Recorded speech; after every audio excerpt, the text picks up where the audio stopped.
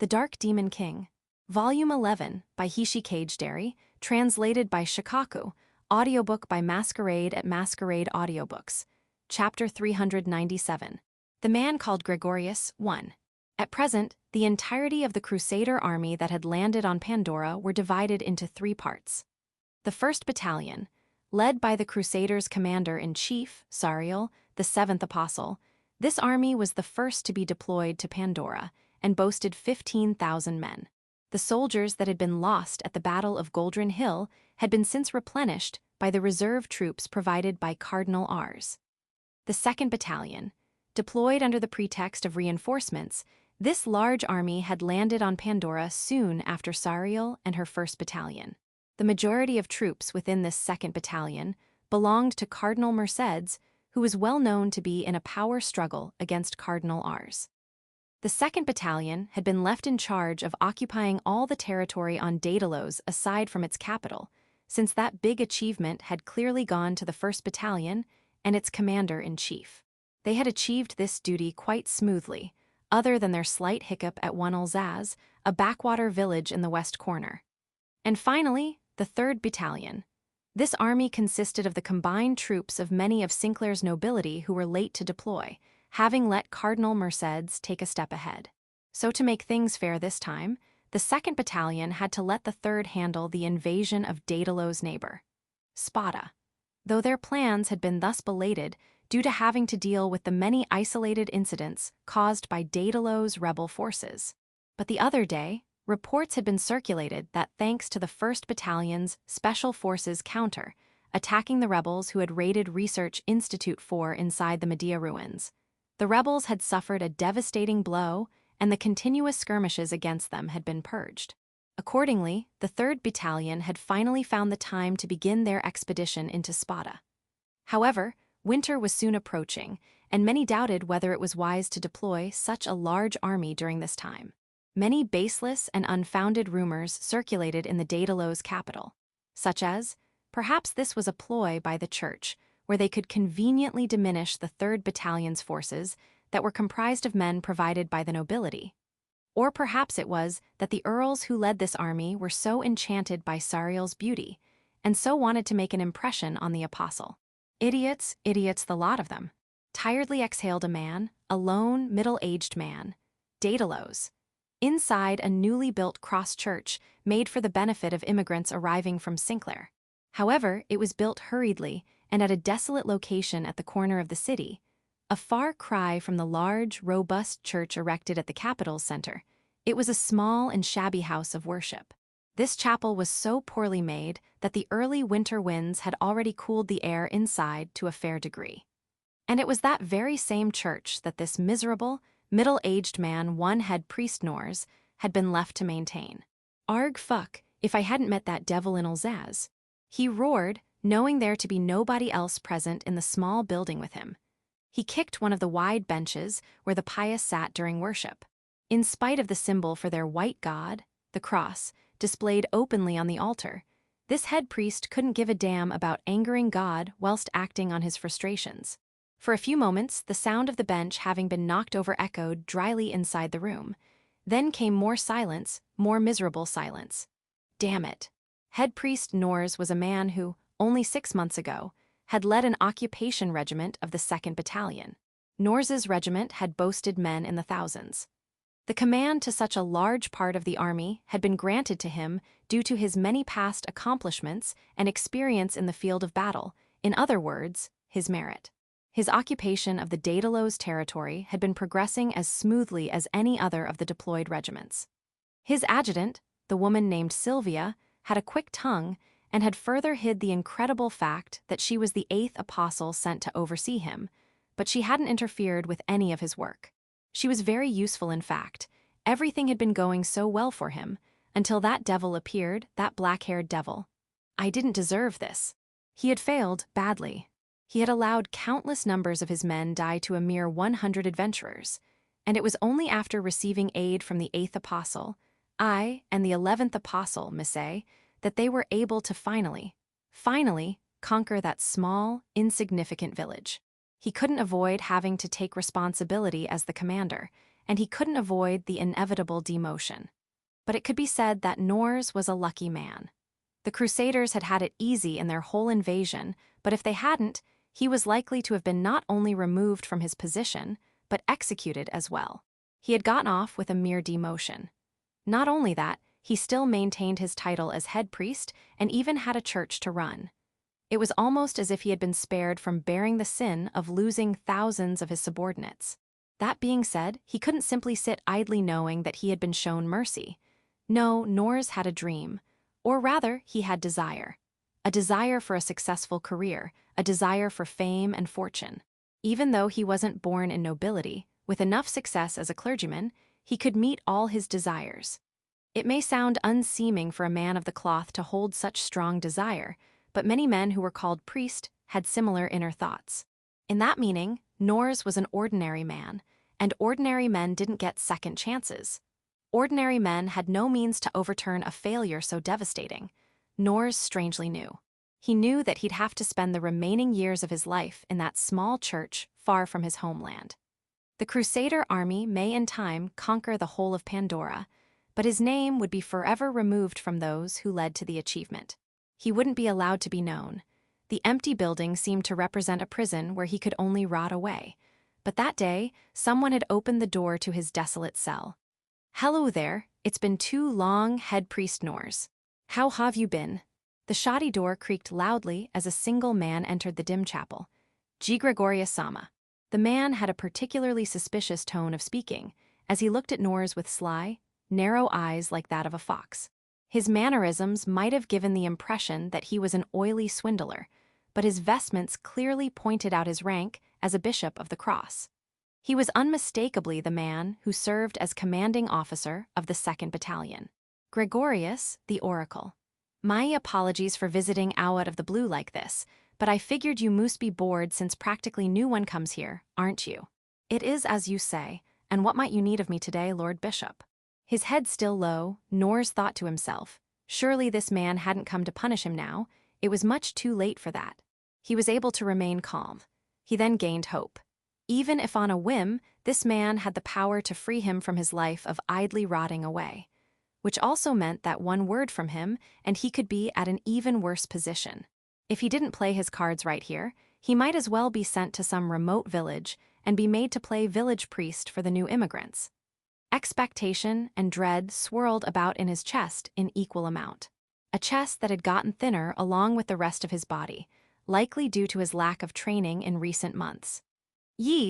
There have been rumors that the 3rd Battalion will soon begin their trek to Spata. Surely you know of it.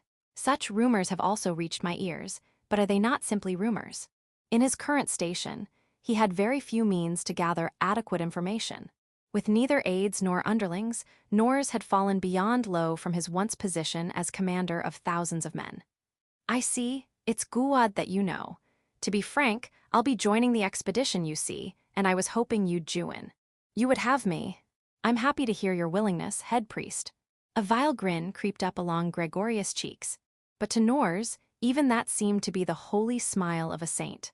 I am, and have always been a self-made man, and given the opportunity to stand in the battlefield, that is when I can truly his hope and ambitions skyrocketed, which was precisely the reaction the sly bishop was hoping for.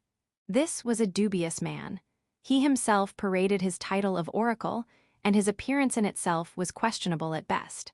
He was a man who didn't hide his suspicious nature, but flaunted it. He was the man called Gregorius. I implore you, Lord Bishop, unworthy as I may be, please allow I Nors to serve under you. I shall gladly.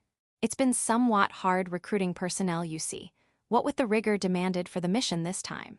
Nors hadn't been chosen because of merit, but because others had refused to take the job. But as far as Nors was concerned, it was the last chance he'd get to realize his ambitions, a chance he had even dismissed as non-existent. Well then, head priest Nors, I pray I can count on you. Yes, my lord bishop. I hereby swear under God that I will bring you the results you desire. Chapter 398, The Man Called Gregorius 2. Pegasus Knights. Airborne maidens who played the crucial role of a vigilant aerial combat force within the 2nd Battalion. Head priest Nors had once commanded one unit of the Pegasus Knight Corps in his mission to occupy Western Daedalus. Each member of this female exclusive corps were high-level knights trained in both the martial and magical arts. They had been widely recognized as a force that distinguished themselves in any battlefield, that is, before their encounter with the Devil of Ulzaz. Passing rumors of that battle dared to imply that the Pegasus Knights were not as infallible as they're made out to be. Their commander, Nors, had been severely demoted for his failure on that occasion. But the still able-bodied Pegasus Knights hadn't been laid off like their superior. They were much too valuable not to use. These maidens had since been assigned under another commander, and were continuing to contribute to the occupation effort.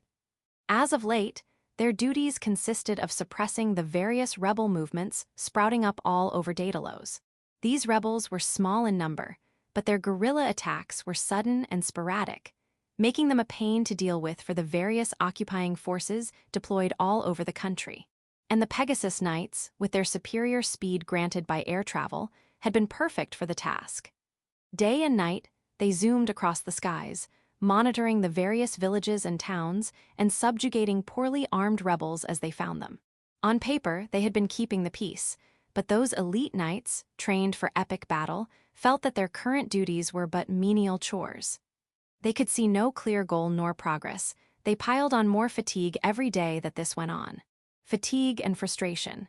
Even Estelle, still active as their official captain, needed an outlet. Estelle sighed a truly heavy sigh. She combed back her long, currently disheveled, hair inside her tent that was in the middle of slowly cooling from the steamy heat that had been generated by its occupants. To the side of her, on top of thin bed sheets, lay a slender and small boy sleeping soundly. The boy was naked, like the day he was born. His skin, which Estelle noted was more supple than her own, shone with beads of sweat all over, and his fluffy chestnut hair looked markedly ruffled compared to his usual grooming. The delicate figure laying with his back exposed gave the striking image of a pagan maiden who had been violated by a foot soldier. Not again, Estelle dismayed. This questionable scene had been created by none other than Estelle herself. Though the roles may have been reversed, the fact remained that she had assailed one of the opposite sex. Her tone indicated that she was in deep regret. Her mind had cleared now that she had expelled all her pent-up desire, and she sounded like a girl who promised to maintain her diet plat right after having a 3-course meal. This is bad, I can't keep doing this. Estelle had committed the first of such offenses on the night of the second of first fire. That is, at a time when the battle in Ulzaz was yet ongoing. She had had her eyes on this boy for a long time, from her Knights Academy days in fact, and on that night she had worked up the courage to invite him to her tent. Then she worked up her courage to take him then and there. That being said, he had technically consented. The first day on that grueling battle at Ulzaz had generated many losses on the Crusaders' front. They had ended up retreating under the fierce resistance put up by the demons, Estelle's Pegasus Knight unit having also suffered harsh losses. Unbelievably, a single, monstrous fairy had eliminated their captain, vice-captain, and many good women of the force. Making use of their dismal situation, Estelle had straightforwardly invited him. "Let me get it over with before I die," and immediately pushed him down. She had wanted to do better, she really did. But once she had resolved herself to do it, those were the sort of words she said. She had learned that she wasn't one to properly convey a confession of love when under stress. And the situation looking as dire as it was, he had consented even if confused. Really, he did. She remembered him doing so. She had clearly seen him nodding, which meant that he consented. Meaning that what she did was certainly not rape, but love-making. All said and done, that was the night Estelle changed her class from maiden to woman. It was all because of that god-forsaken fairy that Estelle had dared to do what she had done. The glowing demon's powerful telepathy had seeded those ideas into her mind. On the other hand, one could also say that it was thanks to that fairy that she was able to fulfill her love. But now she had a new problem. In the end, she hadn't been able to properly convey her feelings, and every time she asked, demanded really, he would make a troubled face and oblige her. She knew she was taking advantage of him, using him. After that one time, she had taken every opportunity to meet that desire. With their tiresome, seemingly endless missions as of late, they'd been doing the deed almost each night. Actually, today, she had even dragged him into one of the empty village houses in broad daylight. She had to end it midway, though, as she heard her vice captain, Flan, calling after her, and she couldn't really neglect her duty. She had yet to confess her feelings, and thus couldn't know how her partner felt. It was like she only desired his body, day in and day out. They were neither lovers nor friends. Was he not unlike a slave then? She even pondered if maybe hiring a prostitute would be better than the mess of a relationship she was in. At least then the man would get paid his due. She had realized that this sort of relationship wouldn't last long. But despite that, she couldn't bring herself to stop. Perhaps someday he'd simply run away from her. Estelle was scared. She was scared of losing the happiness, the pleasure of having obtained the person she held dear. She was less scared of dying on the field than losing him. She was even less scared of facing that wretched fairy than the prospect of not having him anymore. And yet, she could only think of forcefully detaining him if he were to try getting away. Really, at this point, how was she going to confess anyway? It was all too late to have the relationship she truly desired. Fuck, what was I supposed to do? She muttered. Having cooled off, Estelle languidly raised her body. Hello there, pardon my intrusion, Miss Captain Estelle, said a nasal, clearly male voice, the man himself entering her tent while speaking. What? Bastard, you have some nerve. Estelle promptly covered her exposed upper body with a blanket and took up her rapier that had been resting at her pillow side. In one swift motion, the tip of the blade had been brandished towards the sudden invader of her private tent. If this man had been one of the foot soldiers who'd gotten drunk and had foolishly attempted to bet a Pegasus night, he would have had her mithril blade deep inside his heart right now. However, Estelle's blade didn't move an inch towards her target. Your Bishop Gregorius, my lord. Oh my, did you know of me? Or was it these robes that tipped you off? Matters not, I guess. Captain Estelle, I realize it's quite late, but I had an offer you might be. The man who had turned up all of a sudden and had started speaking to her similarly out of the blue was unmistakably Bishop Gregorius. Her superior and commander of the army, she and her girls had been currently stationed to. She had seen him on multiple occasions, and though she wasn't exactly a model student, she was still an academy graduate knight, meaning that she wouldn't mistake a bishop's vestment. Oh ho, would the boy sleeping over there happen to be Rudelkun? Goodness, that sure saves me the trouble of calling him over. It was a small tent after all. One could easily make out the presence of the additional person sleeping inside, no matter how small he was. Crap, this can't be. Before Estelle's mind was able to process what was happening, Gregorius was already nudging Rudel on the shoulder to wake him. Rudel being the nude boy sleeping beside her, the boy she loved oh so dearly. Estelle-san? Rudel mumbled half asleep. Oh, apologies Rudelkun. The bishop said, I am unfortunately not the woman who bedded you, but I'd like you to please wake up. I have something very important I'd like you to hear. Estelle was sweating bullets as she waited for Rudel to flutter open his large, sleepy eyes. He was so cute not the time. Things were getting out of hand. HWA, A. Rudel blinked several times as he got a good look at the fox-faced man in front of him. And good morning to you, Rudelkun Gregorius greeted, pulling on his words. Ha, Rudel yawned, good morn. Which is when he finally realized just who he'd been talking to. Rudel yelped like a little girl while simultaneously prostrating himself before his superior right then and there. Naked and sweaty. G. Gregorius Sama, W. What do you need of me? Rudel stammered fearfully. Estelle couldn't see his face as he was currently performing a stiff, naked doja on top of the bed sheets, but she could imagine it was much paler than her own. Estelle was a knight, but Rudel was a man of the cloth. He was currently serving the army as a priest, in other words, a healer, but his original job was that of a priest who served the church. While Estelle was more on the military side of things, for Rudel the bishop was his superior in both jobs, which put him in a precarious position to say the least. Right, this is a bit important, so I just had to tell you right away. I do apologize for intruding on your fun, but I'll try not take up too much of your time. Please feel free to continue where you left off once I'm done, or rest up for tomorrow, whatever you want. The rather inappropriate joke on the bishop's part had served to inform the couple that he was well aware of what had recently occurred inside the tent. Rather, they'd think him bizarre if he hadn't come to that conclusion upon seeing a naked man and woman in bed together. In other words, they could make no excuse. Had this Gregorius come here to deal punishment to the Pegasus Knight and priest engaging in illicit acts? Everyone knew the church didn't allow for carnal relationships out of marriage, and same-sex relationships were banned outright. Basically, obscenities were judged very harshly, and any perpetrators were sure to receive due punishment. But that's no business of a bishop. This sleazebag just wanted to get some kicks from this, I'll bet. Estelle cursed the man in her heart, but kept her comments to herself. She had meant to exercise caution when engaging in their nightly liaisons, but now that it was so easily discovered, she supposed it'd spell the end of that. She'd accept whatever punishment came her way, but she had to at least try and lessen the punishment for her beloved Rudel, even if a little.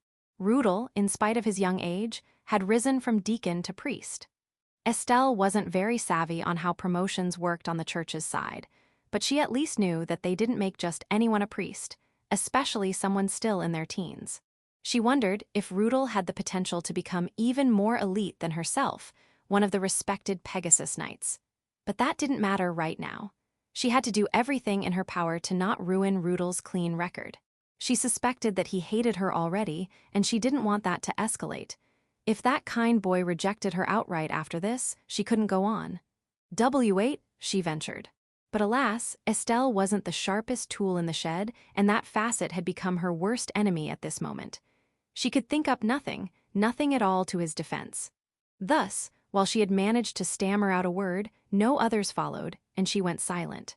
But there has to be something as she kept drawing blanks, someone else took the initiative. My utmost apologies, Lord Bishop. I am to blame for all of this. Rudel. What? Young Rudel's bold confession caused Estelle to cry out shocked. The bishop, raising one hand, put on a lecherous grin as he tried to calm the two. Oh ho, so Rudel-kun, you say you're to blame? Gregorius questioned. Yes, I am the one who assaulted Captain Estelle. Rudel claimed, his voice shaking as if he'd started crying already. So you say that you, a frail healer, managed to have your way with a Pegasus Knight, an elite warrior, and with their captain no less. Yes. Care to tell me how? Well, I was very forceful. If that were true, Rudel would have had no place being a priest. If he truly had the muscle and mettle to take on Estelle, a knight adept in the usage of force boost and a number of other self-strengthening martial skills, he would have been designated a post among the armored knight corps already. But it didn't matter how completely blatant a lie he had made up just now. The fact stood that he had lied of his own will. In other words, he had tried to defend Estelle's honor. Right, of course you did, Gregorius said, nonplussed. Yes, I have. So I beseech you, Lord Bishop, Captain Estelle has done nothing wrong. All right, sure. Gregorius quickly waved off, now onto the main topic. I actually came here to prospect a new mission for the two of you. Shot both Estelle and Rudel at the abrupt change in topic. What's the matter? Did you not understand something? No, not that, Estelle began. Was that really all you had to say seeing us like this? Rudel looked alarmingly depressed as his courageous plea in favor of Estelle had been so swiftly ignored. So the Pegasus Knight queried the bishop as to his intentions. Haha, laughed said Bishop. I've seen the sort happening countless times in our army. Oh, and of course, I can swear to God to keep this matter a secret. Please be at ease. What in the world? Estelle was frankly bewildered at the easygoing answer. Gregorius put on a smile as if to say that he completely understood and sympathized with their happenstances. And although she still saw him as suspicious, she nonetheless understood that he was seriously saying he'd overlook the matter. Lord Bishop, Rudel ventured timidly. Would you do that? Gregorius put on his clergyman's smile and placed a hand on the boy's shoulder, as he still sat there prostrated. Of course I will, Rudel-kun, said the bishop. After all, it is the duty of priests of the cross to tend to the fatigued knights after their day's battles. Faith may be different depending on the individual, but all present here were adherents of the cross faith. So the bishop acted to appease the worrying priests that yes, according to their Lord, it was well within their duties to ease the hearts of tired soldiers. Depending on the circumstances, one may also need to use their body to perform this duty. Gregorius sermoned, well, not many would go that far, but if you've done it with love, I'm certain the Lord will give you his blessing. Lord Bishop, Rudel was stunned. Thank you, Lord Bishop. Rudel-kun, you are truly blessed, Gregorius continued. Be sure to thank the Lord for the bond you're able to share with such a beautiful lady. Why, back in my day, I had to spend the nights accompanying the armored knights, you know. They were not gentle, let me tell you. Ooh, too much information. Estelle cringed at having been revealed to the bishop's somewhat sodomistic past. She had no interest to learn of such things and sincerely wished that it remained a private affair. Now then, I believe that should soothe your worries. Can I get to what I came here for then? Estelle wanted to get dressed first, but she abstained from needlessly prodding the situation even more. She didn't want to dig up a settled matter. It might have been rude to face a bishop with nothing but a blanket covering her privates, but since he didn't look bothered by it, she decided to do the same. Yes, sir, Lord Bishop, Estelle said in a serious tone, formally addressing the highest-rank officer in all the occupation forces deployed over Daedalus. At ease, soldier, Gregorius said carefully. This is a strictly voluntary mission, I should add. If possible, I'd like you to recommend yourself for the post. Estelle guessed that it must be an especially challenging mission if people hadn't gathered to a bishop's call to arms. Why else would he have come here to this remote region she'd been deployed to? So you say I have the right to refuse? Estelle asked. Indeed you do, Gregorius confirmed. You may refuse if you wish. That made it simple. Her answer was of course no. Her current happiness may be a fleeting, temporary thing, but she wanted remain bedding Rudel for as long as she possibly could. However, Captain Estelle, Gregorius appealed, I believe that accepting this mission will be of great merit to yourself. I see, Estelle said, not sure where this was going. I suppose that means a bonus in my salary. I will approve your engagement to Rudel-kun. The sly bishop began, and once this mission is over, I'll make it so that you two can return to Sinclair to have a grand ceremony. I'll be sure to oversee your vows myself, of course. What do you think? Having your marriage done under a bishop is an experience usually only nobles can afford, no? I'm sure you find the prospect too appealing to resist. Estelle was perplexed. She couldn't understand what this man was saying. Glancing beside her, Rudel had a similar confusion to his face. She inferred that the bishop hadn't said anything to him either. W8, what are you talking about? Estelle quickly asked for clarification, confused, yes, but also expectant. Rudel-kun here is an orphan, you see. He's grown up in the church all his life. In other words, I have the final say over who he'd to be engaged to. Gregorius explained. Well, it's not as strict as with nobility and their arranged marriages, but he does have the position of priest now, so if I order it, he won't be able to refuse that partner, whomever it may be. Oops, let me correct myself. The partner that I, a bishop, chooses for him will surely be the one he's fated to be bonded to, is the fact of the matter. The cross faith didn't require celibacy for its nuns and clergymen. Though it was limited to monogamy, their Lord would surely give his blessings to two who are truly in love. God wanted his men of the cloth to live modest and frugal lives, but he had no issue with them making offspring. Be fruitful and multiply, God has said. It was a well-known line for churchgoers. Incidentally, this line continues, and fill the earth and subdue it and vanquish any and all evil. This sort of line of scripture had had many interpretations from ancient times to present day. But for Estelle, right now, it meant that she had a chance to be bonded in holy matrimony with her beloved Rudel. It meant that even a despicable woman like her had a chance. And the bishop before her had the power to enact it. And it was this control that gave her a guarantee that his promise was indeed a possibility. Surely you jest, sir. But Estelle couldn't say yes just yet. She had just barely held back the utterance. Rudel had tried to defend her. Perhaps he also held an affection for her as she did for him. She wanted to believe that desperately. If she so easily accepted this offer, she risked betraying that bond. That was something she had to avoid. Gregorius sighed, and here I thought it was a good proposal. Looks like I was wrong. My sincerest apologies, you too. Anyway, since you don't seem to be as close as I imagine, I suppose I'll have to move along to the subject of reassignments. W8, Estelle stammered. Please wait, sir. By reassignment, you don't mean. I'm sure you've heard. Gregorius detailed. The 3rd Battalion will soon begin their advance towards Spata, and I was thinking I wanted to extend a friendly gesture to Count Belgrunt by sending in some reinforcements. Including Estelle and her unit of Pegasus Knights, Rudel and the other priests in the recovery corps, and a large number of foot soldiers would be redeployed. However, while Estelle and her girls would surely be fighting at the front lines to capture Galahad Fortress, Rudel would be stationed far back in the reel along with the other healers. This meant that, until they captured the fortress, she'd be separated from him. I'll have you know, I take to assigning my human resources very diligently, Gregorius stated. I put people who get along together and separate them if they're the opposite. One must have synergy to work in an army after all. Estelle couldn't give a damn about this bishop's personal philosophy. She had just learned that she might have to say farewell to Rudel as early as tomorrow. That she couldn't allow.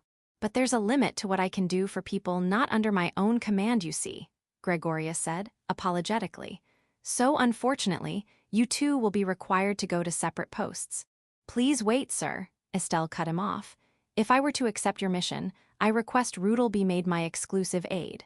Done, the bishop easily assented. I trust that you two lovebirds will work much better if you're together. I'm expecting good things, Captain. Fine, I accept, Estelle said, and then corrected herself. No, let me volunteer myself. This was the only path left to her. Gregorius held the leash to the man she so desperately wanted. But that wasn't necessarily a bad thing. If she performed well, things would go smoothly in the direction she desired.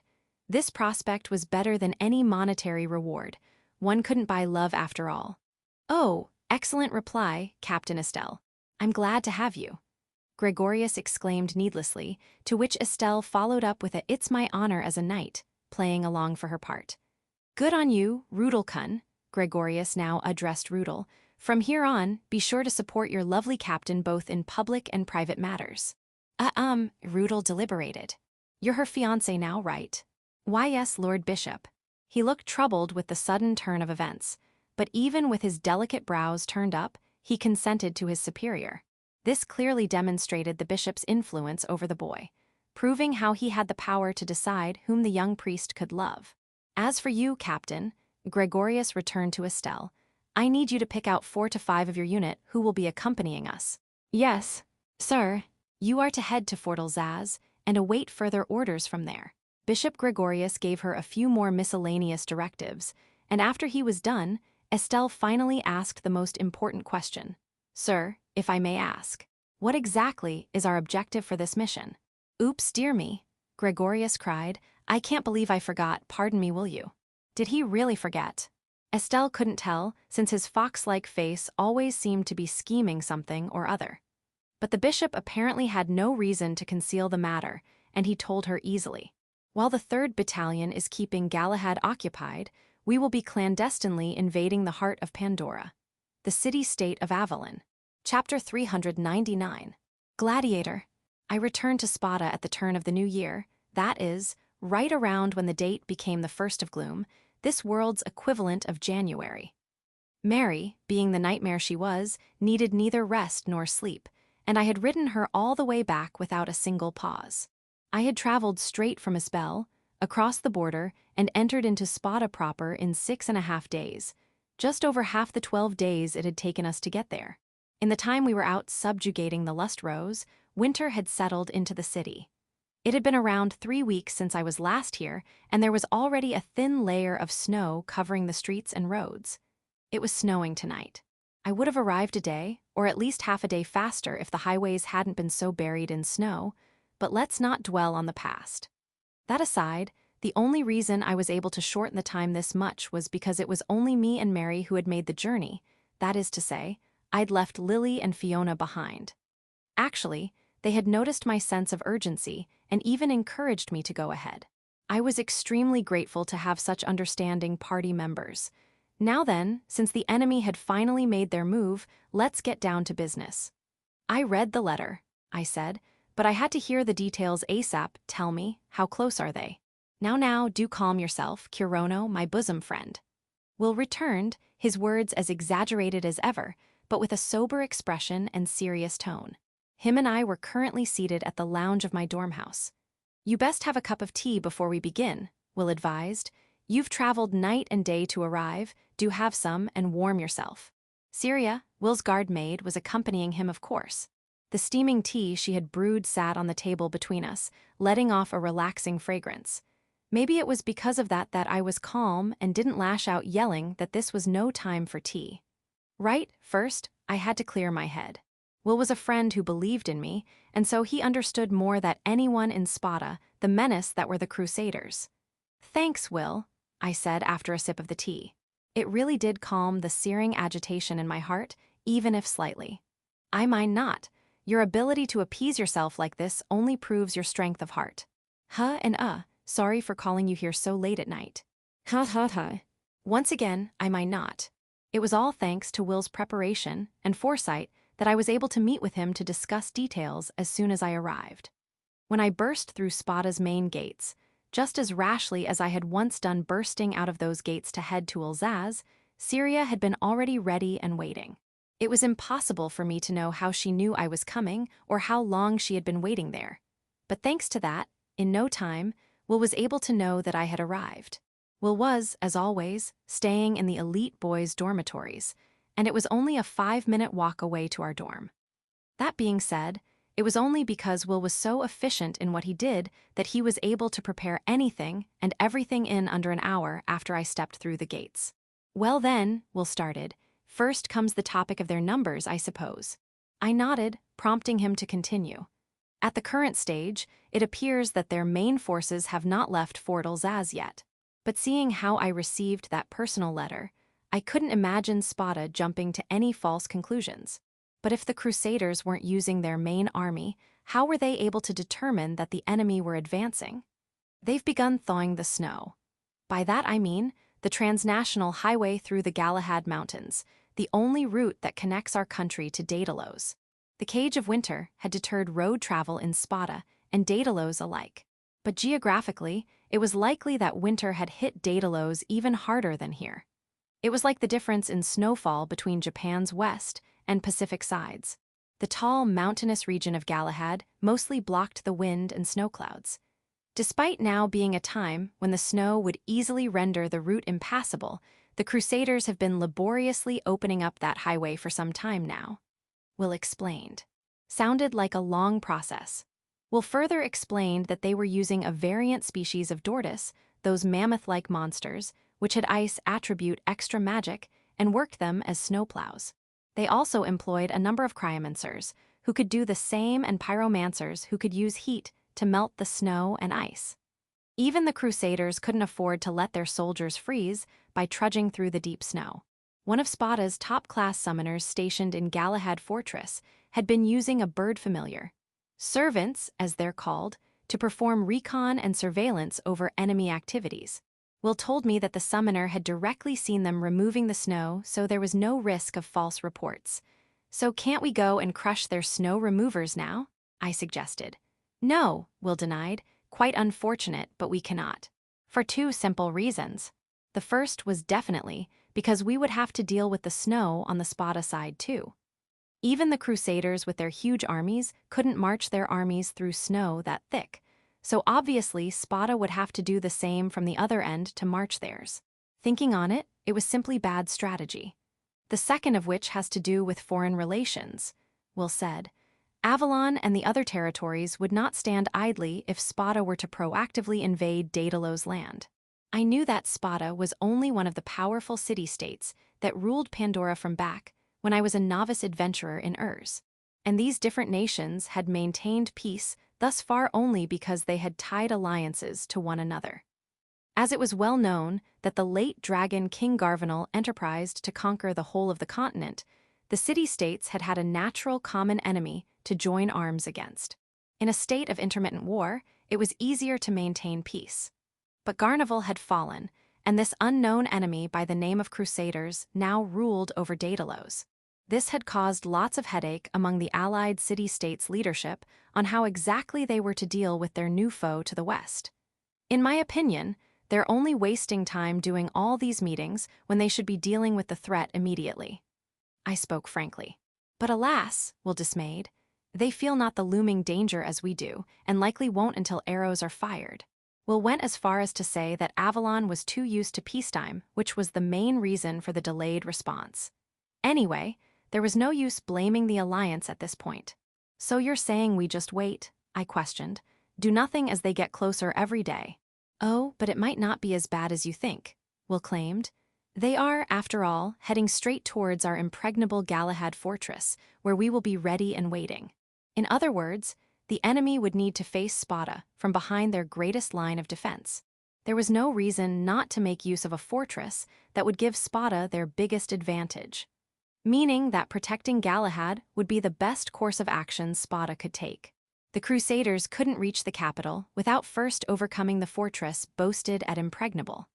Well, they could, but that would involve taking a much longer route around the mountains or sending in air units. That's a good point, I muttered, more convincing myself that I didn't need to rush than agreeing with Will's point. This was, after all, not Alsace. So how long are they estimating the Crusaders will take getting there? I asked. Indeed, at this pace, Will thought, it would surely take a month's time. They may hasten the process, but it'd be impossible to reach Galahad in fewer than 2 weeks. The Crusaders would be launching an invasion into a whole nation. So the forces they'd deploy should be several times larger than what they had sent to Alsace. This may be obvious to hear, but the more soldiers there are, the more time it takes to displace them. Moving armies numbering in the tens or 100,000s would require immense time and resources. Even in our effort to evacuate the villagers from Alsace, we had to keep the Crusaders at bay for a whole week at the very least. And that was only around 10,000 soldiers, while the main armies would number much higher. In addition, the highway was frigid and piled in snow. The armies wouldn't have sick, elderly, or children to take care of, but everything considered, there really was no way for them to make it there any earlier than 2 weeks. I could only pray there to be an avalanche that killed them all. No, too much optimism is dangerous. I might as well expect the worst. For example, a new apostle appears and happens to have the unworldly power to transport their whole army to the base of Galahad Fortress as quick as tomorrow. No, please tell me there isn't an apostle like that, there isn't, right? I wanted to ask, I said, once we gather our main forces over at the fortress, who's going to protect this place, Spata? The apostle might not be able to bring an entire army, but there was a big chance that they could teleport themselves, or even a small, elite group, and invade the city itself. I based this assumption on the fact that we had had a similar experience before when the 11th apostle, Miss A, had somehow passed our defensive line and massacred the villagers. Now that I think about it, we still had no idea how she did that. There's always the chance that she used a teleportation skill. But of course we have minimal defenses set up for the city itself, Will explained. In wartime, there are occasions where the enemy sneaks into towns in few numbers.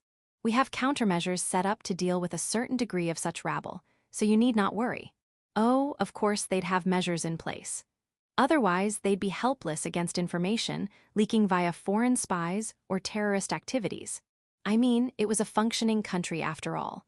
They had to have put proper thought and measures for stuff like that.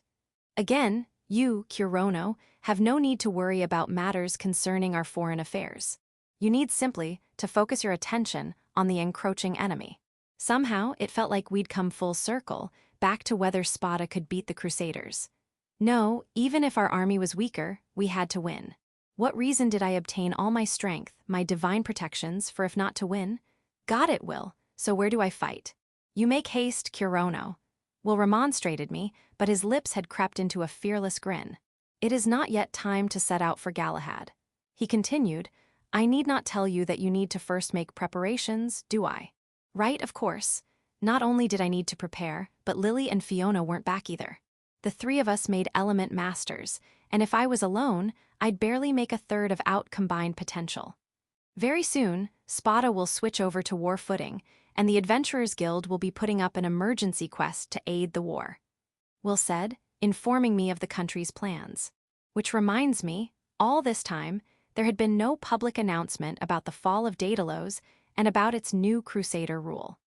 The main reason for this being the existence of the Crusaders themselves, a never-before-seen force that showed no sign of replying to their attempts at making contact. Basically, even if they tried to inform the public, there wasn't much to say. But now that an army was headed our way, the country had no choice but to consider them an enemy. Maybe, in the background, Spata had tried their best to maintain peace with them, but the other side had now compelled us to fight. Emergency quest. Do you mean they'll force all the adventurers in Spata to join the war?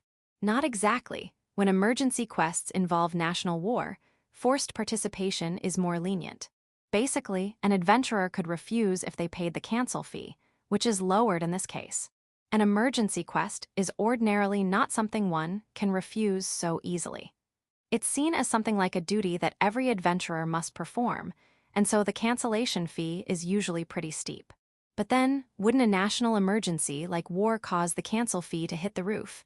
Not quite, as it turns out. Many adventurers hail from other lands after all. Will explained, and since they cannot be considered as belonging to our nation, we cannot exactly enforce conscripting them. The country isn't so much concerned with the freedom of adventurers as the backlash they'd likely receive from their allied countries. So it'd be a quest they wouldn't force too much. And the guild couldn't force adventurers to comply from their end either. Though, there's still the possibility of them getting conscripted anyway if they're Spata-born. Well, we aren't planning to refuse in the first place. It was actually a relief to hear that we could participate in the war just by taking on a quest. It'd be like just another monster hunting quest, except this time, we'll be crushing the slimy devils that only looked human from the outside. Indeed. And to incorporate those adventures that do join the effort, our army will form a new regiment to accommodate. It will be the 4th Spartan Regiment, Gladiator. Apparently, it's named Gladiator as an homage to the fierce warriors who had fought in the founding of Spata. And as a cultural heritage, even today there exist professional gladiators who are technically adventurers, but work as a mercenary corps that help defend the nation much like knights. Kirono, you will also be a member of Gladiator. On paper, that is. What do you mean, on paper? In practical terms, you element masters will have freedom to move as you wish in the battlefield, something like a small raid force. I shall request my father Leonhardt for this, nay, I promise to you that I will convince him, Will proclaimed, tightly gripping his fist. This sort of stuff, yeah, it's a little too awkward to honestly appreciate. I don't know, receiving special treatment like that. I said doubtfully, is that really all right from the army's standpoint? What's there to worry? It isn't as if we're giving you the authority of a knight. It simply means that you can wreak as much havoc as you desire without having to fall in line. He wasn't wrong there. It'd be annoying if we were to fall under some hard-headed boss who made us go along with his orders. But then again, going too independent might bring danger to the army as a whole. I mean, Will even has personal experience on that. That being said, most of Gladiator will be split into small raid squads regardless, Will said. They are adventurers, so it's foolish to expect the discipline of knights. But we're defending the fortress, right? We can't just open the gates and rush out, can we? That no, but there is no rule against going after the enemies that climb up our walls. Okay, you can stop looking at me all starry-eyed, as if to say I'll definitely run off like that. I'll have you know, I'm the type that focuses on defense more than offense. It's what I did back in Alsace, blackened the guild house, and mostly stayed put inside. Moreover, it's certainly not just you. Other rank 5 parties would also receive this privilege, probably because you tend to get some crazy strong folks among rank 5 adventurers. It's not a good idea to expect those types to fall in line, but rather, leave them to do their own thing and they'd kill lots of enemies all the same. Hold on. You do realize that I'm not so insane as to ignore our side of the army when we're fighting a war together, right? You're not, and here I believed you were a berserker. I'm completely sane, all right. Also, please get it in your head already, I'm a black mage. You are. Did you not declare yourself the nightmare berserker, the mad ravager of darkness? No, I didn't, you did, Will. You're the one who keeps calling me that. Oh ho, really now? Will went, looking honestly confused. I'd like to give him a good smack on the face. Although, I've heard that back in Ischia, Nell of all people had slapped him so hard that his monocle cracked and flew off, so in light of that harsh misfortune, I forgave him this time. To repeat my point, you need not show any reserve. All of Spata knows just how strong you element masters are, and so accept this as a right you rank 5 adventurers have earned. If Will says so, then I didn't need to worry about it. In that case, it isn't awkward anymore, but simply something to appreciate. In other words, We need to get our things in order and make preparations until they call us to enter the regiment. Ah, it's great that we're actually getting time to get ready this time around. In all honesty, I wish I had enough time to finish receiving the rest of my divine protections, but the crusaders weren't going to make it that convenient. That, I've known for a long time. I now had 4 out of the 7, more than half. Here's to hoping it's enough. Aside from that, Kirono, I happen to hear on the grapevine that you've prepared something truly outrageous in anticipation for this war.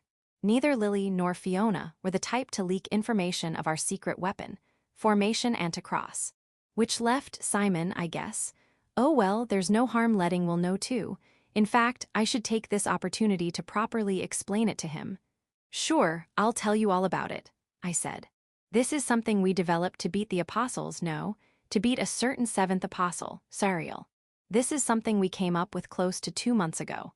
We had returned from Ischia, received the royal decoration, and attained rank 5 status.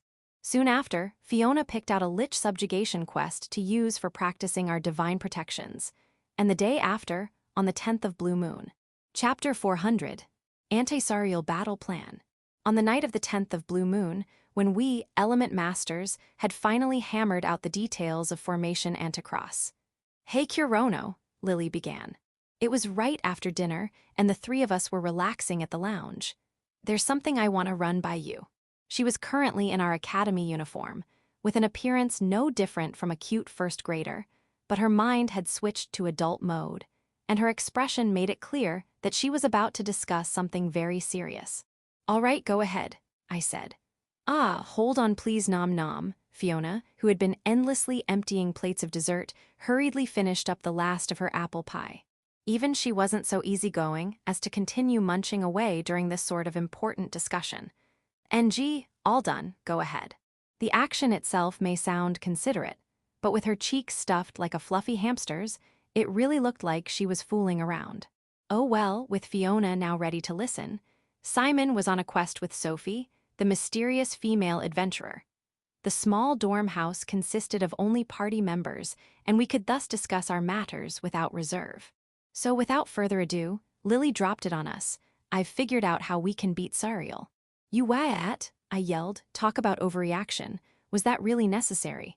This is still only insurance in the case that Anticross fails to kill her. Think of it as our plan B, Lily continued, quickly bringing my tension down. It'd be a lie to say I wasn't expecting something huge. Still, it was better to have a plan B than not. If you're saying we need one to kill that monster, I said, referring to the White Apostle, I'm down for any number of plans. Foo-foo, thanks Kirono. Lily smiled with a faint satisfaction. I really appreciate that part about you. She returned to the explanation. First off, I should mention that this plan will only work on Sariel. In other words, it does not apply to any of the other apostles. By which was she saying she found a weakness exclusive to Sariel? I'd faced her twice so far, and I hadn't seen anything even resembling a weakness. Honestly, it even felt like we'd have an easier time beating the 8th apostle, or Missae, the 12th. Those two, now that I think back on it, seemed unusually casual. They had given off neither the rigidness of knights nor the battle hardiness of warriors. Yet they were powerful all the same. I's mystery lux sigita, enchanted with either, whatever that is, had easily defeated both me and Lily, and Missae had single-handedly murdered close to 10,000 villagers who were guarded by Vulcan and many strong adventurers. But that only meant that faced with an enemy of equal power, they wouldn't be able to maintain their nonchalant cool. Meaning, they could be psychologically cornered. Sariel, on the other hand, stayed completely emotionless, giving her the advantage of utilizing 100% of her battle potential, no matter how strong the enemy. So what could this exclusive weakness even be? Rather than asking that, I simply listened to Lily continue. She'd get to it eventually. Now, the basic premise of this plan is simple. Lily paused. I gulped audibly due to the tense atmosphere. Fiona, though, she looked sleepy like always, as if this particular reveal had been spoiled to her already. We need to break Sariel's mind protect. In other words, what? I was sort of confused, but then I remembered something. Which reminds me, Lily, didn't you say you tried to attack with your telepathy when the two of us fought her? It was when I had the misfortune of having to meet Sariel for a second time, resulting in the battle on top of Daedalus' city walls. I had recklessly attempted to beat her, using the basilisk's needle bone that I had hidden away, but she was quickly able to overcome even that. I can still vividly remember that fight. Then, after she knocked me unconscious, Lily had to use her trump card, Life Drain, to transform into her true form only to carry me and escape. I did. Back then, I thought that her mind was only protected by a simple barrier spell. Or right, when I heard that Lily had even attempted hacking into that emotionless apostle, I distinctly remember not feeling creeped out in the least. In fact, I only thought that Lily was even more amazing to pull off a telepathy attack in the middle of all that chaos. And now, Lily was saying that she had uncovered the mystery behind that powerful mind protect. That there wasn't your ordinary countermeasure against mind-reading magic like telepathy or anything else in the illusion school. It was definitely a seal put on her memories. Stuff like sealed memories might sound like something out of a Chunabu's notebook, and I'd be thinking that too, ordinarily. But subconsciously, instinctively, just hearing about it gave me intense shivers along with hair-raising goosebumps. My whole body reacted with an absolute aversion to the very concept. A memory seal, no. Yes, I know it's a sensitive subject for you, Kirono, Lily revealed. That's why I didn't mention it, until now that is. But there's no choice anymore, it won't be long until the crusaders attack. She made the right choice telling me. I knew that, but yet there was still this violent turbulence in the depth of my heart, and I was completely powerless to stop it. By memory seal, I'm saying that it's the same thing that you were made to go through by the White Sacrament. Memories of my family, dumb conversations with friends, awkward, self-conscious moments alone with that girl I liked. My days of peace were slowly, surely, being sent to a place where I could never reach them. I could still vaguely remember myself going down that path. And if back then, by some coincidence, accident, or whatever, if I hadn't woken up from it, what would? Kirono, everything all right? Lily asked, concerned. Yeah, don't worry, I'm fine. It was a painful, traumatic experience, but I wasn't about to give in to that now. If gouging into my trauma is the only way to beat that apostle, then bring it on, I can take it in full stride. Right, makes sense, I said again after a moment, so her memories weren't erased, but only sealed. White Sacrament, in other words, the people who experimented on you have one goal. Lily continued. That is, to make a fully autonomous doll. And one step in making such a puppet that intelligently moved to their will was to seal away the parts they didn't need. Their memories. The evil bastards were treating memories like a removable piece. Then again, it's thanks to that very fact that our Kirono-san still maintains his memories today. Fiona commented. That be the silver lining, I began, and then realized, wait, Fiona, you knew. Fiona's mouth flapped open and closed without words, and I could almost hear her going, crap. No, I'm not blaming you. In fact, I should thank you for being considerate for me. Oh no, it was nothing, really. I couldn't tell if she was being nervous or shy, but it was cute. That aside, Lily, rather forcefully, brought us back on topic. She looked positively miffed. Wonder why? The fact of the matter is that Sariel's memories are still sealed somewhere in that head of hers. Doesn't that mean she's like me, summoned from another world? That'd be one hell of a shocking revelation. But the idea was immediately and unanimously denied by every member of the council making the decisions in my head. I know for a fact that no Japanese girl looks like her. Sariel had the features of a French bisque doll. The difference is literally glaring compared to Shirasaki-san, the ideal, and my ideal Japanese beauty. I can't say if she hasn't undergone similar experiments, but she isn't from a foreign world. Right, of course she isn't, and Lily denied it instantly too. Still, she's went through the same experiments as me. Back in the Republic, Fiona added, there'd been rumors how the seventh apostle is an artificial apostle created by a top-secret organization within the church. Now that I didn't know. I thought of it as mere rumor too, of course. After all, gossip and hearsay concerning apostles rivaled the number of stars in the sky. And under the premise of Lily's conclusions, one could say that that particular rumor had some inkling of truth to it. And the rumors about her didn't end there. Fiona recounted stories from her homeland. Some said she was a being from a foreign realm like yourself, while others argued she could be a slave or even a pagan devout captured from one of the colonies. The most likely case was that she was one of Sinclair's many orphans, without home or family, but it seems that 2 isn't quite correct. Then what? Just what could Sariel possibly be? The question was on my tongue as Lily put forth the answer. She's a homunculus. You mean, like the ones found in ancient ruins? Artificial life forms, imitation humans manufactured through the use of ancient over-technology. Then again, this world had beastkin and vampires, and even talking goblins and golems.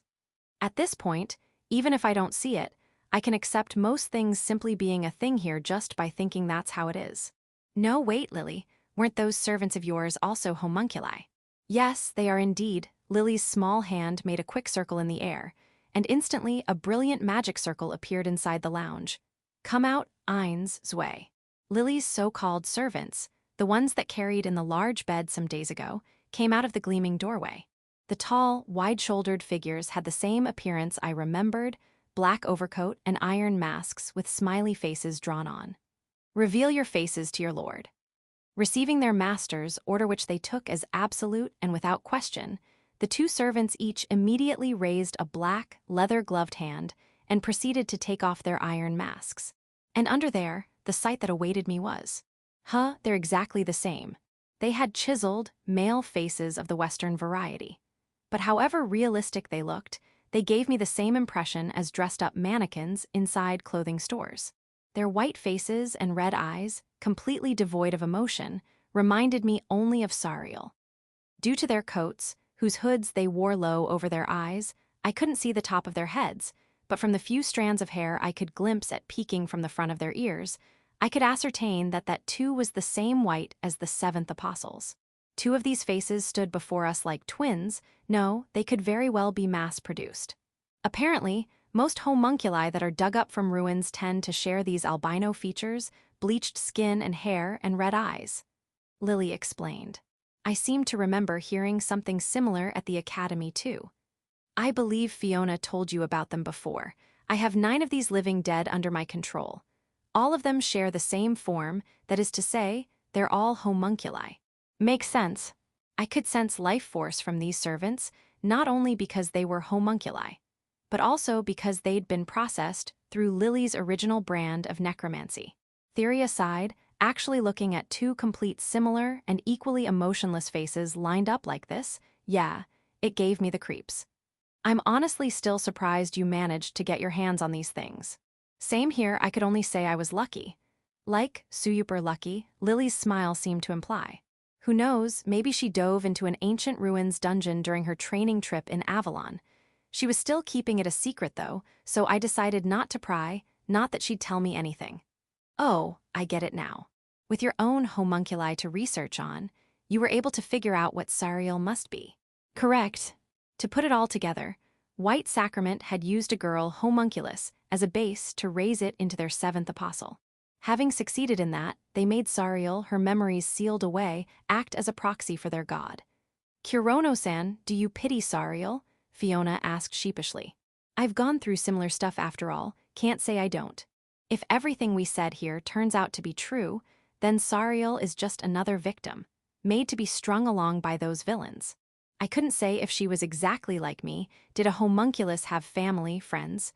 Did she have a life before it all? I didn't know. But I did know that the trials and experiments she must have went through were cruel and merciless. I had managed to escape, but Sariel had been made to complete those mad experiments to the very end. She'd likely gone through experiments so vicious, I couldn't begin to imagine. Still, it doesn't matter. I recalled what I did. Of course, I'd never forgotten but had subconsciously kept those thoughts away, closed my eyes from them. I've killed others like me before. I was made to in the experiments. Even when the completed ones, the 100 numbers, appeared on the road to Galahad, I never once hesitated. Lily said you had no choice, Kirono. Killing them was the right thing to do. To which Fiona followed, she's right. They were all beyond saving. They weren't just saying it to be nice, they were trying to convince me that it was the truth. And why wouldn't it be? They were in fact beyond saving. I had to kill them or they'd kill me. What reason did I have to regret it? I had to keep thinking like that, or else I might as well break down. I killed them. I didn't want to, but I did. But that doesn't mean I can carry that weight. It doesn't mean I'll swear to save them next time. If it comes to it, I firmed my resolve. I'll kill as many as it takes. Hope and ideals don't save anyone. Everything has an order of priority, even lives. I had to drive it into my head that to save the ones I truly care about, I might just need to sacrifice everything else. Sariel is the commander-in-chief of the crusader army. Without her dead, the battle can't end. So I won't show mercy, no matter how much she's suffered. I'll kill her by any means by my own hands. And to do that, Lily stared to me gravely, are you really willing to do anything, no matter how cowardly? I am. Lily, I think I understand what your plan is now. Break the seal on Sariel's memories. Reawaken the days filled with nothing but pain and cruelty, gouge into the trauma that is the white sacrament's many trials that led to her creation. It was a merciless plan, inhumane I could say. It's unknown what sort of memories she has in there, but I'm sure that if we can break a lock that tight, she's bound to lose her sanity right there, if only for a moment. Lily surmised. And that moment will be our chance to finish her. Fiona followed in closing. It wasn't a complicated plan, despite everything. But we of all people were painfully aware how difficult it was to find that one moment of weakness for an apostle. This was doubly so for someone as mechanically calm and collected as Sariel. Which brings us to the all-important question. So, how exactly are we going to break that mind protect anyway? That, Lily exclaimed, that was the hardest thing to figure out. I've told you how my telepathy isn't strong enough, right? That means we need another way. Another way, I thought on that. Ultimately, nothing came up. Any ideas on that? We use a magic item, of course, Fiona said as if it was obvious, and to pass along the conversation, she chided. And I'm sure our intelligent Lily-san knows exactly the thing we need. What we need is a magic item that can affect the mind, a very powerful one. Now, one can't find something so convenient just lying around. Lily gave me a knowing look.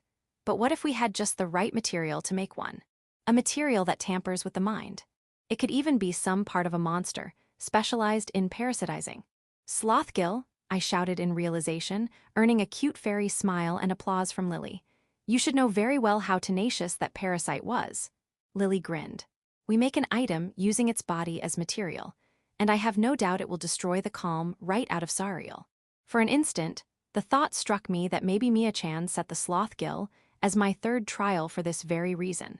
Was he really pulling the strings, or was it just a coincidence? I guess it doesn't matter.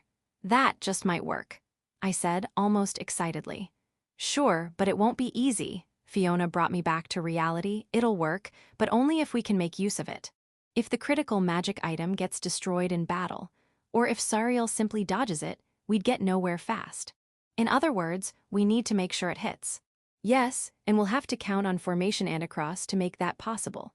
Still, having that extra trump card can make all the difference. Without it, we'd have to rely on only Anticross to finish her off. Anticross completely depended on the combined use of our divine protections, and there's no telling how long that can last in the middle of battle. But with this plan, we'll have the goal of weakening her until we can hit her with a super effective magic item.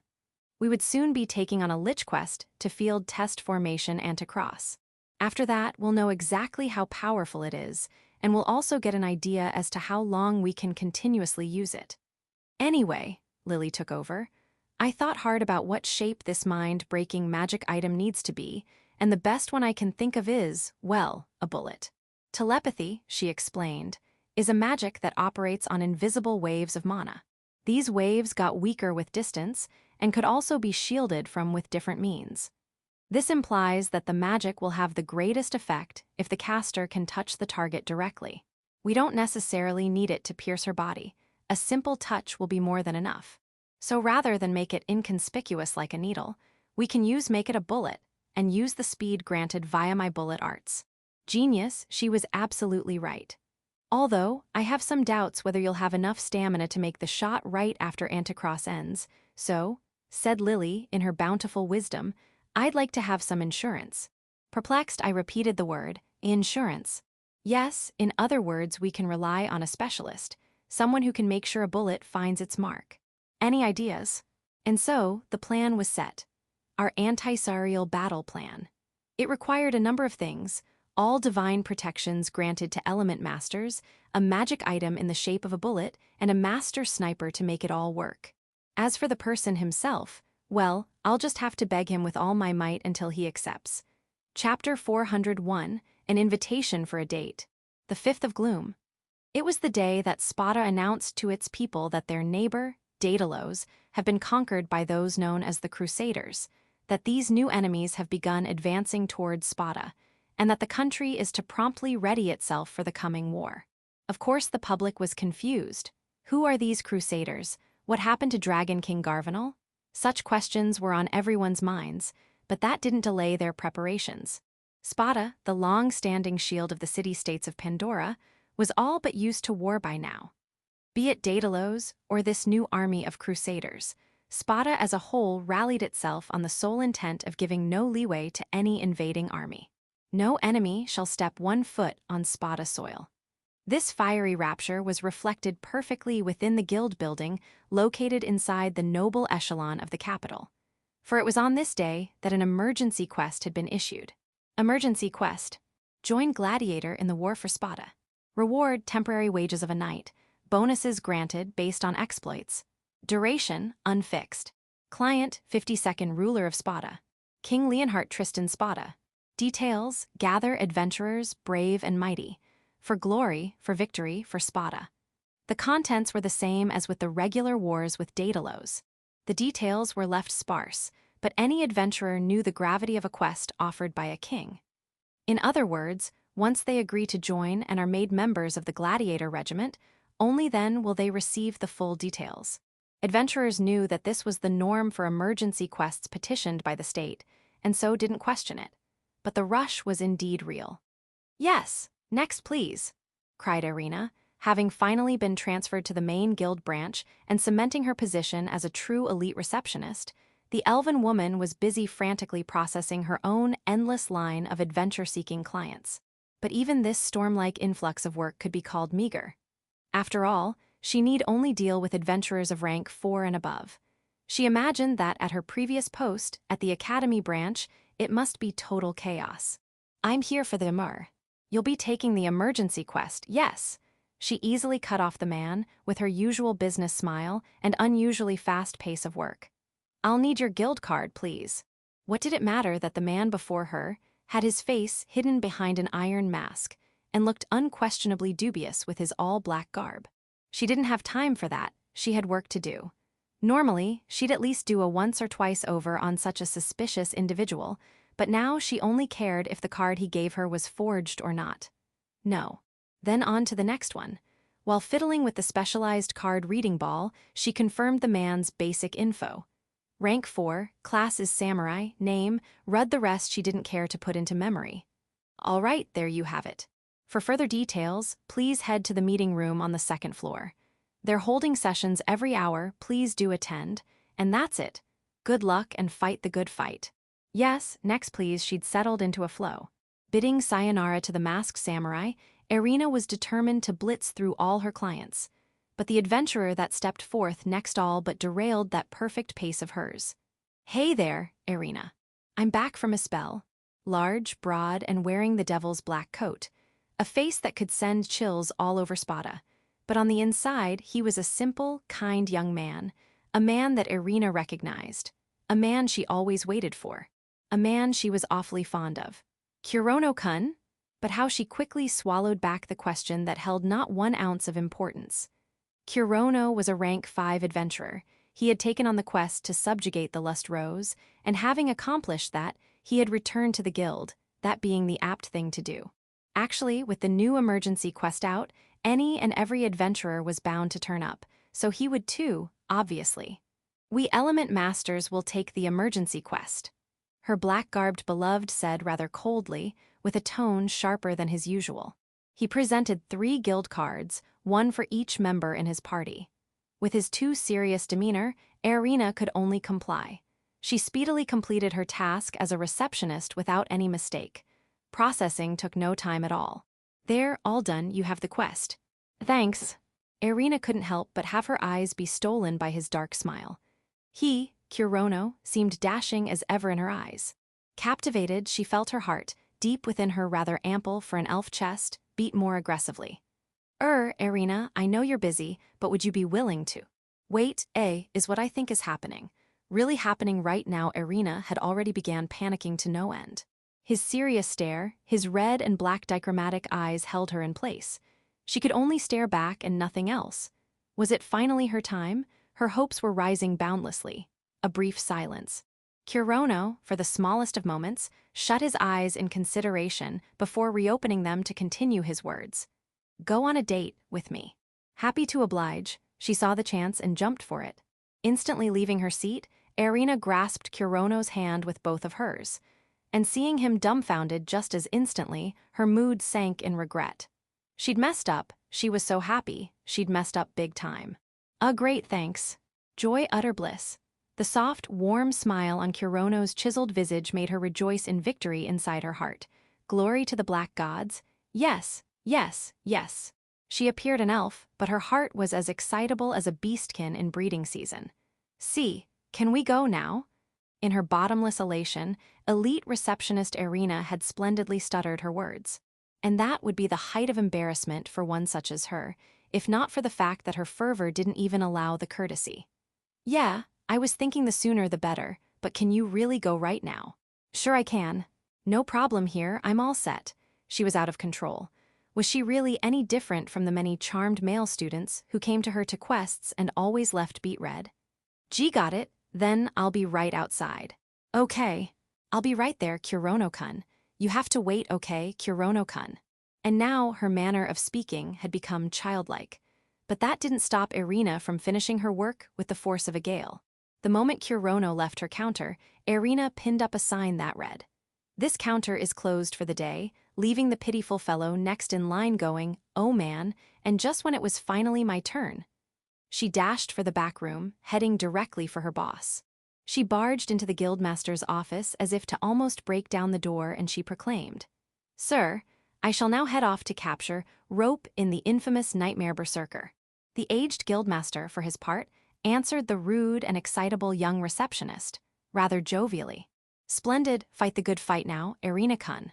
The agreeable old man readily signed off on Irina's request for early leave. And as a bonus, he even handed her a dubious vial containing a potion of Mordura extract. Lily and Fiona had reached Spata 3 days after Kirono's expedited arrival, that is to say, on the 4th of Gloom. They'd been worried about Kirono, worried if he'd do something reckless. But upon their return, they'd found him steadily making preparations for the war. He welcomed them calmly. They figured that Prince Wilhart played a large role in convincing him to not act rashly. And after Kirono finished relaying the news, they too were convinced that the situation wasn't as dire as crusader troops marching into Spata immediately or having done so already. Both girls felt relief at the fact that it wasn't like Ulzaz at least. They still had time. While the crusaders kept busy thawing their path of approach, they would have time to sharpen their weapons, replenish their potions. They would have that time to do what needed to be done. Which was why Kirono was able to remain calm. It was also why Lily made a peculiar suggestion. "Hey Kirono, this might be a good time to go greet your friends, we could be gone for a while." Lily wasn't being snide, not in the least. Kirono didn't have many friends. For that matter, he also had very few acquaintances. But he did have some. He had in fact spent more than 3 months attending the Royal Academy. He was acquainted with his teachers, and even a few people he got to know at the cafeteria and canteen. There were also those like Eddie and Sienna, a pair of trainee knights he'd met while taking care of bandits. "I guess that's true."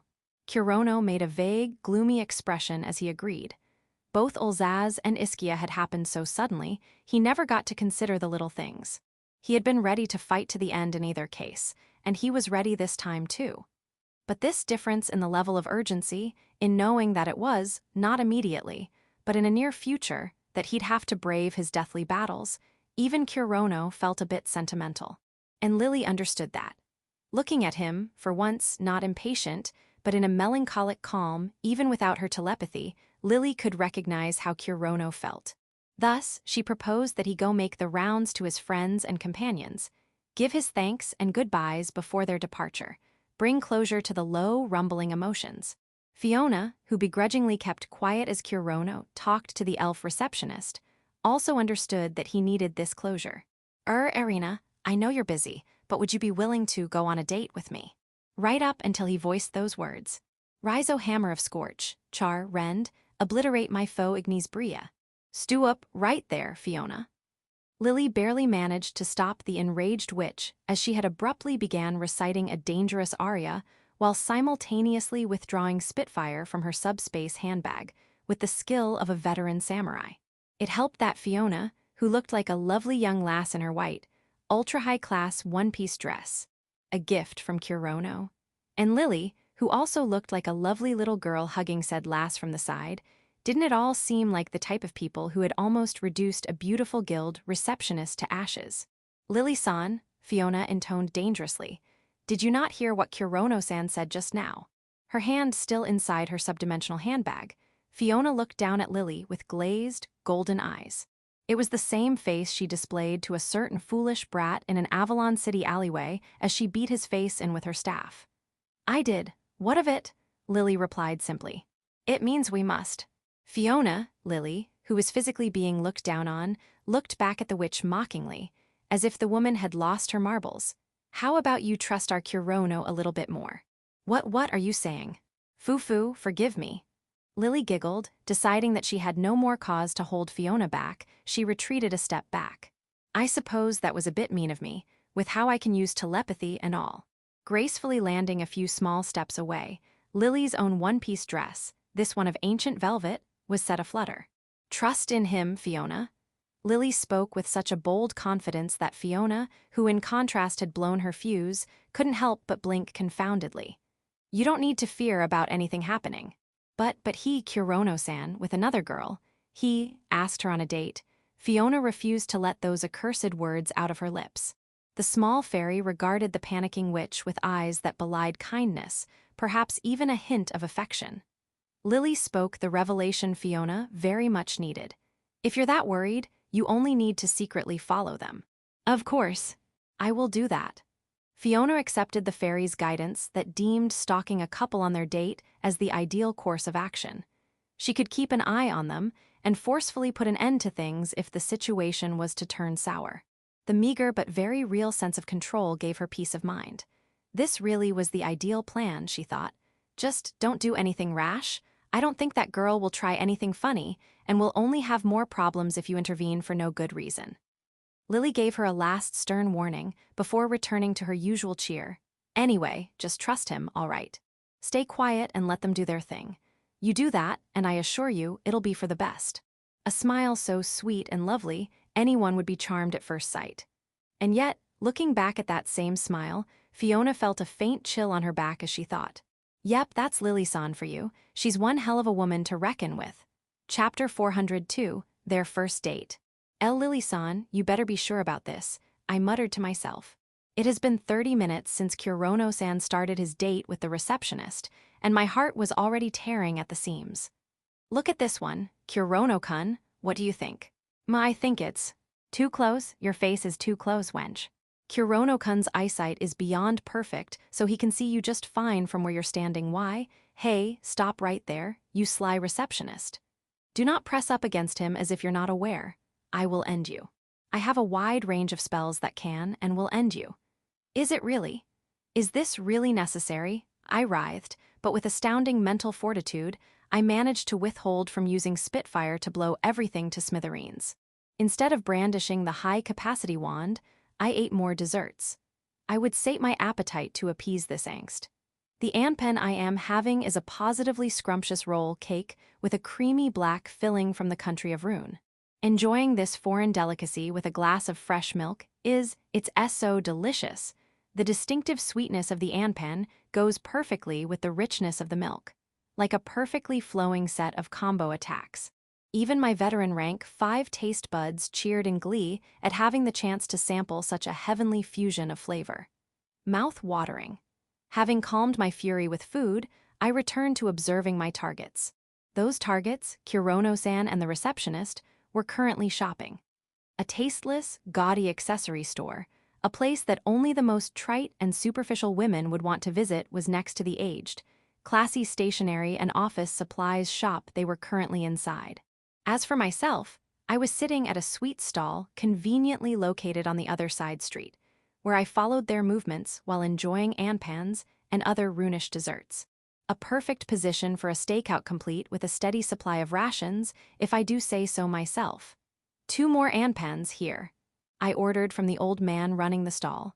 You can sure eat, lassie, that'll be 420 clan. And here's another glass of milk on the house. Thank you. I thanked the Spataman boldly running his stall even amidst the snowy midwinter. Upon receiving my resupply of provisions, I again returned my attention to the surveillance mission.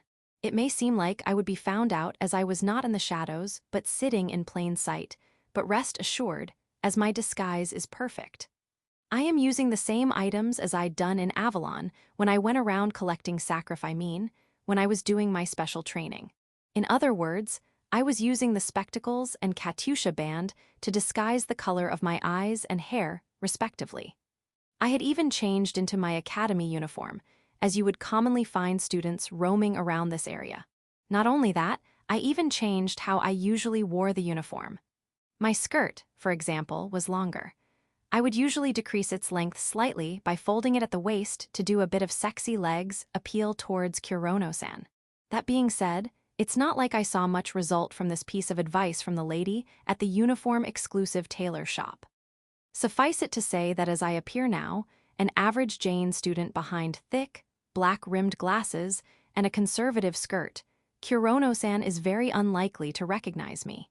The tall, brown cape I have on to protect from the cold was also purchased at a random store along the way, making my appearance one that Kirono-san would have zero recollection of. Like I said, a perfect disguise. How about this one then? I think it's better. Kirono-san suggested. Well, yes, it is better, but I don't think it's quite within my price range, wryly smiled the receptionist. They were looking at fountain pens. Perhaps it's inefficient to be still using a quill at the main guild branch. A fountain pen, an item with which it's said that you can complete 1,000 pages with a single ink cartridge, is certainly not something any commoner can afford. Not that most common folk would need such a dedicated writing implement in the first place. While fountain pens were not such luxury items that one needed to have them order-made, they were readily available at the shop. A novice receptionist, one who has only been on the job a couple of years, would definitely find her purse crying at the price tag. The item that Kirono-san had just now recommended was a sleek black pen with golden rimming made in an orthodox design. Its price, 80,000 clan. My own pen, by the way, has a value of 530,000 clan. I use it for my witchly needs, such as drawing magic circles or writing up scrolls. So my pen needs to be a quality item that features several enchantments that aid in magic, and is therefore sold at a price fit for a first-rate weapon. Though the only time I had a use for it recently was when I drew the circle on the church of white light walls, so I could invoke a wide area inferno and offer the building in its entirety as sacrifice. It's fine, I'm buying it for you, Kirono-san reassured her.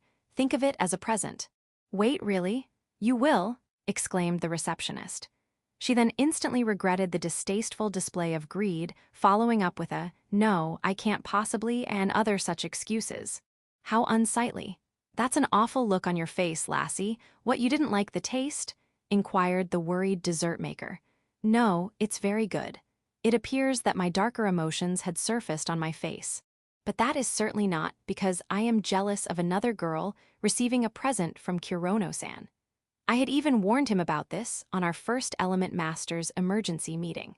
I had said that a girl might take advantage of his kindness, and that very thing was happening right before my eyes. This frustrated me to no end, that animal, woman, was taking advantage of my Kirono-san like that. Thank you so much, Kirono-kun, I'll treasure it forever, the receptionist shrieked. Maybe you can write with it too, Kirono-san joked. Of course, that too. Her words make me sick to my stomach. Thanks so much. You'll treasure it forever. Only the most base of wenches speak in such frivolous lines, and it looks like this receptionist is an example. Women like that take the tributes, presents offered by men, and throw them in with the garbage once it has carried out its use. Surely this present from Kirono-san would also suffer a similar fate. And if that is so, I would rather it be destroyed now. Perhaps even tomorrow morning, when she uses it to sign the first form of the day, it will break, but even I don't know a curse that can affect a fountain pen so precisely. So I can only pray. I pray to you, my patron goddess, the dark witch, Lady Endymion. I pray that her pen may break. All right, how about we grab some lunch? Oh, it appears that Kurono-san has already finished settling the bill and are now leaving the shop. I wouldn't want him to somehow recognize me, even under my many disguises, so I quickly move to a spot which would become a blind spot as they exit. I may not be able to see Kurono-san now, but I can still hear Kurono-san's charming voice and the receptionist's irritating squeals. The ability to draw in sounds using wind, otherwise known as interception magic, is a popular addition to the skill set of a solo adventurer, even if they aren't a thief class. One can never be too careful when going into a dungeon alone. There's actually a place I've been wanting to go for some time. Can we go there? The receptionist timidly asked Kurono-san. Sure, anywhere you like. I mean, I also have a lot of restaurants I want to go to, so he'll go with me too, right? Anywhere. Will he go with me to all the places? Thank you. See, that place is quite famous in Spata, but it's very awkward to go without a date. Oh, I guess Spata has places like that too. The receptionist mused. So you have cafes in your home country too, Kurono-kun. Wait, I thought you're from Daedalus. Yeah, Kurono-san deflected awkwardly. I wish this wench wouldn't ask too many questions. There's a limit to how inconsiderate you could be. But I somehow felt too superior to her while harboring scorn. The fact that Kurono-san lied, albeit awkwardly, about his origins means that he sees no reason to tell her. You don't know. Yet I do. Kurono-san told me. Kurono-san trusts me. Kurono-san sees me as a companion, not you, me. I'm better than you. Now this is a satisfying dark emotion. My eyes felt hot as I followed Kurono-san's back while mixing in with the crowd, not getting too close or too far. I need to calm down. If I stare too earnestly, he might notice, what with his extremely sharp instincts. Even if he's dense to my looks filled with love, he can easily tell if someone looks at him with malice or hate. It's only a guess, but he may be able to sense salacious gazes as well. Ah, I'm so sorry, Kurono-san. I still can't forget my experiences in the Lust Rose's dream. Every time I see you, I feel. Whoa, it's only couples here, Kurono-san said with a hint of shock. I know, right? You don't want to come here with just the girls either. It appears that they've arrived at the cafe the receptionist was begging to go to. At a glance, it looked like any of the other posh eateries in the upper sector. But the specialty of this cafe lies in the unspoken rule that only people who have entered relationships can enter. Even while it's a snowy winter outside, inside this cafe, the customers were all in the middle of spring. The sweet, rose-colored air of blooming love drifted inside the space. The reason behind such a particular kind of popularity lay with Jinx, that said that if lovers have their lunch at this cafe, then their love will be true and everlasting. At least, that's what the people outside the place have been whispering about. So Miss Receptionist is going for a fait accompli, I see, and to be so shrewd as to come to a place this obvious. She was clearly wearing her heart on her sleeve. Surely Kurono-san would be appalled by such indecency. The receptionist hesitated. Do you perhaps not like places like this? No, I'm fine, really. I said I'd go anywhere with you, after all. Lily-san, is he testing me? Is Kurono-san testing my love, my resolve? Is he telling me to watch him do this with her and not rightfully lash out? Fine, I accept the challenge. I will emerge better, stronger than ever before. I have to think like that, or I'm liable to burn down anything and everything. Please let me not have to end this horrid date with Ainsbloom or Spitfire. It was already dusk. It's winter, so daylight hours were shorter than usual, but even if that's the case, I felt like time was flying by. Basically, I want to say that my date with Irina was just that fun. And then, Dad goes like, if any of you want to court my daughter, you have to beat me in a duel first. Can you believe it? All the boys in my class were so terrified. She's been telling me all sorts of stories today. The one right now is from when she was 15 years old at the academy's graduation party. And I only heard this from a friend later on. Apparently, there were a lot of boys who wanted to confess to me that day, but every single one of them gave up on it. Well, I can imagine the feeling. Irina's dad, an elite knight of Spata's first and strongest regiment, Braveheart, was telling fresh-faced 15-year-old boys to win a duel against him. That, I struggled to answer, sounds unfortunate. No, I didn't mind it actually. I mean, my dad is pretty strong, and he can get scary when he's angry. But if they were scared from just that, I wouldn't be interested in dating them anyway. Irina's preferences in men seems to be greatly influenced by her father. Basically, I've heard so much about her today that I've come to understand things like this. Irina was such a good talker that I ended up training my skill in listening quite a lot. I felt sort of guilty for not wanting to return the favor and tell her about myself too. Irina doesn't know where I'm really from, about Japan. Harsh. Us Spartan girls have high standards, she said with a hint of pride. That's Spata for you, strength is everything. And Irina, who recognizes my strength, treats me well because of it. No, I shouldn't kid myself, even I can notice these things once in a while. Kirono-kun, she spoke slowly, do you remember this place? It was an avenue lined with not verdant trees, but leafless branches that were piled up in snow. This somewhat lonely walkway had not a soul except for the two of us. I could make out one or two people in the distance, but nothing more. Yeah, I remember.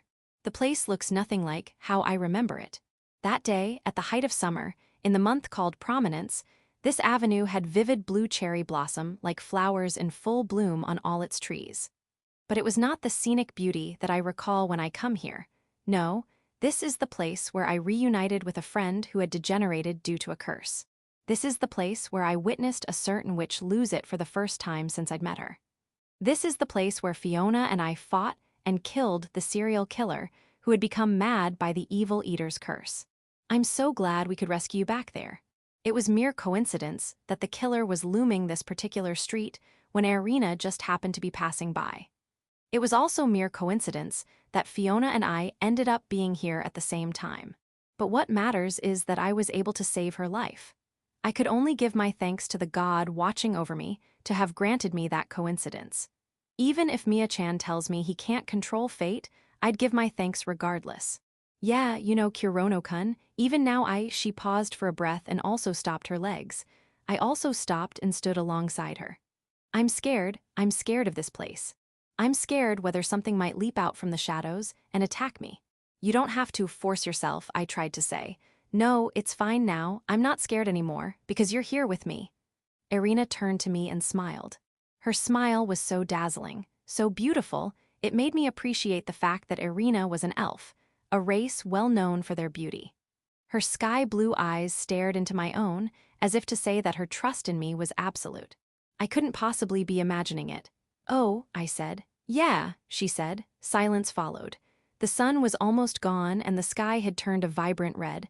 I stood there, gazing at my white breath. I won't rush this. I will wait for Irina to be ready to continue. You know, it was the first time I felt like that. I felt it from the heart. I thought that he was the one, that he would always protect me. I just did what I could. I wasn't trying to be a hero. If I'd been the me from Japan before all this, I couldn't have saved her. I could only do it because I'd become strong. It might not be anything big for you, but for me, that was. Irina slightly averted her gaze, perhaps feeling embarrassed, truly the first time that my heart beat so fast. Not even a second later, her eyes were back on me. It's so cliché, right? Having someone rescue you in the nick of time like that. But you know, every little girl sort of has that little hope. Her smile turned into one of awkwardness. I guess I'm no exception. Maybe she thought I'd think of her as childish for having a dream like that. Well, I don't. I actually think that's very cute of her. I dismissed it as impossible. Fairytale events like that never happen in reality. But it did. Right in front of my eyes, my own knight in shining armor had finally appeared. I kind of wanted to ask how she could possibly see that from me, who uses cursed weapons and is always covered in blood and gore. But I refrained from ruining the mood. Her eyes were too serious for me to be messing around. I had decided to listen to her without making any excuses, and once I did, I would reply honestly to her words, to her feelings. Kurono-kun. Chapter 403. First Confession. Kurono-kun, I love you. I adore you from the bottom of my heart. A confession of love. This time, it's no dream or illusion. It's the reality happening here and now. It's the earnest feelings of one person toward another. Please be with me, and let me be with you. The way her sparkling, sky-blue eyes looked at me was indescribably beautiful. Her chestnut hair tied up in a chignon, her snow-white skin, her tapered elven ears, everything about her felt breathtaking. I don't want us to be adventurer and receptionist any longer. I want more of you, Kirono-kun. So please go out. I'm sorry, I was too weak to hear her out until the end. This is the first time I've received such direct words of love from a girl. I'm extremely happy, because why wouldn't I be? I wanted to say yes right now. I wanted to love this beautiful girl who had such deep feelings toward me of all people. I wanted to be with her forever. I wanted to make her happy. I wanted to say all the above, but I can't respond to your feelings, Irina, I said firmly. No, W.I.? It was incredibly difficult to look at Irina like this, with her eyes wide like it's the end of the world. But I can't back down from this now. I can't run away. I can't make you happy. And I'm sure I'll make you sad. No, you don't mean that. You can make me happy, I know you can. Once I went and said it, it sounded an awful lot like an excuse. But I guess that's to be expected. I never told her anything about me, after all. I can't expect her to understand when she doesn't even know. Soon, I'll be gone to fight the war against the crusaders. A lot of people are. The knights, mercenaries, adventurers, so many people are going. I know you'll come back, I'll wait for you. Even if I took a breath. Even if we win this war, my fight won't be over. Lots of people are leaving their lovers to go fight in the war. And that's fine. They can fight with their all, and if they come back alive, they can settle down and make a family with their significant other. But I can't do that. What are you saying? Irina hesitantly asked. I'm saying that I have a personal grudge against them. Spata is going to war because the other side are planning to invade. Once they finish this defensive war and drive off the enemy, what reason do they have to continue on to invading Daedalus? According to Will, that course of action would actually be detrimental to Spata, as it might incite the neighboring city-states to take action against them. Therefore, it's in Spata's best interest to avoid invading that country that's now under cross-rule. My fight won't end even if we win the war. Next, I will fight to free Daedalus. I may be a powerful rank 5 adventurer, but I am still just one person. Even if I swear to free Daedalus someday, I don't think I'll have much influence over the matter. Still, I have to continue fighting. I have to eliminate the crusader scourge from Pandora. Otherwise, we can never achieve true peace. No, inside, in my heart of hearts, I even think that we need to venture into the Ark continent and destroy the Sinclair Republic once and for all. Eliminate the corruption at the root, in other words. But I realize that that's too much.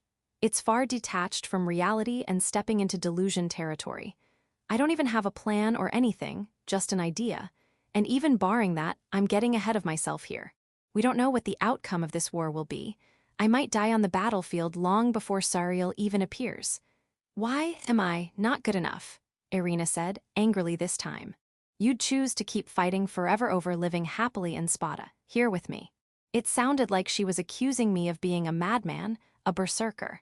I plan to keep fighting the crusaders no matter what. The enemy is so large that it can conquer nations and continents. I have no reason to believe I can definitely beat them, nor do I have any guarantee of coming out of it alive. They seem to come everywhere I go. They compel me to fight so that I can protect the things I hold dear. I've been doing everything I can to stand up against the warmongering crusaders. All my efforts until now have been to reach the strength of the apostles who serve their despicable white god, the strongest of the gods. I've always thought that this is what I have to do. Fight, gain strength, or else I can't protect everyone. But yeah, I can kind of see it. This is clearly not the way of a mage like how I always claim to be. This is the path of a warrior who can't stop fighting. This is the fate of a berserker. That's right, I will choose the path to keep fighting. I unwaveringly accepted Irina's accusation. You know, I've always thought that whole nightmare berserker thing was dumb and didn't suit me. But here I am now. No, you're definitely not some battle maniac, Kirono-kun. Why do you keep saying that? Irina yelled.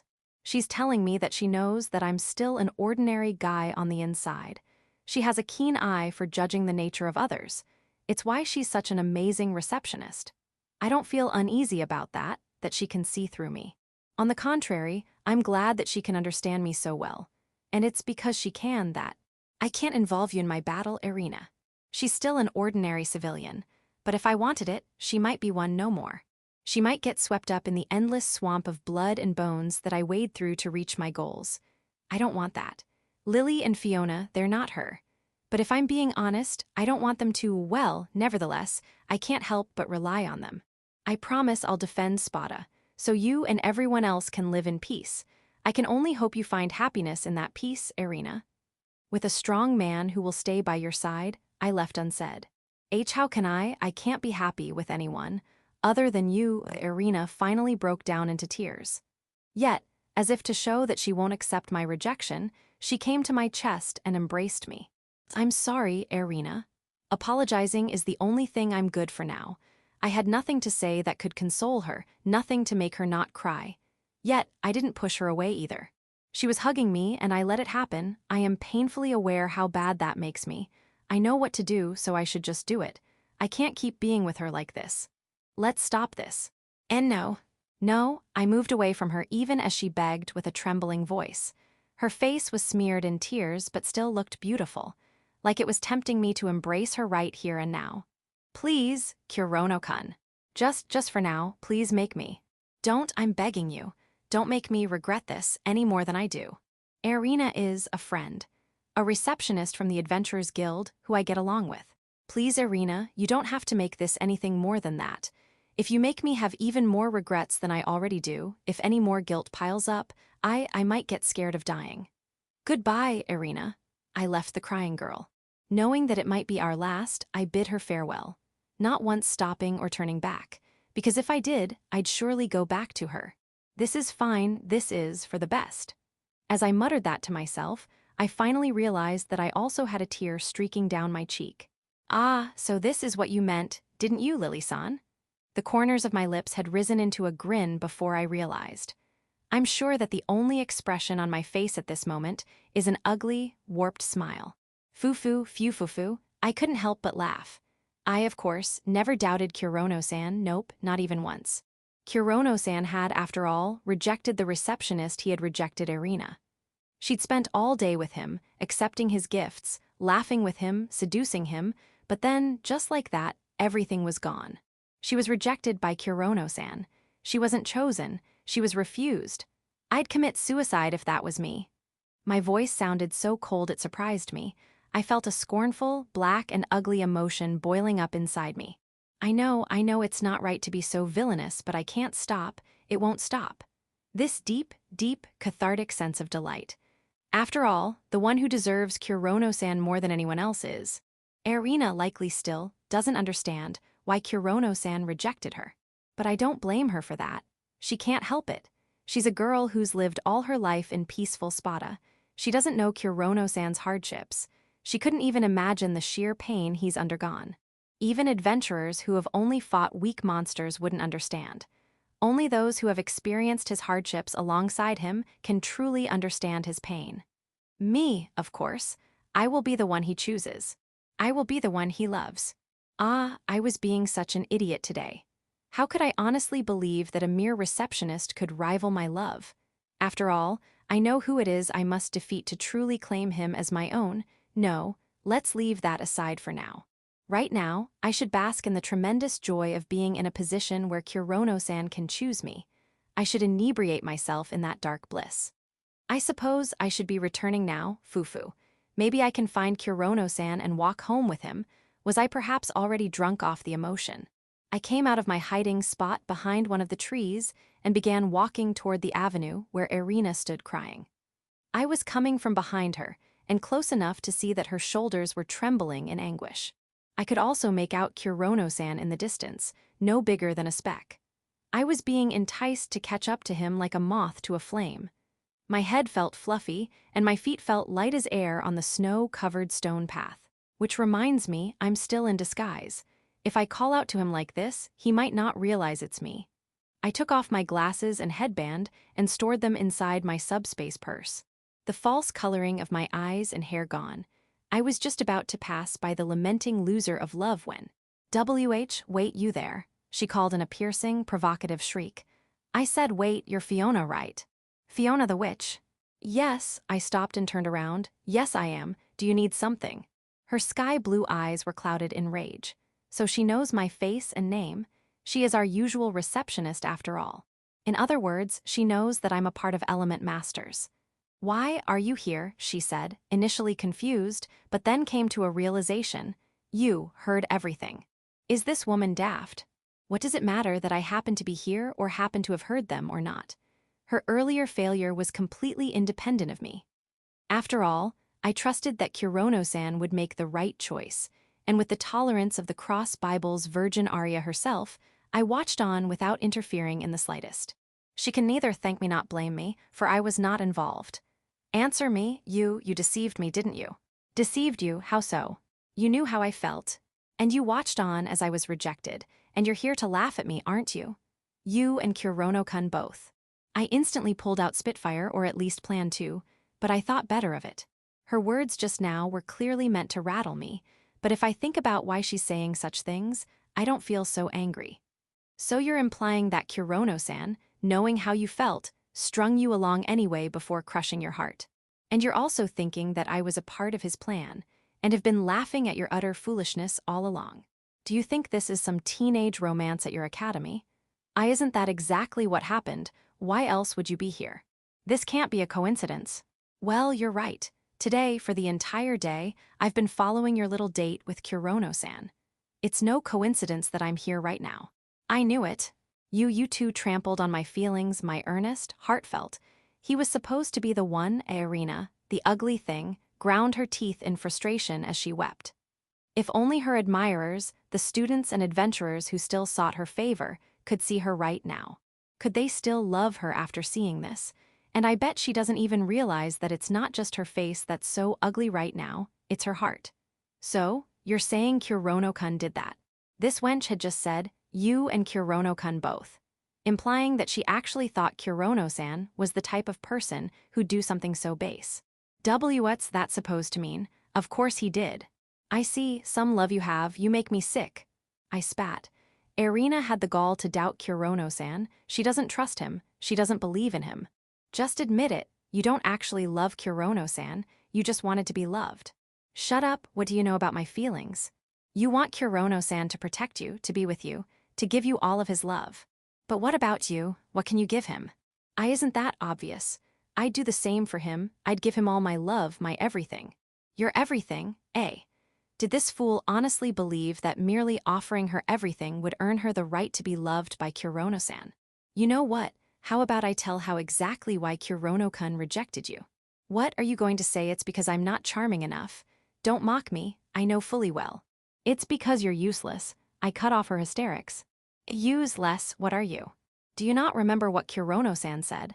I challenged. He said he's going to keep fighting the crusaders.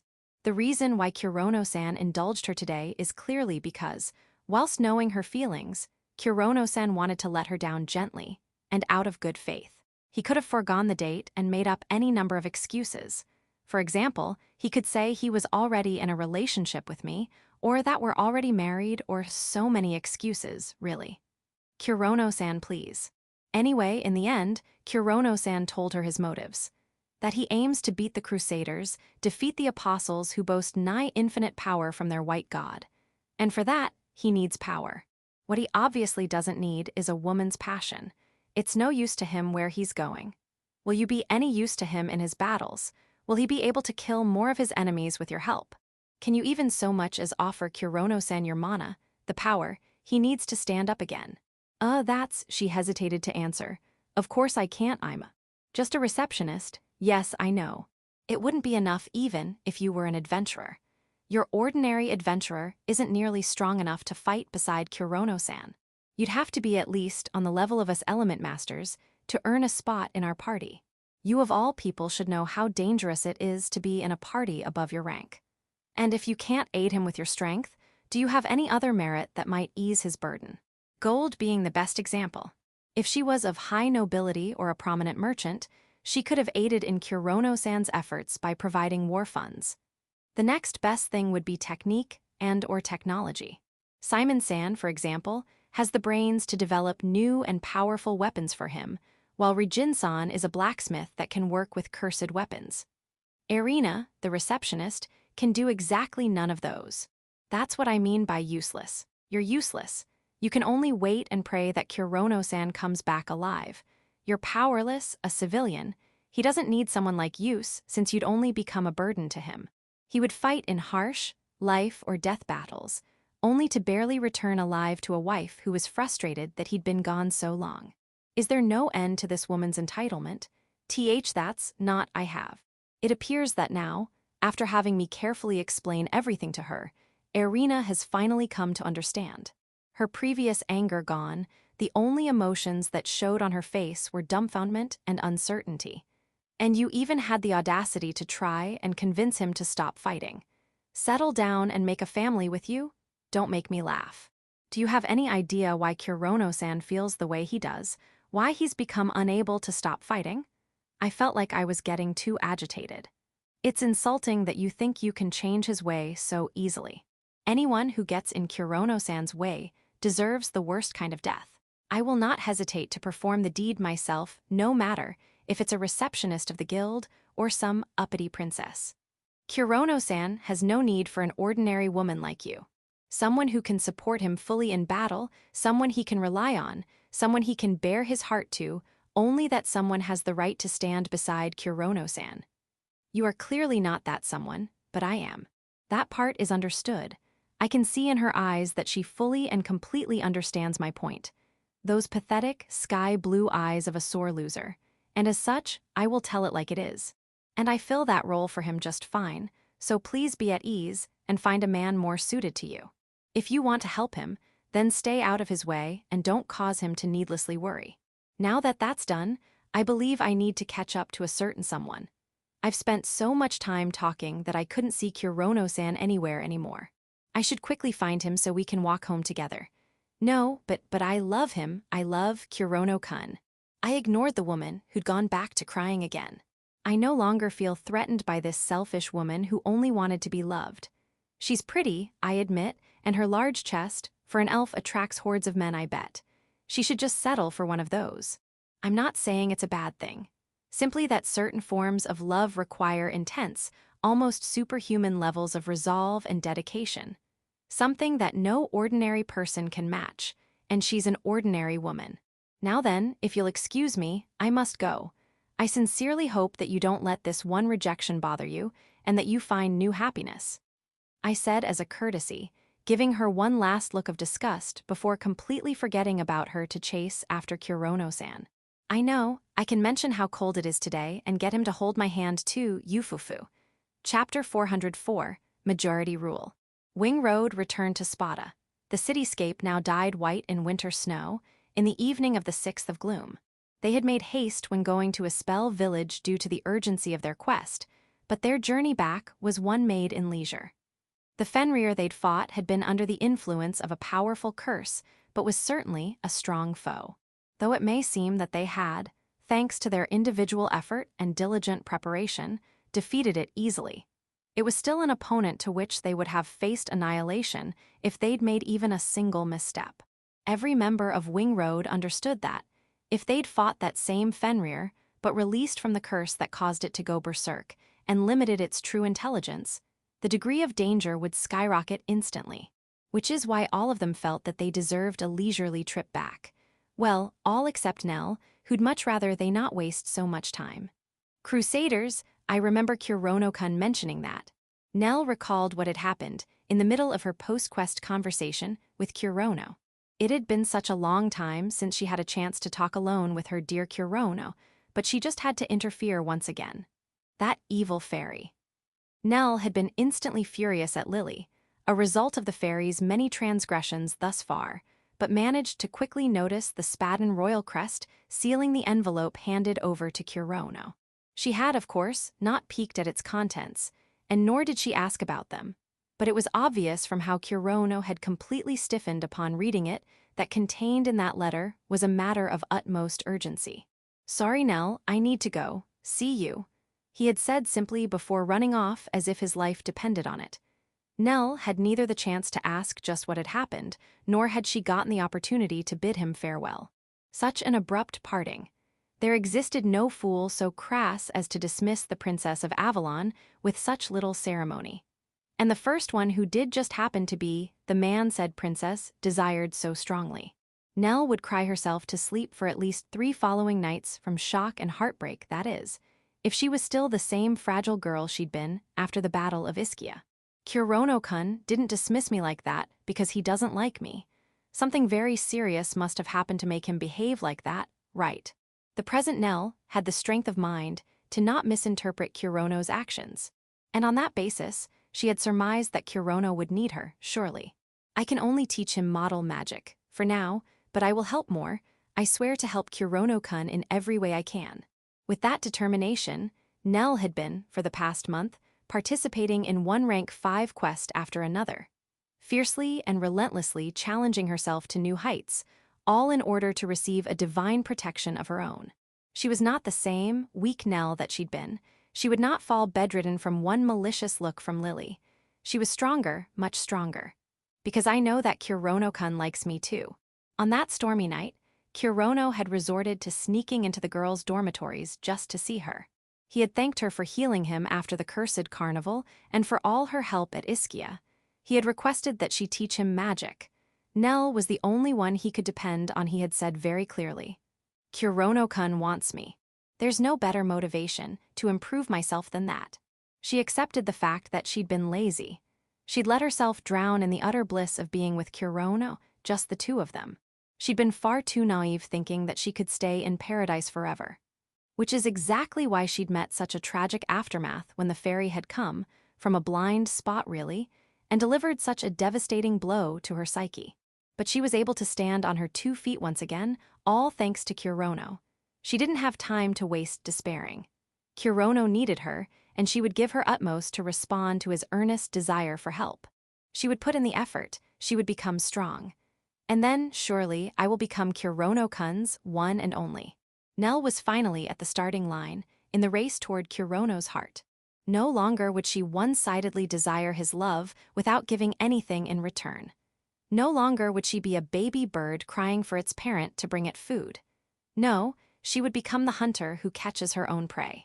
Like a fierce eagle, she would surely, definitely, capture Kirono's affections. She swore it on the white wings on her back, on the bloodline inherited from the supreme rulers of the sky. This emergency quest, what do you guys want to do? Nero said, unperturbed as no. His tone seemed a bit more serious than usual, which woke Nell out of her reverie involving birds of prey. It was currently the next day after their return to Spata, the 7th of gloom. The members of Wing Road were currently gathered where they usually gathered, the Academy's main mess hall. The 4 of them, as Charles wasn't present, were sitting at a table and enjoying that special taste of cafeteria food they hadn't had during their multi-week trip. We take it, that's what, Kai howled. Doesn't matter if it's the Dragon King or whoever these crusaders are, they're bringing the fight to Spata, and I say we give it to them good. It was noon. The hordes of starving students had filled up the mess hall and had been scarfing down on their food. No one seemed to mind Kai's boisterous declaration, which surely traveled to every corner of the large, crowded hall. Or at least, no Spadan could complain. On every table there was a flyer detailing King Leonhardt's personal call at arms to the adventurers of Spata. In other words, it was the emergency quest form to join the 4th Regiment, Gladiator. Everyone knew what that meant for their nation. But then again, knowing what it meant and actually participating were different matters entirely. Could you not be stupid for once? Think about our position before you start yelling for war. Safiel's cold voice swiftly shot down Kai's valiant roar. Wait, did Safiel ever speak warmly towards Kai, or anyone else for that matter? The others pondered. It might be a legitimate quest and all, but it's still war we're talking about. Nero said, an ordinary adventurer would be free to take part and serve as a soldier on the warfront. But did similar logic apply to adventurers who were of high noble birth? What concern would this war be for foreign royalty who just happened to be adventuring? They mostly leave us alone, Nero said with a sigh, but there's a good chance me and Nell will be called back to Avalon. Nero and Nell were both rank 5 adventurers deserving of that title. Their various exploits together with their trusted companions had them recognized as powerful individuals. They were not specially treated just because they belonged to Avalon royalty. As the first prince and first princess of a nation, Nero and Nell had an obligation to return to their capital post-haste once any war, broke out. And yet, understanding that fact better than anyone, Nell dared to deny it with crisp words. "No, Onisama, I'm afraid I cannot do that." "Oi, Nell, what's the big idea?" "I'd be an idiot if I let go of this chance." She'd add if she didn't forget her princessly manners. Spata going to war, the mysterious enemy known as the Crusaders, an enemy towards whom Kirono held a deep-seated hatred. Nell had connected all the dots the moment she saw the quest form. These Crusaders are Kirono-kun's enemies. Kirono had mentioned them indirectly, that he had enemies he had to kill no matter what, and now that enemy was made clear to her. There was also the glimpses of memory she'd seen inside him. The utter tragedy, the village on fire, the charred, crucified, slaughtered remains of friends Nell understood exactly how Kirono felt. The emotions he felt in those scenes, and the emotions still within him. He had suffered through deep, hopeless, unbearable sadness, and from that injustice, anger, a dark grudge was born.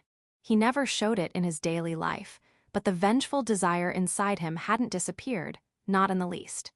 It had only been festering, incubating deep inside his soul, waiting ever so patiently for release. She would aid him in fulfilling his revenge. She would be the one, the only one, right by his side. That was something she swore in the bed together with him in the Grand Colosseum Infirmary. "This will serve as my chance to come out on top. I'll make him mine, no matter what it takes." She mentally licked her lips at the thought, while presenting her pure and innocent princess face at the table as she cut off Nero to say, "I want to fight too. I want to protect Spata." Which was no lie, per se. Kirono wanted to protect Spata, and so would she. And after their valiant efforts on the field of battle, this time, she would be the one riding behind him on his nightmare as they rode the victory parade. She needed a place to celebrate after all. "Ha," Nero sighed with a face that suggested that he had his little sister all figured out after all. "Guess I should have expected something like that coming from you." He would have been correct in his assumptions, too, if it had only been 3 months prior, before Nell met Kirono, at a time when she loved and respected her brother with all her heart. "Please, Onisama, even you can't stand the prospect of running away, can you?" This time, it was the sister's turn to display her grasp over her brother's personality. Nero might not have had much attachment to his position as royalty, but his personal sense of pride was high. It wasn't a pride born of fame and fortune, but one that valued freedom over all else. It was one of the virtues that made Nero who he was, and Nell respected that about him, she really did, so she was glad to use that knowledge to coax him with words best suited to sway him. "You're not wrong. I'm not scared of some crusaders or what they call themselves, but I'll have to say no this time." Nero denied clearly, which Nell took calmly, as she knew that her brother wouldn't be convinced that easily, which could only mean that Nero had prioritized something above that stubborn pride of his, and Nell was well aware what that something was. "Can you still not trust in my strength at all?" she pleaded. "Listen, Nell, even if you were stronger than me, I'd make the same choice. As your brother." Nero revealed his motives plainly. At times like these, her brother never beat around the bush or tried to deflect the topic. This facet of his personality, where he was always direct, and to the point in important moments, was certainly admirable, she had to admit. But for her current goal, it was starting to become a pain. "Perhaps I should just set out on my own." "No, not yet. I shouldn't jump to quick conclusions," Nell deliberated. She calmed her irritation before a scowl could appear on her face. Thinking clearly, she understood that it was better to make use of Wingroad's full potential if she was seriously doing this. Nell wanted to help Kirono, help him kill his enemies. But more than that, she wanted to protect him and guarantee that he survives the war. What help would she be if he died? That was putting the cart over the horse, and knowing how Kirono fought, she imagined that the risks were especially high for him. She expressed her resolve. "Onisama, I realize that you care about me, but my opinion on the matter remains. This is getting nowhere." Sariel spoke to cut off Nero, who was about to once again try convincing his sister. "Wingroad settles quest-related arguments with a majority vote. We have all agreed on this, correct?" It was something they'd decided on when they first formed their party. No one needed a reminder. Even Kai understood the most basic rule of their team. Sariel had asked the question merely out of courtesy. We have one of three choices: for, against, and abstain. They might choose to debate their point or present better arguments, but in the end, the choices remained three. Once again, Sariel only confirmed this out of courtesy. Please wait, Safi-san, I can't. No, Nell, Nero said. That's our rule. Don't complain about something you agreed to. Wing Road was established on the basis of freedom. All members agreed that they didn't want any restrictive rules or reason to be formal with each other. They only had two very basic rules: divide the rewards equally and settle disagreements via majority vote. Each member had one vote, so everyone had equal weight in making the decision. The system was the simplest, yet most parties never utilized it. Nero had always faithfully abided by this rule, as he not only believed in freedom, but also equality. Which is why, whether it was the intellectually challenged Kai or the sly genius Sariel, both of them received one vote. It wasn't as if their party was devoid of dispute, just that they'd not yet disbanded no matter what resulted in the vote. This is because each of the 5 members of Wing Road deferred to their rule on equality just as adamantly as Nero. Thus, no one would agree to an exception. Go on, Safi, Nero urged, and the amethyst necromancer pushed up her Evileye ceiling spectacles in a show of acknowledgement. If it's a 2-to-2 split with one person abstaining, Sariel continued, priority goes to. Count me in, Wing Road will protect the peace of Spata, yelled a voice, this one much louder than Kai's. So loud, in fact, that one might imagine the whole building heard it. Every student and faculty was well familiar with this particular voice that rang in your ears. The other 4 members of Wing Road especially. They wouldn't mistake that annoying soprano for anyone else. That was just impossible. All of them turned to the noise, and as expected, that small girl with red twintails and a proudly fluttering cape, their friend, stood there like a champion. And standing there, she made her opinion known. Ah ha ha ha. Spata's Crimson Lightning, Charlotte Tristan Spata, is back. Chapter 405. The State of Affairs Within the Spata Family. Good to have you back, Charles. Nell welcomed back Spata's third princess after she'd spent a month under house arrest by the king himself. Nell, I missed you so much. Charlotte jumped into Nell's voluminous chest with the force of a lonely dog that hasn't seen its master in a long time, finally getting to reunite. Unto those bountiful twin hills that the smaller friend lacked did she leap. Hey, I just realized, but you look like you're better now, Nell. Wait, not just that, you've grown, haven't you? And to confirm their growth, Charlotte felt that those titties deserved a good fondling. And large they were. Charlotte's small hands couldn't possibly cup them in their entirety. So they've grown even more, have they? So jealous, Charlotte groaned internally. But in the first place, Charlotte said that her friend had grown with the double meaning that she now gave off a more mature air than when she last saw her. Before her breakdown, that is. Nell had seemed to have fallen into a deep depression before Charlotte got grounded, but the girl in front of her looked to be at peak health. Yes, I'm all fine now, as you can see. Nell told her with a smile. I'm sorry I caused you to worry, Charles. Hey, it's all good as long as you're better, Charlotte reassured her. Then with a knowing smile, I know. Ischia must have been a big hurdle for you, but you came out of it a better person, and that's all that matters. She didn't know exactly what exactly caused this change in her winged friend, but she wouldn't pry. She also wouldn't pry as to what bra size the well-endowed princess currently wore, even though she could clearly feel that they'd gotten larger. Welcome back, Charles. You yourself look about the same as ever, Sariel said as she naturally went behind Charlotte to cop a feel of her ass. A friendly act of female skinship, if you will. But it seems these buns have grown a little. Hey, watch it, Charlotte yelped as she leapt into the air like a frightened cat. Sariel's bespectacled amethyst gaze eyes let off a sparkle at her friend's over-the-top reaction, which she dearly missed this past month. The king must have put you through the ringer, Sariel commented in an amused tone. Don't remind me, I thought I was gonna die so many times. Mentally as well as physically, Charlotte meant. Each spank by the man dubbed strongest of Spata, the one known famously as the Sword King, hurt like a bitch. They hurt a lot. Charlotte could barely maintain her sanity during the ordeal. The punishment cum torture demonstrated that the king still maintained pinpoint accuracy in his technique, so as he didn't let his daughter fall unconscious while maximizing the pain. Ugh. It was so awful, Charlotte recalled. I thought I'd rather die so many times it stung every time, and it was so embarrassing. At some point he got into a rhythm too, just so messed up. Charlotte's punishment, days upon days of agonizing spanking that accumulated into a staggering 70-10 total spanks, had left a deep trauma on her. She trembled with tears gathering in her eyes at the mere thought. Sariel's eyes widened listening to that. She badly wanted to see it. You look fine to me. I'm not fine at all, idiot. Kai had come along and completely dismissed Charlotte's pain and endurance, which greatly pissed her off. Kai often got railed at by his own parents, so he figured that she should just walk off the minor punishment. Charlotte didn't want to deal with this idiocy, though that wasn't the end of her frustrations. Nero, what gives? She yelled. I'm finally back after so long, the least you could do is put on a smile. How come you look angry at me? You damn well know why. It's because of you that we have to take the emergency quest now. What a pain in the ass, Nero's face seemed to say.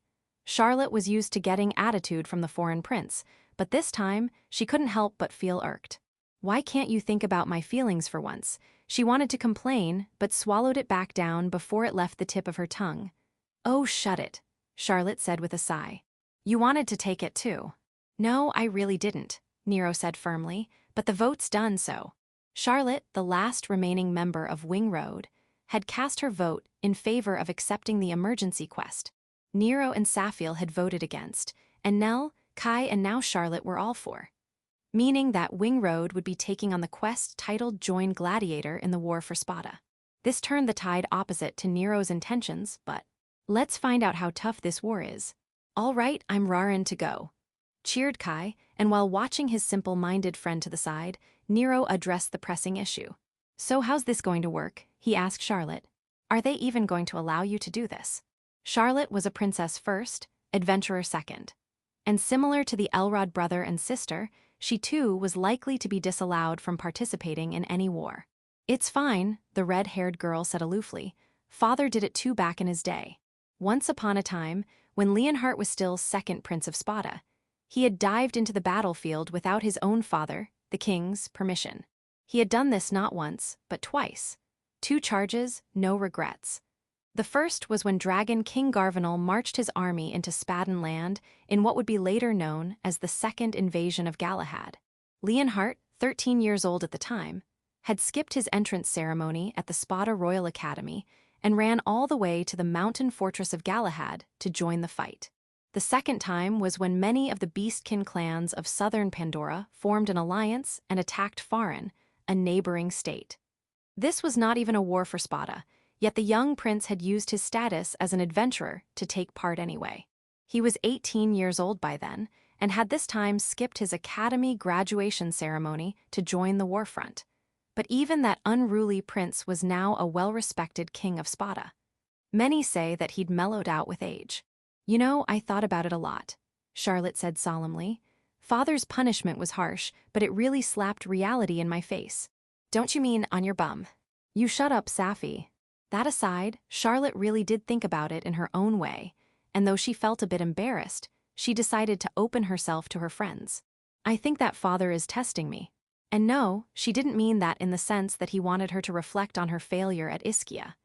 If I don't go now, if I stay put like I'm supposed to, there won't be a second chance. Which wasn't a bad thing, at least for the country, as being gentle and meek can be said to be the desired attributes for a princess. If there's one thing I don't want to be, it's a weak little princess who sits protected in the castle. I won't let myself become a tool for some political marriage. Charlotte, as has been mentioned, was the third princess of Spata, which implied that she had 2 older sisters, but neither of them were at Spata anymore. Her eldest sister was in Farin and the middle sister in Rune. Among the nobility, the person Charlotte respected most after her father was her eldest sister. She was her hero. The first princess was strong. Charlotte believed that her eldest sister was much stronger than herself, even back when she was the same age as her. She was a wall of a role model, swinging bulky greatswords in one hand like it was nothing, the spitting image of their father in his youth.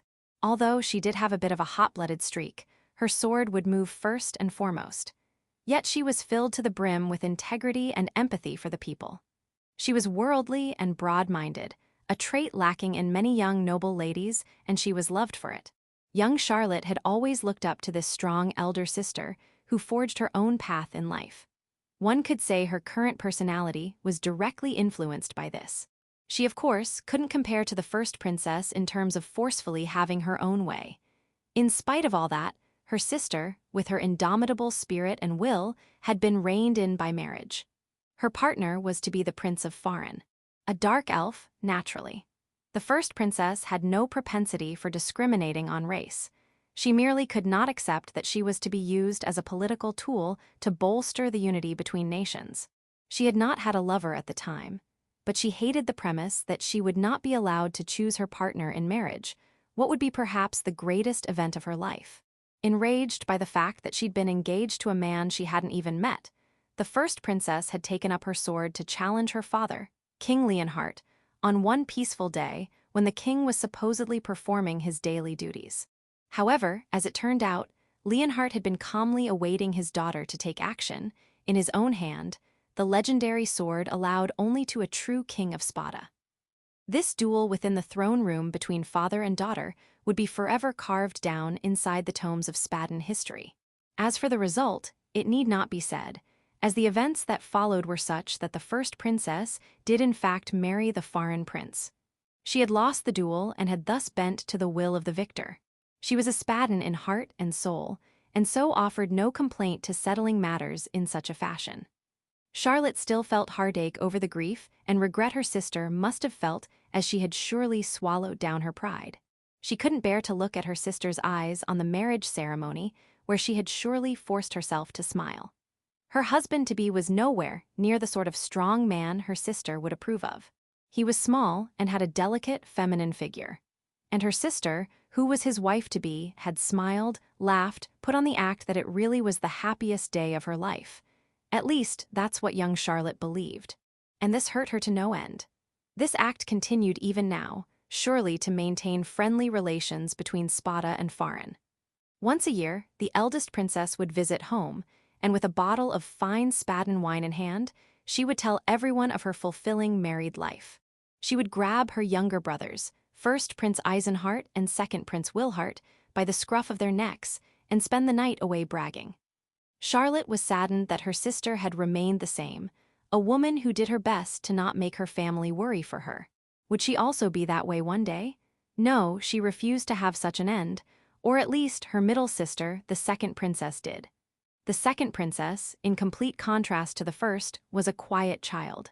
Similar to Wilhart, the middle sister had no talent for the martial or magical arts.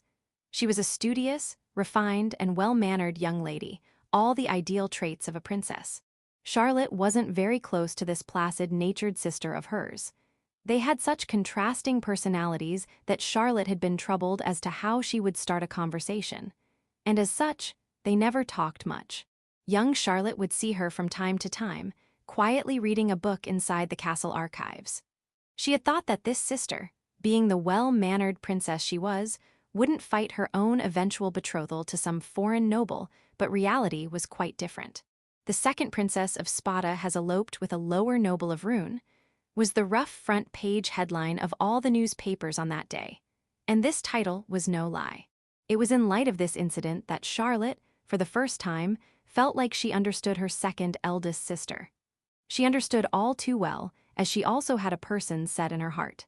And she respected her for it, for the willingness to go to any means for the sake of love.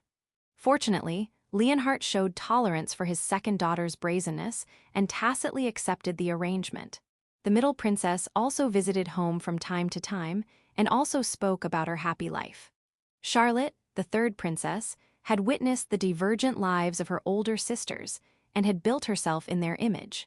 She would be strong like her eldest sister, and she would also have true love like her middle sister. As such, she would surely attain the greatest happiness. Which is why I need to get even stronger, Charlotte proclaimed. I'll carve my own legend in this war and make father recognize my strength. Both Nero and Nell knew of the state of affairs surrounding Charlotte's elder sisters, and understood the amount of resolve their friend had to have mustered to make this proclamation.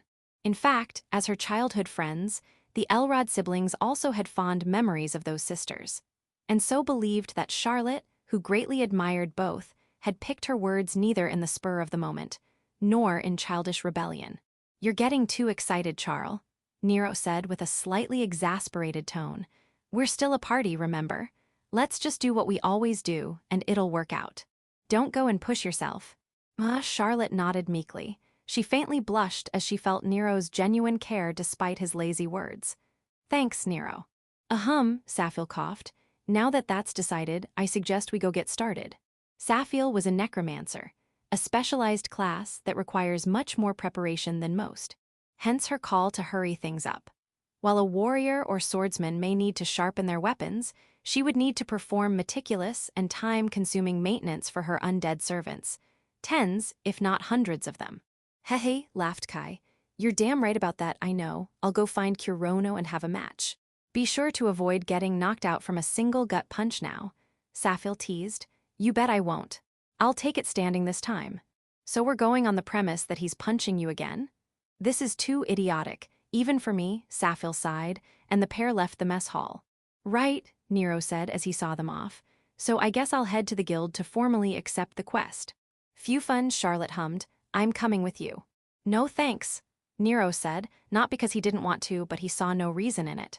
Charlotte, however, felt disheartened by the cold rejection, and her expression changed to a clear frown that was just at the right angle that Nero wouldn't notice.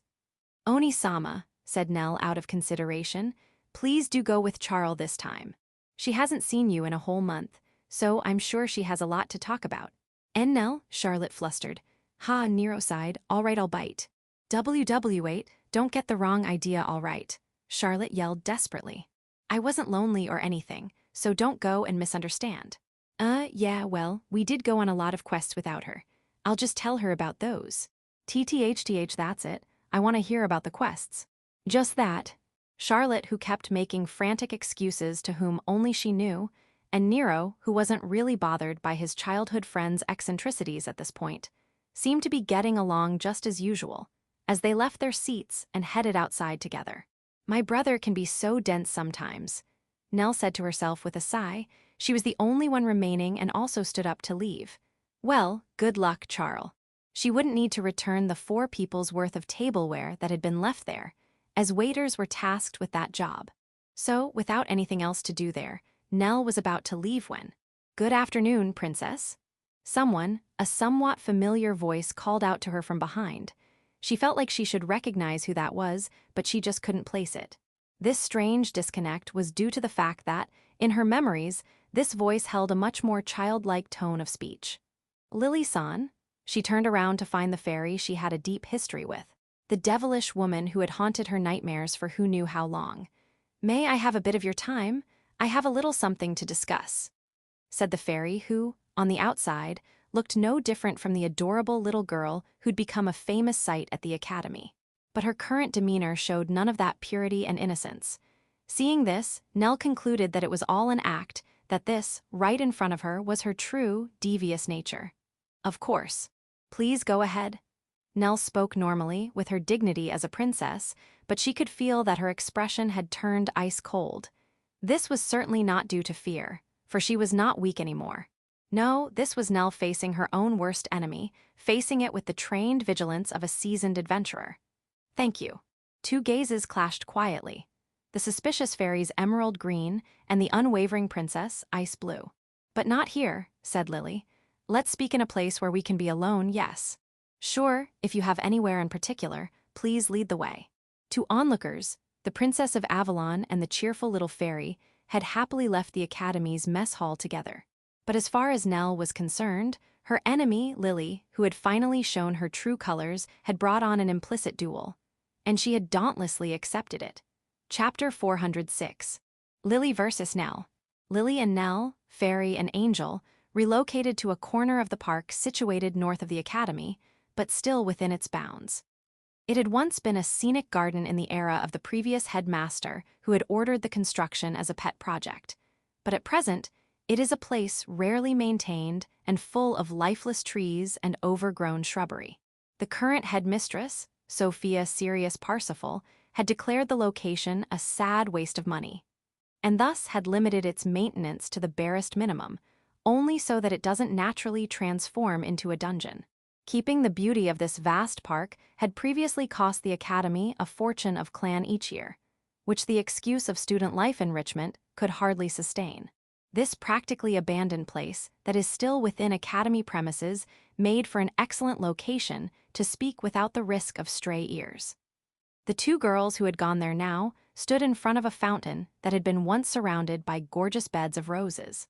They sensed no other presences, and the only sound they heard was the soft trickling of the fountain. "So, what did you want to speak about, Lily-san?"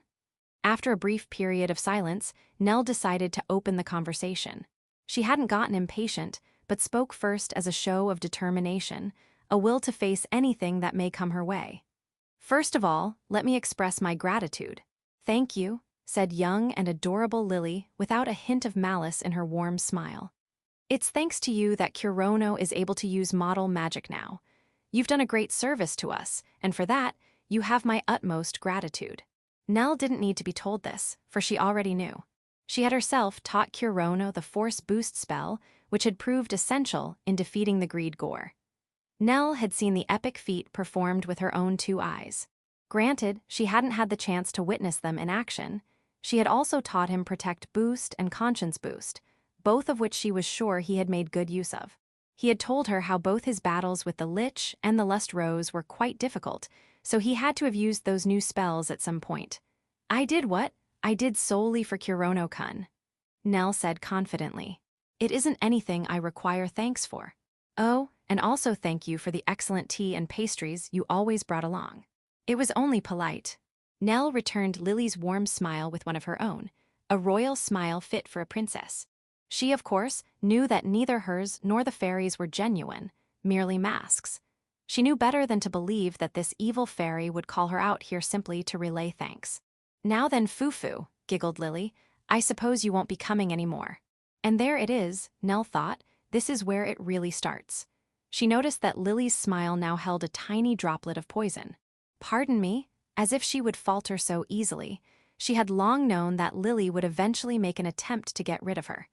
"Kirono no longer requires your tutelage," said her enemy. "So, please refrain from coming to our dorm house."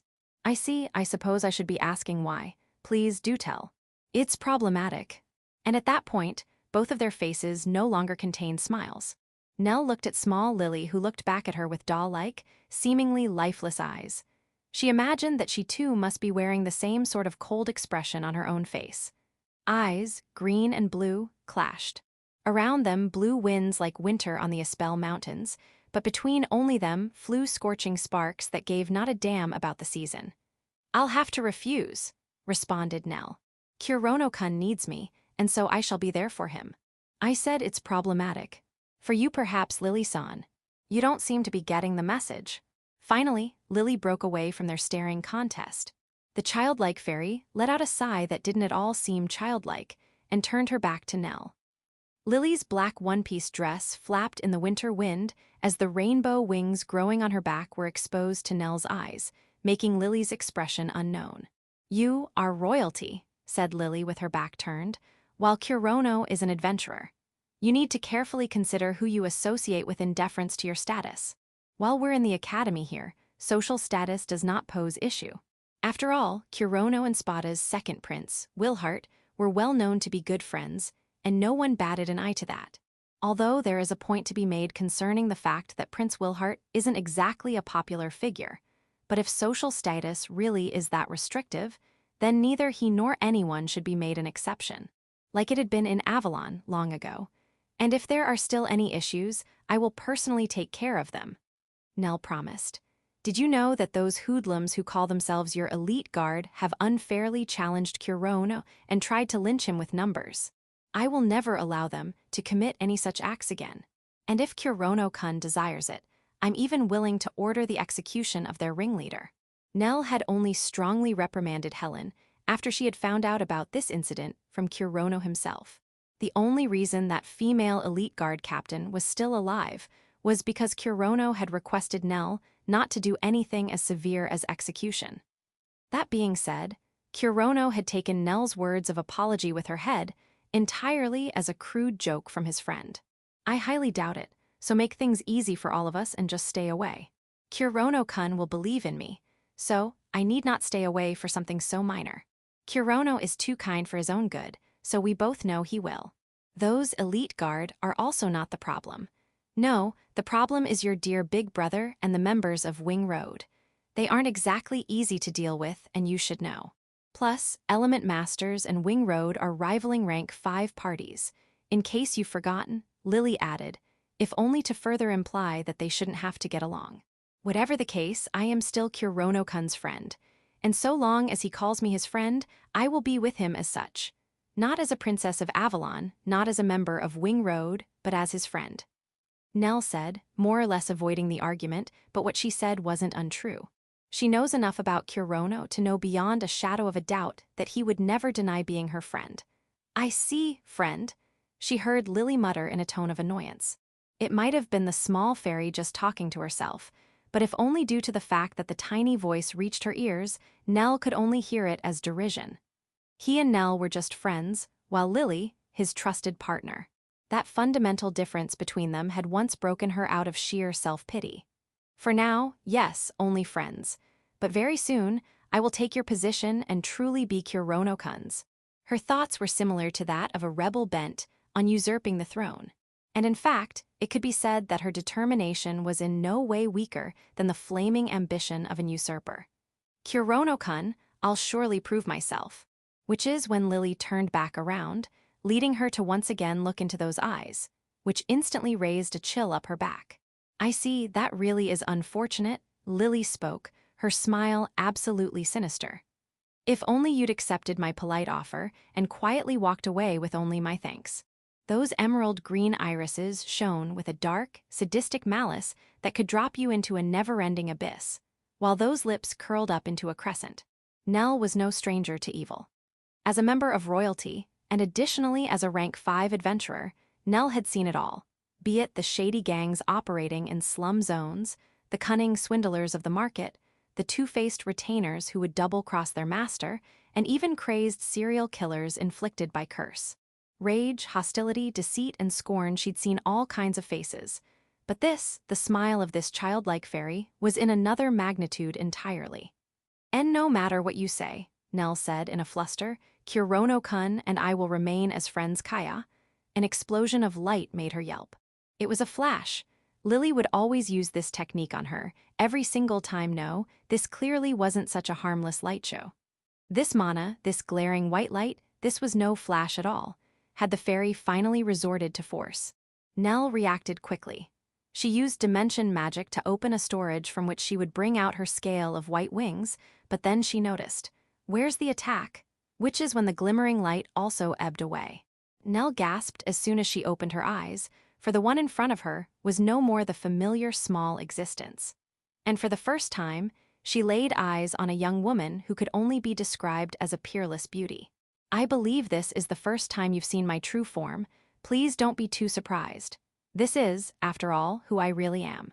Unlike the child she had been so used to seeing in the academy uniform, the one-piece dress of ancient velvet suited this girl, her true form, and evolved her charm to an unfathomable degree. Nell had no doubt that she was looking at Lily, her sworn rival and worst enemy, but she couldn't help but be fascinated by that immeasurable beauty. Is that so? And what were you trying to achieve by showing me this? Nell quickly got her head into gear, putting on the mindset that she was facing a high-rank monster as she faced the true Lily. Her caution could perhaps be called warranted too, as, at the moment, the presence of mana around Lily had multiplied many-fold compared to when she was in her child form. Nell concluded that, if they were to duel right now, she, a priest, had no chance. But she still had the option to block and retreat, even against someone of Lily's level of power. She wouldn't be a rank 5 adventurer if she couldn't do that, even if she were a priest. You don't have to look so alarmed, said the powerful fairy. I invited you here so that we could speak, have a dialogue. I wouldn't dare go back on my work and harm you. With the elegance on a first-rate dancer, Lily took a step closer to Nell. Still, I'm afraid I must warn you, what I'm about to say might sting. Why, you'll never, Nell, despite being clearly overwhelmed by Lily's practically divine smile, glared back. But even that action made her feel as if the fairy was internally mocking her for trying to act tough even though it was futile.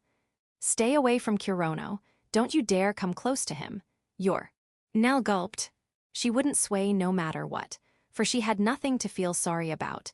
She would help him and be desired by him in turn. No matter what, she would never let go of Kirono.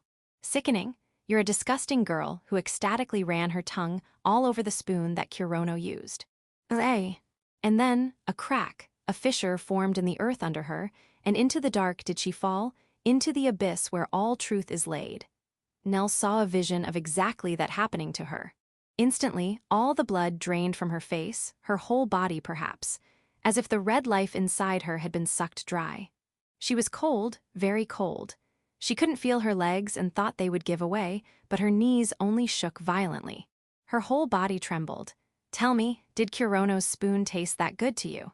Those jade eyes that held utter and absolute, soul-piercing disgust were being directed straight at her. Did his spoon feel that good?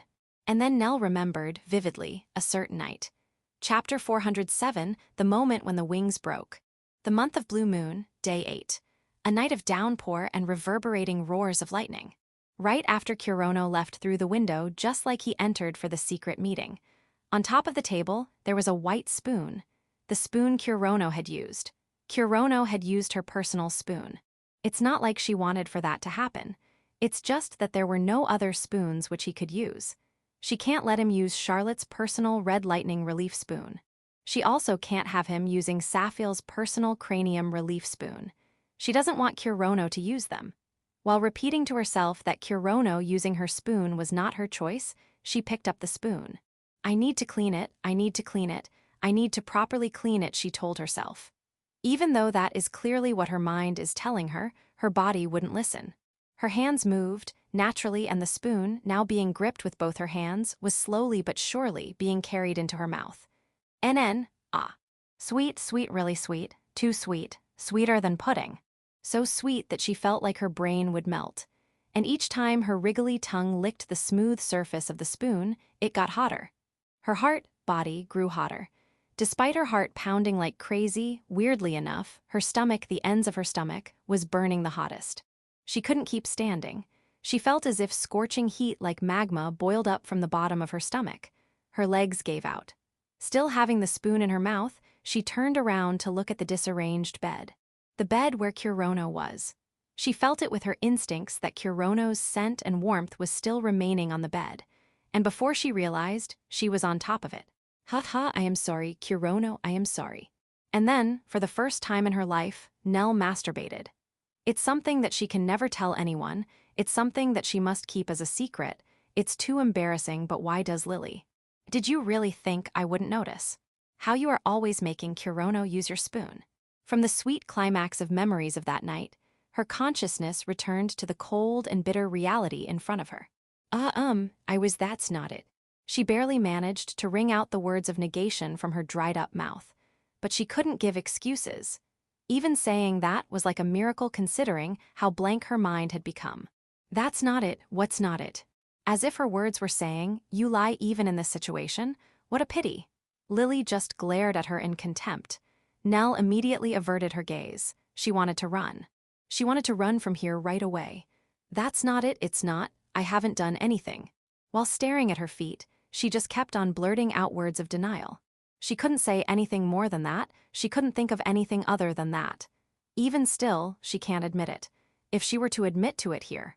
I see, then say it while holding Kirono's hand. Say that I wash the spoon Kirono uses immediately after he leaves. What meaning did that have? It didn't have any meaning. That act wouldn't be proof of anything either. But that's for the majority of the people. However, for someone with the telepathy ability, that would be the ultimate proof. You can do it, can't you? Showing your memory to Kirono, so prove it. Show Kirono what you do after you return to your room. "Stop it." With piercing scream, she drowned Lily's words. However, such a thing is nothing but stopgap measure. After just a moment, Lily's, the demon's child's mouth, opened again. The demon's words which pushed her down to the ends of despair, yet again. "Stop." Stop what exactly? If you don't have anything to hide like you say, surely you can do it. Stop it. If you can prove that there is indeed nothing, I will apologize with all sincerity and say that I had a very indecent and deplorable misunderstanding. Stop it, please. Come on, answer properly. Will you prove it or will you not? What did you do or what did you not do? No, stop it, please. Stop it already. Answer me. No. Answer. No. Still facing down, her vision, now blurred with flowing tears, could see Lily's white hand. Her icy fingertips slightly, kindly touched Nell's cheeks, and at that moment, her face was forcibly raised. Her face, now forced to look forward, was face to face with Lily, whose peerless, beautiful face was now distorted with anger. Answer me, Nell Julius Elrod. And finally, Nell gave in front of the words and the gaze of the kingfish who digged away at her heart. Her tears came gushing out, and she crumbled to her knees. She was hiding her face with both her hands either to stop her tears or maybe to hide her miserable face. She herself didn't know. Ah, disgusting, disgusting. To think such a filthy woman was following Kirono about. Ah. With anger, she pushed Nell by her shoulders. Being crushed emotionally, she had no strength nor will to resist, and her body just collapsed. A sharp impact went through her back and wings. It didn't hurt that much, but her appearance, while groveling in the ground, was miserable. Just like a bird whose wings were broken. You, perverted princess with sexual obsession. Nell couldn't say anything in return to those words of abuse. She didn't even have the will to do so. What magic lessons, huh? What important friend? Your ulterior motive is obvious, just like a bird in mating season. Go and give birth to an unfertilized egg at Avalon Royal Palace, or whatever. No. That's not it. Even the voice which denied it all in her heart started to vanish in face of those dark words filled with hatred. Don't look at Kirono, don't talk to him, don't touch him, don't you dare contaminate my Kirono. Aya, it hurts. Her hands, which were hiding her face, were ripped off. She was kicked. Lily's dancer-like flexible legs kicked her away without mercy, as if kicking an insect. However, rather than the pain running through her hands, it was the luminance in her vision that took away her eyes. The sky she looked up to was clear blue, but it felt like it was raining heavily. Even though her sight was blurry, for some reason, she could see Lily's face filled with scorn, looking down on her clearly. Starting now, don't ever get close to Kirono, or so I would like to say, but I will allow you to meet him just one more time. Even though her face had gotten pale with despair, hearing that one line, meet Kirono, Nell reacted. Of course, she would soon realize that that is nothing close to hope, but rather a demon's words which would make despair even more. After all, you need to say your goodbye, right? If she disappears suddenly, Kirono will definitely be worried. He wouldn't abandon her, his friend. However, what if she says goodbye herself? No. I think you already know, but a war will break out in Spata. And so, you should return to Avalon. Nell Julius Elrod, the first princess of Avalon. With her safety in mind, she will escape to her motherland. Kirono will surely not be able to ask her to stay when presented with that logic. Rather, he would be glad to send her. I don't want that. Is that so? Then I will just have to tell Kirono everything. Fortunately, Kirono hasn't realized anything yet. He believes that she is pure from the bottom of her heart. Nell felt that trust every time they held hands when teaching magic, and that made her heart and chest burn up. So much that she had been having difficulty stopping her feelings from reaching Kirono through the back door when teaching magic. That is, please, anything but that. Ah, how terrifying it is. His kind smile turning into an expression of contempt, or would he flare up in rage, or would he just leave with a sad expression? She didn't know, she had no way of knowing. She didn't know what would happen if Kirono came to know her secret. However, she did understand that it would lead to destroying the trust and the friendship they had built up till now. It's different from that time after Ischia War. Kirono thought about her, needed her, wished for her. There was no need for her to be depressed. However, what if she was really rejected by Kirono? What if she were to be rejected by Kirono himself, face to face, without any mercy or compassion that terrified her so much that it freezed her soul and thoughts? She couldn't think of anything anymore. But if you do it now, you can part with Kirono cleanly. Kirono, being kind as he is, will probably remember you as a kind friend for the rest of his life. She could make it so that their relationship be preserved beautifully in their memories. Kirono would still believe her to be a sweet princess. I, too, don't want Kirono to be hurt. I don't want him to know that his friend, whom he trusted so much, only looked at him with indecent eyes. I don't want him to know such a terrible truth. I want his memories to be left clean. No, there's no way I only saw Kirono with indecent eyes, thought Nell. Her feelings towards were more pure, deep, and heavy, but even if she were to say those things out loud, would it have any persuasion power to it? After all, it is true that Nell had been masturbating with Kirono's spoon. And in reality, it wasn't even just his spoon, his fork, his cup, anything he had touched with his mouth was fine with her. And especially recently, she could feel that she can't help herself anymore. I want it so bad, I want Kirono. Her lust just swelled up without stopping. And when she coincidentally spotted Kirono's underwear at the back of the dorm, left to dry, she couldn't keep her hands to herself. She herself understood. She knew that Lily wasn't falsely accusing her. She knew that Lily's words were precisely based on the truth about her indecent greed. And so, properly say your farewell to Kirono and let him relax. Before she realized, Lily was crouching down and looking into her face. Her expression looked like she had been worried about Kirono from the bottom of her heart, a gentle smile. But I promised Kirono that I will teach magic. Ah, that is fine. With a big smile, Lily slightly opened her mouth. Cabdet alteri, teases mumeraset kauyatin. Even Nell, who was a rank 5 priest, couldn't say that that wasn't a perfect chant. Without hesitation, Lily just fluently sang. Forced boost. In Nell's limbs, which had lost all energy, power came gushing in along with heat. Lily's enforcement magic, forced boost, had displayed wonderful result. I told you at first, didn't I, that your teaching really helped. Thanks to that, even I was able to memorize the model. Having come this far, Nell finally understood Lily's true intention. The reason Lily had stick to the lessons every time was not because she was caution of Nell. Her real objective was to learn, model herself, and steal Nell's job as the teacher itself. The reason why Nell could be Kirono's exclusive teacher was highly because of that telepathy ability. There aren't many people who can fill in that role. However, Lily, being a fairy, possesses a far more superior telepathy ability than her. If she properly learns the model, she should have no difficulty in teaching Kirono. Lily didn't just make threat because of Nell's vulgar actions.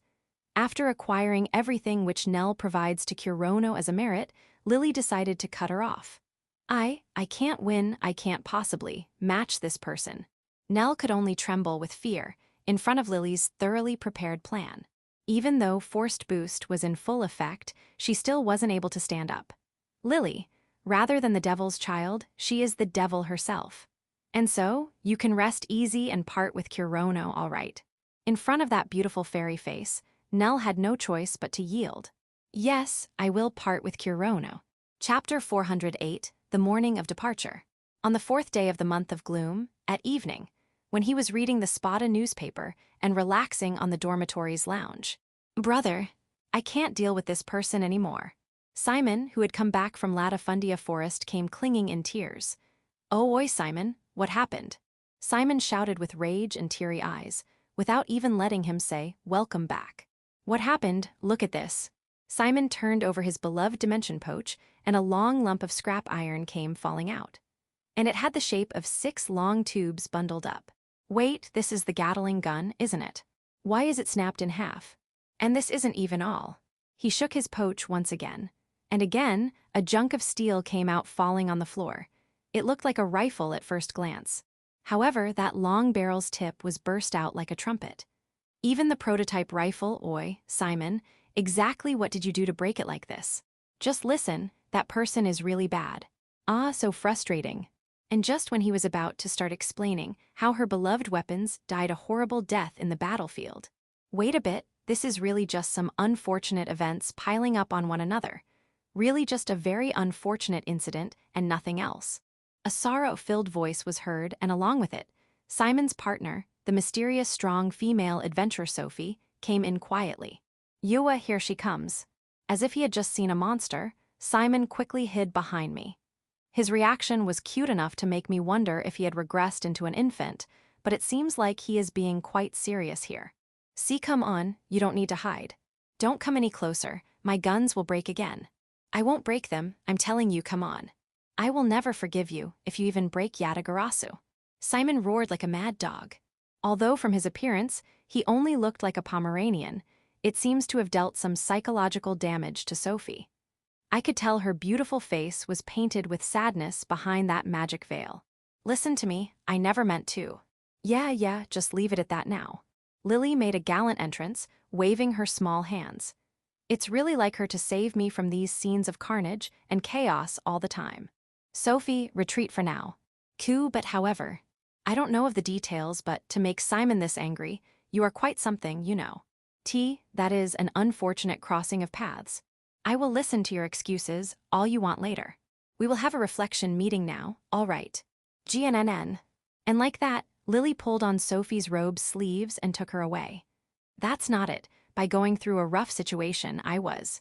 Geez, it's 'cause you get greedy like that. My sharp ears heard something along those lines from the hallway, but it seems like it would be best not to listen in. I don't know where that is heading, but it looks like that reflection meeting will go on for a while. Well, I don't know what happened, but it must have been tough, huh? Yeah, really, it was so tough. And that's how I had to listen to Simon's story, filled with a large amount of complaints. He actually headed towards the dungeon to test the Gatling gun in action, and his prototype rifle's battle endurance, and whatnot, but it seems they only encountered consecutive, completely unexpected troubles. Like Sophie bringing a huge horde of goblins, or Sophie breaking the super tough alloy made Gatling gun with her superior ice magic. Or Sophie going to sleep beside him when it's her turn to look out at night, which ultimately led to them being surrounded by a huge army of slime. But that didn't even matter, as Sophie just annihilated the whole army of slime with one shot of her original ice magic, and the aftermath of it broke his prototype rifle. There's more. Sophie did this, Sophie did that. Well, in short, it's all Sophie's fault. And like that, we were finally able to return today. You've worked hard. As he finished telling his story, Simon sunk into the chair, completely exhausted. So I tried brewing tea like Nell and handed it over to him. For now, have some tea and calm down.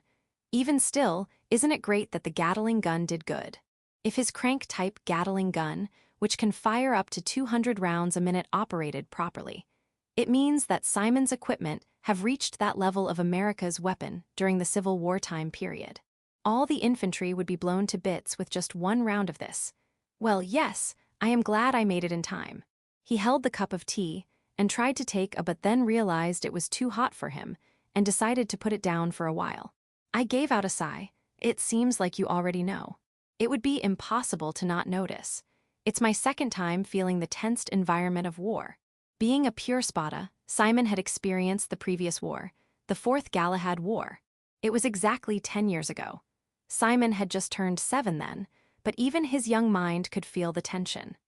At that time, Emilia had also just turned 18 years old, so after graduating from theological school, she was rounded up as a knight. However, thanks to the war, she took the first step towards becoming a young general. Are you not scared? No, I think I am fine now.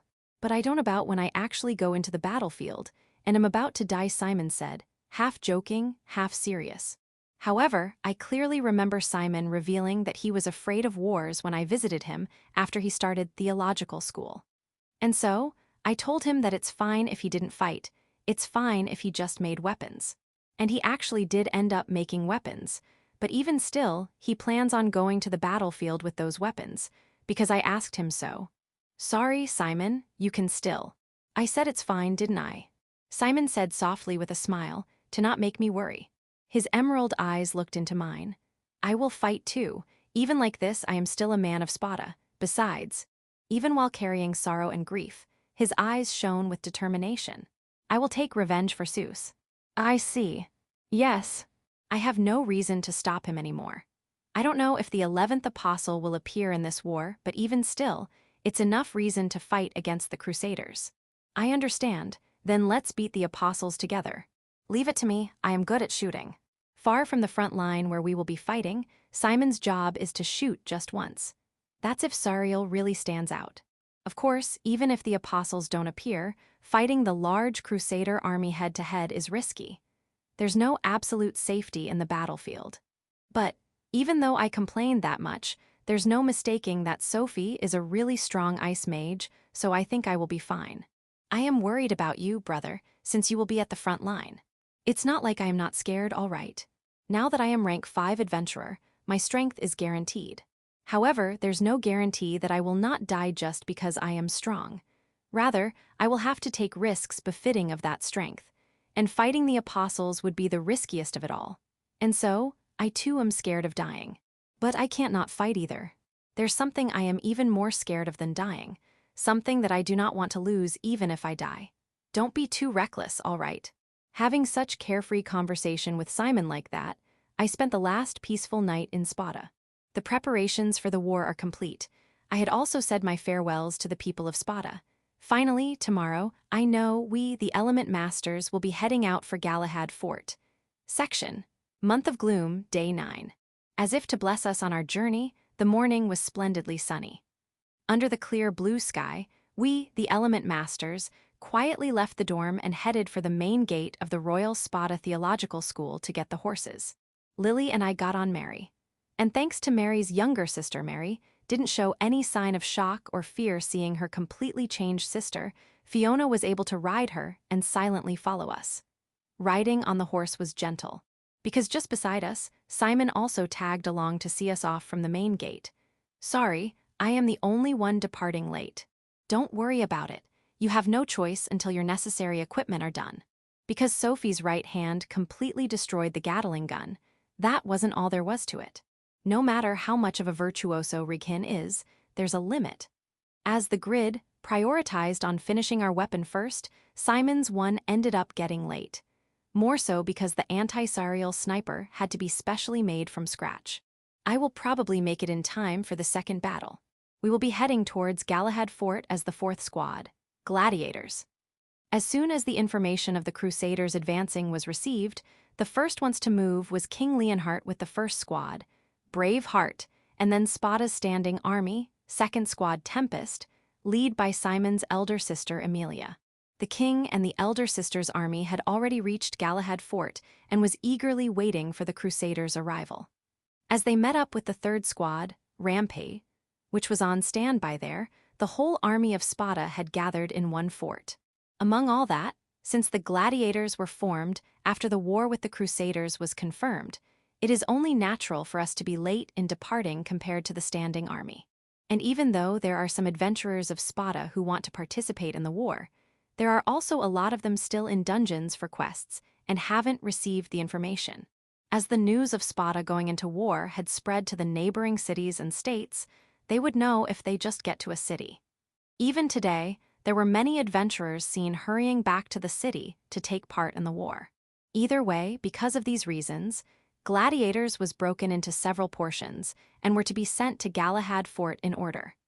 As we are the 4th squad officially, we were a part of the army and so were moving in formation. Although it would be a violation of order if someone were to rush ahead, it seems most of it is tolerated. As the adventurers, or the gladiator members now gathered, we departed for the fort and were also defending the war provisions heading there. The enemy isn't just the Crusaders.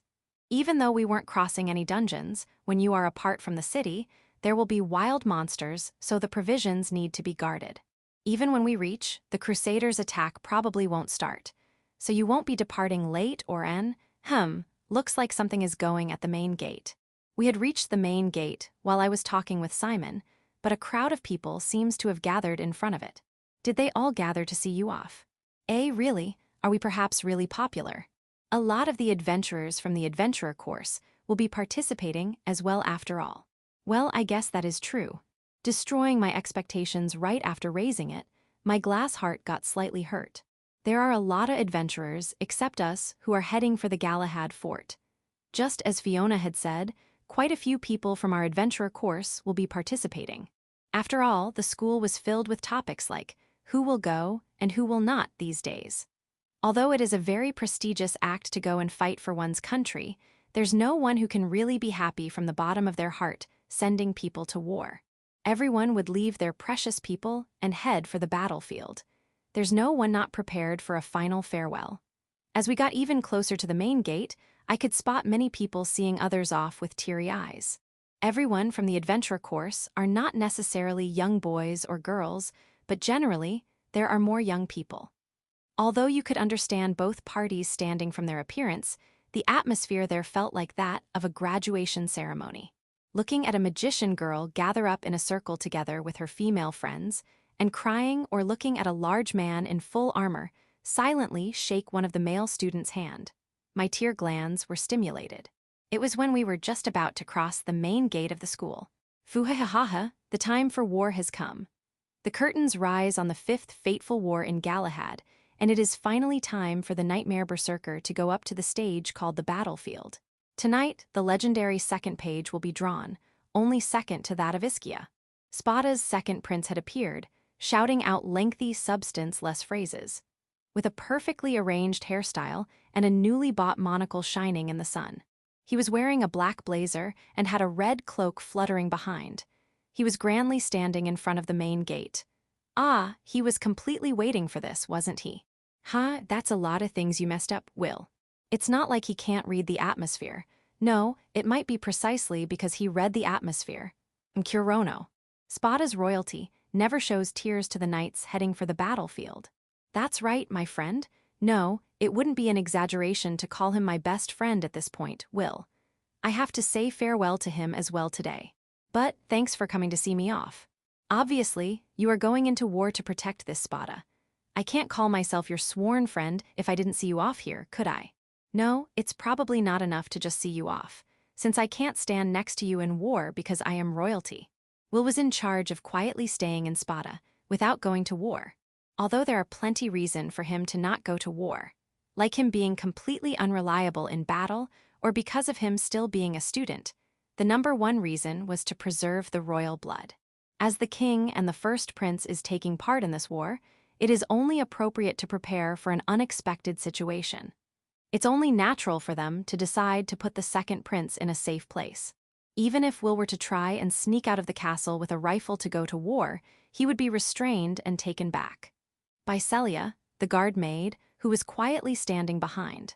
Of course, as Will is smart, he knows his position and his skills, and that's why he came to see us off. As such, I have gathered all the people who are also praying for your triumphal return. Now, everyone, it is time for legendary departure of the Element Master, lead by Nightmare Berserker Kurono. We will see them off with a grand applause. The moment he spread out his arms, looking up at the sky like in a drama, a thunderous applause could be heard. All the students surrounding us clapped and cheered for us, telling us to protect Spata. Will, the people gathered here, are they perhaps? They are the students you saved in Ischia. When I looked around closely, I could spot some familiar faces. I didn't speak with them in Ischia Castle or in the celebration party, so I thought they might be avoiding me, but it seems that isn't the case. It was probably just hard to approach me. The ones I have talked to here are probably only Eddie and Shenna, who were standing in front. They somehow end up facing unfortunate situations, but I want this childhood couple to be happy. Ah, now that I look closely, I could even see my number one fan, to whom I gifted my sign. She had a small figure and was being crushed by the crowd but still looked up at me with shining eyes. I should work hard enough to not be hated by my fan. Now that I think about it, I don't even know her name. I completely forgot to ask her. No, not just hers, I could have asked the names of everyone gathered here. I could have become a friend from a saver if I walked up to them and talked. To think I would realize this after all of them gathered up and cheered for us, I somewhat feel pathetic. Thank you, nothing could make me happier than this. I will definitely protect Spata. Although I have slight regrets remaining, in my heart, I could feel courage seething out. They are the people I protected for the first time. I will protect them again, for the second time, for the third time, no matter how many times it takes. That's very much like you. Those are strong, reassuring words. With that, we can stay back here with a peace of mind as well. As Will was nodding, Simon went behind him and pulled on his cloak. Now, Will, you shouldn't keep them here long. They need to make it in time for assembly. Right, sorry. Although I am reluctant, you should go now, Kirono. If I stay here any longer, it will be harder to leave. I too feel reluctant, but I must move forward. Yeah, see ya will, Simon. And just when I was about to move ahead again. Wait, Kirono. A female student jumped right in the middle of the front gate.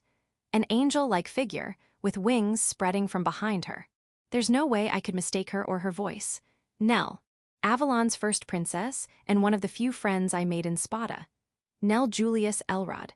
She also came out here to bid me farewell. Chapter 409, the time for the two to go separate ways. Kirono-kun I. Nell came jumping in front of me. I haven't seen her since a spell village. However, now she felt more like the time when I visited her at night during that thunderstorm rather than that time after the Fenral subjugation. No, maybe even worse than that. The corners of her eyes were dark. Even her blue eyes looking straight at me seemed like they lost their radiance. Nell, I am happy we got to meet before parting. That clears my regret. While feeling relieved, I got off merry once again. And when I actually stood in front of her, she looked even more depressed, as if she might break with just a touch. I heard from Lily, you're returning to Avalon, aren't you?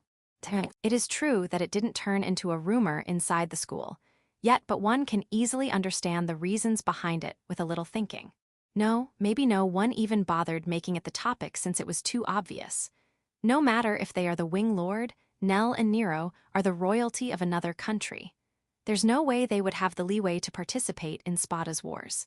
It will be lonely without you, but I am glad. You will surely be safe if you go to Avalon. She will certainly be safe there. However, I don't know how we would meet again. If she returns to Avalon, chances are high that she will just remain there. It is difficult to say that Spata's situation is stable now that a war is breaking out. Daedaros was also an opposing country, but it has already been 10 years since the last war with them. Spata is literally the front line in the war between the city-state alliance at the center of the Pandora continent and the invading army.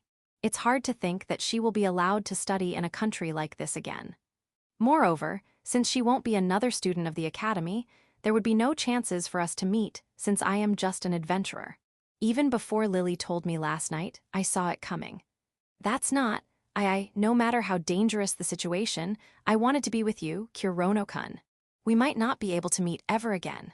It seems I didn't even need to confirm that. She must have been holding it back. The tears came flowing down her cheeks. This is my third time seeing her tears. How many times do I have to make her cry? Thank you. You saying that is enough for me. I am sorry I can't do anything. Nell even came with us to Ischia to protect her allies. Even when she knew the risk, she didn't hesitate. Kirono-kun. At the very least, could you at least accept this? Her tears showed no signs of stopping as she held out her trembling hand, on which lied one white feather. It was a beautiful white feather, giving out a dim and faint light. But I had seen it before. This is Area Guard feather. Yes, the one I gave you before was made from my inexperienced divine protection, but this is a complete artifact, made by the head shrine Maiden of Avalon.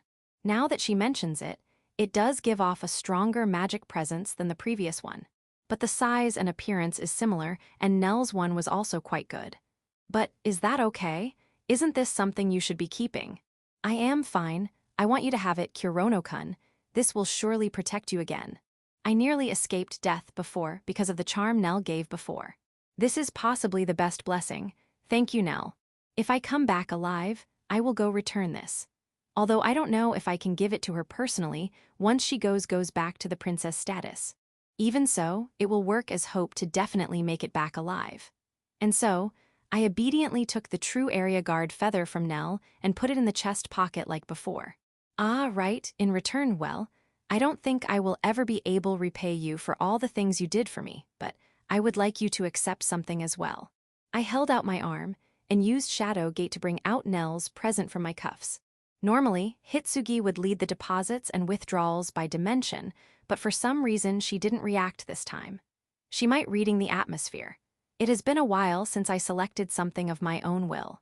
And then, from the shadows, a pinball-sized gem came rolling onto my hand. At first glance, its radiance looked similar to black opal. Inside the shining sphere, one could see jet black and crimson color flickering like a flame. But it was cold to the touch. The red light which kept flickering without maintaining a form looked like it was made from magic. No way this is. I don't know if it's an artifact or not, though, I said with a bitter smile. This is a gem I bought while preparing for the war alone before Lily and Fiona returned. Although I returned from Espel village desperately, after learning the details from Will, I got more than enough time and room to calm down. And that's when I bought it as a present for Nell, but who would have thought it would be as a parting gift? Ever since Lily told me Nell would be returning to her country, I wanted to give this to her by all means, and fortunately am blessed with a chance like this. You see, it seems they couldn't understand its name nor effect even after an appraisal. But, since it's a treasure excavated from an ancient ruin in Avalon, there's no mistake that it's a gem and has value. It's not like I am being stingy about buying a normal gem.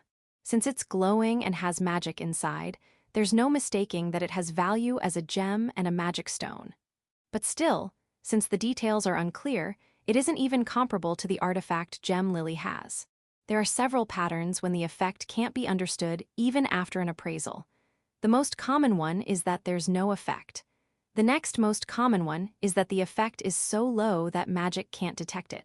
And lastly, the effect is so enormously big that appraisal magic can't measure it. Such a large effect is called an ancient since it deviates from the model system, and it only manifests in places with extremely strong monsters. As such, there's a very low chance of something like that going around the market, a chance even lower than winning a lottery. And if I were to add, I bought this from Mordred Weapons Shop and not a gem magic stone shop, so that tells me that the chances are high that it's not that valuable. But it was on the excavated product corner, and Mordred President also recommended it, so the chances are not zero either. But if you have it with you, Nell, I feel like it might show some amazing effect. And so it might have a value high enough to even surprise the Avalon's royalty. That's what I am hoping. I worried over this a lot whether to give this to her as a present. After all, she is a princess. Even things I think of as Yua. So expensive? Is probably like Ara, is it that cheap? Yufufu to Nell, and I don't even know the brands or what kind of designs she likes. Besides that, stuff which come in handy for an adventurer also doesn't feel right to give as a present. And so, I decided to have luck decide the value of the present for me. Although now that I am actually giving it to her, I feel my judgment has been bad. The reason behind thinking that is, Nell just kept listening to my present explanation and didn't say anything. Tears still didn't stop flowing from her eyes. Sorry, I should have gotten something a bit more appropriate. Just a gem like this is a bit. That's not true. Just when I was about to withdraw my hands, Nell stopped me with both her hands. Her soft, white hands covered my wrist gently, and she also gripped really hard, as if to never let go. I am very happy. If it's a present from Kirono-kun, anything is fine.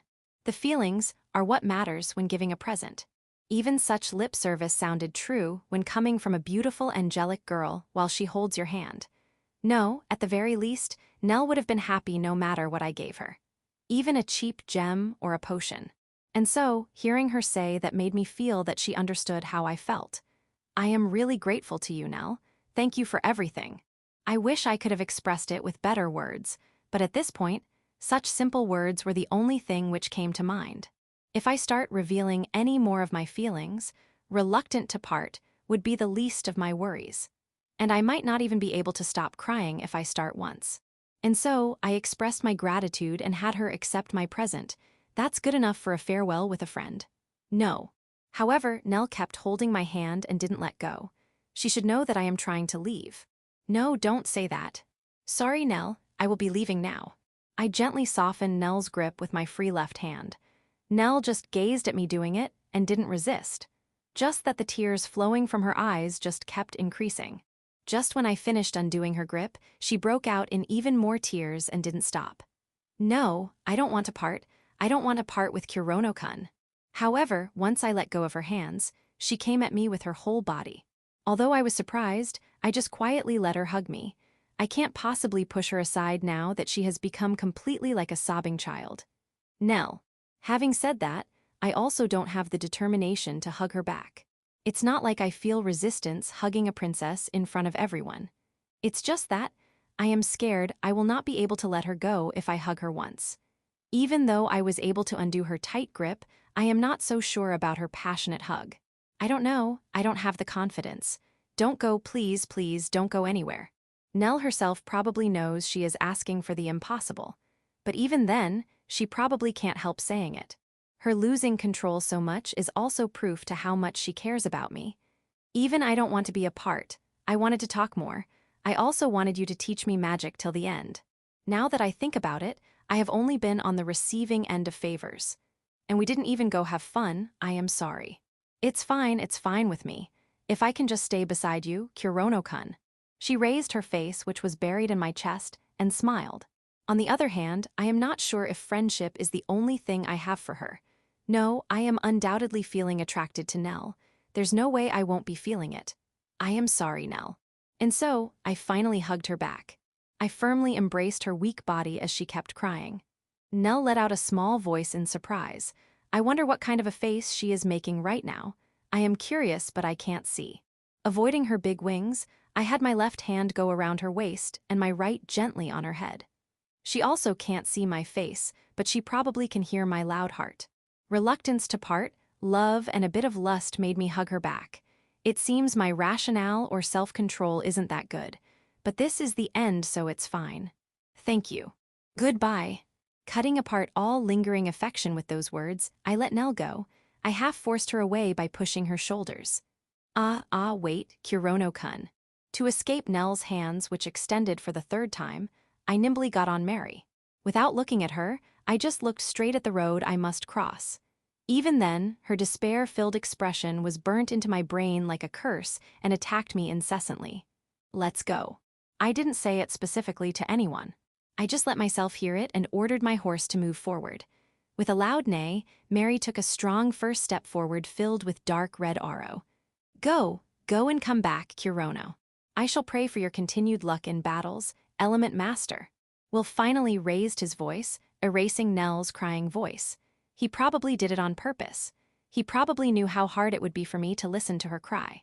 As gratitude to his consideration, and with my feelings of leave Spata to me, I thrust my right hand in the air. I didn't look back. I only need to proceed forward. As if to signal that, once again, applauds and cheers broke out from the people around us. With raging waves of cheers pushing our back, we crossed the front gate. I couldn't hear Nell's voice anymore. Hey, Kirono. Lily called out, looking at me with beady eyes. She was in front of me, using my belly as the back of chair. It was good that you got to have a proper farewell with Nell, huh? She said with an affectionate smile. Am I being consoled now? I thought, as a drop of water fell on Nell's cheek. So don't cry.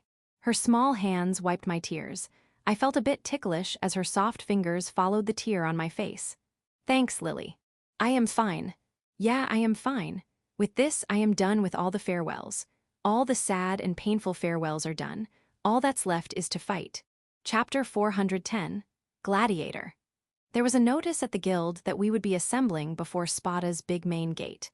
The ones who had accepted the emergency quest and are publicly in Spata's 4th military squad, gladiators, are required to meet up here and head for Galahad Fort after receiving a simple explanation. Spata's big main gate is also its entrance, and one can reach there if they were to just follow main highway straight. It's a path that even Nell can't mistake. However, the traffic this morning was quite congested. The Spata main highway's one path leads to a dead end. Such a car navigation voice reverberated in my head. Either way, this congestion was due to all the adventurers currently in Spata all gathering up to aim for the main gate. Since getting on the road, the adventurers started advancing with horses as well as by foot. Among them, there were also larger carriages, which carried an entire party of adventurers and cargo carriages carrying supplies. On top of that, Spata civilians have also gathered on both sides of the road to see off the adventurers. Although not as big as a triumph parade, the scale of it was similar to that. And so, we also quickly entered a group of adventurers forming a line. As I thought, Mary's big body and aura stood out, attracting attention from here and there and also sparking secret talk. They seem interested, but it looks like they know that there's no point in chasing the topic further. Oh, there's a lot assembling, huh? The area in front of the main gate is so huge that an entire arena could be built there. But now, that place was also filled and jammed with people. And on top of that, The adventurers advancing now are also arriving there, so the density of people at that spot just keeps on increasing. Although it is winter now, and even snow is piling up, the commotion there felt like the Kashian baseball stadium in the middle of summer. This is the first time I have seen this many adventurers gather up at one place, Fiona said beside me. In contrast to her words, she looked quite uninterested as she looked at the open space. As we were on the horses, our line of sight was higher, and so we could see much better. That's probably just how much danger they are feeling from this battle. No, they probably just want to be a part of a winning battle. I feel like Fiona has been crushing my expectations all the time recently. Is it just my imagination? However, now that she mentions it, I do agree. I had heard that even adventurers from other countries came in to join, so that's what it was about. If they had the beliefs of a patriot, they would have been promoted to the chivalric order long ago. Adventurers only act when there's a reward. There's not much difference between an adventurer and a mercenary. Or rather, it wouldn't be an exaggeration to say that there's no difference at all. The ones called mercenary are just called that because they belong to a mercenary organization. After all, this would make it the fourth time Spata has stopped Daedaro's invasion, so everyone probably thinks that they will win this time as well.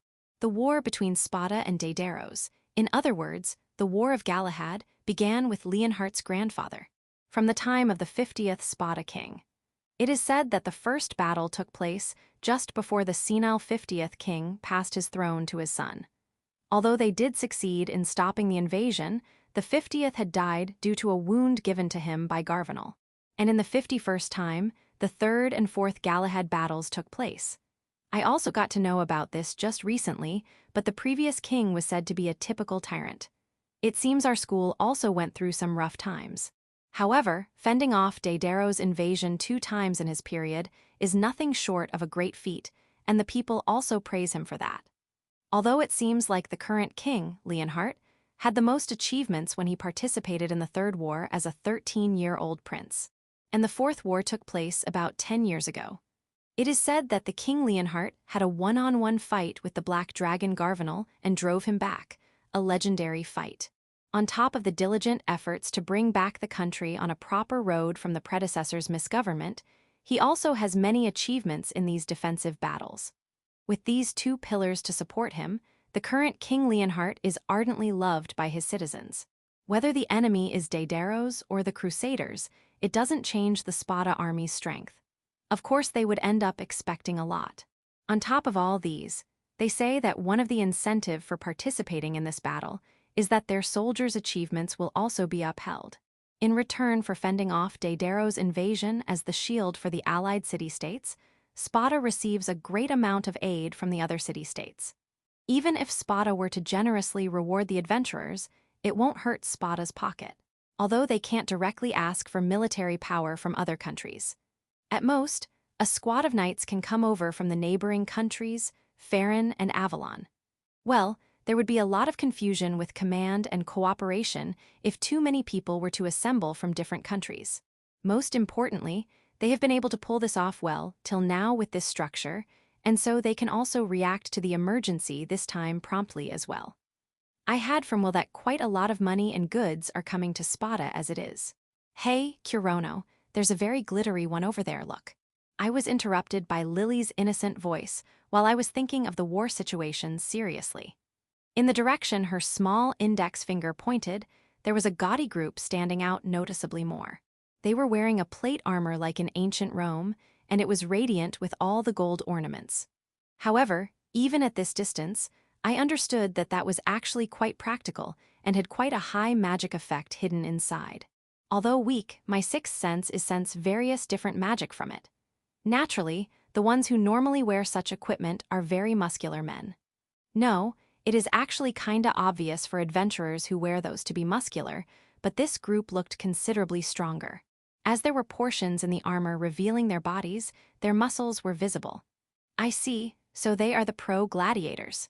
It is my first time seeing one, but there's probably no mistaking that they are gladiators. Their splendor equipment was befitting of their reputation, and the way they walked majestically gave off no weak spots, showing how they were experts in battles. Above all, Even the adventurers moved to give way to them, parting the crowd of people to create a line. I experienced this when I was in the victory celebration. It feels like one of them is kinda coming our way, doesn't it? Just as Fiona said, someone was coming straight towards us after separating with the gladiators. Even before I could think why or who is that, the crowd split, creating a line towards us. Yo, good morning. You guys are the element masters, right?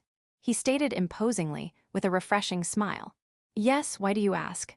He had an incredibly beautiful face. He had wavy blonde hair reaching his shoulders and mild blue eyes with a striking mole under the eye. Even though he is a guy, his platinum blonde hair looked as charming as lilies, and his sapphire eyes were as radiant as Nell's. I could declare that he had this charm. Even I was captivated for a moment there. On top of that beautiful face, he also had a trained body with armor on. He didn't have a single mark on his white skin, let alone any scars. It was clean to the point that it was creepy, as if he was a moving sculpture. With that gold plate mail and crimson mantle, he looked like a work of art. Nice to meet you, I am Farkius. I am the principal of the Gladiators Squad, Starlight Spata, but judging from your expressions, it seems like you guys never heard of me, huh? Even his awkward, ahaha laugh looked like a picture. He even had a tenor voice. If you were to ask someone out with that face and voice, any Spata woman will surely fall in love. No, I have heard the name. But if I am not wrong, you're supposed to be the most popular gladiator in Spata, right? If one lives in Spata, they will naturally hear topics about sword fights. Sword battles in Spata is like a fusion of idols, soccer, and baseball in Japan. And so naturally, even I heard the name of the person who reigns over the sword fighting world. Of course, I didn't know how he looked, but I can guess he is the one now that he is in front of me. Either way, I don't feel any hostility from this Farkius dude. I guess I will get off the horse and greet him for now. I am the element master Kirono. Well, what would a star athlete like you have to do with us? Fufu, I would like it if you didn't get so stiff. Aren't you more famous now, Iskia's hero-san? Farkius-san put his hand on my shoulder and said with a refreshing smile, which could even stop a sobbing child from crying. His touch was so gentle that one would doubt that his wrists really handle swords. Rank 5 adventurer and the principal, there's no need to put one on top of another. There's no need for formal language either. Please refer to freely as far. No, that's a bit, I guess I will compromise a little here. Thank you, Farkius. Fufu, I guess that's fine for now. Well then, I will be calling you as Kirono-kun. Farkius looked straight into my eyes wearing a smile without any worries. I could relax knowing that I was straight as I didn't get startled by him. Ah, well, the reason I came by like this today was really just to greet you. As a gladiator who will be fighting alongside you. I see, I guess he doesn't have anything up his sleeve. And just when I was convinced of that, he slid his hand from my shoulder to my other shoulder and joined shoulders naturally. This guy is smooth. But, you see, you have such a terrifying second name, Nightmare Berserker, so I was curious before. I had heard in rumors that you were a demon-like man, but our bodies were basically glued to each other. And since he was only a few centimeters shorter than me, our faces were close too. On top of that, he gave off this flowery scent too, the scent of a high-class perfume. I was surprised, seeing you're such a beautiful person, especially this black hair. It's even darker and more black than the Avalon royalties, and it's very charming as well, to the point that it makes me kinda jealous. Farkius' other hand gently stroked my hair ends. I jumped back in reflex. Could you move away a bit? Innocent too, huh? That's cute too. I felt a chill down my spine. Quite seriously too. And what passed my mind was the scene of my elder sister being hit on by a flashy guy in the city. My sister's expression left an impression on me as she gave a scornful look towards the gaudy guy who frivolously said some flowery words. Well, we were able to get through that situation without any problems as the guy made a run for it after giving his wallet and saying, "Please, this is all I have now, please let me," when I talked to him. To think me, the guy who made the playboy run away, would be hit upon was this world such a scary place. Ha ha ha, I am just kidding. But I was acting a bit too familiar, sorry about that. He took a step back and apologized with a relaxed expression. But is it just me, or do those blue eyes look quite serious? I would like to believe otherwise. By the way, why is the adorable fairy miss over there glowing while glaring at me? When I looked back, I found Lily taking an intimidating stance on Mary, glaring down at Farkius. Kirono, this person is also dangerous. Don't get close. I completely agree. However, he's a big name, so I can't really look at him with a bad light either. I want to more or less act friendly with him. Of course, after keeping an appropriate distance between us, I am scared of going too close. Sorry, I am just a bit cautious. I don't mind, I am the one at fault here after all. As always, wearing his refreshing smile, Farkius walked up to Mary and extended his hand over to Lily, who was glaring at him. Sorry about that, cute fairy-san. I am Farkius, nice to meet you. I am Lily, no touching Kirono, you got it. While giving a warning, Lily shook his hand. There's nothing as scary as a female fairy after all, I hear you loud and clear. After somehow having a proper introduction with Lily, his gaze shifted to Fiona. Please don't mind me, Fiona said, indicating a no with her hand. Even with such a handsome man in front of her, she shows not a fragment of interest. The witch miss is cool, huh? Or rather, she's just a natural airhead. Even still, what interesting members for a party. I am pure gladiator, but I do interact with adventurers quite a bit. This combination is a first for me. After all, we are a combination of a cursed weapon black magic user, a fairy, and a witch. Even I didn't see a party of this combination before. Well, there are only a few people who use cursed weapons, and anyone can look the part of a witch. However, you can't really find a fairy like Lily. It would be interesting to fight with you guys, but I won't force you to the stage. It seems he isn't a battle maniac like a certain blonde swordsman. That's a relief. Ah, but that reminds me, you went up there once, didn't you, Kirono-kun? The Grand Colosseum, that is. You knew. I heard it was an amazing fight. Thanks to you, my fan base has decreased a bit, he said with a smile, which gave off no hint of ill will. He probably isn't bothered. I know, I will invite you as an athlete next time. You went up there once, so surely you must feel. No, I will have to decline. I just wanted a cursed weapon. And to be honest, it's not like I want to fight with someone strong or gain fame. It would be too dangerous to go up to that stage. That's unfortunate, I really wanted to par with you. I am sure it would have been a good fight. And before I realized, Farkius was standing closer than before. Don't look at me with those beautiful eyes. I am sorry, but I absolutely don't have any intention of doing that. Fufu, I am aware. But at the very least, I would like it if you came to see my stage once. I will invite you once this war is over. I would gladly accept that. I took a step back casually and regained my personal space of comfort. I would feel bad for Farkius if he's just trying to be friendly, but I can't let my guard down yet. Well, I guess it's more important to think of this battle now than of what comes after it. Ake should begin the briefing soon. Oh, at last. When I glanced around a bit, I spotted red-armored Spata knights assembling in front of the main gate. Is this Ake person the leader of the gladiators? My bad, Ake is just a nickname. His real name is Eisenhart, Spata's first prince. First Prince Eisenhart, I just know of his name. I did see his portrait during the awarding ceremony for what it matters. It looked as if His Majesty Leonhart was young again, just what you would call a junior. He is a burly, strong young man, so much that it makes me doubt if Will and him are actually related by blood. Since you call him by a nickname, you guys are close. I guess you could say our relationship is like yours and Wilhart Prince. Your sworn friend, I understand. They look about the same age from their appearance, so the chances of them being in the same grade when in theological school is quite high. One can become friends with royalty there, so it isn't weird. Well then, I will be taking my leave with this. I have others I want to meet as well, you see. I see, then I will see you later. I wish you good luck in the war. Same to you. I will be displaying the real strength of the gladiators in battle, so as to not humiliate the gladiators. And then, the crowd split again, and Farkius left gallantly. Seeing his back with his red mantle flying in the wind was kind of reassuring. He seemed very friendly up front, but I am also kinda worried that he is that. I just experienced a bad feeling of tension. He called you pretty. Are you not happy?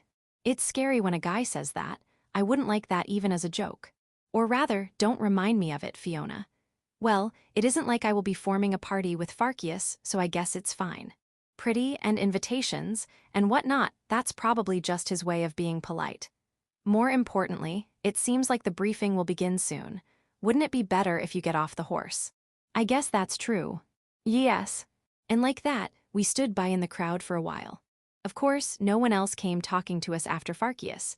That was kinda lonely in itself, though. Chapter 411. Divine Protection Contract Theory. Once the simple explanation from the Spata army's 4th Squad, Gladiator's leader, First Prince Eisenholt, was over, we slowly departed Spata in a crowd. According to the explanation we received, we just need to solely defend the area indicated. In other words, we only need the strength to defeat the enemy in front of us. It is a simple but perilous mission, truly like an adventurer. The on-site command will be taken by the squad leaders. It seems it has been more or less decided how the squads will be formed and who will lead them. The Spata army chain command is like this. Starting from the bottom, leader of a 10-men squad, leader of a 100-men squad, leader of a 1,000-men squad, corps commander who leads a 10,000-men squad, and finally the general who leads the entire army. And the one who holds power over 3 units and the provisional 4th squad is the king himself. Although rare, it seems that there are a few occasions when the king himself directly gives the command to the army. But then again, it's only to order a full-on assault or retreat. Moving on, the situation differs a bit in the Gladiators, where we belong to. Although it is literally a 10-men squad led by a squad leader, it's a squad which has been formed by transposing adventurers. In other words, the squad leader would be in a position to directly lead those 10 men. Well, although in most cases, these parties are then split into 2 or 3 groups. And with dozen of these parties, a battery is formed with 100 men, and a battery commander is appointed. Speaking of 100 men, that's about the same number of people we fought within Alsace. It can be said I was a battery commander at the time. Next up, 10 of these batteries are joined to form a battalion, and a battalion commander leads it. By the way, the reason why these commanders are not just called by the number of people they lead is to distinguish between them and the Spata regular army's knights.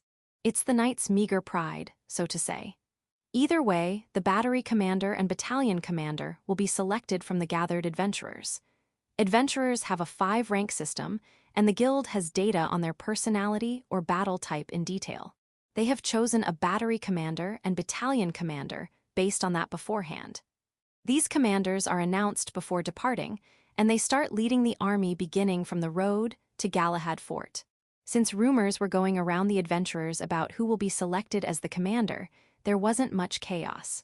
As I thought, it will be fine if it's that person. When you observe such reactions from the surrounding, you can guess that the selected person is capable. Red Ogre Gustav, leader of the Iron Ogre Squad, who protected the Ischia village, was selected as the battalion commander considering his trust and achievements. No one from our rank 5 and awarded element Masters was selected as a commander.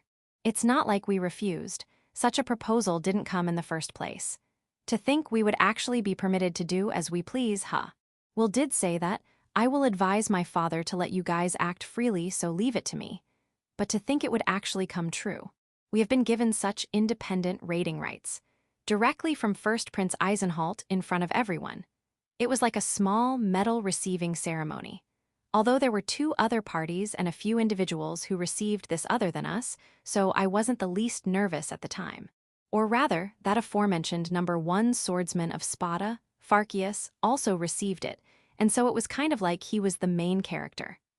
As expected of a real star, his popularity is entirely different from someone like me, who is just rising up. Even still, receiving this right seems to be more honorable for an adventurer than being selected as the battalion commander. It just goes to show that our strength to act separately was acknowledged. I certainly don't feel bad when I think of it like that. Isn't that great? We don't have to deal with troublesome stuff. After all, a superior officer is just noisy and won't be of any use in battle. Fiona, who was sick of the Crusaders' mercenary activity and left, said heartily, "So, you weren't blessed with a good leader." Yes, I don't want to be ordered around by someone who drops dead after just being covered in flames. No, anyone would just die from that, usually. A good leader would also die from flames. Although they are going to tolerate it a bit, be careful of friendly fire. I believe in you, Kirono-san. Can you not look at me purely like that there? Before believing in my stamina and agility, I would like it if you made some efforts to not swallow up allies in your ability. Fiona, your firepower right now is no joke. Ah, please don't say the name of the divine protection out loud, please. It's a secret. Fiona gestured SHHH with her finger without showing any expression. That's her being entirely serious, no joke. Black Witch Endymion. I still clearly remember doubting my ears when I first heard the name of Fiona's divine protection. If possible, I want to think that I heard wrong even now. There's no mistake that it's strong, but, well, you can't really do anything about something you've already accepted. According to Nell, that divine protection of a demon is supposed to be acquired by the villain of the century, but it seems like Fiona is still sane. Today, yesterday, and even the day before that, she only thought about food with a vague expression, just like the usual Fiona. It definitely doesn't seem like she would do something inhumane like sacrificing a child with fire. For now, as long as there's nothing strange about Fiona, I will not limit her usage. I will use everything I can, even if it's a bit dangerous. That reminds me, I hadn't really thought about it at all before, but do the people who don't become apostles in the Republic not receive the divine protection of the White God? You mean, although not as strong as apostles, do they receive somewhat strong protection? Yes, exactly. Because there are many black gods, their protection's abilities include a lot of different areas. Starting from real fighting skills to a clergy's healing skills, a blacksmith's finesse, there's even one that specializes in farming, making crop harvests more abundant. Although the strength and weakness differ, there's quite a lot of people in Pandora continent with divine protection. There's at least one in a farming village, and every one of Spata's knight probably has it. But what about the White God and their monotheism? Do the 12 apostles only receive powerful protection? At the very least, I haven't seen anyone use power like the White God's protection apart from the apostles. It's not exactly divine protection, but there are many who receive a special ability or talent from the White God. As I thought. Otherwise, the crusaders would evidently be at a disadvantage in terms of protection. There's no way the crusaders expanded their territory to half of Arch Continent with just the strength of the apostles. I had guessed before that they have people like us who have received a unique ability other than the apostles, but it has now been proved. In other words, a blessing from the heavens. They receive blessings from heaven mostly right from the moment they are born, but there are also priests and knights who go through intense training to receive the power. I see, so the White God alone is more or less covering everyone's protection. That's right. And the special abilities they receive from the White God are called this: providence, or white magic, Fiona said. White magic, that's the exact opposite of my black magic. And they probably do have complete opposite properties as well.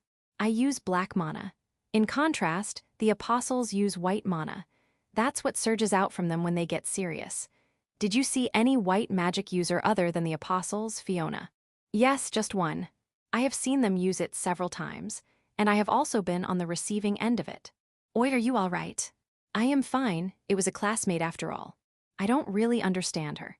It is okay if I receive it from a classmate logic, but well, since she can nonchalantly say that with a sleepy face, I guess it was no biggie.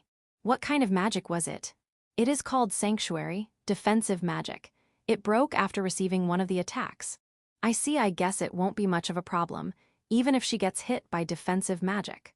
I went ahead and imagined Lily's beam-like attack.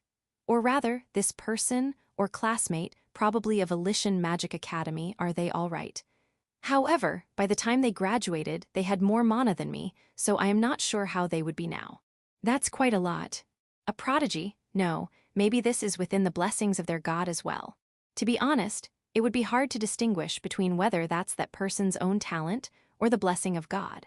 In the first place, people of the Sinclair Republic think that they are made by the god.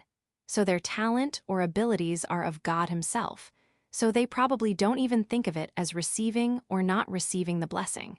It's all the god's meritorious deed. Then, do they also become unable to use that white magic, just like our protection disappears? This might be a bit late, but now that we all have divine protection, I tried researching up on it a bit. It was during the time we were preparing for Lich subjugation.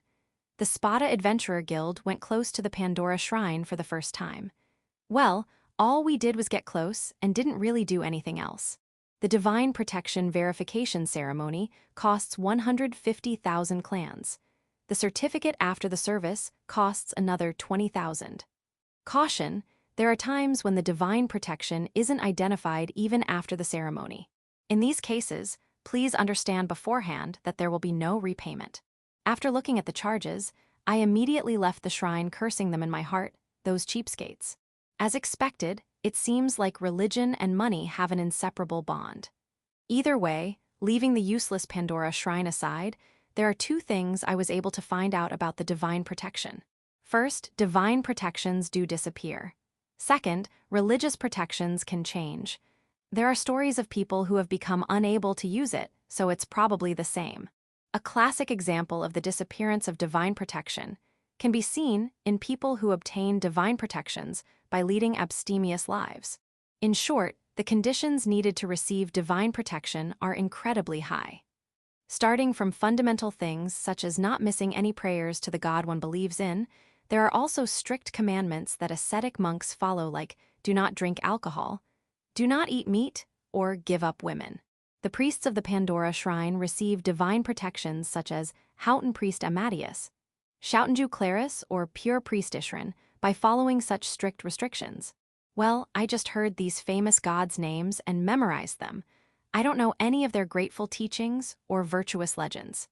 Anyway, most of the disappearances are related to divine protections like those. Those parts aren't very different from the Crusaders, huh? As I thought, is it also strict for priests or sisters? There was this priest who said that the commandments exist for the feeling of guilt you get after breaking one. It seems rotten clergymen exist in pretty much all the worlds, huh? That's quite the outrageous fellow, huh? Yes, I heard that he went around eating the cute children of the church as well. What an outrageous lollican bastard. No, they were all boys. What a monster. I can't help but pray from my heart so that he falls to the depths of hell. There were also sisters who said chastity is only there to be broken and... Stop, I don't want to listen anymore. I don't want to listen to it in detail. You will regret it if you come to know of it carelessly, an unspoken truth of history. When I looked ahead with a distant look to escape reality, I could see the vast Galahad mountains shadow in the distance. We only departed from Spata a while ago, so it is only apparent. We are supposed to arrive at our destination, Galahad Fort, the day after tomorrow. And since we have to reach there with all the adventurers gathered here, we can't go ahead alone either. And so we should just advance slowly here to not be fatigued. For now, I just settled down by patting Lily, who was sleeping peacefully on my knees. However, if the apostles start doing stuff like that, other believers would be pretty angry, huh? The apostles are like an extension of the clergymen, and I already know that they don't live according to their religion's teaching. That apostle called I was also fooling around by imitating an adventurer. I also heard from Fiona that there were other apostles as well who were living as they please. It's still okay if they do as they please, but if they perform any treacherous deeds, a tragedy like in Alsace might occur in Sinclair Republic. Yes, there are several infamous apostles who have done inhumane acts. However, the second apostle Abel has been regulating it aptly, and so there have been next to no problems from the apostles. What an unnecessary skill. If they had just kept on having internal trouble because of the apostles, they wouldn't have time for the Pandora invasion. Even still, if the apostles can keep their divine protection even when they perform evil deeds, that might be proof that they are not bound by the religion's commandments. After all, if that were the Pandora Shrine priest's divine protection, it would have disappeared at once.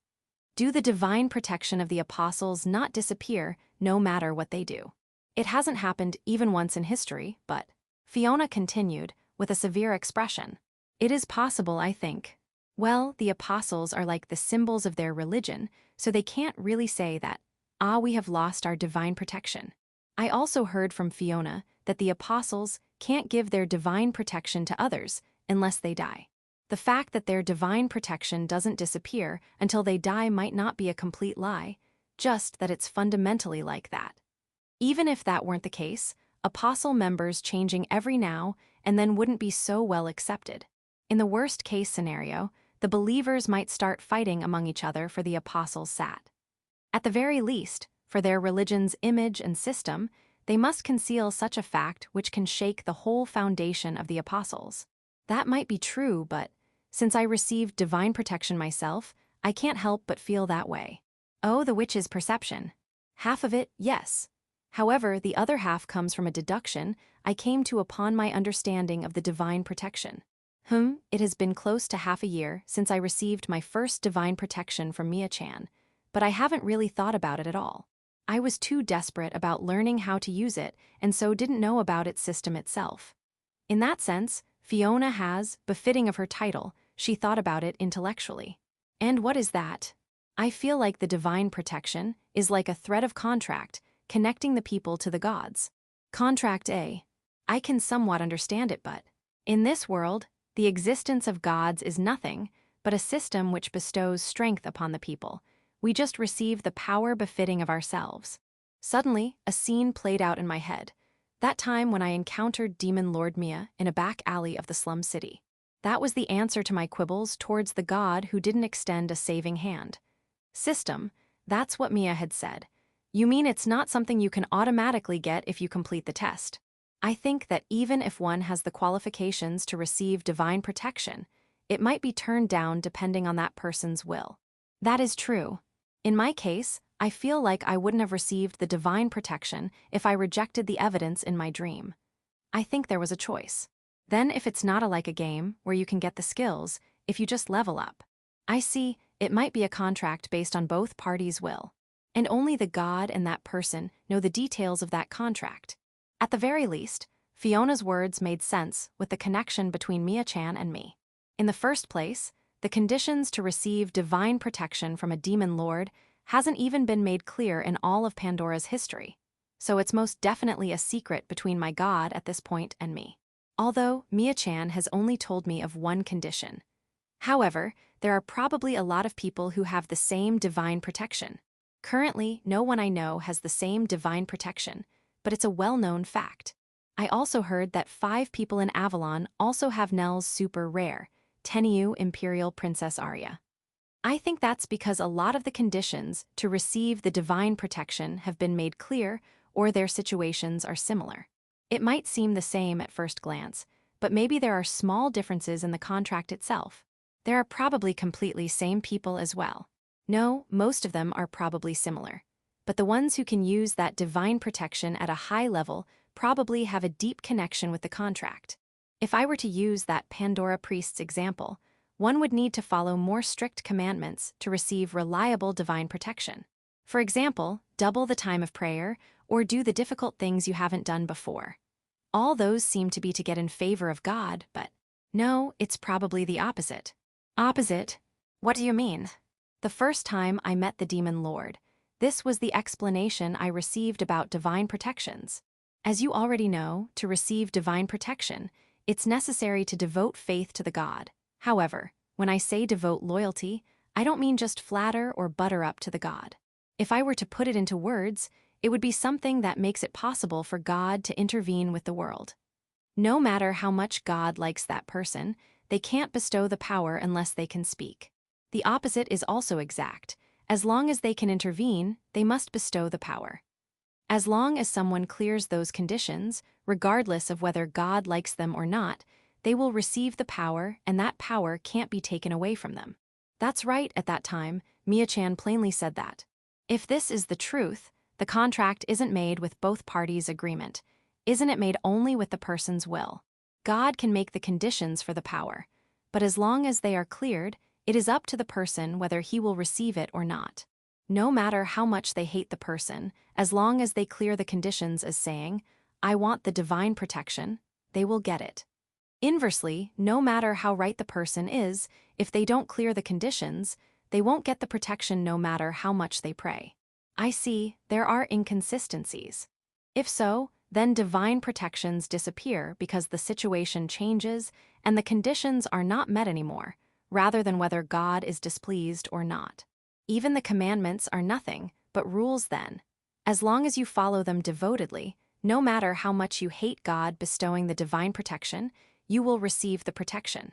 Even if you were to do something terrible or misuse a loophole of the system, as long as you don't break the rules, you would be fine. Although, in terms of protections, will or loyalty, such ambiguous things where you can't really draw a line, the god's interpretation of the contract's breach might be broad. Maybe the white god can only give divine protection to whomever they please. No conditions to receive the protection, and regardless of the person's will. Maybe the reason they bestow protection to only 12 people is that there is a restriction would violate that system. If they really want to do as they please, or to be more specific, if they really want to rule the Pandora continent, they could just bring up all the believers as apostles. That way, they can easily conquer Pandora continent. However, in reality, only those 12 apostles have that transcendental divine protection. It is only natural to assume that that is because there is a restriction or limitation at play here. If only 12 apostles are chosen by the white gods, will and their protection isn't taken away no matter what they do. Their protection probably won't ever disappear. Then you mean, if their protection is based on conditions like us, then there's a possibility that it will disappear if they oppose the contract. Whether the apostles' protection disappear or not, the conclusion to it is finally out after going through many detours. However, as long as we don't know what kind of contract the apostles and their god have, we can't use it against them. Ultimately, that can be said about all the divine protection holders. Well, I didn't really expect anything, to begin with. But, if there are commandments in their religion like in the Pandora Shrine, won't the apostles' protection disappear with just one opposition to the commandment? There are quite a few apostles in history who can be said to be the ideal apostle, but the seventh apostle, Sariel, is quite a pious sister, so maybe make her drink alcohol as a test. But something other than wine, Fiona said. I wonder if wine is permitted because it's the god's blood.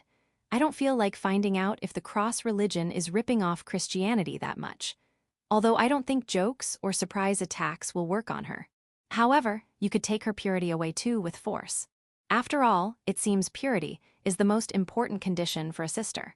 Fiona said like it's none of her business. I can somewhat guess that. It's that, isn't it? Because it's forbidden, you feel more inclined towards it. Either way, even if there's a chance to do that, we must deal the final blow. I'm not so reckless to try it out. It is true that Sariel's face is unbelievably pretty, but I don't feel like doing it. Her malice is growing too strong, and at the same time, the fear of absolute difference in strength as well. To me, Sariel is like the real demon rather than a woman. No, maybe God of Death is a better title for her since there's a fear of my life being taken away in the next moment. That was a joke. After all, I believe in you, Kirono-san. That's the second time today.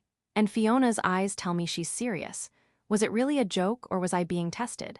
Well, there's the previous offense which was caught in Lastrose's dream. But even if Sariel has a hidden move like Masae's Madonna Charm, it won't work on me. No matter what Sariel says, I will definitely not be deceived. That's what my fourth divine protection is for, after all. Chapter 412.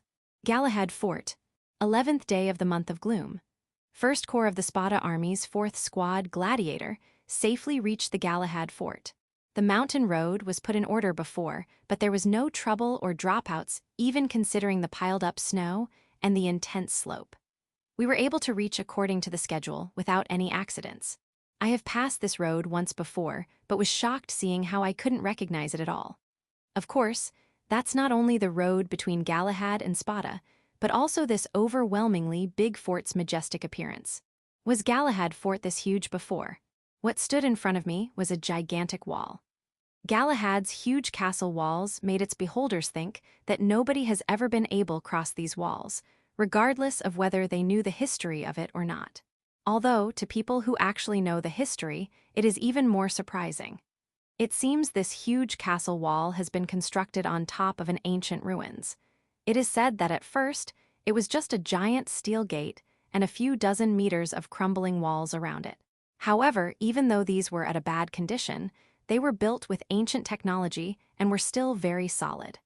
Which is why long ago, the first-generation Spata king decided to use this location and build upon it. And like that, in the span of many years and months, slowly but steadily, a lot of expanding and strengthening was done before this enormous castle wall was done. The location of this historical fort was miraculously just in the gap between the mountains. Just that one point has a lower height from the sea level, and on both sides, two rocky mountains stood out. It gives an impression of a huge valley rather than being between mountains. It might be that this miraculous terrain was also formed during the ancient times. And the huge Galahad castle walls were 1 kilometer long in width, going from one end of the valley to the other end, completely blocking it off from the outside. Its height is about 15 meters tall. This precisely constructed vertical wall would probably look like a huge dam from the attacking Daedaro's side. On the other hand, from the Spata side where I am standing, you can also see the fort befitting of the huge walls. It has the shape of a rectangular box with defense towers on all 4 corners, similar to Ischia's old fortress. However, its size is on a different level. Seems at least twice as big, and that's not the only thing that's different. On top of the deep armoring on the wall, the entire structure was also equipped with a wide-area magical defense barrier. Not only does the fort in itself exhibit high defense, these 4 skyscraping defense towers further amplify that. At the top of these towers are Spata's imperial magicians launching maximum firepower magic from cannons. And on the root of these towers, deep underground, lies the devices activating the barrier around all of Galahad Fort except the walls. It's an important point of defense. What's even more surprising is that apart from the huge fort itself, there's also structures such as barracks, warehouses, and stables to keep horses. It's like a small city at this point. It was just after the Alsace fight that time, so it's not really odd for you to not remember. I was the only one surprised by the scale of the fort. Fiona was still pretty much expressionless. Or rather, it seems the fort is none of her concern. I troubled you a lot that time. After grouping with the relief Spata army, all my mental strain had been lifted, so I was kind of in a trance state. And before I realized, I was sleeping at the Cat's Tail restaurant. I had thought I was being normal in front of Lily and Fiona to not make them worry, but now that I think about it again, I don't really have any memories of that time. I had been relying on the two all the time until I met Mia, so I am eternally grateful and also sorry to them. It's okay, Lily. I won't lose anymore. Yeah, that's right. We have gotten stronger. Even if the apostles come, we will definitely win this time. With strong fighting will and an oath of certain victory, I held Lily and got off Mary. From here on, I will just head towards the designated stable with the horse. Fiona also got off Marie and started walking with the reins in her hand, towards a building with a signboard in which Galahad Restaurant was written broadly. Oi, Fiona, that's the restaurant. I know. You can't go in with the horse. I know. No, you definitely didn't know, did you? What's with that sulking face? When the establishment is that complete, I guess you would be tempted. After all, everyone's more or less hungry at the battlefield. But what's with being hungry immediately as we arrive? We will go have something to eat after leaving these guys to the stable, all right. Understood. The Spata regular soldiers get supplied to them, but we do not. We need to take care of our one expense. And that's why such a normal restaurant is also built here. Well, there are also canteen merchants who do business with military too, so this kind of shops aren't non-existent. Especially here in Galahad Fort, they can boldly open up shop right next to the wall as there's hardly any worries of it ever being penetrated. And that very brothel-like 3-storied building seems old as well. Or rather, is it really okay for it to be so close, a place like that? Makes me worry in a different sense. Even still, these people are amazing, Lily, don't get lost. Yes, Lily replied energetically while moving wave of people with light footsteps. Well, she's basically floating, rather than her footsteps being light. As I thought, those fairy dance shoes look fun. Here, the new adventurers as well as Spata's main force is gathered. The population density is quite high. Most of the Spata knights have already went towards the fort, but as the second squad, Tempest, has a lot of horse riders, they made tents and stationed outside. It seems they will be taking care of their horse themselves. I guess if you aren't willing to do that much, you can't really become partners who entrust their life to each other in the battlefield. Anyway, with the whole army's soldiers and the adventurers, the fort and its surroundings were filled with people. Of course, I had thought we would also be camping outside, but surprisingly enough, we were able to find lodgings. Rather than being lucky, it feels more like a side benefit of being rank 5. although it is just a guest room for the countryside guild members. And like that, while we were doing our best to somehow get through the crowd, a huge shadow fell on us. Ooh, so that's a dragoon, eh? When I looked up, I saw green-scaled wyverns landing on a helipad-like thing, one after another. It seems to be an exclusive spot for the dragoons to station. Although they are about half the size of salamanders, the wyverns were also part of the dragon lineage, and that can be understood from its strong and heavy flapping wings. Ah, there's a white one among them. Right, is that the leader? The white dragon with its pure white scales were dazzling, and it looked beautiful as it landed last. The surge from its wing flaps almost reached here as we felt a gentle breeze pass by. White flying dragons are quite rare. You can't really ride those unless you're very strong or you're very rich. Fiona said, sounding apathetic. That flat, it's the Avalon national flag. If so, then it's probably the 1st Dragoon Squad, Dragonheart. When I followed Fiona's gaze, I could spot a blue and white colored flag fluttering on top of the cliff. The motif drawn there had a sword, a shield, and a dragon. I am not really used to it, but I do know that that was Avalon's national flag. However, I don't know what squad they were. You are quite knowledgeable about this, huh, Fiona? I just heard it at a lecture. Now that she mentions it, I do feel like I heard something similar at a lecture. After all, I feel like I have heard the 1st Dragoon Squad, Dragonheart somewhere. It seems Fiona is much more capable when it comes to academic performance. My results weren't bad in high school, but I wasn't the first at anything either. As I thought, Fiona is a genius, eh? I had heard that we will receive some reinforcements from Avalon, but, I see. It certainly is better to send the elite Dragoon Squad rather than a lot of soldiers. With the Pegasus Knights being the first sight of flying knights for me, they certainly are very strong and rare. Sure, Avalon didn't send a large army, but judging from the fact that they sent their treasure, it does seem like they do have the intention of supporting Spata. The Crusaders will probably also implement quite a lot of flying military this time, so it is certainly reliable having a soldier to go against that, even if it's a few. Lily is also here. No, it will be fine if we just leave it to Spata and Avalon's military. We, the Element Masters, will be able to fight together this time, although it is still just scheduled to be that way. I pray that an emergency situation like that time when Lily had to fight a flying horse knight doesn't happen again. I hadn't been of any use during the last Rose subjugation, so I will definitely do a lot this time. Lily will do her best, so you can praise Lily a lot, Kirono. Thank you for your reassuring words. I will also do my utter best. I will show the Crusaders hell. Now then, the preparations to meet the enemy has been fulfilled. All we need to do now is wait for the enemy to come. Ah, it's already getting dark. Before we realized, the sky had already started getting red. Soon, this Galahad fort will also get dark. I wonder how many days it will be from now till the fort is dyed red with fresh blood. Till the time comes, I just have to quietly wait here. 16th day of the month of gloom, early morning. With the rising sun as its background, one Pegasus was flying with an air of composure. Beneath it lied a snowscape. Even the verdant grass-covered plains were now under a thick layer of snow, and the deep green forest had also lost its color. The flying Pegasus hair was also not any less whiter than the snowy landscape. No matter who looks at it, they will surely agree that it's beautiful. However, the one mounted on its back was even whiter. Her long silver hair glistened like silk threads, and her holy priest robes fluttered in the wind. Her skin was so white as if it wouldn't allow any kind of impurity. We're here. Her mutter mixed with a sigh disappeared into the air, leaving behind only a white breath. The girl slightly pulled on the reins to command her horse to stop.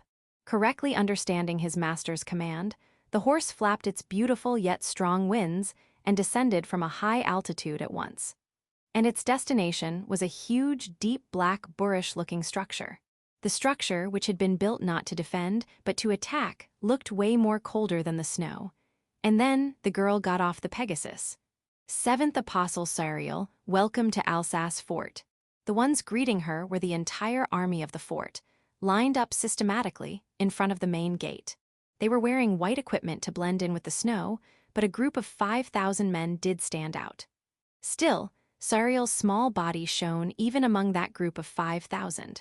The act of the 7th Apostle Sariel, supreme commander of the Crusaders, descending from the heavens, was nothing short of sublime.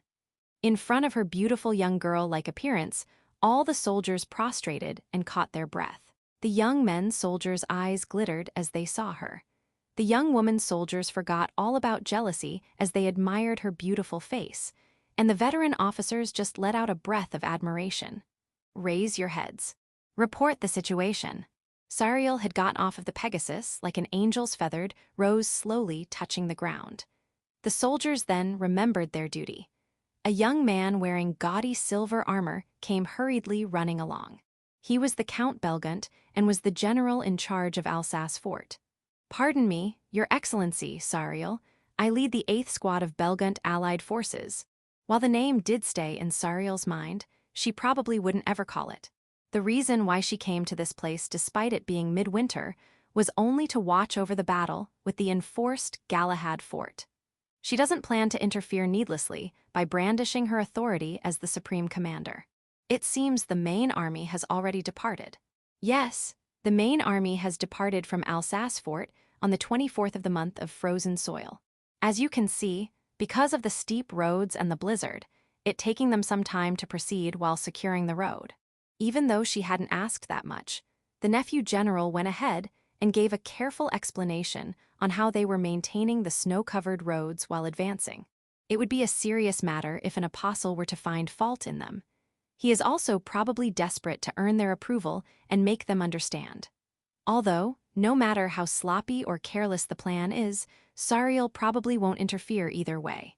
With no way of knowing the silent apostle's true intentions, the general kept earnestly piling up useless explanations, one after the other. As such, we predict that His Excellency Belgunt General, will begin attacking Galahad Fort today or tomorrow. As the long explanation finally came to an end with a conclusion, Sariel suddenly stopped her feet. As it was so sudden, the young man took a step back and stumbled. His foolish appearance wasn't reflected in Sariel's crimson eyes. Her gaze was fixated on the calm towering Galahad fort way far away in the distance, underneath the cloudless blue sky. It has begun. Nobody could ask what. However, hearing her mutter, every one of them could guess more or less. Sariel didn't speak any further. She had no obligation to explain. It is enough as long as she understands. She had just sensed that the fight between the Crusaders and the Spata army had just begun using her super senses which apostles have. "I will go, make preparations." "Preparations?" he asked this time. Because this time, her words seemed to be directed to him. "Preparations." "Why, yes, we are already prepared to welcome you, and if you're tired, there's also a room ready for you to rest." Not knowing what her preparations mean, he just had a perplexed expression as he tried to get to the truth. Being stared at by those crimson eyes, the young man started to sweat. Later is fine. The silent girl decided to abandon any further explanations without hesitation and went into action. She passed through the Alsace Fort front gate once again and went outside. In front of her was the 5,000 crusader soldiers in a standing formation. She took quiet steps and started walking by the castle walls. Just when everyone was wondering exactly where she was headed, Sariel stopped once again. Is something there?" he finally asked, after leaving ample in between. Sariel slowly turned around, still having that doll-like expression, and clearly said, "I will draw a magic circle here." What magic and for what purpose? Only Sariel knows that, and she probably won't explain either. And so, to them, it was literally heaven knows. However, if it's something an apostle does, there's no mistake in it. It is most definitely an action parallel with the divine will. If so, then what Sariel is doing now will surely bring victory to us crusaders. That's how everyone interpreted the situation. However, the person himself didn't want to use it if possible, in contrast to what they were thinking. The magic circle she will draw now. If the time comes when she has to use that magic, then most probably. Chapter 413. Start the 5th Galahad War. Day 16th of the month of gloom, early morning. With the clear winter skies behind them, the Crusaders appeared. "So they have come," I muttered reflexively. I was now on top of the Galahad fort's castle walls, looking down on the white army squirming about. They still couldn't be seen clearly due to the dense white smoke rising from the snow. According to Spata Army's research, that is due to the snow removal. while melting the thick layer of snow blocking the road with a fire magic called white damp or something, they slowly kept advancing. And like that, they had finally reached all the way here after a whole month. Unfortunately, it seems they didn't get caught up in an avalanche or some kind of disaster on their way here. Is this what they call the god's blessing? Seriously, to hell with it. It can't even be compared to that time in Alsace. Fiona, who was standing on my left, said, "She seems quite calm. It will be fine. The number of allies we have this time is also incomparable." To my right, Spata knights were orderly lined up in red armor. And to my left, the adventurers were disorderly gathered, wearing different types of equipment. The passage on top of the castle walls was quite wide as the walls were very thick. Even a large carriage could pass through here. All the stairs built were also spacious. The coming and going of people here along with goods transportation is very smooth. And the highlight of it all is probably the fact that this huge passage is 1 kilometer long. Although it would suffer a complete loss when paired up against the Great Wall of China in terms of length, it would easily win in terms of intensity, considering the fact that it's 15 meters high. And when such a wide passage is packed with people as if it was a fireworks festival, one could easily guess how large the Spata army is. And in reality, about 40,000 soldiers have gathered here in Galahad Fort. There are also 103 adventurers here who fought together with us in Alsace, about 400 times the difference. The crusaders surely have about 3 times the number of our soldiers. And in terms of strength, I would say it's a tie. A tie is more than enough. This time, we have a chance to fight head-on and win. Although, among all these soldiers, we are probably the only ones who think that the win percentage is 50 to 50. No, even including the people in the capital, there probably isn't anyone who doubts our victory. It's worrying when strength starts to become self-conceit and create leeway. However, it can't be helped. Even the king would have difficulty changing the way he thinks. Yawn. While I was kinda tense looking at the enemy's large enemy in front of us, Lily let out a yawn beside me. If someone who didn't know her saw her sitting on the edge of the 15-meter-tall castle wall like that with her legs on the other side, they would surely be terrified. She was so far on the edge that it felt like she would fall any time. But since Lily is a fairy, she would still safely land on her feet. "Aren't you nervous, Lily?" "I am fine," she answered with an innocent smile, as if she had no idea that a war will break out soon. "After all, Kirono is with us today. I'm not scared of anything." "I see, right? I also don't feel scared since you're with me." Although young, Lily looked divine as the wind blew from underneath, making her platinum blonde hair and velvet one-piece dress flutter. She looked like an angel flying down on the fort, or rather a fairy flying down on the fort. I could reach her if I extended my hands, and weirdly enough, I felt at ease stroking her head. "Yo, Kirono, I guess it is only natural for you to be this calm, huh?" I remember hearing this refreshing voice, which suddenly came from behind. As I turned around, I saw Spata's gladiator, Farkius, too close. "Move a bit." "Ah, sorry, I was just so happy finding you." "Why would you get that close to a guy if you're happy? Give me a break." Farkius gave a big smile, without an ounce of shyness, and finally moved 1 step away. And it probably wasn't just my imagination when I felt mana from Lily's head just now. "Yep, I'm also being cautious, Lily." "Is it okay for you to be here, Farkius?" "Rather, it's okay for you to not faithfully stay true to your position as a gladiator, you know. If you want, I could even escort you to the middle where His Majesty the King Leonhardt is at. It is your first time here in Galahad Fort, right?" "What escort do you mean in this one-way path?" It seems this guy can't tell that I am implicitly telling him to leave me alone. Currently, we are only a step away from the beginning of the war and naturally, the positions we are supposed to be protecting are set. The first squad, Brave Heart, led by the King Leonhardt, is stationed at the middle of the castle walls.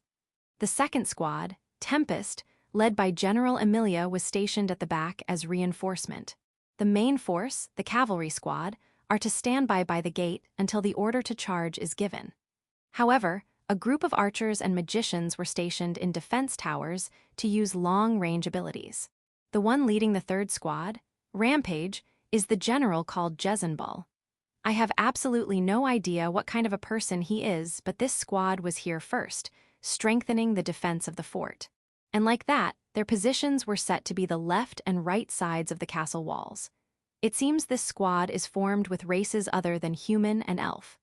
Their main force is infantry, but seeing how most of the flying horse knights and griffin knights are assigned to rampage, they are also in charge of protecting the skies. And then us, the fourth squad, gladiators, are stationed at the edges.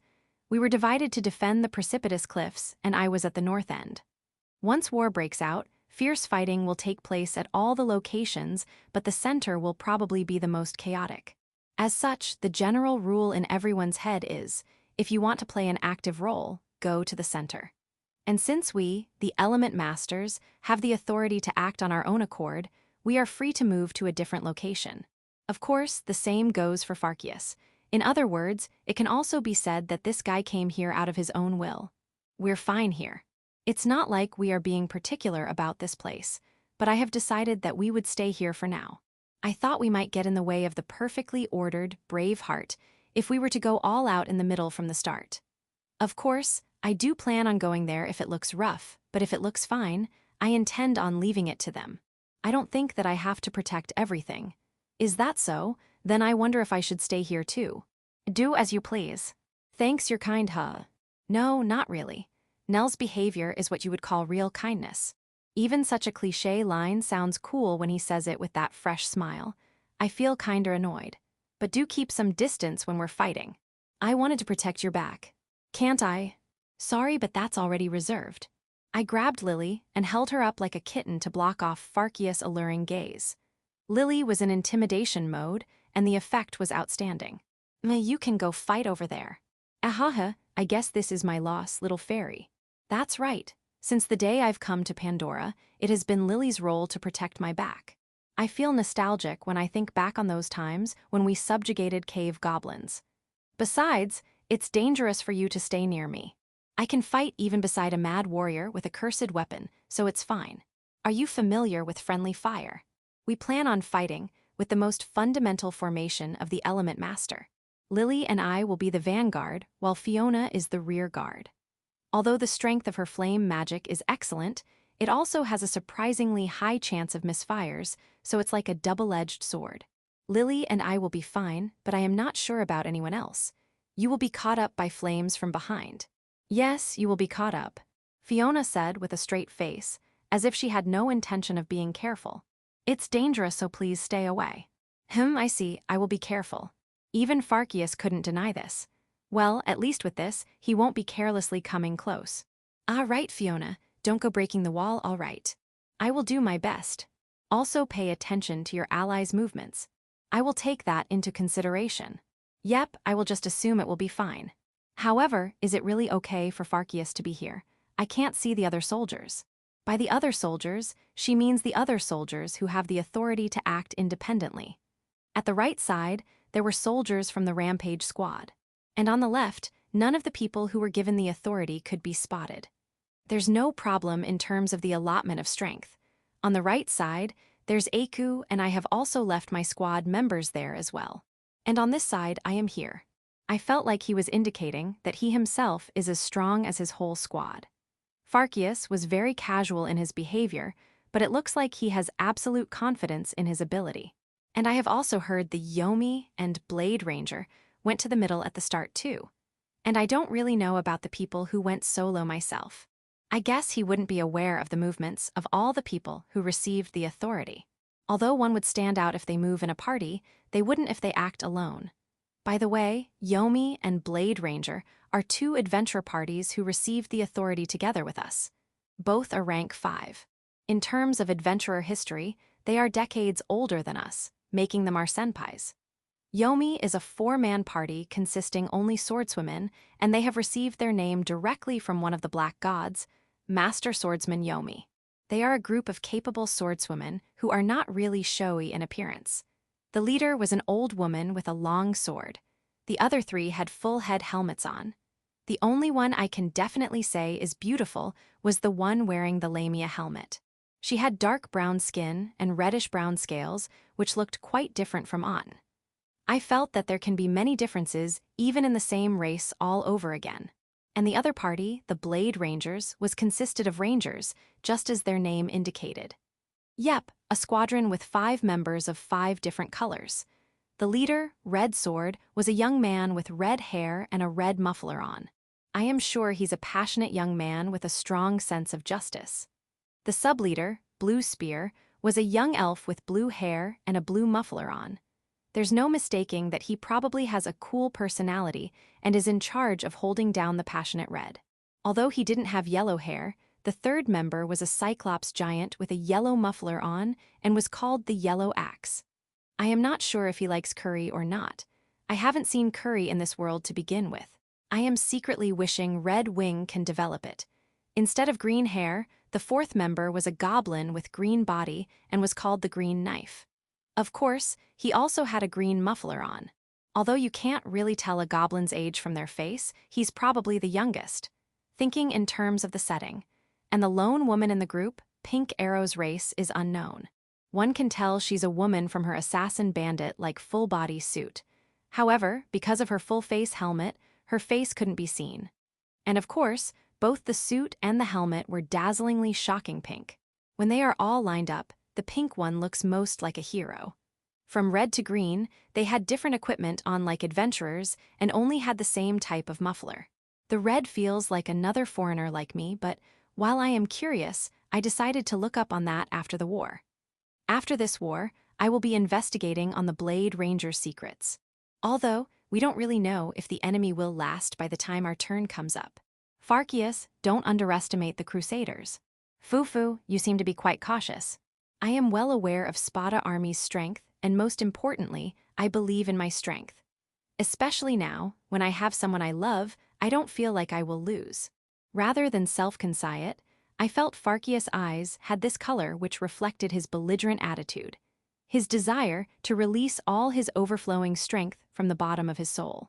But still, this guy has a lover? That is a relief. What a relief. His partner is probably some extraordinary beauty, but even still, I can bless them from the bottom of my heart without any jealousy. Be happy forever. Then you should work even harder to protect that person, huh? Yep, I will definitely protect them. I could finally think of Farkius' smile as beautiful as he answered reassuringly. Fighting for love, that's quite a cool motive. Kirono, the Crusaders' army has become visible. As I quietly turned to face towards the direction Fiona had pointed, I could definitely spot the large white army closing in. Thinking that it's finally time, I let Lily down and stood facing the enemy as they marched with momentum. And the Spata army lined up here was also making a small commotion, seeing the enemy right in front. They really are removing the snow with Doltos. After they came this close, finally the rumored Doltos could be seen. The Doltos looked like a white bulldozer. They were easily pushing aside the piled-up snow on the mountain road and were slowly making their way here. With the help of modding, I could see their soldiers on top of mammoths even without a strengthening magic on my eyes. Their white robes with hoods on looked somewhat different from the Crusader soldiers I remember. They are probably the monster users of the Crusader army. I guess calling them tamer would be more appropriate, seeing how they are handling the monster as is without summoning. Behind the forceful Doltos squad was the Fire Magician squad, wearing red robes. Although they weren't using powerful flame magic from their staff, they were probably using heat magic to melt the snow. Strangely enough, the snow pushed aside by the Doltos was not piling up. By melting the snow which was pushed aside, they were getting rid of the obstacle. And behind them were the unpleasant white troops which we faced half a year ago on Alsace's river beach. Even today, they had numerous flags with the cross, fluttering in the strong wind. Underneath those flags were the troops wearing white surcoats, equipped with long spears. They looked like white ants from here, making me want to instantly crush them. That's weird. This is different from what I heard. While I glared at them with bloodlust, Farkius said in a somewhat stale voice. When I looked at him with a side glance, his beautiful face had a wry expression on, looking like as if he was drafting up a plan or something. It doesn't seem like he was overwhelmed by the Crusaders' numbers. What is it? I had heard that the Crusaders was formed with only humans, but the source of that info is me. To be more precise, the element Masters and Shimon, the survivors of Daedaros. Well, the Spata army has also researched on the Crusaders as they built a nest in Daedaros. And of course, naturally, All the Spata soldiers, including the adventurers, were told that the crusaders consisted only of humans. The ones lined up there aren't human, no matter how I look at it. Farcius was pointing at them. A squad line, similar to the familiar crusader squad. They were wearing similar robes as the tamers, and when looked closely, their sizes differed from the human soldiers who were beside them. Especially the cyclops, golems, minotaurs' big bodies stood out. If one pays attention, they can notice the goblins' small bodies mixed with them as well. What are they? Even I, who had fought with the crusaders before, could not understand right away. This is weird. To them, who believe in the cross, think that any race other than human is demonic. There's no way they can be joining the fight as fellow crusaders. In the first place, there shouldn't be any other races in Sinclair Republic. However, it was Farcius himself who easily gave an answer to this rising doubt. There's no doubt about it. They are people from Daedaros. Before I could ask, what do you mean? Fiona answered this time. Kirono-san, they are probably war slaves. War slaves? Don't tell me. They are enlisting the people of Daedaros and are going to use them as meat shields. If it was a priest, they would never walk alongside demons, but if they are led by Sinclair's nobles, then it is possible. It is said the war slave system was frequently seen in use by the Sinclair Republic when they were subjugating the west half of Ark Continent. In short, it's a system where they make the believers of a different religion into war slaves and use them as disposable force. Their logic is that they are doing what must be done to bring the heretics to the right religion. A shitty logic. And because of that, the heretics were called second-class citizens and were clearly treated as lower beings. Even though they are demons, they can be understood, and so they are probably using them in the same way as they used the heretics. In other words, they are using the demons' families or something as hostage to make them participate in the war. Although words have no meaning towards a wild monster, they do work against demons who understand human language, and so they can be threatened similarly as well. Fiona continued, saying that if it's the Sinclair nobles who have fought against the heretics, they are probably well aware of that method. Wait, then, we are. Yes, we will probably have to fight against the sacrificial war slaves, the Daedaros people who have become slaves. A particularly strong wind blew across the valley, and with that sudden gust, the white robes of the war slaves were taken off. And what lied there was a strong-faced orc and a lizardman, and as I thought, the small shadows belonged to the goblins. Elf or dwarf, being which are more similar to humans, couldn't be seen. I can't help but think that the races which are further away from humans were intentionally picked. Don't joke around with me, I have come this far to kill the crusaders. Why do I have to fight against the people of Daedaros who have done nothing wrong? For what purpose am I dyeing my hand with blood then? No, Kirono. They are also crusaders. Fiona declared, looking into my face. There was no hesitation in her golden eyes. Kirono, here they come, Lily said with an expressionless face, again standing on the castle wall edge. Sound of trumpets came along a gust of wind from underneath. In front of me, the crusaders slowly marched forward, making high-pitched noises with their trumpets. Although it is quite a spectacle, seeing countless people wriggling just below, I felt a chill run down my spine as the war slaves were pushed forward. Their white robes looked like prison uniform. They are slaves, criminals who might rebel, and as such, they were probably not given any weapon. They didn't have any sword or spear with them, not even a small knife. Instead, what they were given was a large ladder to climb the 15-meter castle wall. The reason why they were also carrying fat pillars and large boulders was probably to use them as a base for the ladder. The defenseless war slaves were put up against the impregnable Galahad fort, and then, suddenly, the trumpet was blown, indicating the signal to charge. Damn it. And like this, the fight had started. Month of Gloom, Day 16. Early morning, 5th Galahad War begins, Chapter 414. The war slaves attack. The crusaders stopped advancing about 1 kilometer away from the Galahad fort and started executing their battle formation. Although the area was close to Daedaros, which has steep mountain roads, the area they were currently at was near the Galahad fort and had a width about 1 kilometer, so they could easily deploy a large squad there. And the formation they completed was one which forced the white robe slaves to be on the front line. No, They aren't really trained soldiers, so they were just pushed forward, that's all. Unlike the perfectly coordinated Spata army's alignment, the slaves were all disoriented and looked mostly like a crowd of people.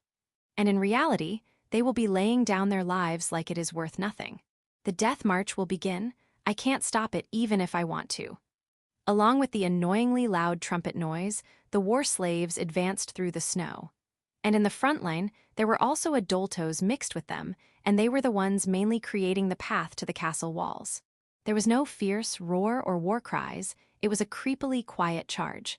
However, the silence didn't last long either. They will soon be greeted with waves of arrows, since they will be entering the Spata army's attack range. Attack! As if a lion roared, King Leonhardt issued his command, and the Spata army started its attack. In response to the defenseless charge of the people of Daedaros, the Spata army started attacking without mercy. The Spata army's strong and powerful soldiers tightly drew their bows to the limit and released all at once. And the blue skies of Galahad turned into an unparalleled volley of steel rain. And after a short pause, the arrowheads reached their targets, countless praise squirming on top of the snow. It felt as if a red flower had just suddenly bloomed in the middle of a pure white land. The flower of fresh blood was in full bloom. Damn it! Although close to 1,000 enemy soldiers' lives were being taken in that moment, what left my mouth was a heavy sigh. The war slaves were wearing white robes. They were just wearing light shirts and pants underneath. They didn't even have any heavy outfit on to keep out the cold, let alone have any chain mail on. Are you saying they climbed that snowy mountain in the middle of winter just to lay down their lives for no reason? Am I feeling sentimental watching the defenseless war slaves fall down one after another in face of the rain of arrows because my resolution isn't strong enough? Or is this hesitation the proof of being sane as a person? I have no other choice. The fight has already begun. Even then, at the moment, I don't need sanity or morals or ethics. The only thing I need is strength. Just as Shirazaki's illusion brought forth by Lust Rose had narrated, I have killed many people up to this point. I don't have the right to be worrying about that at this point. Lily, Fiona, let's do it. Even without me saying it out loud, they should have started attacking the moment Spata army started attacking. I should have also started using bullet arts long ago. But the two of them silently waited for me. Without attacking, without criticizing, they just waited for me to start moving by my own. I feel they might have even retreated with me without complaining if I said I wouldn't fight here. Yep, then let's go, Lily said with a smile, giving a banzai pose. And in both of her raised palms, 2 dazzling light spheres starting forming. Understood.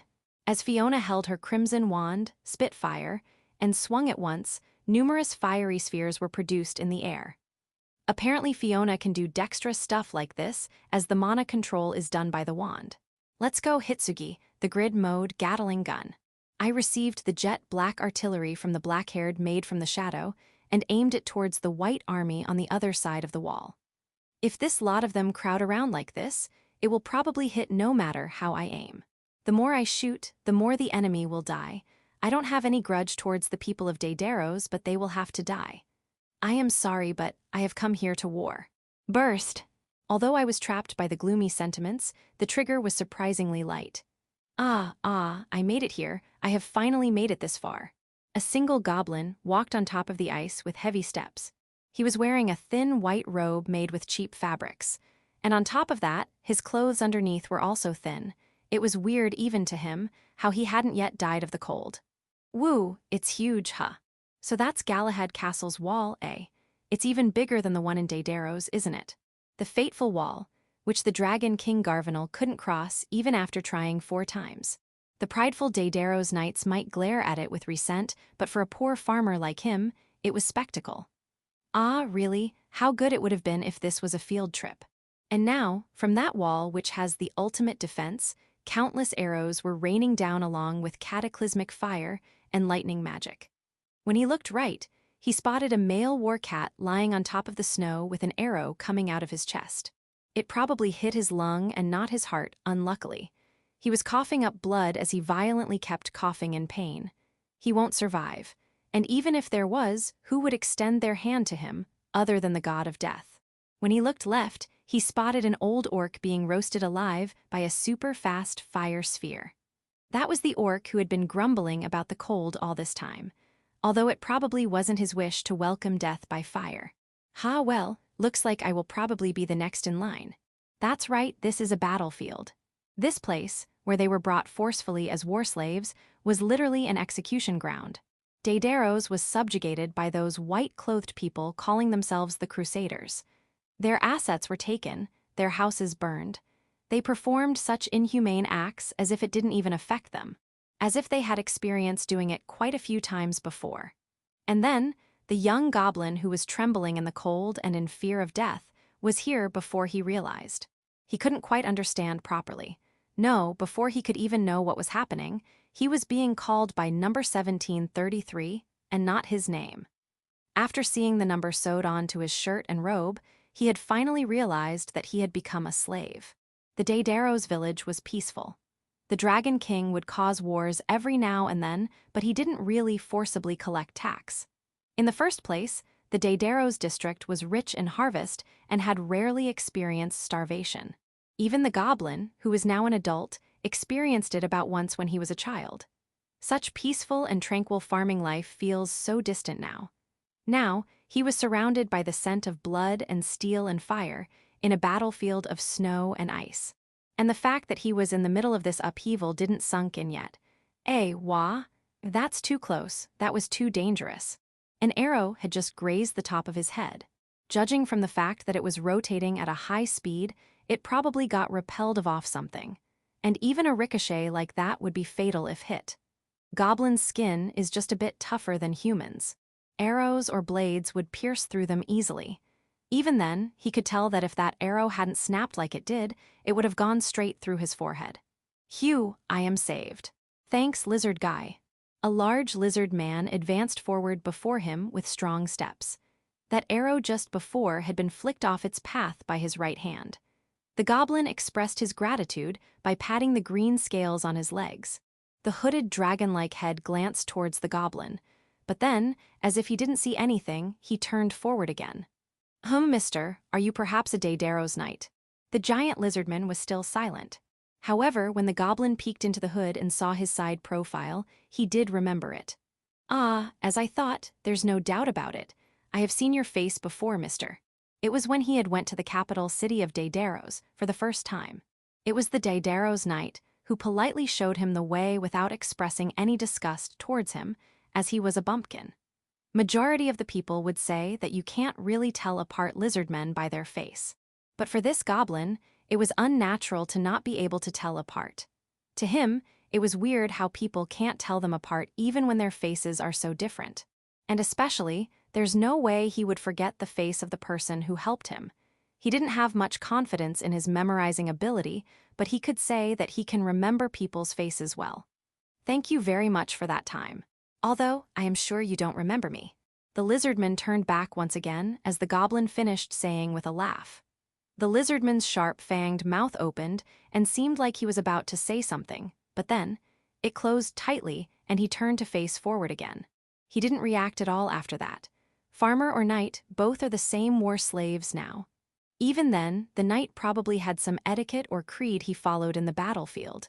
For example, do not speak of unnecessary stuff. The goblin made sense of the knight's silence like that. Even still, to think I would meet a real knight at a place like this. My luck hasn't completely abandoned me yet, huh? The goblin hid behind the lizardman's back and kept walking forward, being protected by that robust body. Whether the knight had noticed that or not, he just silently kept moving forward, without complaining or showing the slightest gesture of finding it irritating. Hi-yay, hot. Him screaming was proof of him living. While his brethren kept falling down one after another, the young goblin was still surviving. All thanks to the lizardman knight. The intermittent rain of arrows kept snapping as they hit the dragon-like hard scales, and none reached the goblin. Even after being struck by lightning which was mixed in the rain of arrows, the lizardman quivered a bit and then immediately started walking again. And now, he's crossing scorching hot fireballs and shock waves head-on. As expected, the heat reached the goblin behind and was burning his sleeves. He hurriedly jumped into the snow to extinguish it and then ran back behind the knight. And like this, the lizardman knight and the farmer goblin kept going forward together. And from time to time, balls of fire looking like stars come falling from the 4 pillars on top of the wall. Boulders came falling as if the mountain range was crumbling. Magics beyond imagination came flying with enormous destructive power and accurately eradicated a befitting amount of people with it. Even the knight wouldn't be able to go unscathed if he got caught up in one of those, but, as if the dark gods heard the goblins' prayers, none of those fatal attacks hit them. Ooh, we are here, finally. We have made it this far. The attacks in the snow, which felt like they would last forever, was coming to an end. They had finally reached the Galahad castle walls. While also being deeply moved, he looked around the surrounding and understood that they were on the edge. Although the Doltos were going straight at first, their path deviated along the way. Either way, it doesn't change the fact that they were definitely moving forward. In the first place, there's no way they can get lost in this one-way road. They could spot few others who had made it to the wall like them. And when they turned back, despite the number of people killed, even more were being pushed forward as if to overrule it. After a while, even more war slaves are probably going to make it this far. And more of them will lose their lives, either on their way here or after. The castle siege plan begins now. But even still, what do we even do about this huge wall? The only tool given to them was a ladder. A long 15-meter-tall ladder to conquer the walls. However, they had dropped that long ago. The war slaves who had been carrying the ladder were all pierced by arrows and were burnt to crisp. They didn't know where the other ladders were at that moment. At the very least, they couldn't spot any in the surrounding, and there were no ladders put up against the wall. Although, even the goblin had a ladder, he wouldn't want to climb a 15-meter-tall wall. The proud Daidaro's knight would probably climb it, and that's probably why he made it this far silently. Hey, mister, what will you? Here. The goblin heard his voice for the first time here. However, that voice was different from the time when he showed him the way in Daidaro's capital. Is he speaking with an accent? Did his throat get scraped? A low voice? All of which are correct, but none are the core problem. Here, wall climb. This isn't the voice of someone sane. While saying that, the lizardman looked up towards the top of the wall. Mister. Kuklai enemy, demon kill. And at that moment, a scream reverberated. The goblin held down his sharp ears and let out a shriek. But his voice died out in front of the lizardman's roar. No, the thing in front of him, it was something else.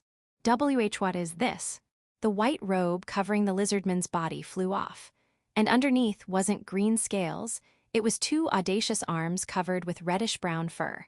It wasn't the arm of a lizardman. In the first place, his arm was still there. Those 2 beast-like arms grew from his shoulders. In other words, he now had 4 arms. However, it didn't stop there. His massive chest muscles divided and a head came out, someone else's head. That head looked that of an orc's, a dark-skinned orc, and his face looked atrocious. And because of that, the white ring inserted on top was standing out. The eyes opened up and got a hold of its body in a moment. Its hectic eyes didn't stabilize, as if it was searching for something important. Oh, ooh-goo-ah. After letting out a scream, the former lizardman clung onto the wall with momentum. And when he looked closely, he noticed that the creature had long bent claws which were sharp like knives. And it wasn't just its hands. The same thing happened with its legs. No, even the strong, burly lizardman tail had a claw coming out of the tip. It precisely pierced into the wall's unevenness with its claws. Gah! And with a sharp voice, the strange-looking knight started climbing the wall. He climbed the vertical wall at an unthinkable speed considering its size. Nimble like a monkey, no, this movement is closer to that of a spider. Without being constrained by gravity, it kept climbing up as if that was land. At that speed, it probably won't even take 10 seconds to climb only 15 meters. How could this, Mister has, turned into a monster? Why did that strong and burly Daidaro's knight turn into something that terrifying? A mere farmer like him couldn't even imagine. It was like a nightmare. But considering how this place is already hell, that monster might just be fitting of it. Monster. That's right, a flash of light passed through his mind. Even though he couldn't be confident in his memory, he recalled reading it in a picture book in the village chief's house when he was a kid. He couldn't remember the difficult explanations. He didn't even read it to begin with. But in that page, beside the explanation, was a big illustration. A lion's head, a goat's torso, and a serpent's tail. In that picture book, there were also illustrations of two-headed eagles with bat-like wings. Monsters with different body parts from different animals. Those looked exactly like the one he just saw, as if those parts were forcibly put together on top of one another. Now that he had remembered it once, he was sure that the thing he saw was something out of that book. And that grotesque monster's name is Uga. When he had remembered up to that point, he was thrown away by something and fell on the snow, facing up. And when he came to his senses, it wasn't the Galahad castle walls in front of him, it was the perfectly clear blue skies. After blinking a few times, he understood that he had fallen down. Yua, what was that suddenly? It surprised me. He was just about to say, but then, Gabu, Gu Gaha, not a single word came out. When he opened his mouth, bright red blood came flowing out with intense coughs. He couldn't breathe. He felt like that time he had nearly drowned in the river when he was young. But now, he was drowning in a sea of blood.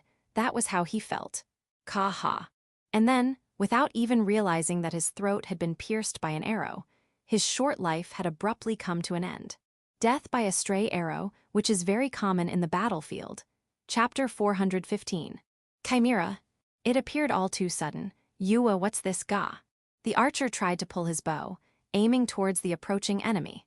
He was a member of the gladiators and had typical archer equipment with his quiver on one side of his chest armor.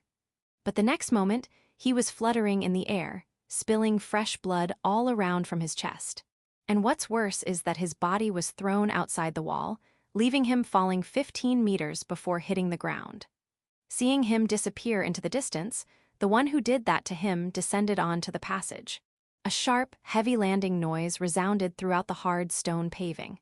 A huge green lizardman, that was the first impression it gave off. However, one would immediately notice that this thing isn't just your average lizardman. Oi, that guy has a lot of arms, rather. There's even an orc face coming out from its chest.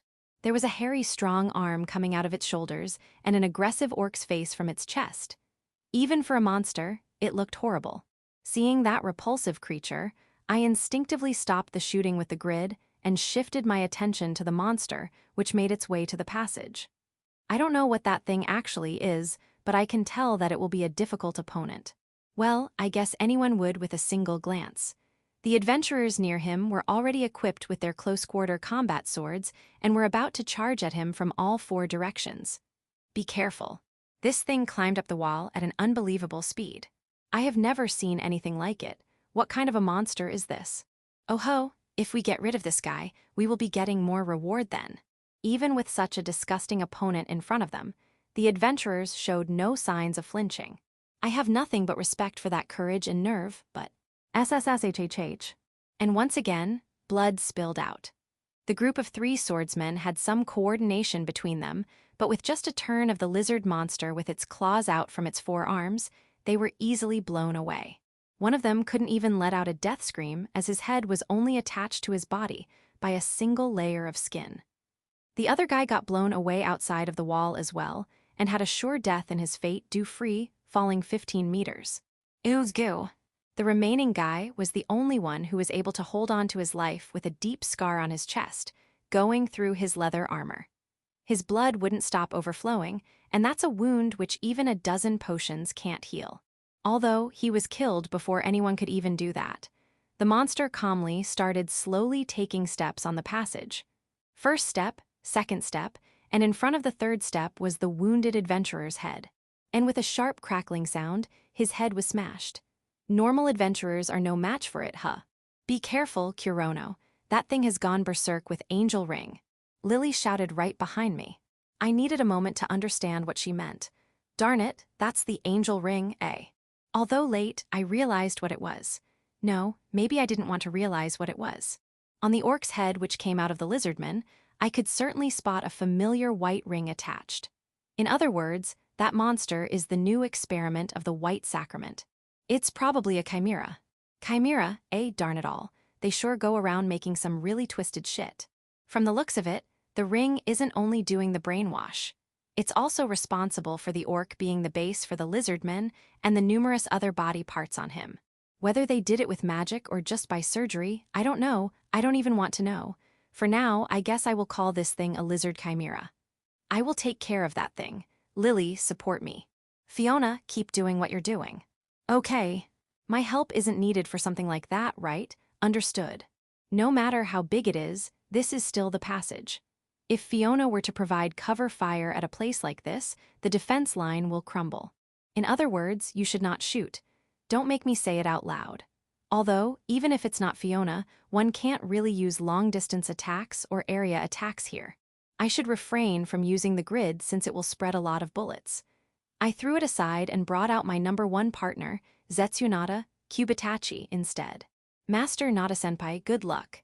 Along with the cheer from Hitsugi in my head, I saw the Gatling gun being taken into the shadow, gate again with bind arts chains with a side glance. A smooth weapon change.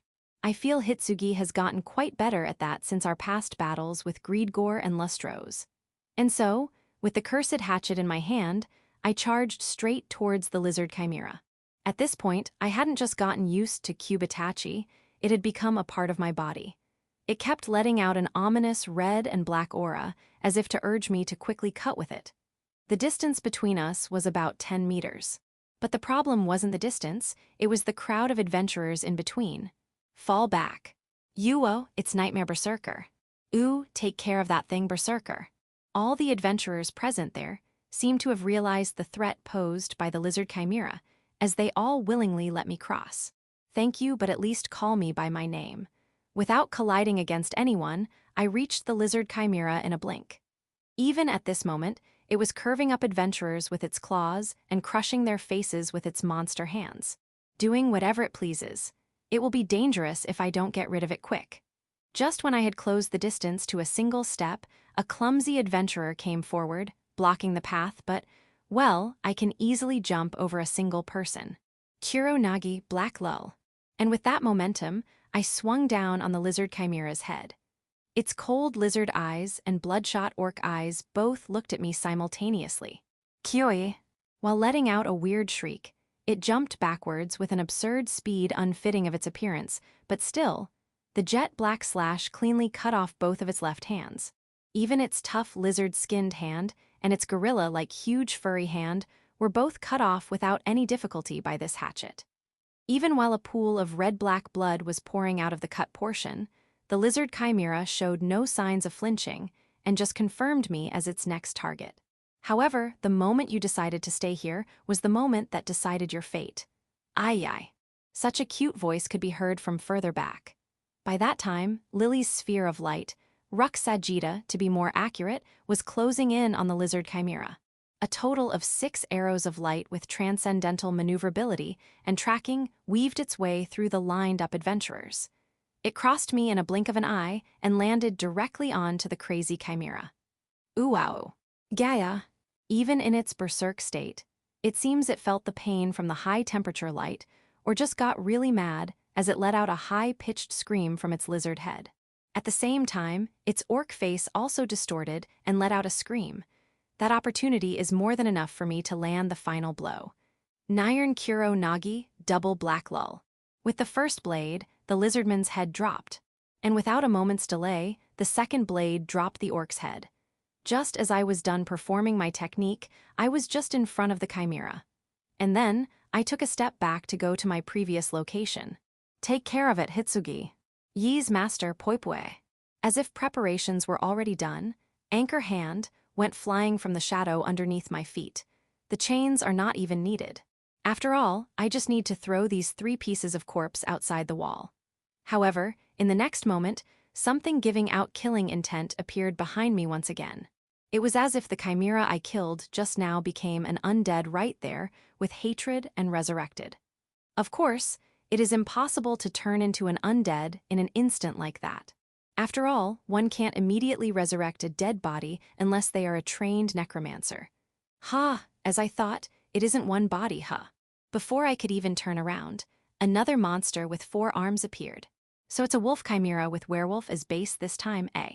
The first image that comes to mind when I think of werewolves is the image of Vulcan, but this one gives off a more thin and sharp impression. Its body hair was also dark brown, so it's hard to say that they look similar. The 2 hands which grew from its shoulders were green and looked glossy like metal. They were the hands of a praying mantis. Although I haven't seen one yet, I have heard that there are races which look similar to insects. These hands might have just been taken from a mantis monster. Either way, this wolf chimera is a strong enemy who has the power of 2 blades even while being barehanded. I leave it to you, Lily. Aki. The wolf chimera came charging at me. I dodged it with a step back and threw him towards Lily as a whole. Of course, not because I am scared. I could easily cut it in half with Nada Senpai. Ah, this ain't good. Hitsuga's weird naming is catching on to me. Either way, what's important is that there are 2 chimeras on the wall at this moment. That's right, I first sensed a presence behind me. Something different from the wolf chimera. I need to get rid of that one as soon as possible as well. I will have Lily take care of the wolf chimera while I take care of this one. This way, we can get rid of these 2 together. As expected of Lily, I didn't have to explain anything. She precisely understood what I meant. I am your opponent, Pig. What stood in front of me after I turned back was a chimera with Pig as the base. There were 4 other hands attached to its pink fat body, making it a total of 6 hands. From its sides, 2 blue scaled hands grew, which are probably a lizardman's hands, and its fingertips were also claw-like. And from its shoulders grew harpy's wings, which were fused with hands. Its white feathers reminded me of Nell, but its color and texture were nowhere near Nell's. Even still, did this guy really climb the wall with that body? I have my doubts. Buyuulu. The pig's breathing was wild as it looked at me with its bloodshot eyes. After giving out a tear-ripping scream, the chimera charged at me like a wild boar. The adventurers in between us were overwhelmed by that momentum and jumped back. The adventurers who failed to dodge it were flicked off by the chimera's huge body and let out a groan like a crushed frog as they groveled on the stone paving. Well, still, it's not a fatal wound, so I guess they are fine. Destroy. I watched as it tried to throw a straight punch using 2 of its right hands. It isn't something too difficult. Although he does have power, the charge up for the attack is huge, and due to the chimera being in berserk mode, they don't even have the wisdom to use feints. I just need to see and dodge. I leaned sideways to dodge its thunderous punch and slashed with my blade as we passed each other. The pig's body just had light fur and didn't have any special defense like the lizardman. And since my blade can even cut through lizardman's scales without any trouble, I don't even need to use any technique here. Almost leaving it to strength, I kept cutting him up with the cursed blade. Too shallow, eh? Right after cutting through the abdomen, I immediately turned around for additional attack. If it was a normal human, that slash just now would have definitely split their torso and trunk, but it seems it was a bit too shallow for a pig's abdomen. Polluted black blood and gleaming fat and entrails were spilling from the wound. However, there's no way the berserk state would be stopped with just that, and since it's that organization's experiment, it probably has the toughness to keep attacking still. And in reality, the pig chimera just oinked a war cry and made a sudden break to its rush and turned to face towards me again. And because of this intense movement, its abdomen wound opened wide, and what is thought to be its intestines came slithering out. Fly. The pig's reaction shows its will, but it's too slow. In a world of fights which are decided in milliseconds, that slowness is fatal.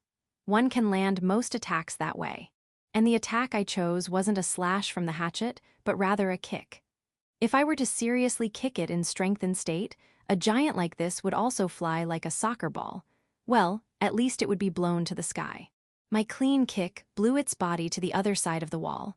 A final attack which I thought would be much better since it would throw the chimera out of the wall quicker. Grenade burst. Being constrained by gravity, the chimera went into free fall with its head first. But just to make sure, I also hit it with my black magic of fire. If I just throw it outside the wall, the blast and the heat won't affect my allies. They might feel a bit hot, but that's about it. The highly explosive black projectile I created with my bare hands flew at a high speed as usual and made its way from me to the chimera just before it hit the ground. Impact. Explosion. The red and black sinister explosion created fireworks as it burnt the pig's body to a crisp. The so-so splendid harpy wings just fell without ever being able to spread. Seems like it was a pig which couldn't fly even with wings. Oh, darn, these guys are strong. This isn't good, don't let them up to the passage. Drop them while they are climbing. While I was dealing with the pig, it seems chimera soldiers were climbing from various parts of the wall. As expected, The Spata army also didn't get done in lopsidedly and swung their swords and spears, stopping the Chimera soldiers while also making sacrifices. Although we were overwhelmingly high in numbers on top of the wall. If the Chimeras kept sporadically rampaging like this, the actual war slaves' army will cause more disorder. And in fact, on the south left wing, 2 ladders were already on the wall. This is bad, we can't be pushed like this. The crusaders are still scouting us, while they let go of the sacrificial pawns. If the Spata army falters even a little here, their spirits will rise and they will come charging with momentum. Lily, Fiona, let's prioritize on the Chimeras and take them down. I rushed back to where Fiona was, where she was still shooting fire magic faithfully like I instructed her at first. And on the way, I grouped up with Lily, who was waiting without breaking a sweat. Of course, the wolf chimera was nowhere to be seen. Its burnt black dead body is probably lying somewhere at the bottom of the wall. Yep, got it. Understood. An energetic reply from Lily and a somewhat motivated reply from Fiona. Even for me, killing those pitiful monsters is better than turning the war slaves into minced meat. They have high mobility. I would like to smack them as much as possible before they reach the top of the wall, just as the Spata soldiers were shouting out. If these guys came charging in with numbers, the battlefront will really crumble. From the looks of it, not even 10 of these came up till now, but who knows how many will come. Who knows how many of these war slaves are chimeras. I can't guess, but I will have to kill as they send. Then, it's time for that formation, isn't it? I didn't think we would have to use it so soon, though. We, the Element Masters, don't only have the anti-cross formation for Sariel. We properly have a few formations thought up with this Galahad fort as the base. We just thought about most of these and haven't put it into practice. Our excuse is that we didn't get the time, nor the place, nor the opportunity to practice. Either way, I was now about to go ahead with a formation without any practice. Although I do feel anxious, I will just have to resolve myself and do it. Listen well now, Fiona, you are to provide backup there. There's only Lily, and I so feel free to let it all out. Yes, I shall go all out. To be honest, I would like her to hold back a little, but I need to say that here even if it's a lie. Lily, you're with me on the front. No transformation, can you do it? It's fine, Lily will protect Kirono. Yeah, I leave my back to you. That ends the review. Now all we have to do is boldly jump down from the wall. Bind arts. While standing on top of the wall next to Lily, I brought out the jet black chain and anchor hand reel formed from my left sleeve and attached the hook to the stone wall.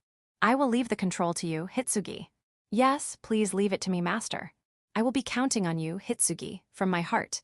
After all, you will literally be my lifeline now. Well then, let's go. Formation Vertical Limit. Chapter 416. Vertical Limit 1. Well then, let's do this formation. Vertical Limit. I kicked the ground and jumped off from the wall, 15 meters above the ground. From the sides, it will surely look like I am leaping to my death, but I wasn't heading to my death. Instead, I was going to kill. In that fleeting moment of suspension, I checked all the Chimera soldiers sticking to the wall. One would need to really peek into the wall surface from the top of the wall to see them, but when you're in the air like this, it's pretty apparent. From my current position, the vertical wall looked like a simple flat stone paving.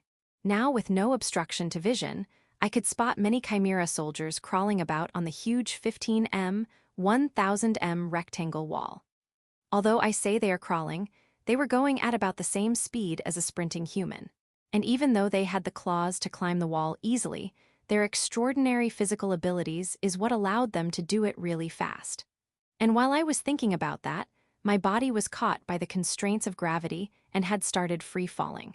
If I were to let myself be like this, I would crash into the snow in about 3 seconds, but my body immediately stopped. Let's start with you fall. A chimera was just right under me, climbing up. From what I saw, it appeared to be an orc chimera, but I caved in my shoe sole to its face and kicked it down before checking what kind of a chimera it actually was. The chimera's huge body fell with double the momentum it used to climb and left a trail of blood on the wall surface as it chafed on it before finally crashing into the ground with a big red splash. A big splash, combining the other few war slaves underneath it. I killed half of the momentum I was falling with by kicking the chimera and the other half by the bind arts I was holding on left hand. I had stopped splendidly and was now standing upright on the vertical wall surface. All right, it seems more stable than I expected, so this might work. Bind Arts wasn't just connected to my left hand at this point. It had also promptly connected to my back and waist and had stopped my body from falling. I looked similar to that time when I was climbing the Daidaro's castle wall with Lily with the anchor hand. But the only difference this time was that I left all the control to Hitsugi. However, with the help of Bind Arts and Hitsugi, I have more freedom now compared to before. And that is exactly why I had come up with this idea of fighting on a vertical wall in this unstable state. Even when I let go of the chain, I can properly stand on the surface. Yash, I can fight with both of my hands now. Besides, I can use this without holding back here, the Gatling burst. I summoned the jet black heavy artillery, once again, from the shadow lurking above the wall. This time, I can go all out without having pity for the enemy or worrying about misfires. A fire was lit in the black muzzle as the 6 barrels rotated at high speed. With a firing rate of 2,000 bullets per minute, the muzzle started shooting black magic bullets. Gua! The storm of magic bullets assaulted the group of demonic chimera soldiers as they tried climbing the wall. In the front, there was a harpy, a warcat, and a goblin chimera whom I didn't notice for a second there, since it wasn't as big. All 3 of them quickly sensed the danger and took evasive actions. Even while climbing the wall, the warcat and goblins splendidly dodged them with repetitive horizontal leaps. The warcat's flexible muscles throbbed, and it tried to grip the wall again with its newly grown black furry hand, but right before it could do that, it was caught up in the flood of bullets and got ripped to shreds. Even before the warcat's body fell on the snow, I quickly turned the gun barrel to aim at the goblin chimera. Rather than aim at it, I mostly mowed it down. No matter how fast you can leap around, it's useless when faced against this firing speed. Like the day I first Lily, when I exterminated the goblins living in the cave, this one too fell all too quickly after getting hit by the bullets. The high-caliber pseudo-full metal jacket bullets blew off its arms and legs with just a graze. Although lesser amounts of bullets hit the goblin chimera than the warcat, it was ripped to the point one couldn't tell what it actually was. And like that, I was able to get rid of 2 of the chimera soldiers within 3 seconds using the grid, but I couldn't take down the harpy. On top of the yellow-green wings like a parakeet, it also had newly grown plain brown wings, making it a total of 4 wings.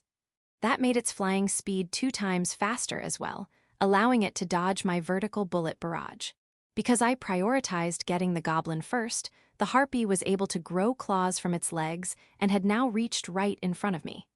Even if I aimed the barrels at it now, it will be very close. However, what I did instead was looking for my next prey without paying any attention to the harpy. Yo! Lily leaped forward, using my shoulders as a step. The harpy's opponent will be my reliable partner. With dazzling light coming out from the oracle field, Lily accelerated downwards and looked like a cannonball of light.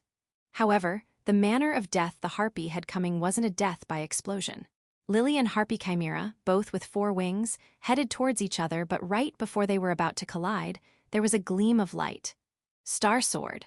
That is a magic sword called the Force Edge. As it doesn't have a physical blade attached, its sharpness and length can all change depending on the user's technique and will. The blade of white light Lily just swung was longer than my cursed grudge hatchet Haru Ritsu, and was gorgeous enough to not shame the name of Star Sword. And of course, the might of its incandescence is also worthy of the name. The vertical swing cut off the harpy in half. The sparkling light looked like the Milky Way, but only brought a merciless death upon the opponent. Since the heat of the sword was so extreme, not even a single drop of liquid came out from the cut portions.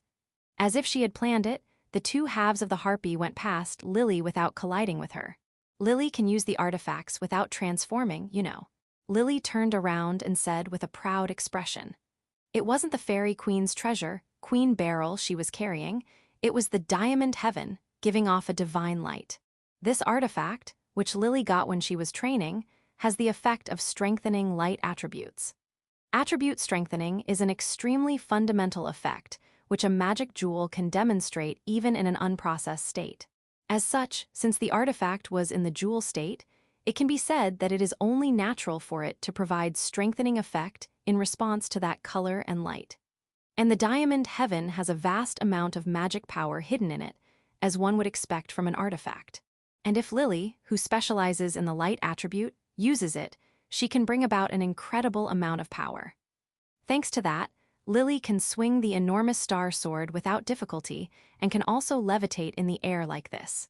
Well, you're strong even if you don't transform, after all. Even when she's small, she is extremely reliable. And when equipped with an artifact, she is even more reliable. Even at the front line of such a war, I can entrust my back to her without a worry. Even still, I feel like the number of Chimera soldiers are just increasing. Lily and I took out 3 of them in moments with our coordination, but even in that short while, even more of those Chimera soldiers had started climbing the wall. 3 of them to my right and 4 of them to my left. I could spot their grotesque figures squirming up the wall. Rather than increase, aren't they doubling in number? To make matters worse, the war slaves were also fighting hard to place the ladders on the wall. Even though they are being forced into this, now that their lives are on the line, they couldn't help but put their all into it. Even these monster-like Chimera soldiers probably look like their only hope in this battlefield. They kept on trying to put the ladders on the wall as the Chimeras tried climbing up. Although the war slaves are unarmed and defenseless, if the burly species come in groups, the line of defense can get easily disordered. The thing I am most worried about currently is that the Crusaders' army will take that chance to attack all at once. Either way, I just have to keep taking out the enemy's vanguard, these Chimera soldiers. No matter how many of you come out, I will smack you down. Let's go, Lily, match up with me. Got it. With the grid ready, I turned towards my left. 4 of them were climbing now, they had already locked their aim on me. I aimed towards the hideous Chimera soldiers crawling on the wall. As soon as I put my finger on the trigger, I sensed Lily quickly get around to my back. I would take care of the left while Lily takes the right. Simultaneous attack with our backs to each other. Eat this. Black Steel's bullet arts and White Splendor's Lux Sagitta attack. The countless bullets scattered all around, destroying the chimeras and ripping the enemy to shreds. An overwhelming firepower, which doesn't even allow the opponent to come close. No matter how burly and strong these chimera soldiers are, they are no match in front of the one-sided barrage of light and dark bullets. As a bonus, the magic bullets also pulverize the ladders along with the chimeras. Like sinners suspended into hell with a spider's string, the pitiful war slaves let out shrieks as they fell to their death. If possible, I hope their destination isn't hell. Although there was a thought somewhere in my heart trying to make me hesitate when killing the war slaves, I didn't miss any shots intentionally. Even though the chimeras are top priority, there's no loss in decreasing the amount of war slaves pushing in with their sheer amount. It was at the moment when Lily and I was about to shift to our next target after getting rid of those 7 chimeras. Ah, look out. Lily pointed at the sky. On the tip of her fingers, light magic started to condense, and her fingers were pointed at an enormous, blazing hot fireball coming towards us, leaving trails of smoke behind it. Catapult A. That's not your average fire magic.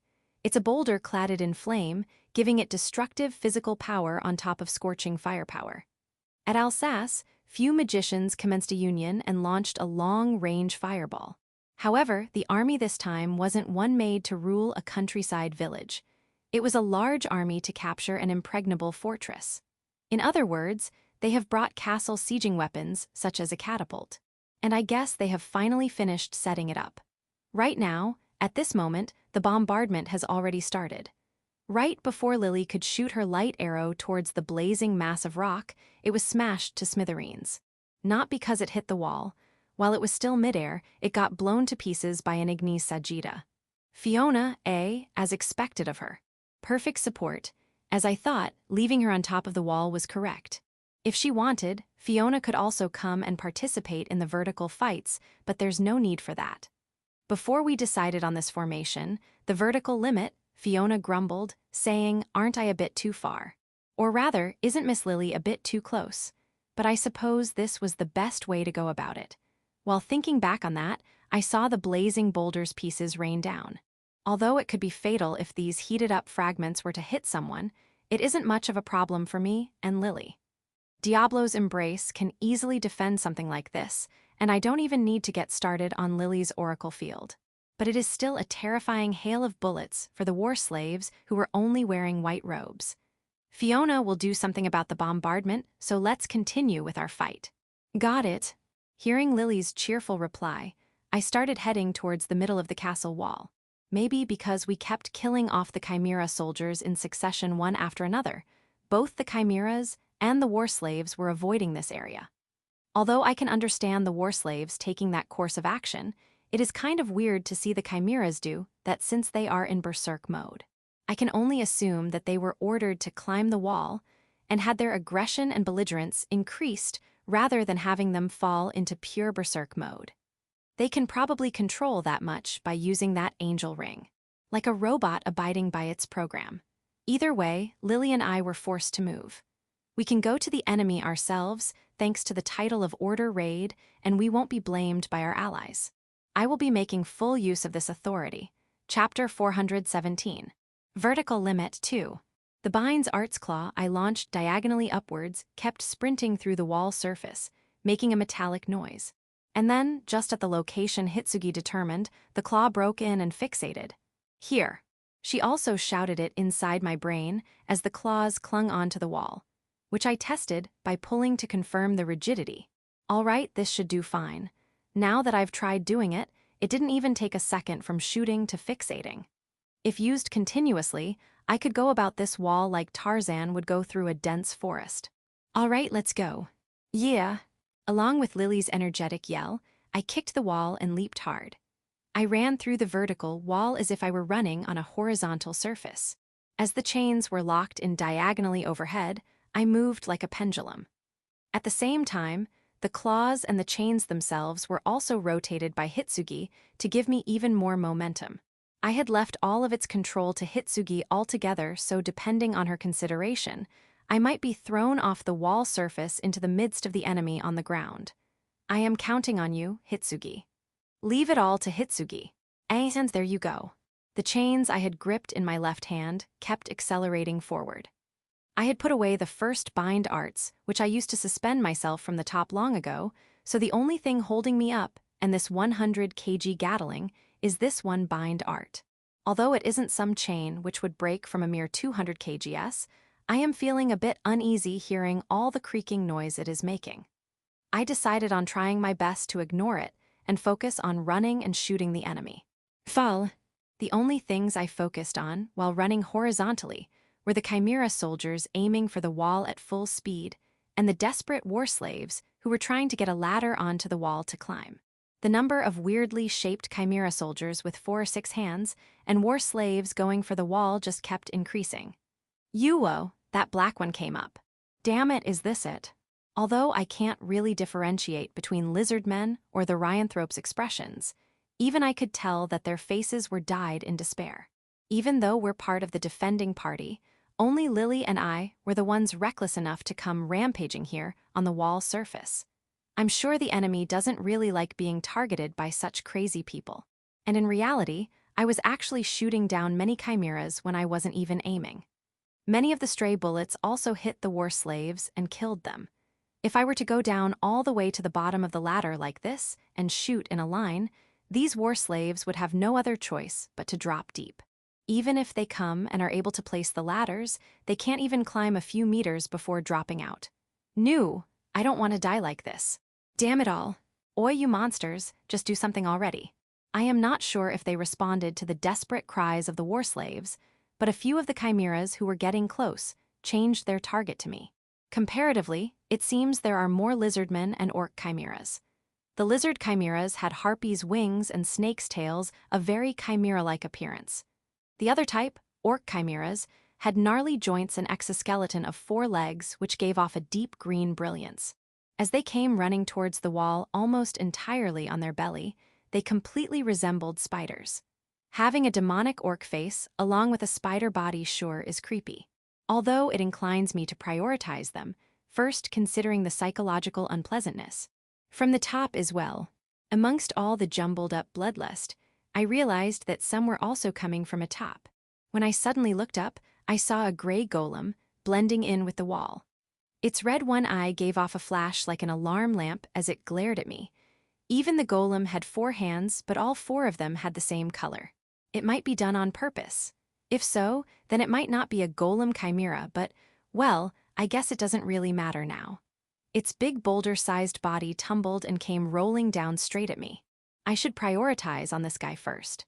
My shoe sole made scraping noises as I slid on the wall surface, finally stopping after 2 meters. As it came targeting me with will, I will properly knock it down without overdoing it. Crumble!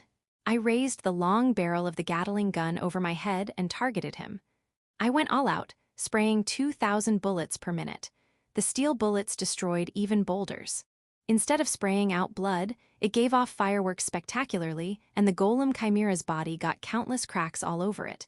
One more push. Grenade burst.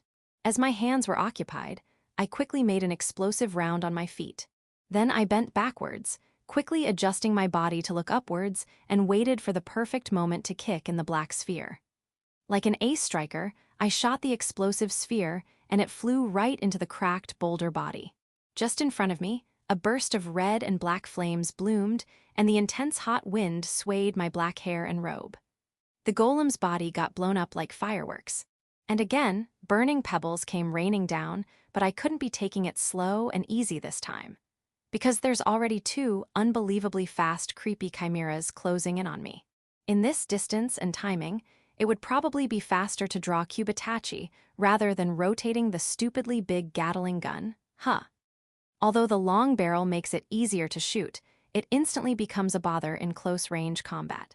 The moment I decided on that and was about to let go of my grip, a bright white light twinkled beside me. It's fine, leave it to Lily. She elegantly passed by me, dancing and sliding on the wall surface with the fairy dance shoes as if it was an ice arena. The rainbow trajectory of the 7 colored wings collided with the revolting spider-type orc. 417 Part 2. Kayua Aye. I had heard that orcs generally have a very deep voice, but it cried out in a high pitch, and then fixed its aim towards Lily as she conspicuously stood out with all the light surrounding her. A sharp axe-like claw came attacking her. If it lands, it would probably go through her auricle field and reach her soft skin. However, instead, and this is the obvious outcome, but the attack had not landed. The claw slashed through her glowing afterimage. Aye. Lily extended her arms like she would be giving a hug and flew straight towards the orc chimera. But what awaited the chimera wasn't a loving fairy's embrace, it was a dazzling slash of light. The star sword pierced into the unpleasant chimera's face, and its divine white light went through the chimera's whole body, as if it was purifying it right there and then. She had stabbed the chimera, but as a result, the chimera was cut in exactly 2 halves. It got cut off so cleanly that it made me think how symmetrical its body was. The same end as the harpy chimera from a while ago. And as if to give no heed or interest to the enemy she had just cut, Lily perfectly completed a triple axel there and turned around. She then extended her right arm like my bullet arts. And the gun she made with her hand aimed at the lizardman who had just gotten in range to cut me. And then, along with a cute wing, Lily shot. Bang! About 50 centimeters in front of me, a completely white pillar of light rushed through. That feeling you get when a train passes by a station. And weirdly enough, none of the heat reached my face. I wonder if it's because all the attack power is densely packed inside that torrent of light. And after it just passed by, it left nothing behind its path, as if the chimeras in front of me were just a hallucination. Ha, it's over. We are all done for. After sweeping away the chimera soldiers, I began running on the wall surface yet again, but the despair and resignation of the war slaves made my feet feel a bit heavier. After taking a mere 5 more steps, I will reach their ladder and will shred them with bullets. I wonder how many of them will be pierced by the bullets if I were to shoot from right above them, or maybe before that can happen, the wooden ladder would break, throwing them off to the empty sky. Either way, it doesn't change the fact that they will have to get exterminated. Yua, wait, oi, damn it, it's not my fault. I beg you, save me. With a single leap, I reached above the ladder. As I stood above the ladder like that, it looked as if the war slaves were at my feet, begging for mercy. Of course, no matter how much they cry for mercy, I would just point my gun towards them. Yes, just aim it at them. Damn it. As if to run away, I jumped back from the ladder and left that place behind me. I headed towards the center of the wall, not where I previously was. The battleground where the Chimera soldiers were rushing in, which was my first objective. I do not have the time to be caring about small fries. That was the best excuse I could come up with. Yes, that's exactly right, Kirono. That moment I felt like I heard Fiona's voice. As I look back, I saw the ladder the pitiful slaves were clinging on to get swallowed up by a whirlpool of flame. The rumbling tornado of flame just burnt, not allowing anyone or anything to exist inside it. It burnt all of it to the ground. Even the crude white robe, the hard scales and the soft fur, the flesh and the bones, it burnt it all, even the soul. As such, I have taken care of them. Now please go ahead. As I looked up, I spotted an elegant witch atop the wall, swinging her wand. She had already finished casting her spell. Small crimson fiery particles only scattered afterwards. She was composed enough to even give me a wave, as she noticed I looked towards her. The mid-level magic Fiona used, Ignis Cris Sagita, had a magnificent firepower to it as always and exterminated the small fries all too soon. The skeletons in underground tombs or these war slaves, it isn't much of a difference to her probably. Both are enemies she needs to put down. Ha ha ha ha. What am I doing exactly? What have I come here to do? Sorry, Fiona. Being a hypocrite at this point, am I? Am I an idiot or what? I am an idiot beyond help. Sorry to make you work more. What a sorry state I am in. Because the war slaves just looked too pitiful and miserable, I ended up running away and making my ally dirty her hands with it. Seriously, the thought itself is making me sick. Oi, Kurono Maou, did you form this party to do that? To just kill the people you want to and leave the others to your allies? Don't jest. What are you, behaving like a naive child? I will do that from here on out. I will kill them. At this point, even worrying is a sin. Look closely, the only ones here are reliable allies and detestable enemies. A simple, extreme logic. Fight the enemy, kill the enemy. If you can't do that, you do not deserve to be standing here. Finally, after so long, I was resolute. It doesn't matter who I'm up against, I will kill them all. I let go of the chains from my left hand and drew Cubitachi. Let's go, Lily. Yep. And then I took a step forward, and that one step was surprisingly light. Chapter 418. Altar Face. Due to the appearance of Chimera soldiers, who are able to easily climb the wall, hand-to-hand combat could be seen all over the top of the wall. Blood and blades flying here and there, a scene befitting of a war.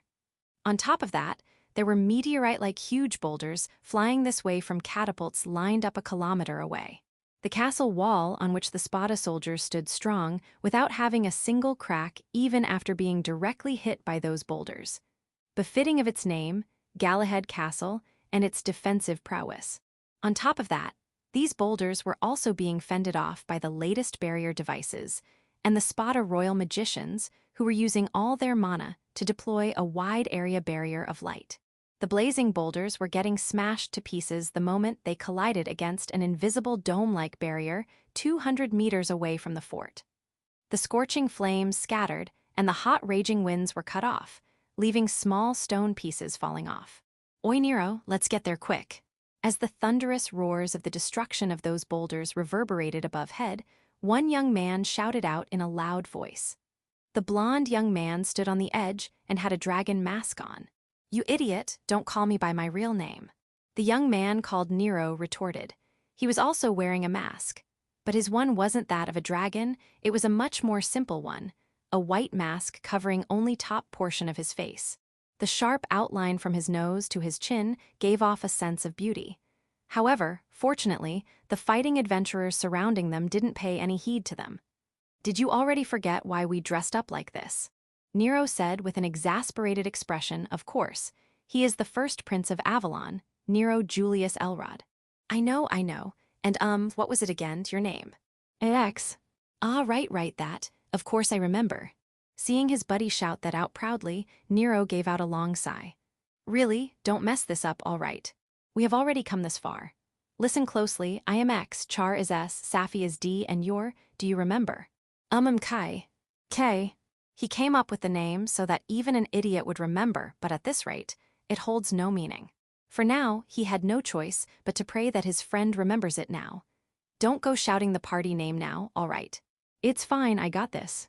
Kai, or rather, Kay, said proudly, striking his chest, to which his friend could feel nothing other than anxiety. But this, too, was usual for them. As I thought, maybe it would have been better if we didn't come to this bothersome place. The rank 5 adventurer party, Wing Lord, had now made their way to the very middle of the 5th Galahad War. However, they were participating without revealing their identity.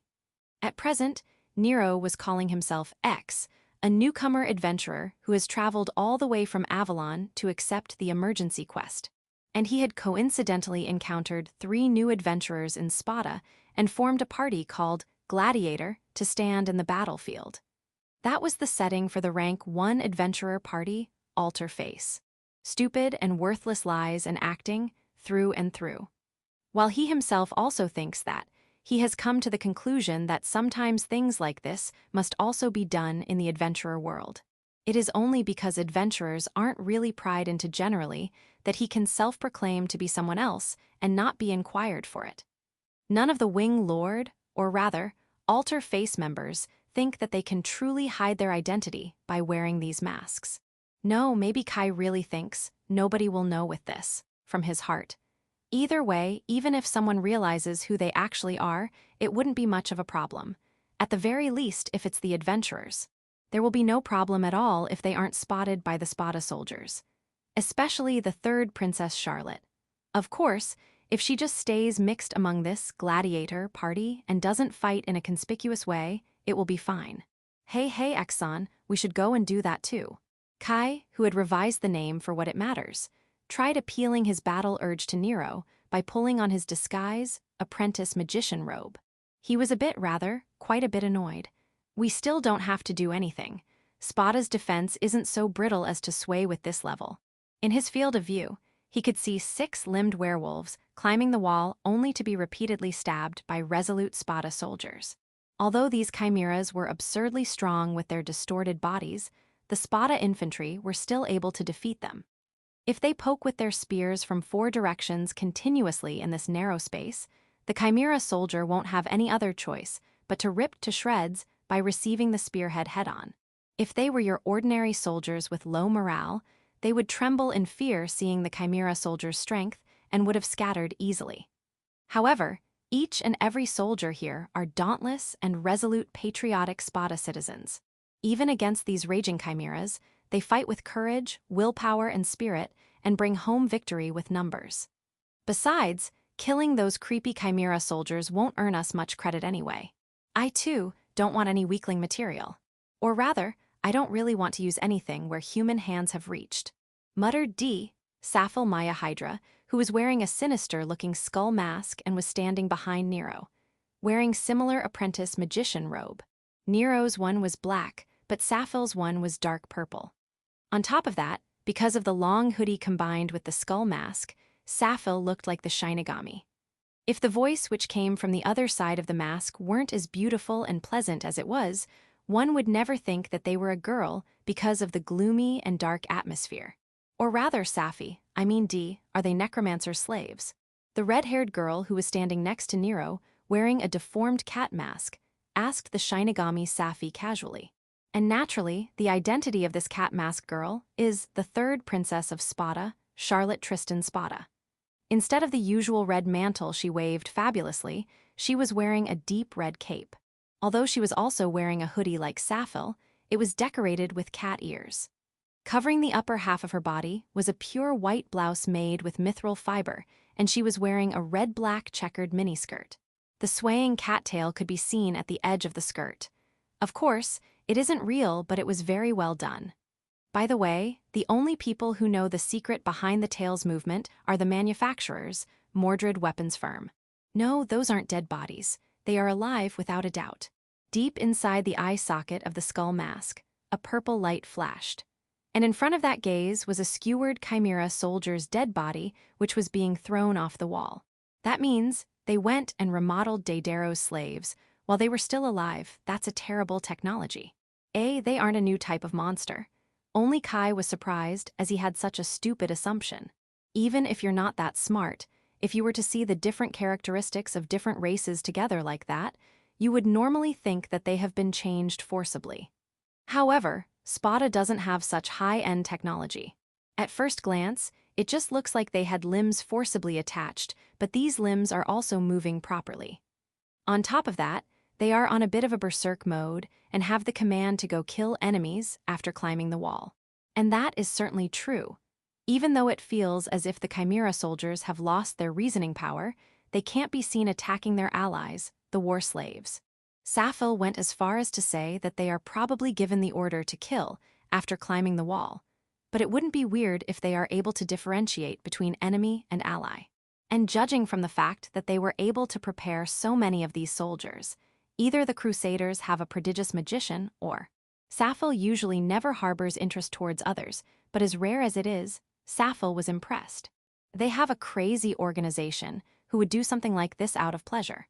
In other words, even the prodigious necromancer of the Proud Hydra family had to admit that there was something about those Chimera soldiers. Fufu, well, aren't they interesting? These crusaders, I am a bit curious. Ooh, Safi is showing eagerness. Now that's rare. Then let's go together to beat those, Buje. The staff with the crystal skull head was driven into his dragon mask. Of course, it was Sariel. Mercy or tolerance, that attack had none. This and that are different. I do not want to fight that. Also, call me D, you idiot. Ugugu, my mask could have been broken, you know. This is quite brittle, unlike me. That's what you're concerned about. Seeing them act as usual even in the battlefield, Nero let out a second sigh. Oi, one went that way. It's coming from underneath, be careful. Such a warning came from an adventurer. Yuo, are you serious? This is bad, it's coming this way. That movement is so creepy. In front of the altar face, there was a group of 3 unreliable adventurers. Or rather, they were complete newbies. They were at the front line defending the exterior of the castle walls. Nero and the others were a line behind them. They couldn't actually see the enemy approaching, but they could easily imagine that multi-limbed, multi-headed Chimera soldier ferociously climbing the wall towards them.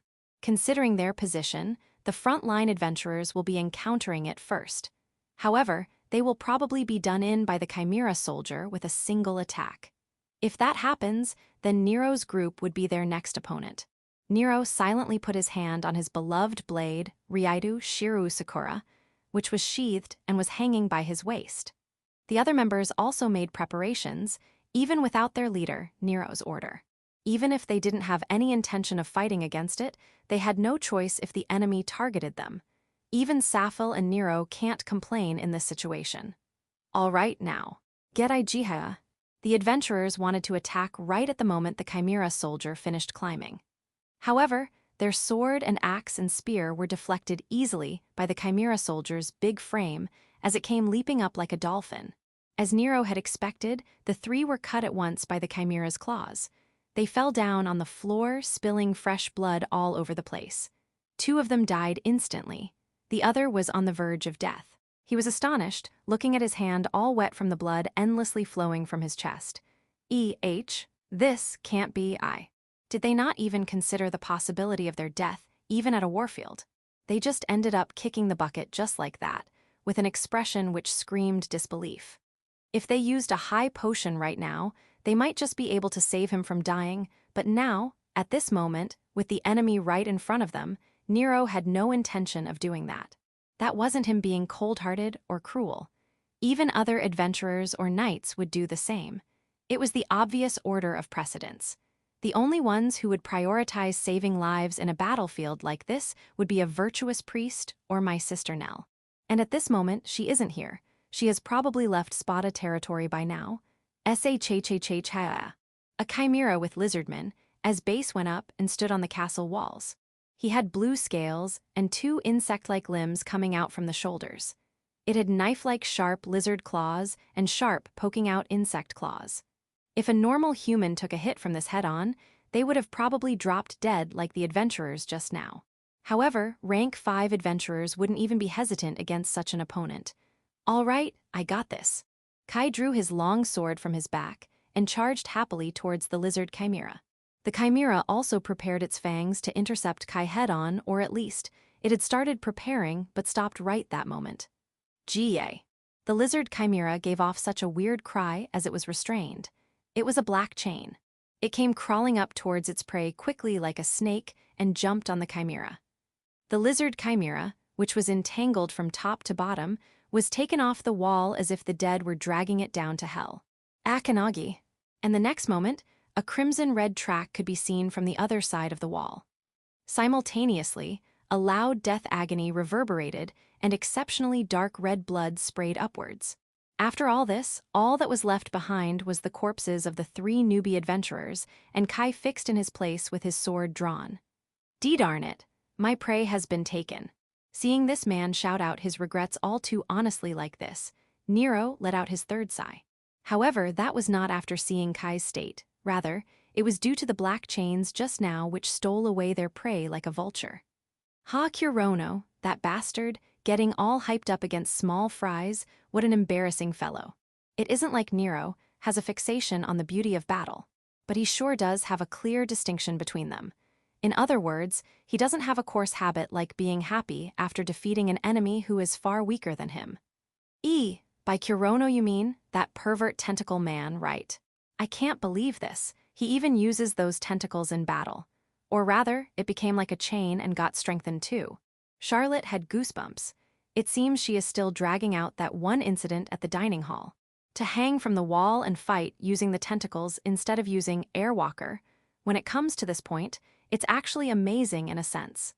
I am amazed by his stupidity. When mastered, the fundamental movement technique, airwalker, doesn't just increase running speed.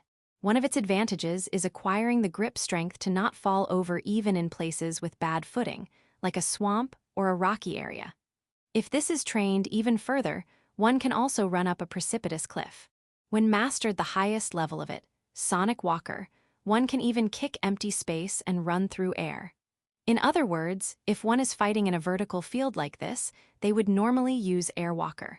Of course, only a very skilled swordsman or warrior would be able to properly fight at such a situation. But still, that Kirono, he's moving quite a lot on the wall. I see, so humans can also fight while hanging like this. Oi, don't go trying to imitate it.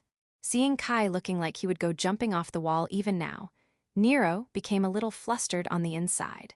Even though he knows that this idiot wouldn't go that far, he can't get rid of the anxiety. I don't see any problem. Go jump. There, use that ripped robe. Even I wouldn't go that far. Or rather, are you telling me to go die? I am always telling you to do that, aren't I? Ignoring Safil and Kai's usual exchange, Nero peeked into the castle wall. And there was one mad warrior there, slaughtering herds of enemy soldiers gleefully. Kirono, you bastard. It's not like Nero doesn't acknowledge that man's strength. He is by no means weak. No, he is undoubtedly strong. Kirono surely possess enough skill to be called a rank 5 adventurer. After all, one can't defeat that greed gore by coincidence or luck. And because Nero understands that, he actually can't further comprehend the man called Kirono. If he has that much strength, why would he butt in here? Themselves included, all the rank 5 adventurers left and right, and the Order raid people weren't making their move. They all understand that it isn't their turn to go out yet. Even without someone telling you that, you would be able to guess it, but the moment the enemy reached the wall, Kirono jumped out. As if the whole of Crusaders was his prey. He kept killing off the mad, rampaging Chimera soldiers, and also crushed the Daidaro's war slaves without mercy. Nero couldn't comprehend. What kind of a sense do you have to go slaughter general defenseless people? It would be a risk if the one killing was a normal infantry, but that's not the case for a rank 5 adventurer. They should hold back, they should show mercy. In the first place, they shouldn't be going against those people. If they were to involve themselves in such acts, it would no longer be a fight, it would just be an atrocious killing. Nightmare Berserker, HMPH, his name fits him perfectly. Coming to that conclusion, Nero looked down on Kirono as he fought on the wall. Fiona would surely have a hard time as well. He couldn't help but feel a bit pity towards her, as she has to accompany a guy who is more of a battle freak than Kai. Fiona, that expressionless girl who always looks a bit sleepy. Nero doesn't understand what she thought when she decided to follow Kirono and join his element masters. Even in the worst-case scenario, considering that Fiona is cooperating with Kirono for some absurdly high ambition, she would surely have a hard time going along with that man. Although, that very expressionless Fiona, who was covering the fairy Lily and Kirono's combo from above the wall, didn't look the slightest troubled. A normal person would just think that she was properly doing her job as the rear guard. Well, it doesn't concern me now. Either way, he didn't have any plan to intervene in Kurono's actions at present. That man's objective is probably to achieve more than what he did in the Ischia battle. No matter what kind of ambition he is hiding, as long as he's fighting as their ally, they couldn't intrude. If they were to do something, it would be after making sure that Kirono has a plan to overturn the kingdom or something. For now, it is best to see where things go, and even in this battlefield, it wasn't time for them, the wing lords, to go out in battle. I guess we will have to wait for our turn more. Just when he had thought that, Nero's sixth sense strongly warned him of an incoming danger. What's this? Nero suddenly looked up and observed his surroundings as if his face was flicked. However, there was no change as of now. At present, although there are chimera soldiers on the wall, they were not even close to conquering the wall. Even the war slaves' ladders were easily repelled and destroyed. The Spata army was strongly defending against the invasion. There was no anomaly. No, the anomaly will be coming now. What is that? At that moment, Nero spotted something huge appeared on top of the Crusaders' army, which was a kilometer away. Chapter 419. Sortie, Ancient Golem. It appeared with thunderous roars and dreadful earth tremors. At first, I thought the tremors caused an avalanche, and so I quickly shifted my gaze towards the Crusaders and instantly found the source. What in the world is that? A giant robot. On the other side of the flocking war slaves, in front of the lined-up catapults in the enemy front line, giant humanoid figures came rising up one after another. Their dark gray iron bodies shone underneath the bright sunlight. Behind their full head covering round helmets, a deep crimson eye could be seen. Their cylindrical body looks exactly like a golem, but even though there are quite a few big golems, I have never heard of one this big. It's easily about 20 meters. The catapults behind it look awfully small in size, making one feel like there's something wrong with their scaling perception. And there were a whole 10 of those absurdly huge golems. You gotta be kidding me. I unconsciously said that out loud in response to the immense pressure. However, this isn't the dream world Last Rose created. It is the cruel reality, unfortunately. 10 of these huge golems certainly exist. Kirono, they are probably the ancient golems. Lily came flying to me as I was still fighting against the chimera soldiers, still in my previous state. I have heard the name and of its existence during class in school. There are countless magic items in the ancient ruins which can't be produced at present, and the oversized golems are one of those. Golems made long, long ago, and as such, they are categorized as ancient. Majority of them are damaged, only leaving the huge bodies behind. However, there are cases of succeeding in reactivating them. Although there aren't any in Spata, there's a country which is using them as a weapon to siege a castle. We were taught that they were strong and valuable weapons of the past, but I never thought I would be seeing them like this. That too, 10 of them. Darn it, those crusaders. They pulled such a big one out of the ancient relics. Lily has heard about it before, bringing out the ancient golems from Media ruins. That probably happened before she met me. I do remember hearing about Media ruins.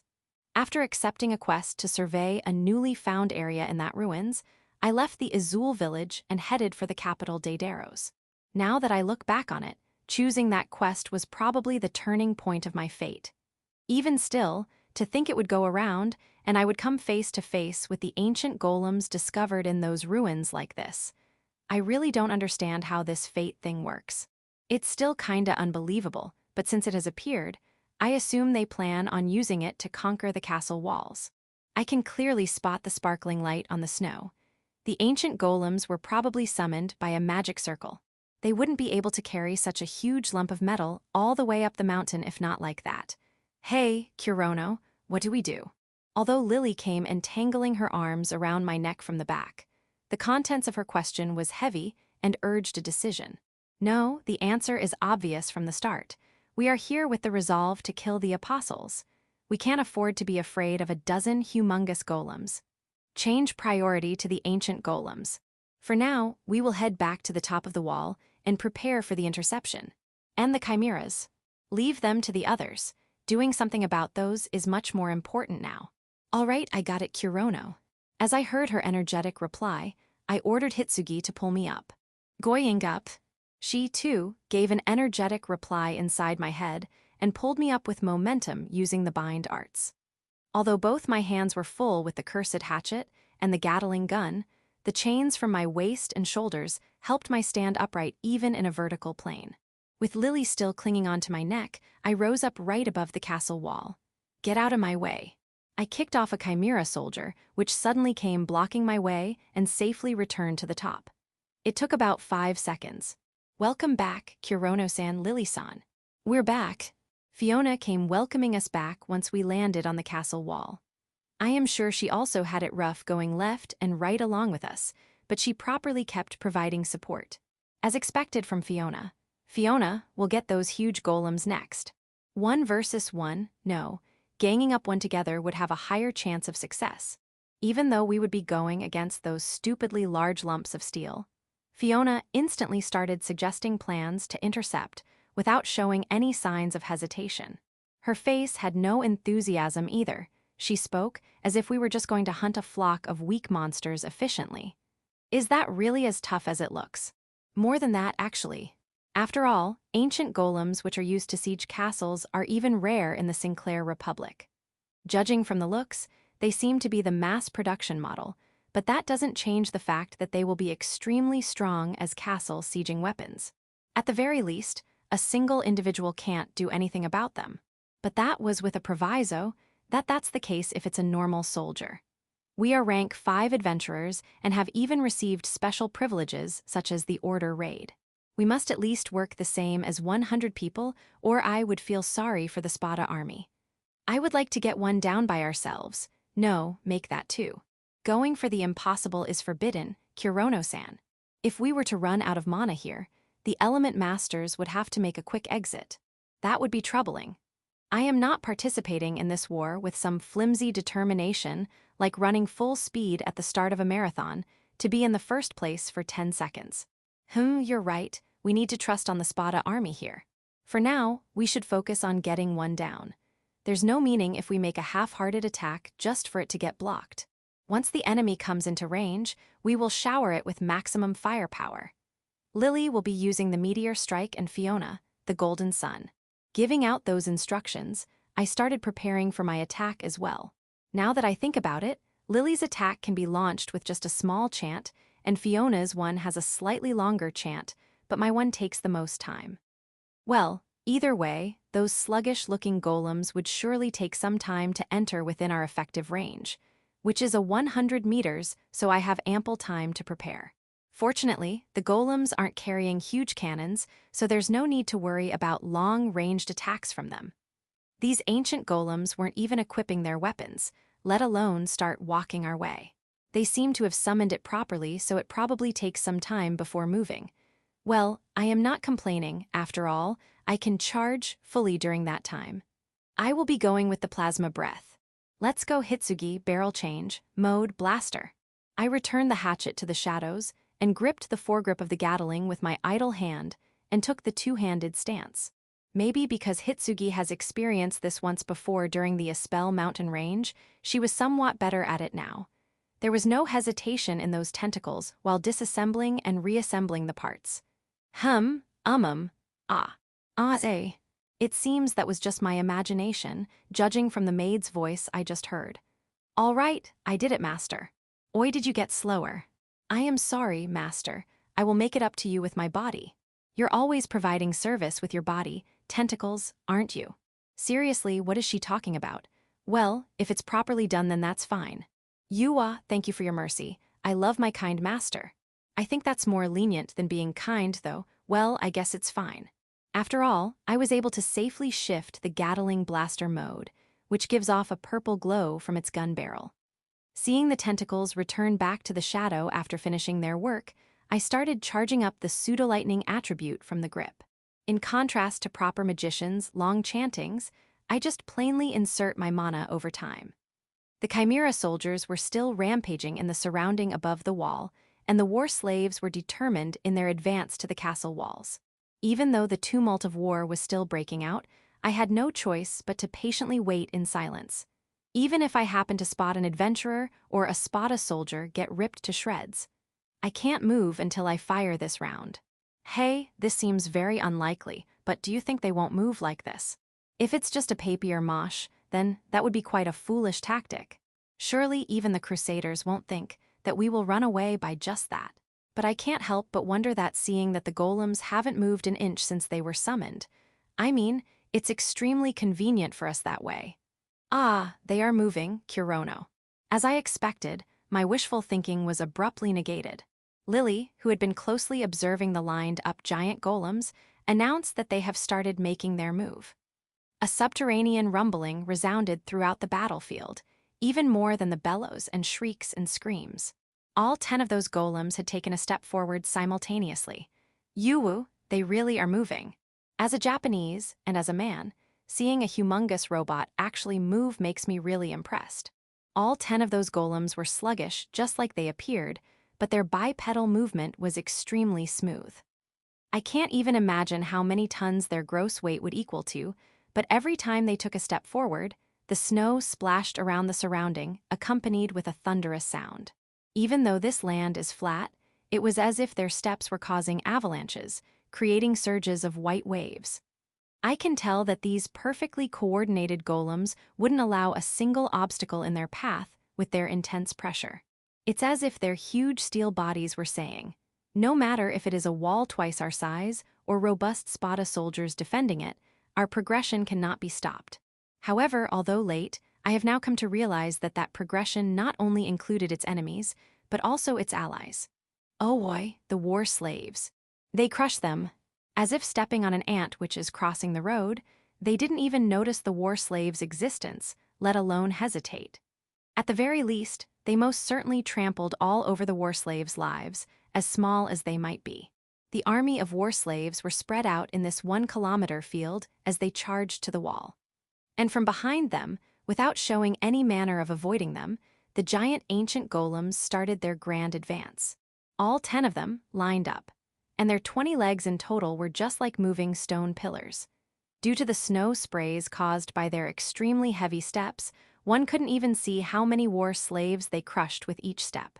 However, I could see many war slaves getting caught up in the wave-like avalanche of snow caused by those steps. Not only me, every Spata soldiers on this wall could see. Even if they didn't want to, they would spot it. After all, the war slaves are just sacrificial stones for power scouting. They probably don't care a bit crushing them like that. So that's how the crusaders go about doing things, eh? Messing around through and through. Because of the anger which came boiling up from within, my hands which were gripping the Gatling started shaking. Did the supreme commander of this huge army order this with a straight face?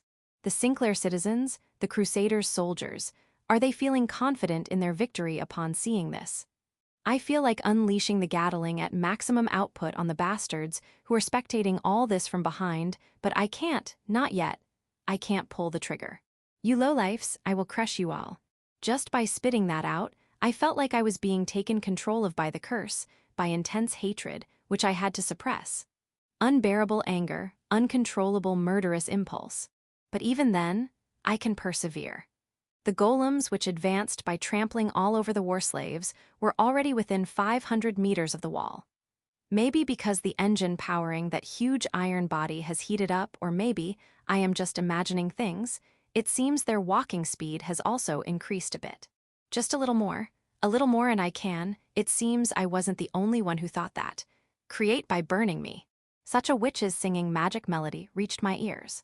Chapter 420. Taurus. Yuwa, that's a relief it properly moved, I am glad. The ancient golem corps, an army corps made out of enormous ancient weapons, which even makes the seasoned crusader soldier taken aback. However, the one controlling them was just a single woman. A woman who would never be praised as a war goddess of ancient times, a woman who is not only mediocre in appearance, but also has no more mana than your average person. She had unkempt hair and a pale face with freckles, and was wearing an expression of relief, feeling of relief that she was able to complete her job.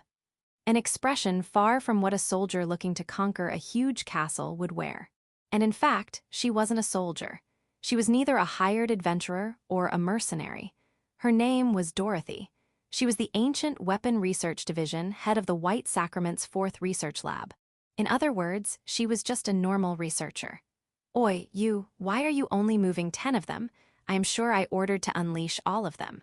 Her moment of relief was short-lived. A sharp rebuking statement came flying towards her from behind soon enough. I am terribly sorry, Count Burgunt. As she timidly turned around, she was faced with the exemplary commissioned officer of the Sinclair army, the Count himself, equipped with pompous full armor. Although his high-strung, slender face was not actually filled with anger, he was giving her a sharp gaze with his deep green eyes, which closely resembles the wind attribute's mana. Commanding the Crusaders' Third Army was the Count Vint Dominic Helvetia Burgunt. Although his name was quite lengthy, Dorothy, who had graduated from the Elysian Magic Academy, remembered the meaning it held, while it may be a bit vaguely. The Sinclair Republic's nobles' names are structured like first name, holy name, territory name, family name. If we were to decipher the Count's name, it would be that he's Mr. Vint from the Burgunt family, who are governing the Helvetia land and have the holy name Dominic as Christians. However, that is about all she knows, only the fundamental knowledge about them. She neither knows the speech she should be using with the nobles, nor the troublesome manners and etiquettes. She hadn't learnt those at school, and even if she did, she doesn't remember any. Even so, since she was spoken to, she had no choice but to answer the tough set of working. This is, you see, because I reformed the craft hanger to the mobile type. The Magius drive's conductivity just isn't reaching high enough to clear the start line so. Evie, I don't need disorderly, incomprehensible excuses. Can you deploy them, can you not? Or are you being hesitant, which is it? Such a reaction, even though she perfectly summed up the current situation. Humans are always like this, blind to their own shortcomings and yet criticizing others' way of talking. However, Dorothy wasn't fed up or sad. She has already come to the conclusion that other people are just like that. Rather, this Count is gentlemanlike and better than most as he's just a bit irritated and is not yelling or hitting her. That is the main frame and the pilot's adaptation is. You restrain yourself. And now, veins were appearing on his forehead. Even though you have been appointed as the commander of the Golem Corps by Bishop Judas, you're now under my army's command. It will be troubling if you were to do as you please. Even though she was the one who was actually troubled at this moment.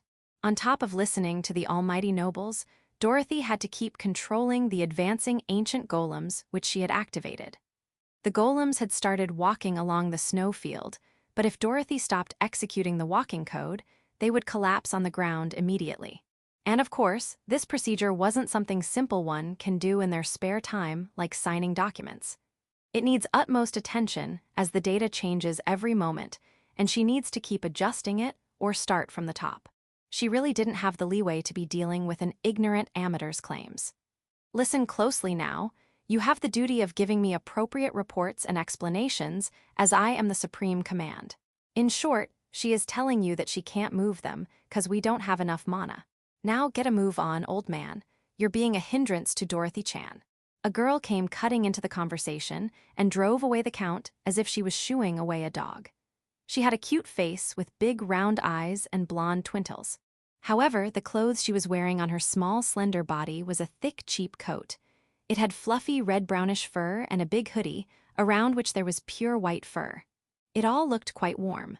However, when you look at her as a whole, it oddly looks worn out. Second-hand goods is the first word that comes to mind. That was the only heavy outfit she was wearing to fend off the cold. She had a mini-skirt on with black leggings. Even in this cold winter, she looked like a courageous, stylish high school girl. That said, judging from the worn-out bow she wore on her back and the handmade-looking quiver behind her waist, it felt like she was not in fact a student of Elysian, rather an adventurer. Naturally, from her appearance which depicted that it has not been long since she has become an adult, and from her low-grade equipment, she gave off no veteran feel whatsoever. Such an all-around novice-looking girl had just been terribly rude to the supreme commander of this huge army. You. However, Count Burgunt was only making a sour face as if he had just bitten on a bitter bug, let alone shout out on her disrespect. Amateurs should just stay quiet without meddling. It would be your fault if the golems were to collapse from this, old man. The adventurer girl set out flatly with a pointing pose. In response to that, the Count was just mortified and replied with in a gloomy voice. "All right, I will leave all the golem controlling to you. However, I have an agreement with Bishop Judas that you will have to move according to my strategy. Don't forget that. Also, I am not an old man. Call me Supreme Commander." Yeah, I get it, so just go already. See ya, bye-bye, don't come again, old man." After giving one last annoyed glare with his green eyes, General Burgunt returned, taking back his subordinates who were watching over the situation, breaking cold sweat. Isen, I am sorry. It's all good, my quest is to be your escort after all." In response to Dorothy's gratitude, the adventurer named I replied with a refreshing smile. "More importantly, shouldn't you be focusing on the control? That's quite tough, right?" "Ah, yes, well." Although her reply was vague, she was happy for the offer. She couldn't help but hate herself a bit for not being able to say, "thank you," without hesitation in these situations. For Dorothy, who is aware of her extreme introverted personality, people like I are hard to deal with as they are like a painting of cheerfulness itself. Although, it is because I didn't pay any heed to her thoughts and was unmindful in being familiar with her that Dorothy is able to have proper communication with her. Maybe Judas Bishop selected I for her escort because of that reason, despite I being a new adventurer. Phew, even still, it's mundane being in the headquarters even when you have come to war. Right, Tsukumi-chan? Dorothy could see with a side glance that I was amusing herself by having a one-sided conversation with a griffon who appears to be her pet. Maybe it was just Dorothy's imagination, but she felt like the griffon named Tsukumi looked awfully bothered by that. Dorothy thought that, as she expected, this is worrying in terms of strength. She couldn't help but feel even more anxious by further thinking that maybe Judas Bishop was telling her to go and die in the battlefield by doing this. Be that as it may, if Judas Bishop was telling her to die and that she isn't necessary anymore, Dorothy was content with that as well. After all, if she was abandoned by him, that great man, then she has no meaning to continue living. As such, she devotedly performed the mission given to her now. And again, Dorothy concentrated on using the lithograph on her hand, the device. All right, that should make number 3 stable. Number 7 is doing good. Number 5's left leg's actuator is already worn out. Breaking cold sweats, but still utterly serious and desperate, her expression looked like that of a lunatic's from the side. However, the operation Dorothy was handling requires more technique and knowledge than anyone present there except her. It was the brain work only a genius can pull off. This battlefield in which Dorothy was currently at was exactly what I had just complained to Tsukumi about: the headquarters, encampment in front of the Galahad fortress. As it was outdoors, there was nothing that fancy here other than the tents or the huge cargo the imperial carriage carried. However, under this blue sky which God has blessed upon them for this holy battle, one could only feel heroism and might from the countless white crusader soldiers lined up on the pure white snow field with their golden crusader's flag. It was a sight befitting of the crusaders who were blessed with the white god's power. Especially surrounding headquarters, there were heavy cavalry cladded with dazzling mithril armor and the ekismages wearing pure white robes made from mithril fiber. On top of that, there was a battalion of magicians gathered there who were intentionally highlighting that glistening dignity. And inside that headquarters, which was being protected by such an elite squad of the reliable Crusaders' army, there was a place specially set up for Dorothy for her to operate the ancient golems. Right beside the supreme commander of the Third Army, Count Burgunt, sits. It is because she can control and has authority over these 24 huge secret weapons that she gets such super special treatment. Although that is also why the Count himself comes to scold and whatnot. The reason why the Crusaders' soldiers do not look down upon such a sullen, under-average-looking girl is because the device she uses to control the ancient golems is just too special. To describe it in a word, altar would fit it best. There were 4 3-meter-tall pure white pillars in 4 corners, and a blue-white magic formation was formed on top of the ice. That formation wasn't the fundamental circle which is usually the case.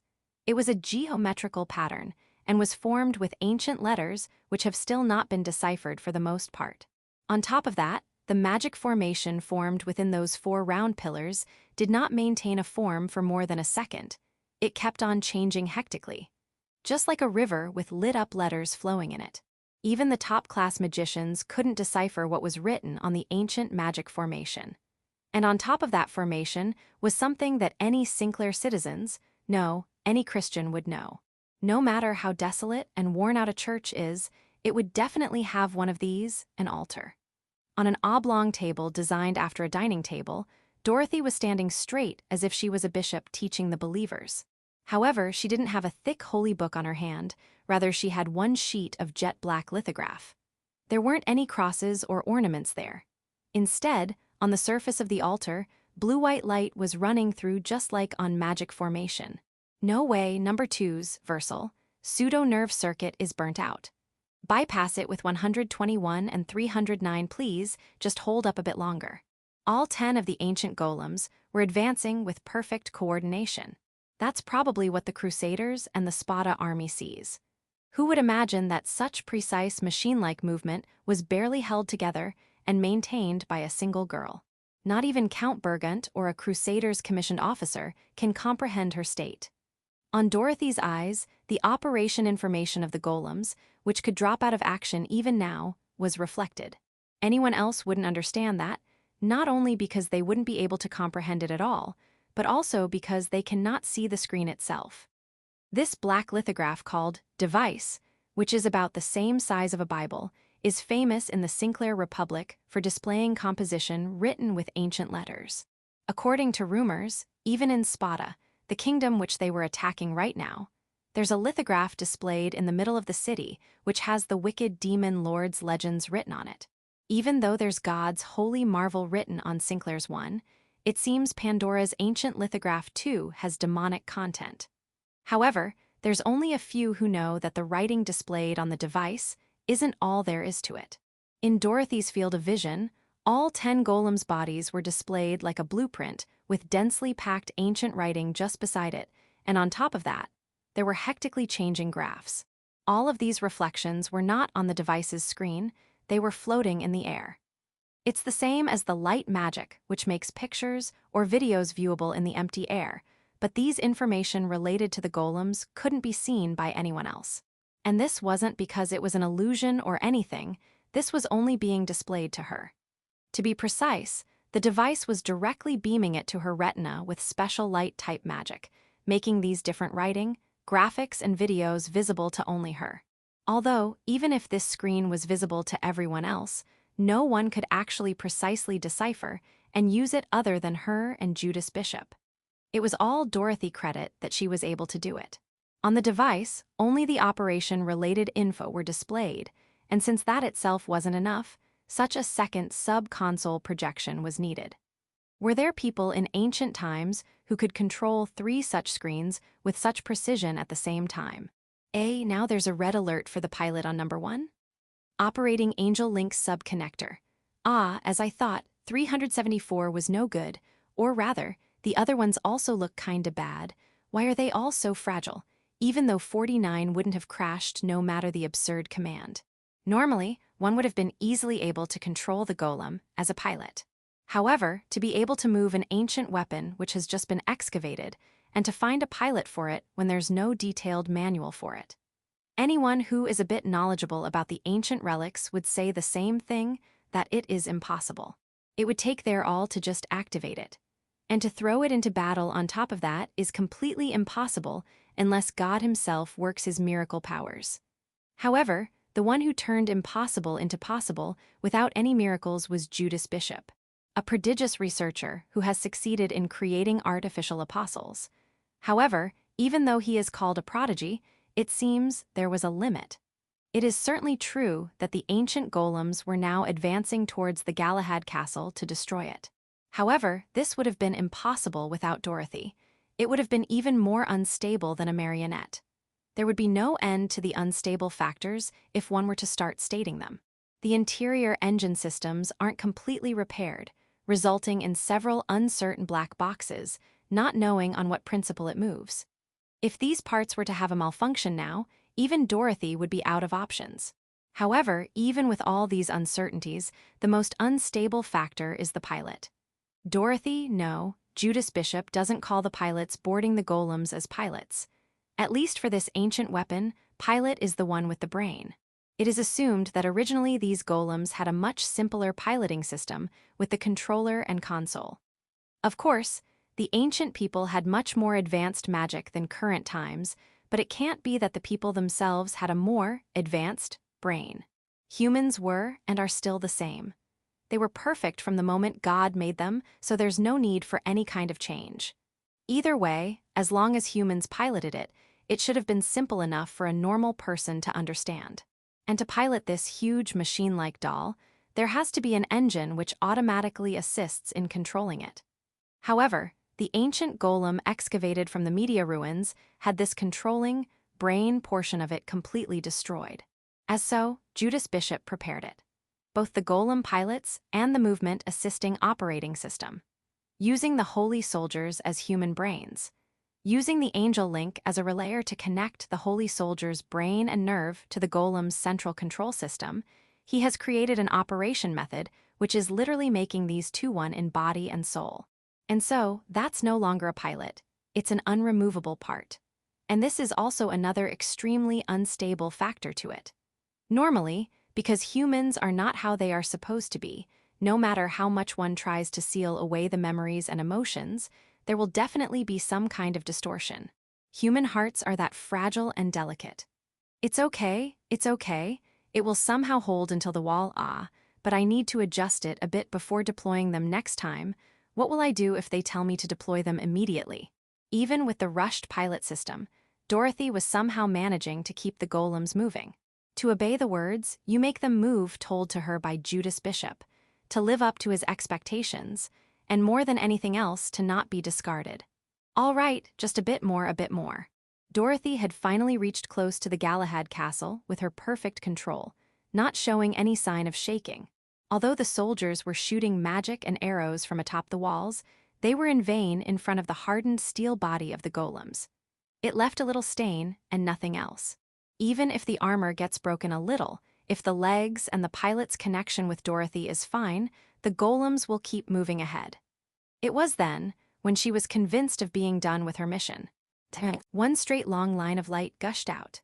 It was such an intense radiance that even Dorothy, who had been glued to the retina display all this time, instinctively looked up towards the battlefield. Number 8, no action. Even if the device didn't let her know, she could understand as much by looking at the sight in front of her. The ancient golem's upper body had completely vanished, who knows getting hit by what attack. The tower-like steel body symbolizing absolute defense was completely destroyed, liquefying the trunk as well. Seeing the huge ancient weapon being thoroughly crushed, a big commotion stirred up in the crusader army. Oi, what's going on? The ancient golem has been destroyed. Although Count Burgunt came rushing in, Dorothy had no room to be answering his questions. Thanks to one being destroyed, it is a bit easier on me now, at the very least. If 2 of them remain, we can destroy Galahad Fort, right, Judas-sama? Dorothy had a twisted smile on her face, which was pale due to fatigue. She just found the Sinclair's nobles and the soldiers' unsightly panic to be comical. She also couldn't help but find the Spata army's excitement from destroying one laughable. Nobody understands. She couldn't help but laugh seeing how foolishly everyone calls these huge weapons or ancient golems. These are just working machines, of course they would break when fought with them. Judas Bishop had told her the night before she departed for the army. On top of his bed, which she had requested to be on, that's no weapon. He had started talking about it on a whim suddenly. Although that's no considerate pillow talk, to a girl who only has numerical formulas and magic theories in her head, there was nothing more wonderful than unknown knowledge. They aren't golems, their name is Power Loader, a simple work machine. At the time, Dorothy was at her limit physically, so she wasn't able to properly reply and was just listening to his words, embracing the pleasant feeling of exhaustion. What do you think the ancient people built with these power loaders? She hadn't heard the answer yet. She plans on asking him after returning alive from this battle. Exactly what the ancient people used these humongous power loaders, which are deemed as a weapon in current times, to build what kind of a weapon? It's okay. It will be fine if I just do as Judas-sama says. Everything will go as planned. The strategy was also about to enter its final scene. Dorothy commanded the remaining 9 machines, feeling kinda uplifted. Power loader Taurus, right arm, drill gauntlet. Operation Pile Bunker, start. Chapter 421. Crashing Sun, Falling Stars, Roaring Thunder. Burn me and create it. The first attack was made by Fiona. The elegant incantation sounded almost like a song. As usual, this language is from a completely different world, but I've been taught its meaning before, so I was only able to understand what she said. I got ready for the final blast as I saw the golden fireballs form in Fiona's favorite staff, Aints Bloom. If she's going to use that huge thing, it's not too bad for us to use one shot. Yes, now's the time to use it, Master. Please go ahead. Almost as if she were handling a delicate piece of glass, the talkative maid used her tentacles to hand me a single bullet. The rough and bony bullet made from Slothgill's fingers should have enough destructive power to be referred to as nothing but a real breath. Yes, just as powerful as Gregorius' breath, which had been let loose from Ischia Fortress. That's why this attack is not called Plasma Blaster, but Plasma Breath. If I use one bullet here, I'll have 5 more left. But even if I used all off them, I wouldn't be able to completely destroy all of the golems. Also, there will be a cooldown after each shot, so I can't shoot them all in rapid succession. For now, I'll focus on this shot without thinking much about what happens next. Slowly and steadily, I load the single bullet I have in my hand into the greed. As I calm down, I also remember Regin's words of advice. With a clanky mechanical sound, the lightning bullet is swallowed into the greed's barrel. Reloading complete. Gill bullet locked and loaded. Energy will be fully charged in 24 seconds. As I hear Hitsuga's announcement, I can hear the greed starting to make roaring sounds. A purple line running through the barrel begins to flicker furiously. It's almost as if the noise coming out of Slothgill's skull, which is encased inside an engine-like hard case, was a voice showing resentment, because this was the limit of its magical power. But if that grudge were real, I would abuse it even further. I'd even say to it, get to work. Here, I create the sun that holds my name. The timing is perfect. Fiona's spell will be ready as my preparations to fire approach their final stage. Fiona is holding her staff high, and at its tip, a shining golden fireball of roughly 5 meters of diameter burns wildly. It contains an enormous amount of compressed heat. Its overwhelming presence and vivid flickering make it look no different than the actual sun. You can feel the nearby adventurers and Spata soldiers instinctively gather around in awe of such display. But as for Fiona, she doesn't stop to look at their glance. No, she doesn't even notice them. Okay, Kirono, Lily, fire. Almost as if nothing could ever get her worked up about anything, Fiona asks for a final confirmation with her usual vacant expression. Where to aim and when to shoot are left entirely up to Fiona's judgment, who is in charge of the first strike. Lily and I only need to follow up on her attack, so if she thinks this is the right time, then that's enough for me. Both Lily and I nod silently at her. Golden Sun. Talik Nujum to Hatem Yuliku. Lily starts her incantation at the same time as Fiona throws her burning sun forward. Everyone here, me included, is looking at Fiona's spell go. But Lily knows she has to keep her cool, and her attention is fully dedicated to matching the timing correctly. Lily puts her hands together in prayer for Queen Beryl. Her almost transparent blonde hair and her dark night-colored dress flutter in the fiercely hot wind. At that moment, Fiona's fully powered, golden sun collides with its target. Among the 10 golems that were lined up, the target was the one that was standing closer to the left wing on the north side from our original position. That's about 300 meters away from here. The huge golden fireball made a wide arc as it traveled through the sky and plunged straight on the golem, whose dull movements were limited to 1 step at a time. It looked as if the golem had been swallowed up completely by the fireball. The gigantic ancient golem hadn't stopped moving, and had shown no signs of it trying to avoid the incoming attack until the very last moment, but then it was too late. The sun had come crashing down on it. A thunderous sound echoed through the Galahad mountains, almost as if a huge avalanche had just happened. And at the same time, a hot storm-like wind raged through the field. In addition to a thick black smoke, pure white steam began to rise as the layer of snow under their feet began to evaporate instantly. The golems disappeared from the sight of their allies, covered in a thick layer of smoke and steam. However, Lily seemed to be firmly locked onto her target. Meteor strike. At the other side of the screen of smoke and steam, there was an intense flickering of the 7 colors of the rainbow. And at the same time, another thunderous sound echoed across the mountains. Both the explosion and its subsequent heat were the same as Fiona's attack. But this sweltering heat wasn't from condensation, but from a huge meteorite-like mass, like a gigantic bomb of pure light. As lumps of metal collided with each other, making high-pitched crashing sounds, the explosion colored in the 7 colors of the rainbow completely dissipated the screen's smoke and steam. Ooh, look at that, it's beautifully half-broken. After the explosion from the meteor strike and our field of vision cleared up, we could see the ancient golem. It had lost both of its arms and its head, and it had been reduced to something similar to a charred scrap. I thought that perhaps I wouldn't even have to shoot at all, but amidst the smoldering black smoke, I could see something taking a single step forward. So after all, I would be able to deliver the finishing blow. Kirono, there's definitely a pilot riding it inside the golem's chest area. I can only see the remains of a golem that look like the ruins of an old tower that were hit by a huge fire. But it seems that Lily can tell otherwise. I see, it's not a magical being nor an automatic weapon.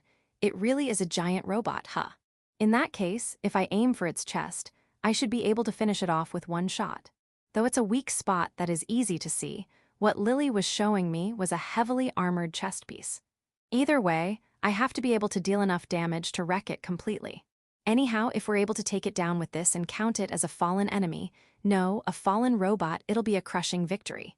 3, 2, 1, full charge, fire. Plasma breath. Fire. The moment I pulled the trigger, I definitely say the same rushing stream of purple lightning that I saw at Ischia Fortress. With a clank, the mode blaster barrel opened up even wider than Gregorius' huge mouth. In a very futuristic-looking way, 2 clear rail-like lines split from the single purple line that ran through the middle of the barrel. But this is by no means a faithful reproduction of a railgun. A charged particle gun and an electromagnetic gun are 2 different things, to begin with. Still, the barrel had split open like a railgun due to the sudden burst of purple lightning, and then released its thunder magic as it returned to normal, like the sort of powerful beams that can be seen in sci-fi movies. The dazzling shot of light makes my field of vision disappear. But I keep my aim firm and straight, shooting the light of destruction at the cockpit that Lily has pointed me to. Until the very moment the tip of the lightning that burst through the sky in a straight line pierced through the golem's large build, I could see what was happening. The flash of light that resulted after that turned everything to white. Zahi. The recoil is worse than what I had anticipated. My arms, no, my entire body seems to be shaking, and my feet feel like they're floating, almost as if I had been blown away. Now I understand why the Gregor had used iron sand to anchor its feet to the ground.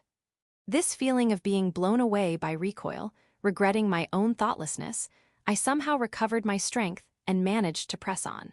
The firing itself took about a few seconds, but it felt much longer to me. By the end of it, I had lost control of it, and the burst of lightning strayed off into the sky. But I was certain that it had been enough to finish off the half-functional golem. How did it go? The flash had only blinded me for a short moment after I finished shooting. After I recovered my vision, I could see the wreckage that had become of the ancient golem, whose upper body was now gone. Making a shrill sound, the remains of the golem plunged on the snow. With a thunderous tremor, the steel giant had collapsed to the ground. 1 down, so it took 3 attacks to defeat it, There was no other way, after all, it wasn't made out of mere steel. On top of being armored with ancient metals that cannot be refined in this day and age, it wouldn't be strange if it had been reinforced with a spell such as Harden. That single golem was probably sturdier than a small fortress. A single person should not be able to take one of these down on their own. Even if they didn't know about that, Lily and Fiona weren't talking like they had just brought down a gigantic ancient walking weapon. How should I put it? They seemed almost unimpressed. Me, I was secretly thinking to myself, hey, we really did it. Awesome. It was a bit embarrassing. Well, what do we do next? Creating an unthinkable atmosphere, I coolly asked that question to the 2 of them. By the way, I didn't have a plan. The only thing I could come up with as a next step was a basic idea of getting inside one of those golems, which cannot even be considered a proper strategy. Kirono, I have a great plan. The expressionless Fiona raised her small hand and said that, completely brimming with confidence. If things go on like this, the remaining golems are going to reach the walls. All we had accomplished, so far, was destroying a single golem. Before the threat of these golems, the castle walls had already withstood their fair share of attacks, but naturally, they wouldn't be able to stop the golems marching. The golems mercilessly continue their heavy march. It would have been better if their huge bodies had been burned or cracked to some extent. Even though we may not speak as full of confidence as Fiona, everyone here can guess that the ancient golems will arrive at their destination. That's right. They don't have any weapons there. At this rate, these golems are going to tear the walls apart. It's an easy and straightforward offensive, but with their size, a simple punch can wreck entire buildings. We should see them as tools with enough destructive power to tear down the castle walls. We'll have our chance as soon as the golems reach the walls. I see, we stop them at the walls at the last minute, right? And then we jump on the golems. And then with a bang, the golems go boom. There you go, a perfect strategy. Fiona seems to hear her own voice coming out of her heart as she puffs up her chest in self-confidence. How should I put it? I can't help but feel Fiona is sometimes more muscle than brain. In fact, I wonder if she's even more of a crazy warrior than I am. Listen, Fiona, that's hardly a great plan. That's right. It's pure genius, right? Not like that. It's actually the other way around. Why did she think I was complimenting her? Never mind, now there's no time to tell Fiona that we're not understanding each other. Hey, Lily, what do we do? The golems will reach the castle walls any minute now. Yes, but it's all right. I've just come up with a great plan myself. Oh, I knew you wouldn't let me down, Lily. As I was starting to give my words of praise, a voice urged me to wait. Needless to say, it was the great magic teacher's voice. Kirono, what about my plan? I'm sorry, Fiona, but we'll have to leave it as our last resort. After trying what? Anything at all. I see. Well, if you put it that way, I guess it can't be helped. The misguided Fiona, who had actually thought that she was onto something with that plan of hers, looked at me expectantly as she dropped the topic. Oddly enough, the conversation continues rather smoothly. I still fail to understand Fiona's plan. So, Lily, what's your plan? Responding to my enthusiasm, Lily gives me a cute smile, trademark of a beautiful girl from another world. Then replies, well, I'm planning to jump on the golems too. What, not you too, Lily? Hee, don't worry, Kirono, I haven't finished. So you're not planning to give it a good bang? That's right. My plan is a little more concrete than that. Unlike you, Fiona, I won't betray Kirono's expectations. I'm sorry, when exactly did I betray Kirono's expectations, Lily? The nonchalant Lily continued talking to the now clearly dissatisfied and offended Fiona. First of all, wouldn't it be better to close your eyes and ears before I explain? Oh, I see. Lily suddenly started suggesting things, as if shooting flashing and acoustic bullets from her mouth at the same time. But both Fiona and I nodded to show that we could understand her without asking for too much of an explanation. That awesome thing will be released soon. As a matter of fact, some strong magical power has been making me feeling goosebumps on my back for a while now. Looking behind, I can see the giant castle tower of Galahad Fortress and its 4 defensive towers, so tall that they seem to pierce the heavens. A tremendous flow of magical power is concentrated to the top of the towers, whirling intensely like a tornado. In short, the Spata Royal Palace's sorcerer seems to be trying to deliver a single blow with all of his might. This is definitely the Spata army's ultimate attack. No wonder, the real fortress is on a whole different level. If only Alsace village was equipped with 1/10 of that defensive power. I slowly closed my eyes while thinking such useless thoughts, feeling an immense amount of magical power instantly exploding in the sky. Chapter 422. Battle Tower Pharos. Both his red hair and mantle flutter intensely on the devastating hot winds, but his muscular body doesn't show the slightest sign of trembling. Standing above the castle walls with such presence is the 52nd King of Spata, Leonhard Tristan Spata. It's the first time I see Pharos firing off something like that, But this is ridiculous. And his son, Crown Prince Eisenhart. What they see is a dense black smoke that spouts into the air, revealing a red-hot cross-section and the steel giants crumbling down. The same terrible, gigantic ancient weapons that had terrorized the Spata soldiers had come crashing down to the snowy ground. Briskly using his hand to comb back that red hair he had inherited from his father, Eisenhart turned around and saw that, in contrast with those golems, a pure white smoke was coming out of the four towers. A little while ago, a scorching magical attack was fired from those towers, which had seriously damaged the golems. The four towers that are located in the Castle Tower section of Galahad Fortress are formally known as Battle Tower Pharos. The Square Castle Tower section and its four smaller towers make a single building, all made in Spata-styled architecture. That kind of architecture doesn't have any particular name, but it is still something special, as it has only been used when Galahad Fortress and the Spata Royal Castle were built. Just as the Crusaders brought their weapons known as ancient golems with them, Spata has their own ancient weapon. And that weapon is Battle Tower Pharos. To put it simply, it's a device that shoots a superheated beam from high up in the sky. Though model magic alone cannot even analyze the ancient relic used in this fortress, anyone can understand just how much destructive power it has just by looking at the scene in front of their eyes. It has already been 50 years since Battle Tower Pharos was installed into the Galahad fortress, but even now it still proudly serves as its most secret and powerful weapon. Even now, this tremendous heat beam that has been brought back from ancient times seems to have reduced the signs of Spata's giant enemies to ashes. Still, after one shot, half of them still remains. Breaking through the huge curtain of black smoke that cloaks the battlefield, an ancient golem still advances towards them, echoing with high-pitched clanks and making gloomy machinery noises. The Battle Tower Pharos has one shot per actual tower, for a total of 4 shots. However, there are some restrictions that make up for its sheer power. It cannot fire in rapid succession, and what's more, replenishing the amount of magic needed to perform the next shot now would take an entire day. King Leonhart had made the quick decision to use all of his beloved Pharos power against the looming golem army. Nobody can tell whether that decision was based on judgment or overly hasty, but the shot was still fired. All that's left to do is find a way to defend against the 5 remaining golems' threat. Man, I don't want to have to jump on it and attack it head-on. Eisenhart's ears are filled with the solemn echo of the drums, which can be heard even over the loud sound of golems' footsteps. The unit Braveheart, led by King Leonhart, marches on to battle, displaying a fearsome strength. "Please wait, Your Highness. Don't tell me you're going too." A stern-faced, middle-aged man with a prominent beard calls out to Eisenhart from the sides. Though he addresses him respectfully, he looks more like a belligerent warrior than a polite knight.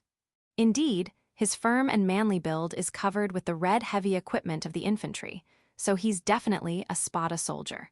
Moreover, his armor and helmet is adorned with scarlet almandine garnet, which is only seen on the armor of the top of the elite of the Braveheart unit, and the characteristic crest on his helmet is an authentic, genuine article.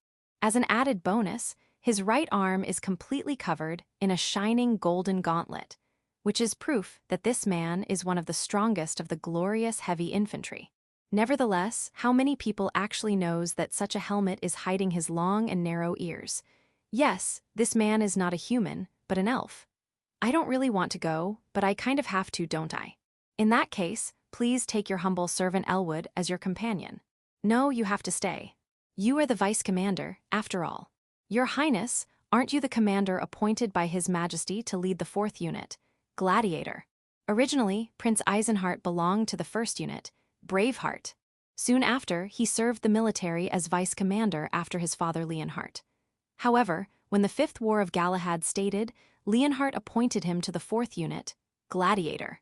His reason for doing this was that he thought that his son would get experience better that way. Eisenhart didn't consent to that, but one cannot simply dispute a king's decision.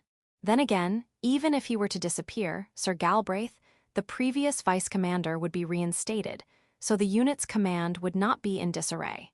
So that kind of reassignment wasn't that unreasonable. Certainly, leading the 4th unit, which would be a group of mercenaries, would be quite the experience. It was a bit of a sudden decision, but definitely not an unreasonable one. That is how Prince Eisenhart became commander of the 4th unit. In order to assist him, the Spata Knight Elwood, who had long served the military as the commander of 1,000 men in the 1st unit, was appointed as vice commander of the 4th unit as well. Well, isn't that beautiful daughter of yours, who works at the guild's headquarters front desk, waiting for you back in Spata? Don't be doing anything reckless now. How do you know my daughter so well? Could it be that your highness is interested in her as well? A thin line of sweat appeared on the half-hurried and half-shocked Eisenhart's forehead as he answered the rebellious Elwood's risky remark. No, I've told you already. It's just something I heard before. You've asked me 3 times already, and you had been drinking every time. Ah, I'm sorry. It seems I do nothing but boast about my daughter whenever I drink. That is something that all members of Braveheart know too well, to the point of being almost unpleasant. Thinking you're the only person in Spata who can make King Leonhart hear the constant boasting about your daughter. Prince Eisenhart stares scornfully at Elwood, who brashly answers with a hearty wahaha. But seriously, I'll be okay going on my own. After all, father rushed on by himself, so it is my duty to back him up. It can be clearly seen that former Vice Commander Sir Galbraith will be appointed to the heavy infantry unit, Braveheart. At the 4th War of Galahad, during the battle between King Leonhart and King Garvanal, the one leading the troops was none other than him. Just as one would expect from one of the 4 great noble houses of Spata. His fine job was worthy of his title. So, speak of the devil, what is it, father? Though Eisenhart spoke as if talking to himself, he could certainly hear his father's voice. 2 small, sparkly blue earrings adorn Eisenhart's ears. Made with telepathium crystal of the highest purity, they are a magic item that enables the wearer to communicate through high-quality telepathy. Eyes, you deal with those golems. All by myself. You can take along whoever you like. But you have to fight too, no matter what. This means I'll get the chance to do something heroic, huh? How considerate of you, father. I have a bad feeling about those golems. Come take a look. Eisenhart lets out a sigh so heavy that it seems as if it was on purpose. But that sighing is not simply out of childish defiance or cynicism, but out of the pressure he feels due to the heavy responsibility imposed on him. If you're so concerned about it, father, then it really must be looking bad. I'll leave it to you. Saying nothing more than that, King Leonhart cuts the communication off. Eisenhart takes another deep breath and slowly turns towards Vice Commander Elwood. Oh, so that's how it is. Yeah, there's no way around it. Seems that not even Elwood can help, but follow His Majesty the King's orders. But don't worry, I'm sure I can somehow manage to deal with 5 of them. Besides, there are people other than father who can deal with those huge things. Before Battle Tower Pharos attack, Eisenhart has seen a certain party of adventurers destroy one of the ancient golems on their own. Well, more than just seeing them, he couldn't help but notice them. That trio of adventurers who call themselves Element Masters has more to do with his brother Wilhart, who has always had a keen interest in them. Eisenhart had thought to see these friends of my brother's whenever he had the free time to do so. But it was totally unexpected that they were to turn up at the throne room. Will's not only smart, but he also has an eye for people. When selecting Prince Wilhard's guard maid at the time of his entering the Royal Spata Academy, it was none other than him who chose Celia, a former assassin from the intelligence department. Though she does have a good presence, there were many other maid candidates whose looks were way more charming and sexy. Some of them may have even approached him behind the scenes. Wilhart had no expectations for the near future, but if spoiled, he was still the second prince. Back in those days, the nickname Delusional Prince was not so well known, and he seemed to be normal, at least to complete strangers. However, the then 13-year-old Wilhart chose Celia over the other more good-looking maids. At that time, his elder brother bluntly asked him whether he liked women or not to inquire about the reason behind his choice, to which Wilhart replied, "I merely chose the best among them. There is no other reason." To this day, he still cannot forget his younger brother's expression, who seemed to be genuinely wondering why was he being asked such an obvious question. If only Wilhart had the same power as me, though meaningless, that idea often flutters about in Eisenhart's head. Anyway, those adventurers found by his younger brother have shown to be able to destroy an ancient golem. He can no longer doubt Wilhart's judgment. You've made some great friends, Will, but you're not the only one who has friends capable of bringing down a golem. Eisenhart took a quick look around him, but his golden eyes could not find the beautiful gladiator of Spata. Come on, Fark, where are you? Selfish as ever. Despite carrying himself with the elegance and looks of a nobleman's son, Farkius is a hopelessly selfish and moody person. However, very few people actually know that due to his unwavering smile and gentle demeanor.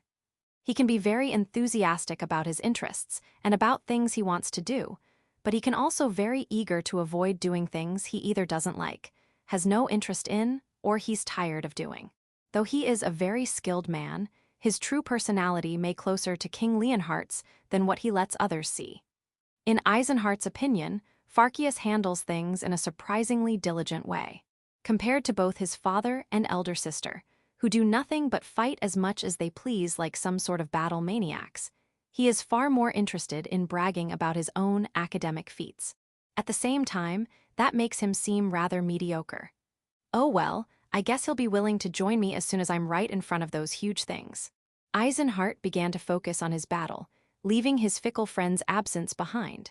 Turning his deep crimson cloak aside, he unleashed his blazing red greatsword, started walking towards the walled corridor. Well then, let's go. And so, Eisenhardt stepped forward into the empty sky from 50 meters above the ground, without hesitation. Section, that was close, I thought I'd die. After falling and rolling over the hard metal floor, he clumsily stands up. Hitsugi, your calculations were messed up. I'm so sorry, master. Oh well. I can hardly say I got there in one piece, but at least I did get there. Well, it is lower than the castle walls, but still quite tall after all. I'm standing at a place that is 20 meters above the ground. Instead of the steady ground over which the castle walls were built, the steel underfoot is swaying around like a small boat caught in a raging storm. That's right, I'm standing on the shoulder of one of the ancient golems, who continue their march towards the castle walls. Looking to the right, I can see the snowy landscape of the Galahad mountain range, and looking to the right, all I see is a gigantic full helmet-like head and its single red eye. I wonder if the pilot sees a magnified version of me on their screen. Bullet arts. I try shooting at it, but of course, it won't break so easily. It seems to be some sort of glass lens, but my attack didn't leave a single crack on it. It seems that a giant's weak spot is not necessarily always going to be its single eye.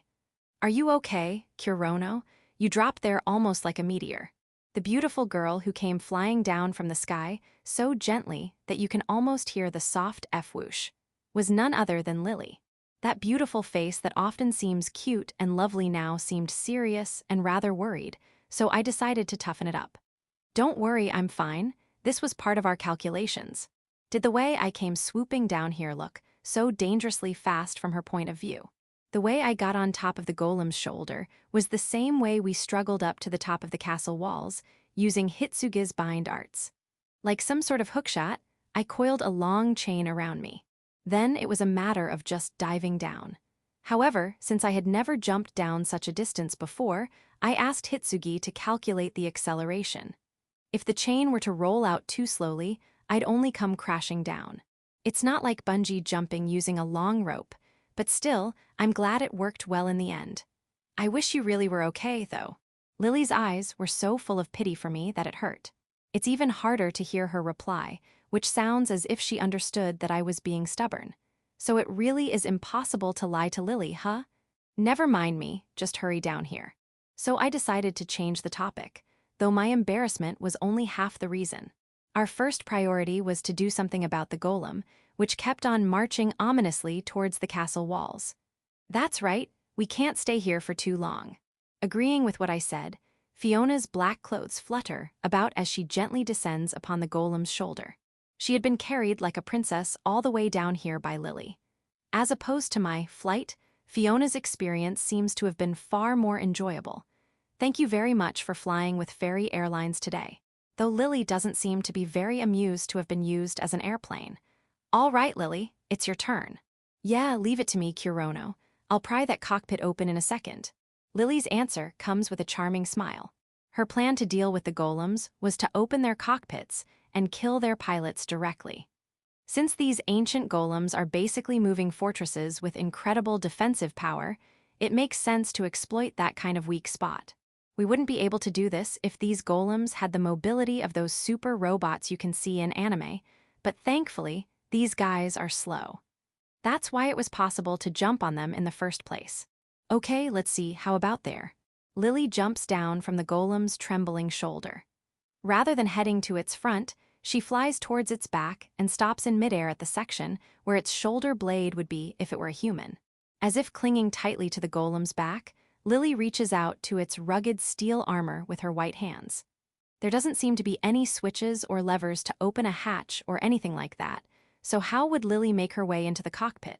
I was getting curious, but it didn't seem like we would have time to relax while she was doing all the work. I knew it, there are guards.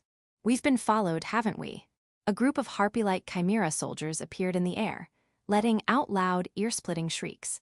The way they fly around the gigantic humanoid golem makes them look like feathered mosquitoes in comparison. Though they were swarming, they didn't seem to have any military formation in mind, so they simply began swooping down one by one on Lily's exposed back. Gatling gore mode. I summoned the Greed from the shadows, already transformed into a 6-barrel Gatling gun. The barrel used to fire that incredibly powerful plasma breath is now cooling down inside the shadow gate. Too hot. It's way too hot, master, was Hitsuji's complaint as she was cooling down the barrel using pseudo-ice, which is the 4th divine protection I reluctantly obtained the other day. She had coiled a countless number of thin tentacles around the barrel, releasing cold air from them. This had to be done slowly and carefully, or the barrel might break like Simon's Gatling gun. It might even be cool enough by now, but I believe that machine guns will be more useful here. The barrels start to spin around and making mechanical sounds as I point them at the harpy chimeras. Burst! Even if they are hard to aim at, they won't be able to avoid a barrage of bullets. Their once colorful feathers sway down from the sky, stained by their fresh dark blood. The harpy chimera vanguard was quickly shot down, leaving behind only the echo of their repulsive screeches still ringing in our ears. Come to think of it, this is the first time I have been at the vanguard together with Kirono. Leaving my thorough counterattack completely unnoticed, Fiona calls out to me as if changing the topic of conversation. Even standing over the shoulder of an ancient golem, Fiona always does things at her own pace. Ah, now that you mention it, you're right. I gave Fiona a half-hearted reply while getting ready to get down from the golem's back, who is still standing as upright as the castle walls in order to protect Lily. But she's probably right, this must be the first time us two ever fought at the vanguard together. I've been thinking sometimes that it wouldn't be so bad to fight at the front lines together with you, Kirono. What made you change your mind? Up until now, I've never heard Fiona say anything like, the rear guard is the best. I'm the happiest when providing covering fire from behind to express herself about the appeal of her usual battle position. Still, she doesn't seem to be unhappy about it. It was a bit fun to fight side by side with Lily before. Don't get me wrong, I wasn't goofing around. More than that, I was having a pretty hard conflict in my heart. But yeah, Lily is surprisingly easy to work with, so fighting side by side with her makes me feel like we have the teamwork of a well-coordinated sports team. That may have seemed appealing to Fiona. Well then, shall we try something to see whether it really is fun or not? Yes, let's go, shall we? Formation, vertical limit. After that, Fiona and I follow Lily and make our way down the golem. Of course, I'm using bind arts as a lifeline. As for Fiona, she breaks into a run and dashes down the golem's surface. She's definitely not simply falling down to her death. Just like when running over the ground, she's running down a 90-degree wall using a steady posture and speed. I hope Fiona would teach me her air walker next time. Fiona's martial art technique was so flawless that I was murmuring such a thing before I knew it. She was like a witch. It's like the phrase, if you can't do this much, then you can't go solo. It's a popular phrase, but now that I think about it, except for magic control, Fiona is surprisingly skilled. Me. I just set up a rifle and pulled the trigger while feeling the weight of my own lack of experience. I have absolute trust in Lily, and I'm relieved that she has my back on the battlefield, but Fiona is equally trustworthy. That's why now I have no worries about being at the front lines with Fiona. Let's continue to protect Lily with my fierce shots and her flame storms. Chapter 423. Mind-controlling devices. Angel ring vs fairy ring. Just as I thought, this must be the door. Protected by her two companions, Lily seems far from being in a hurry, and instead moves elegantly as she searches for the cockpit's hatch. The ancient golem stands tall in front of us, towering over the surroundings like a wall. All we see is a sheet of unpolished armored steel plating spreading over its surface with no signs of any kind of joints. There also doesn't seem to be any sort of doorknob around. However, Lily is certain that this being the right spot. There are 3 reasons for this. The first one is that her intuition tells her so. The second one is that there are a few signs of magical power leaking out, though they are so faint that you might doubt whether you actually felt them or if they were just your imagination. But the third and most conclusive reason for believing that the door is there is the artifact Lily is holding in her hand. Diamond Heaven is reacting. Now we can get in easily. The huge spherical diamond that Lily is holding in her right hand is flashing intermittently, as if calling out to her. I don't think that there is a reaction more obvious than that one. Back when she got this artifact on that dirty orphanage, it was thought that it could be used to interfere with a homunculus mind. While it's possible that it has such properties, that doesn't seem to be the only thing it can be used for. Since Diamond Heaven seems to have many more uses, Lily had thought it might be possible to use it as some sort of key. Do my bidding, Diamond Heaven. A little bit of magical power flows into the jewel in Lily's hand. It briefly shines with a white radiance, and reacting to it, no, more like answering to it, the wall begins to change before our very eyes. With a faint clank, part of a metal sheet slides open. Rather than an actual door, it looks more like a panel about 30 centimeters both wide and long. It is white, and it seems to be made from something resembling mithril silver, although somewhat different. I can't feel mithril silver's usual magical power and beauty from this. Lily shades her eyes with her empty left hand as she sees some bluish pale letters appearing on the surface. Of course, those are ancient characters. However, since all of these characters are written horizontally instead of forming a circle, they don't seem to be any sort of magic curse. It's impossible to completely decipher these ancient characters, even for Lily. She innately knows how to read some of them, but not even her lessons at the academy had prepared her to read the more advanced ones written here. However, she was somehow able to understand what was written on that panel. Access granted, Lily touches the faintly radiant panel with the palms of her hands as gently as falling autumn leaves. Having done that, the heavily armored panel in front of us opens neatly like a set of sliding doors. The way it slides open seems way too smooth for an ancient relic. The area that opens is a rectangle of about 2.5 meters tall by 1 meter wide. It definitely seems built to let the average human through. The small and delicate Lily walks through the door with little difficulty. Instead of proper lighting, the corridor behind has shining panels embedded at equal intervals on its walls and ceiling. Though it feels rather gloomy in here, we can see another door at the other end of the corridor, a mere 3 meters away. The cockpit must definitely be on the other side of that door. And Lily doesn't waste time to confirm that this second door opens by simply touching it. The first thing that we see inside is the same bluish pale light as we had seen on that authentication panel earlier. Both walls are covered in pipes and tubes as if countless snakes were crawling on them, but looking at the front, we can see a jet black wall with several ancient characters messily written on them, just like that monument on the plaza of Spata. Zero Chronicle. On the ceiling, which is as high up as the corridor, there's only one luminescent panel, and there are no other sources of light. Not even from windows. In other words, there's no way to see what's happening outside from here. There isn't even any image anywhere that would show that we are in front of the great castle walls of Galahad Fortress. And still, this place is definitely the cockpit we've been looking for. Well, hello there. Because there's a pilot here. This small room is so narrow and cluttered that it feels like you can't even breathe in here, but a quick glance reveals that there's a person sitting in the center. Rather than replying to Lily's friendly greeting, that person just remains sitting motionlessly. Wait, is that even a proper chair? It's covered in leather, so it can't be very uncomfortable, but it's also equipped with countless white belts across its entire build. Of course, all of these belts are being currently used to bind the pilot to the chair, making its occupant look more like a death row inmate about to be executed on an electric chair than a pilot. I see, more than operating this golem, they're being directly connected to them. The unconcerned Lily isn't surprised by the pilot's strange circumstances, and simply gathers information from everything she can see, analyzes it, and makes her guesses in order to derive the ancient golem's secrets.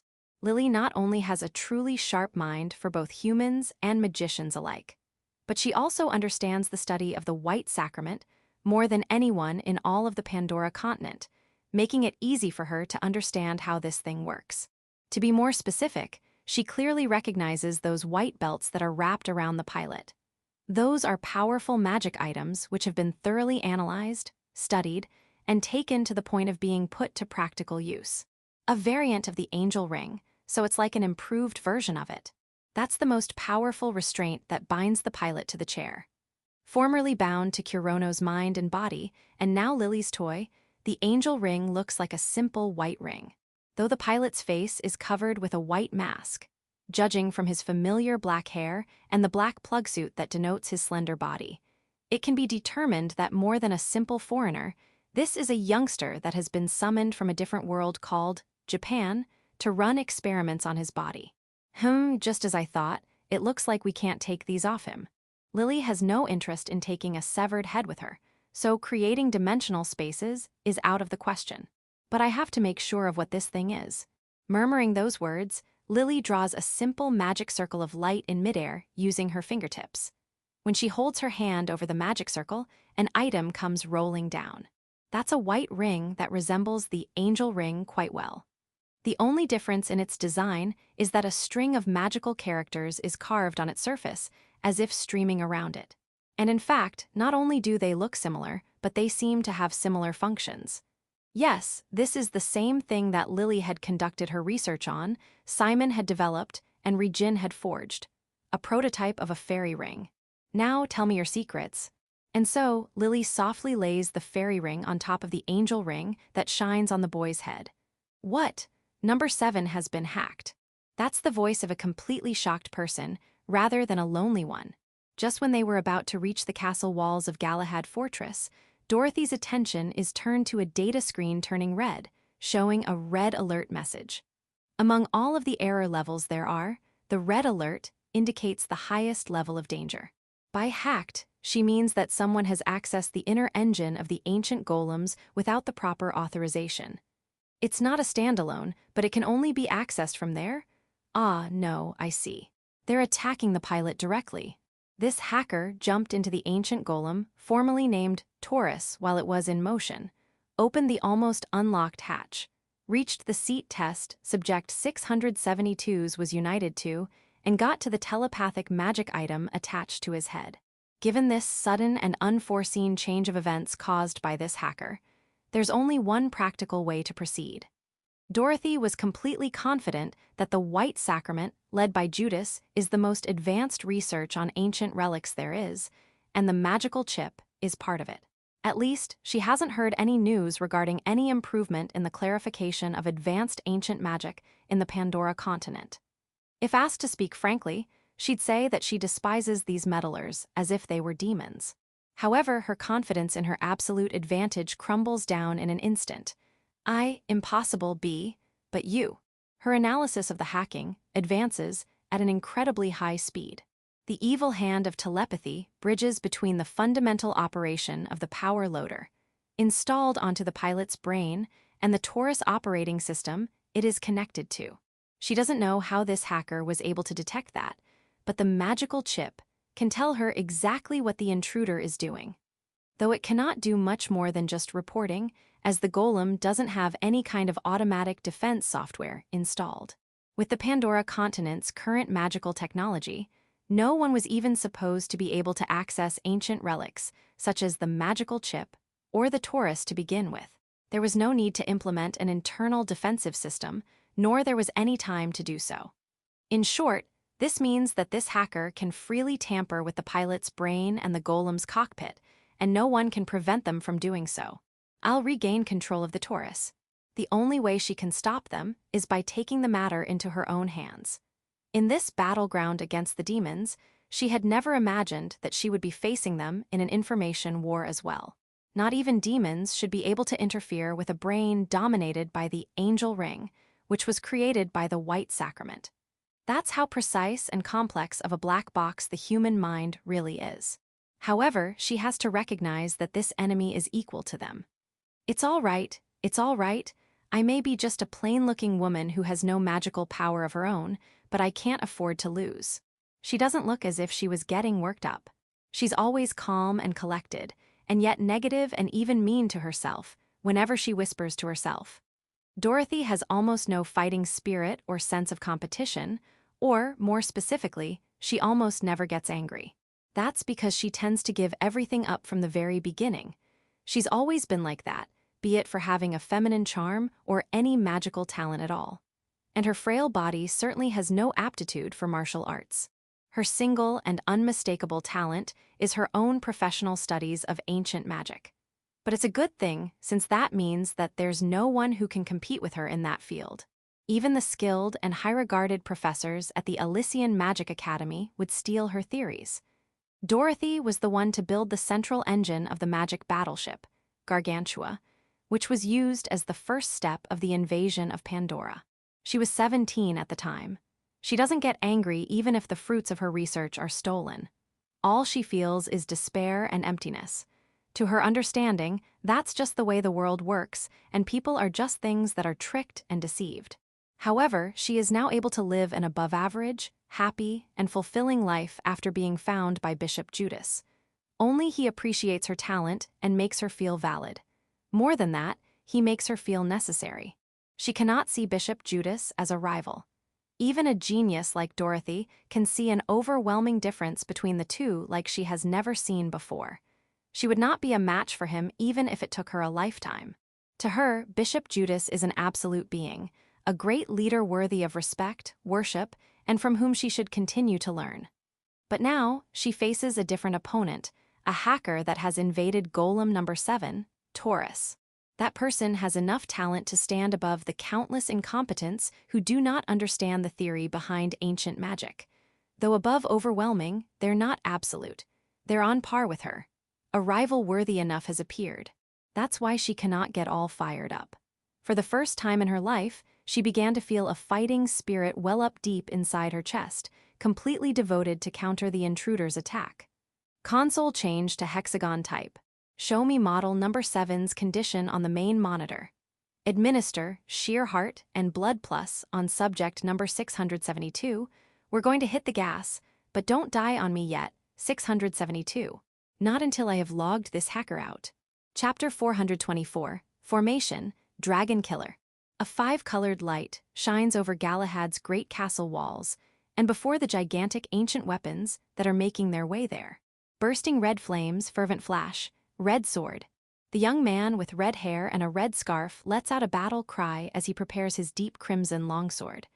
Freezing blue ice, chilling and serene, blue spear. The young elf with rebellious long blue hair and scarf wields a semi-transparent, light blue charge spear, and a tower shield that looks like a snowflake both in color and shape. Abundant yellow earth, raging crushing billows, yellow axe. The giant cyclops turns over his yellow scarf, resting his golden great axe over his shoulder. Raging green winds. Gale storm green knife. The green goblin with a green scarf spins his dual knives, which shine with a light emerald glow. Always piercing your heart, throbbing with pink love, intense heartbeats. Pink arrow. The woman wearing a shocking pink helmet, full suit, and scarf pulls the string of her heart-shaped bow.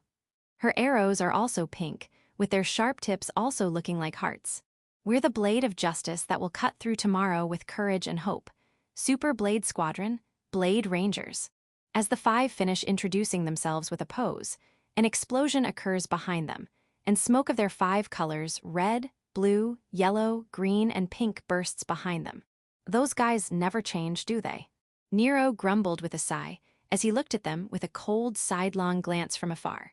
The Rank 5 group of adventurers, Blade Rangers, are famous for always performing their characteristic introduction before any battle. Whenever their opponents can listen to them, Like when facing a band of thieves, their cool display fills every onlooker with courage and hope. But when the opponent is some sort of monster that cannot hear them, they still perform it while brutally assailing their opponents with breath and rush attacks. Still, their self-introducing and posing, and their ability to create those multicolored explosions with their own magic, indicate that they are worthy of their rank 5. But Nero cannot help but express his honest opinion about them. They look so silly to him that they almost make Kai look like an intellectual. Okay, let's go, guys. It's time for our deadly 5-blade shot. The other members cheerfully replied, okay, dropped their poses, where they were holding their weapons upwards, and started chanting in unison as if they were part of a chorus. Hey, do you plan to use that special attack just like that? As each of them started to shine with their corresponding color, a strong magical power surges within them. Even people with no ability to feel elemental powers would feel goosebumps in anticipation of the destructive force that it's about to be released by the 5's combined spell. Nero's face changes a bit from its stunned expression into surprise, as he begins to guess just how powerful that will be. Wait. If you use that, won't you all be out of magical power? What in the world are you thinking? They're probably not thinking at all. That was what surprised Nero the most. However, despite Nero's opinion, the Blade Ranger's special move was already completed. The magical power that the 5 had gathered turns into a ball of light of about 50 centimeters in diameter, and slowly aligns itself with Red Sword, who is standing in the middle. Fire, water, earth, wind, and an unknown pink-colored element mix together in perfect harmony as the shining ball of multicolored light waits to be shot. The 5 lights which shine upon Spata. Take this. Deadly attack, 5-blade shot. Then, with a spirited battle cry, Red Sword finally shoots the shining ball formed by their combined magical power. Leaving behind traces of light in 5 colors, their special attack flies in a straight line, hitting an ancient golem that was a mere 300 meters away from reaching the castle walls. The moment that ball of light struck the golem's steel body, it exploded into a dazzling gleam of colors as if it were a rainbow. The resulting thunderous roar and raging heatwave indicate its fierce explosive power. And then, after the great explosion of light was over, all that remained was an ancient golem with a seriously wrecked torso. A huge hole is now where its abdomen used to be, and the steel plating on its chest has been destroyed, or rather, molten away. The terrible scars of destruction make the golem look like a crumbling tower.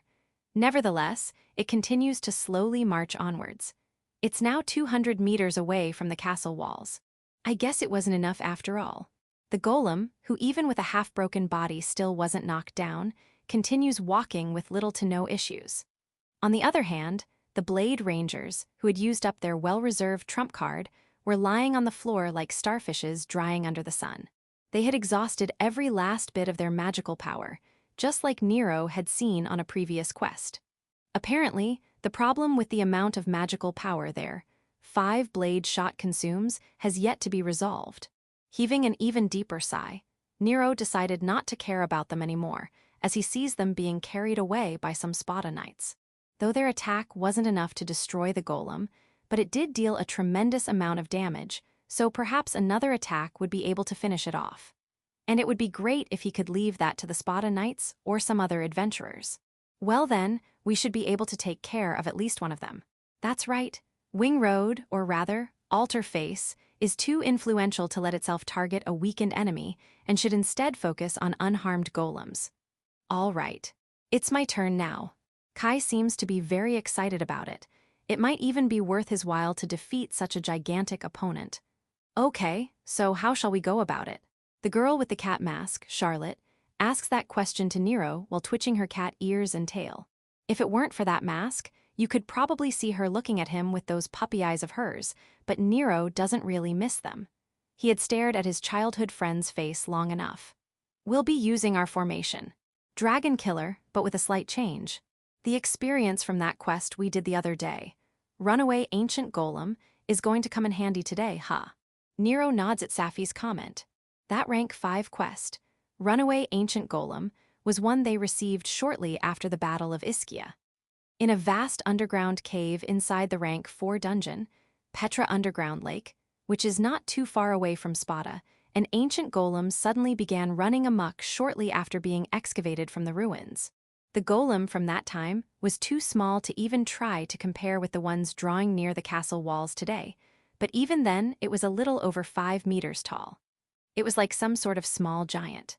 It had a bulky steel armor and a tremendous power, far surpassing that of its kind. It wasn't exactly fast, as one would expect, and it could not use magical skills. But it was still a very strong and resilient foe, worthy of rank 5. Of course, Wing Road was able to put an end to its rampage, but it wasn't easy to face such a terrible foe then. At the very least, Nero and Kai weren't able to simply slice it in half with their swords. Hey, I wasn't there when you did that quest. Charlotte puffs her cheeks simply, because she doesn't like seeing Nero and Safi talking to each other eye to eye. It's not very difficult for Nero to guess just what kind of face is she doing under that cat mask. Well, it's not going to be that hard. So we'll take care of the finishing blow, just leave it to her. So who is S? Hey. Yes, leave it to S. The words, Charlotte, have you forgotten your codename already? Had reached his throat, but he did not dare to say them. It's a fact that among all of the team members, Kai is the #1 idiot, but Charlotte is a hard contender for the position. Nero has always thought she was a little slow, but now he's genuinely concerned about her childhood friend's future. Who is going to take care of this tomboyish nobleman's daughter? Him. Just thinking about it makes Nero feel anxious. All right, I'll go take care of that giant thing now. No half-hearted attacks, I'll go full power, formation, dragon killer. Nero draws his sword at the same time, Kai readies his buster sword. Then Safi is the one to make the first move. Our target is, let's see, I suppose the closest one of them. Her muttered words aren't directed at the other team members. Instead, they are orders for her servants. With a wave of her crystal skull staff, Safi creates 2 purple magic circles in midair. One of them is about 1 meter wide, while the other is about half its size. Before long, something comes flying out from the smaller magic circle, leaving behind a trail of purple toxic fumes. That's not a dark attribute magic attack, but one of her servants, a dark-colored bird that lets out an ear-shattering cry as it emerges. The bird looks very similar to a crow, but its body is as large as a falcon's, and its beak and claws look exceptionally sharp, making it look more like some sort of blackbird monster variant. Those monsters, much like crows, seem to be found almost everywhere, but they're still regarded as a rare kind of large bird monsters. They are particularly famous for their feathers, which are a high-grade material for making magical robes. That blackbird soars through the sky over Galahad, serving under Safi's command. Kaka is already here, come out now, Pawpaw. She issues her commands using those ridiculous nicknames, but Safi's face is as calm and beautiful as ever, even under that ominous skull mask. She's doing nothing more than diligently using her servant. As commanded by her mistress, the skeleton warrior Pawpaw emerges from the larger magic circle. His role is that of a pawn, hence the name Pawpaw. The infantry skeleton, whose eyes shine with a bewitching light that hints a false life force granted by dark magical powers, silently jumps off the castle walls. Consistent with its bony appearance, it doesn't have the ability to fly. However, the infantry skeleton does fly through the air, its body clad in purple light. That's because it had used its bony hand to grab one of the blackbird's Kaka's legs. Though it has been named Kaka, simply because it looks like a crow, this blackbird's wings are too strong to be compared with those of other average-sized birds, allowing it to carry the skeleton soldier with ease. Thankfully, there were no crusader spellcasters or archers on the field, so Kaka and Pawpaw reached their destination, the golem without fear of getting shot down. Kaka returned to Safi right after dropping Pawpaw on the ancient golem's shoulder. The skeleton soldier stands up, opens its bony jaw, which is full of eyes, and fluently speaks up. Sidat Ishar Shaksin Aladhin Yushar, Ile Habayazam Mushat Alizami. No, that's not the skeleton's own voice, but Safi's natural voice. There is always some sort of relationship between servants used by summoners and necromancers, and the masters who use them, such as providing magical power and shared perception. Depending on the servant's role and the master's own ability, the kind of relationship they have may greatly vary. Having a monster servant listen to commands regardless of distance is an ability generally known by most veterans, but the ability to speak through a servant is something much more difficult to master. What's more, Safi is not just trying to make its servant speak. She's trying to cast a spell through it. If you're not the same class as Safi, you probably wouldn't understand just how skilled she is. Among her teammates, the only one who could probably understand her greatness is Nell, who has diligently studied magic that does not belong to her class. Pawn Platoon. To no one's surprise, Safi's spell activates through the skeleton soldier. Just as Pawpaw unsheathes its sword, a magic circle similar to the one used to summon it spreads out under its feet. The next moment, several spear-wielding skeleton soldiers come forth, as if emerging from the depths of a swamp. It's a unit of 16 skeleton soldiers. The role assigned to them by Safi is Harbinger. They are faced by chimera-like soldiers with many arms, many heads, and possibly even wings. Several of these grotesque soldiers climb up the ancient golem as if it were a cliff in order to repel the intruders. I knew there were going to be guards. Defending a siege weapon until it reaches its destination is a natural course of action. No matter how powerful an ancient golem can be, you can bet that there will be guards ready to defend it in the event of it being attacked. There's still quite a few of them. Just by looking roughly at their numbers, they probably match the skeleton's 16, or maybe even outnumber them by a small margin. 30 more seconds should be enough. Safi speaks with her usual composed tone of voice, while watching the skeleton soldiers, silently intercepting the oncoming swarm of roaring chimeras. Is that because she has absolute confidence in her ability to conjure good servants? Nah, at this range, 10 seconds will do. No, it is because she trusts her companions. This is particularly true just by looking at Nero, who's getting all worked up. His eyes are covered by a mask, but even it cannot hide the glint on those red pupils of his. Let's go, Kai. All right, you're going down. Nero, cold and sharp like an icy sword, and Kai, heated up as if burst into flames, both jump off the castle walls. Kai is one step ahead, but not because he's being hot-headed. This is the right formation. Using the passive skill, Airwalker, both of them are able to demonstrate jumping abilities far exceeding human limits. However, their jumping distance is approximately 20 meters. The golems are still advancing and are about 100 meters away from the castle walls, so they won't make it in a single leap. That's right, they're not jumping only once. Just after they begin being pulled down by gravity's yoke, a black shadow appears under their feet. Commanded by Safi, the blackbird serves as a scaffolding which the two can use to bounce into their next leap. Nero and Kai land on the blackbird's back and, like a stone skipping over a lake's surface, leap back into the sky. Charged with the power of martial arts, the stepping on its back would suppose a great shock to the blackbird, but the servant conjured by the genius necromancer does not even flinch. In fact, it even seems as if the two were able to jump even higher than before. The distance of their second jump is about 30 meters. 50 more to reach the golem? No, since it has still been marching forward, it should be 40 more meters to go. But there will be no blackbird scaffoldings for the next jump. But having gotten that far is more than enough for them. Even if there's nothing to use as a scaffolding, they'll be okay. This is the last step. Sonic Walker.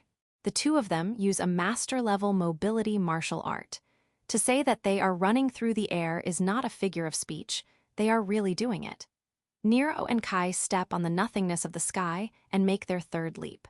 With the boost to their jumping ability granted by Airwalker, combined with Sonic Walker, they are able to jump twice as farther than their first jump. That is just the 40 meters that they need. The two of them finally reach the ancient golem. Whoa, we barely made it. Let's think about that later. It looked as if they had gracefully landed on the golem's shoulder, but Kai's confession goes to show that wasn't the case. Still, that's just how Wing Road is, always reaching its target at the last second. So, what are we aiming for here? Isn't it obvious? We're getting this golem's humongous eye. It was probably a cheap move, but Nero had no intention to go against it. It didn't seem to be its weak spot, though. But it was still better than trying to punch through the metallic armor which completely covers the golem, making it like an iron castle. Right at that moment, the golem's head was facing them, possibly to see their newly arrived intruders. The crimson light shining through the lens was inorganic and mechanical. However, they could not help but feel the power hidden in it. Without hesitation, Kai dashed away from the golem's shoulder at full speed, still under the effects of his martial arts, aiming for the golem's single eye. Nero followed him one step behind him. No, it would be more precise to say he was half a step away from Kai. Even for an ancient golem of this size, the eye was only a mere 10 meters away from the shoulder. There was no doubt that the two of them could make that distance in an instant as if carried by the wind. Even without the aid from the Harbinger skeletons, the Chimera army wouldn't have been able to block their path at all. Take this, Ultima Slash.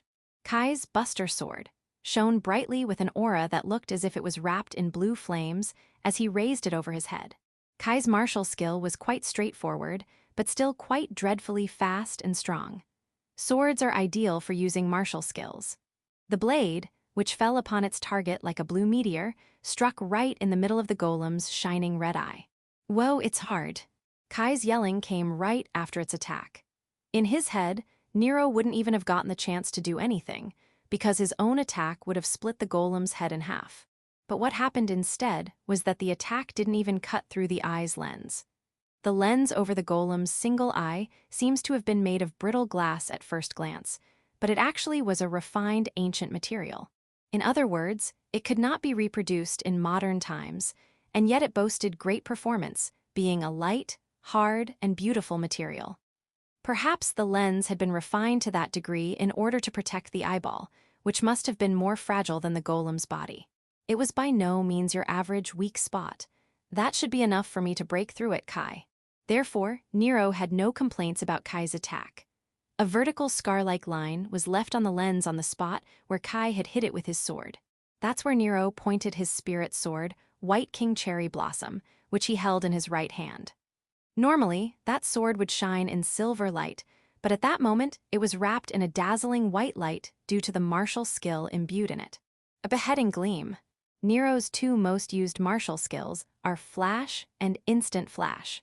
The former was best suited for short-range attacks, while the latter was used when he needed to attack from a longer range. Particularly, Nero's opponents would usually meet their ends the moment he used Instant Flash, to cut them down from afar with the unmatched accuracy and tremendous force of light. Nero himself considered his Instant Flash to be the best way for him to deal with small fry, which is why that martial skill is his forte. However, the two martial skills that Nero had thoroughly trained in Avalon Day and Night since childhood were Lone Flash and Beheading Gleam. To be more precise, those two techniques weren't taught by any swordmaster, but instead were based on incomplete techniques taught by a shrine maiden that had been working at the Temple of Pandora, the Society of Fire, in Avalon Royal Castle for 300 years. The martial skills, which he then named Lone Flash and Beheading Gleam, were arguably superior to his Flash and Instant Flash. The Lone Flash, used to slice off Gregorius' shell, was superior to his Instant Flash, so the Beheading Gleam he was using against the golem was definitely a superior sword martial skill than his Flash. Nero realized that he had yet to master that skill since it still takes him some time to use it. However, once he finished, he created a tremendously powerful sword of light. The pure white shine of his sword gleamed, carving through the golem's lens. His horizontal strike overlaps with the vertical scar Kai had left on it before, making a cross pattern on the lens. The lens, which was much thicker than it seemed to be, shattered into pieces the moment the cross was cut. Then, as its remains came crumbling down, Nero drove his sword into the eye. Crimson Lotus. That was one of Nero's blade skills, the Force Edge Crimson Lotus. As its name suggests, his blade casts a bright red light, much like Kai's Buster Sword. This blade skill is not used for slicing or chopping down an enemy. Instead, it specializes in complete destruction by overheating its target until it bursts into flame. Using the momentum of his Beheading Gleam, Nero took his sword in his left hand and used his Crimson Lotus to attack the unprotected eye. The burning blade sank deep into the shining red eye. Its red light started flickering, indicating that at that moment it had ceased functioning as a camera. Riot of 100 Flames. Nero's last attack was an exclusive blade skill. His blade itself turns into a massive explosion of fire, befitting his class name, Lord Knight. The golem's single eye slowly began to lose its color, and the deep crimson radiance of Crimson Lotus started to emanate from it, almost as if it had absorbed all of the eye's red light. By the time the red light had started turning to white, both Nero and Kai left the golem's head. Still under the effects of Sonic Walker, both of them used their superhuman jumping ability to leap back to the castle walls by stepping on the nothingness of midair once again.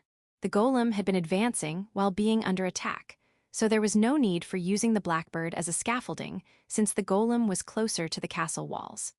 However, even with those incredible abilities, they weren't able to get back to the corridor on top of the wall and instead landed on the vertical side of the wall itself. Not surprisingly, the rank 5 Lord Knights stand on the side of the Galahad castle walls as naturally as ever. For those capable of using such dashing martial skills, there was little difference in effort between walking on the academy's corridors and walking vertically on the castle walls. After making sure he had successfully landed on the side of the wall, and that Kai didn't mess up and fall and was, in fact, standing right next to him, Nero looked up and saw the golem's face bursting into flames. Riot of 100 Flames, which is derived from Crimson Lotus, is the simple effect of causing an explosion, which is not different from a regular fire magic attack.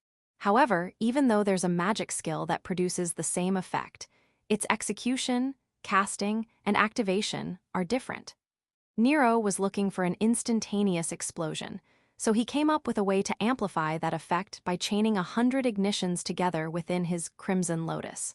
The 100 detonations were triggered as soon as he was done activating his skill. 100 lights could be seen lighting up on the golem's face just before the wave of explosions began. Naturally, it was not safe to trigger such powerful explosions right after stabbing the target with Crimson Lotus.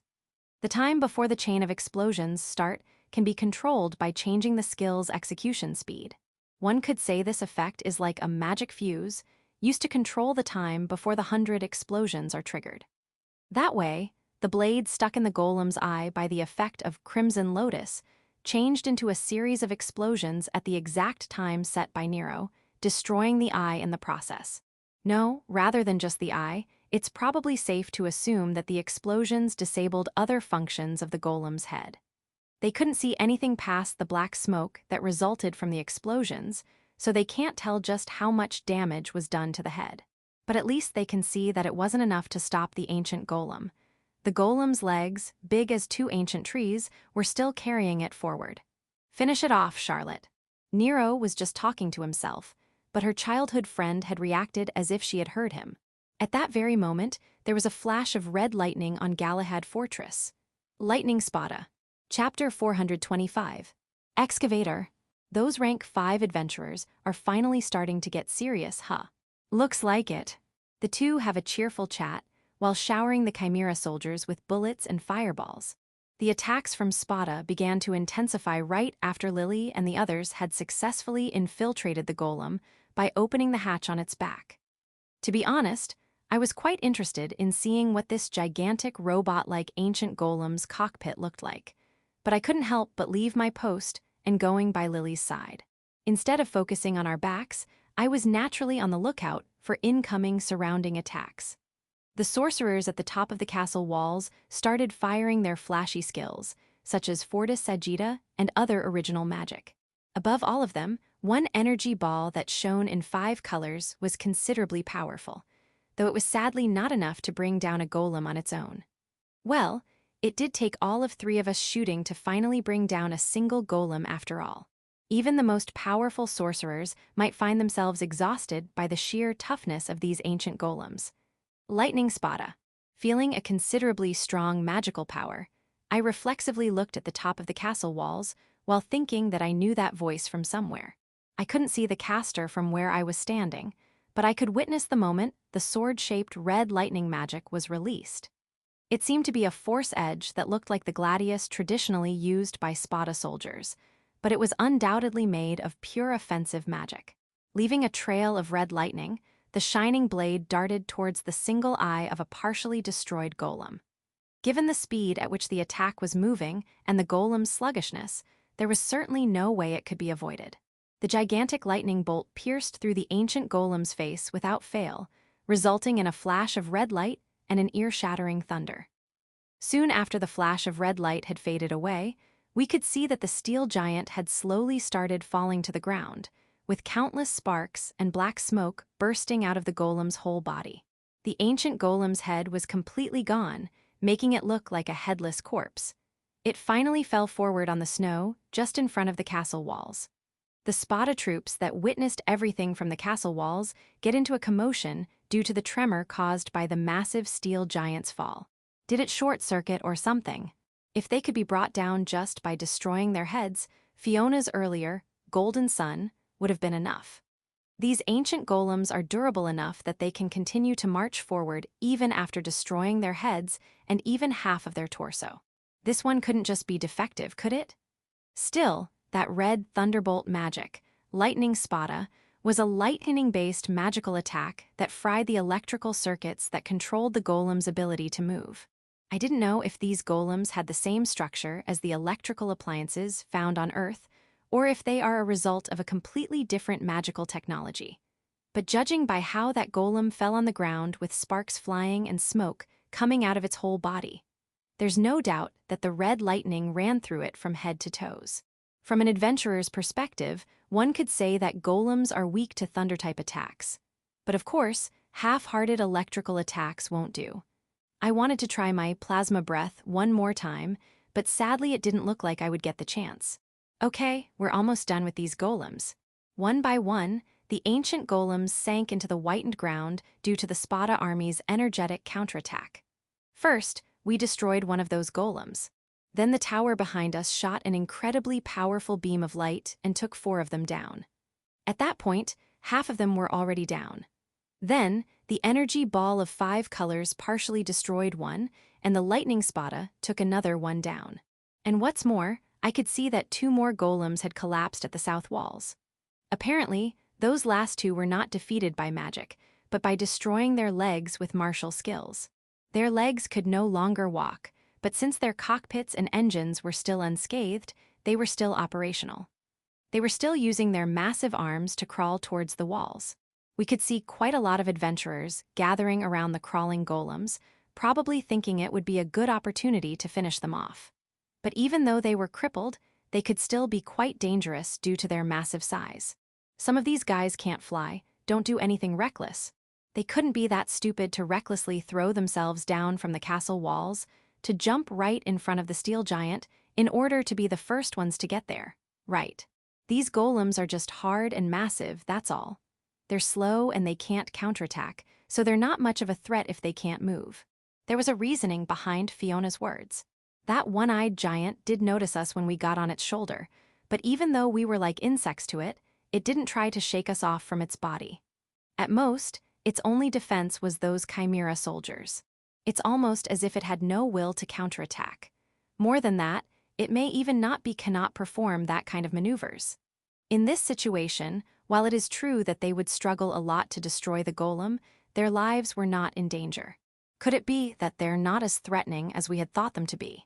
That's how siege weapons are. There's a difference in functionality, depending on whether they are specialized in killing people, or in destroying buildings such as castles, walls, and gates. Either way, leaving those crippled golems could potentially put the castle walls at risk, so there was no choice but attacking them with all their might. And thus it became apparent that we had finally succeeded in holding those golems back.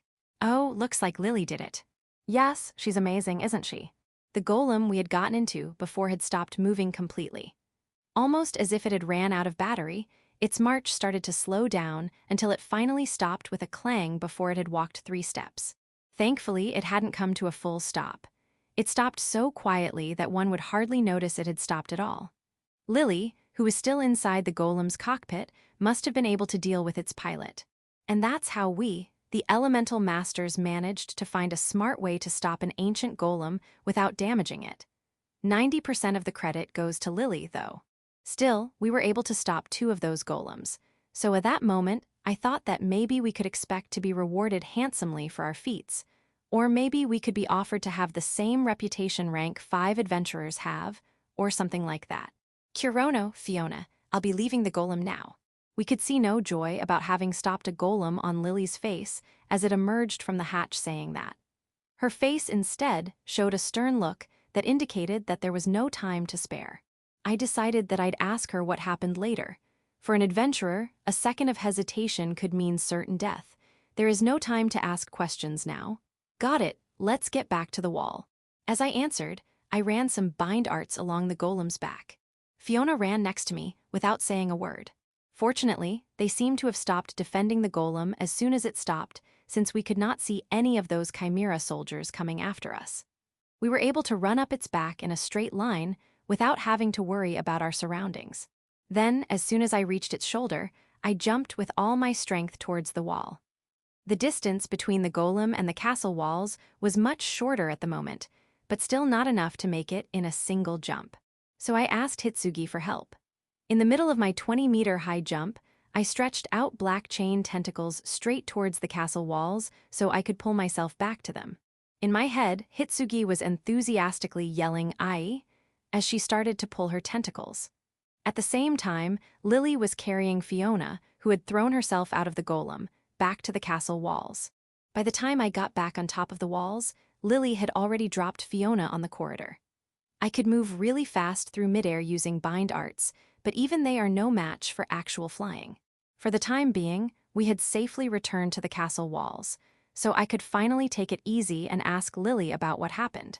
Hey, Lily, why did we have to leave the golem we defeated so soon? Looking behind us, we could see the golem we had gotten into fall forward to the ground. Since it was so huge and heavy, the sound and vibration it caused just by falling sounded very much like an explosion. Lily's reply had to wait until the roaring sound, caused by the tremor that caused the snow around it, spray upwards like smoke was over. I used telepathy to collect as much information I could about these ancient golems from its pilot. Back then, I had thought that she was taking quite some time dealing with the pilot after having opened the hatch. So that's what happened. Perhaps I was half expecting her to be doing that, but she really did it. That's our Lily, you clever girl. I came to understand quite a few things, and I have bad news. At that moment, we heard shrill that made our ears buzz. It started out quietly, but it gradually became more of a screech until it started to become unbearable. When asking Lily, she too thought she had heard that somewhere else before. It was a mechanical sound, the sound of a machine being operated. It's definitely not a sound naturally produced by any living being. That structured sound reminds me of one thing. It sounded similar to an airplane.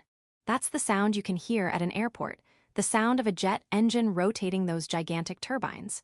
Those 10 golems were just throwaways. The eerie, thunderous roar of jet engines echoed on the other side of the thin curtain of falling snow. There were 3 of them. Of course, they were 30 meters tall, making them as big as those ancient golems we defeated earlier. Those ancient golems, no, those are completely restored ancient power loaders. Fulton Taurus. At first glance, we could see that they were a bit different from the other golems. First of all, their armor had several openings throughout their entire bodies, which vigorously let loose particles of pale blue light. We could see those particles of light were bright enough to be seen from where we were standing. However, the part of their bodies that shone the brightest was their backs. The bluish-white light that came out from there was pouring down like a waterfall, making me think for a moment that they were floating in midair. They certainly weren't flying through the air, but those steel giants were definitely not touching the ground. There was light emanating from under their feet as they were hovering a few meters above the snow. Perhaps the one on their backs is their main booster, and the ones on their waists, legs, and soles are auxiliary subthrusters. I couldn't tell exactly how much speed those lights' propulsion would bring about, but the magical sensation on my skin made me sure that they had about the same horsepower as a rocket engine from Earth. No, they might have been even beyond the science of the Earth, since they are able to make those huge bodies hover in midair. Oh, no way. There was no time to be dumbfounded. There was also no time to come up with any countermeasures to those 3 new giants, which seemed to be in a totally different league than the golems from before. The 3, Fulton Taurus, as Lily had said these golems were named, started moving before we had time to think about anything. With a sudden burst from the boosters on their backs and a thunderous roar that shook the air, the 3 Taurus began to rush towards us in a straight line. Though it would have been more accurate to say that they were almost flying. They were gliding over the snow as if they were hovercrafts, Damn, they are fast. The amount of snow they had kicked up with their dash made it look as if an avalanche was heading our way at full speed. The two on each side took the lead, while the Taurus in the middle did not move. Given our current position, the one we can intercept is the one coming at us from the right. However, there was no time for me to charge up my plasma breath, since they were dashing through the snow so quickly that it made it look like they had been pretending to be slow all this time. Lily and Fiona also have no time to cast their spells. This is the only thing I can use, Grenade Burst. There's no time, Ignis Crusader. Lux Force Blast. There was nothing left to do but try to meet the Taurus with all the firepower we could muster in the few seconds we had before they got to the walls. Adventurers were all over the place, already desperately trying to intercept these apparently more formidable new enemies. Both martial skill-powered arrows and advanced magic attacks rained down vigorously on the Taurus. However, the attacks did not even manage to scratch their polished steel armor. Perhaps they were anticipating our attacks, but there was nothing else we could do at the moment. The attack I used was a grenade burst from each of the 6 barrels of my gun simultaneously. If they were to hit, their destructive power would be enough to blast even a rampaging Doltos into pieces. Fiona used the short spell Ignis Crusader, while Lily went with her rarely used, high-level light magic spell, Lux Force Blast. It goes without saying that they are both very powerful. My 6 grenades flew towards them, leaving behind a trail of black smoke. Then a tornado of fire and a burst stream of light soon followed. All of our attacks exploded on the Taurus, which continued to dash towards us without even trying to dodge them. Damn, it didn't even flinch. The Taurus emerges unscathed from the smoke caused by our attack's explosions. At that moment, it was already 200 meters away from the castle walls. A chill ran down my spine after seeing that giant robot draw nearer to the walls. It was useless. We could no longer stop it. Kirono, look out. I ducked just as I was told, taking Fiona down with me by the shoulder. Clearly, no one would anticipate that it would be hitting the wall not even 10 seconds later. However, it had not just collided with the wall. I had just noticed. Unlike the other golems, the Taurus' right arm is definitely equipped with a weapon. The other noticeable alteration these guys have compared to the other golems aside from their jet thrusters were those right arms of theirs. To put it simply, they had drills instead of right hands. There was no other way to describe them. Those drills they have reminded me of my own pile bunker. That's the first impression they gave me. Those huge drills, fitting the Taurus' enormous build, were spinning at full speed without a care in the world. The Taurus held up the spiral of destruction that was its right hand with all of its might. That was the last thing I saw before I threw myself to the floor. The next thing I heard was the sound of the giant pile bunker bursting into the great Galahad castle walls. Igwoo! Then, as I covered myself on the floor on top of the castle walls, I felt as if an earthquake had hit us. I felt the tremor and heard the sound the proud walls that defended Spata made as they started to collapse. Chapter 426, King's Flash. What happened? After the loud shattering sound and the tremor that shook the castle walls had both subsided, I clumsily managed to get back on my feet. Lily was on my left and Fiona on my right, both on all fours trying to get up as well. They didn't seem to be hurt somehow. However, some of the other adventurers weren't as quick to react, as it seems that some of them had lost their footing due to the impact and fell down. You could hear their groaning all over the place. But more importantly, what happened to the castle walls? Wow, looks like it pierced right into the wall, doesn't it? The Taurus under our very eyes seems to have punched through the wall. Its drill arm was plunged deep up to the elbow into the wall. Considering the length of its arm and the thickness of the wall, it seemed that it would be able to pierce through the wall completely with one more punch. Its drill seemed to have stopped spinning, and it looked as if the Taurus itself had come to the conclusion that it cannot push it any further as it was not making any movement to do so. However, the chances of the walls being completely pulverized if they were to receive another blow like that were too high. We could definitely not allow it to punch the wall a second time. Lily, Fiona, if we jump onto it now, we should be able to destroy it before it can attack again. Wait, Kirono, those guys haven't finished their attack yet.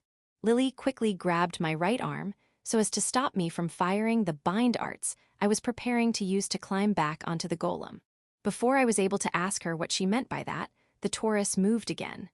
Instead of holding that drill arm high up again, this time it came right off. With a loud mechanical noise, the drill arm neatly disconnected itself from the golem at the elbow.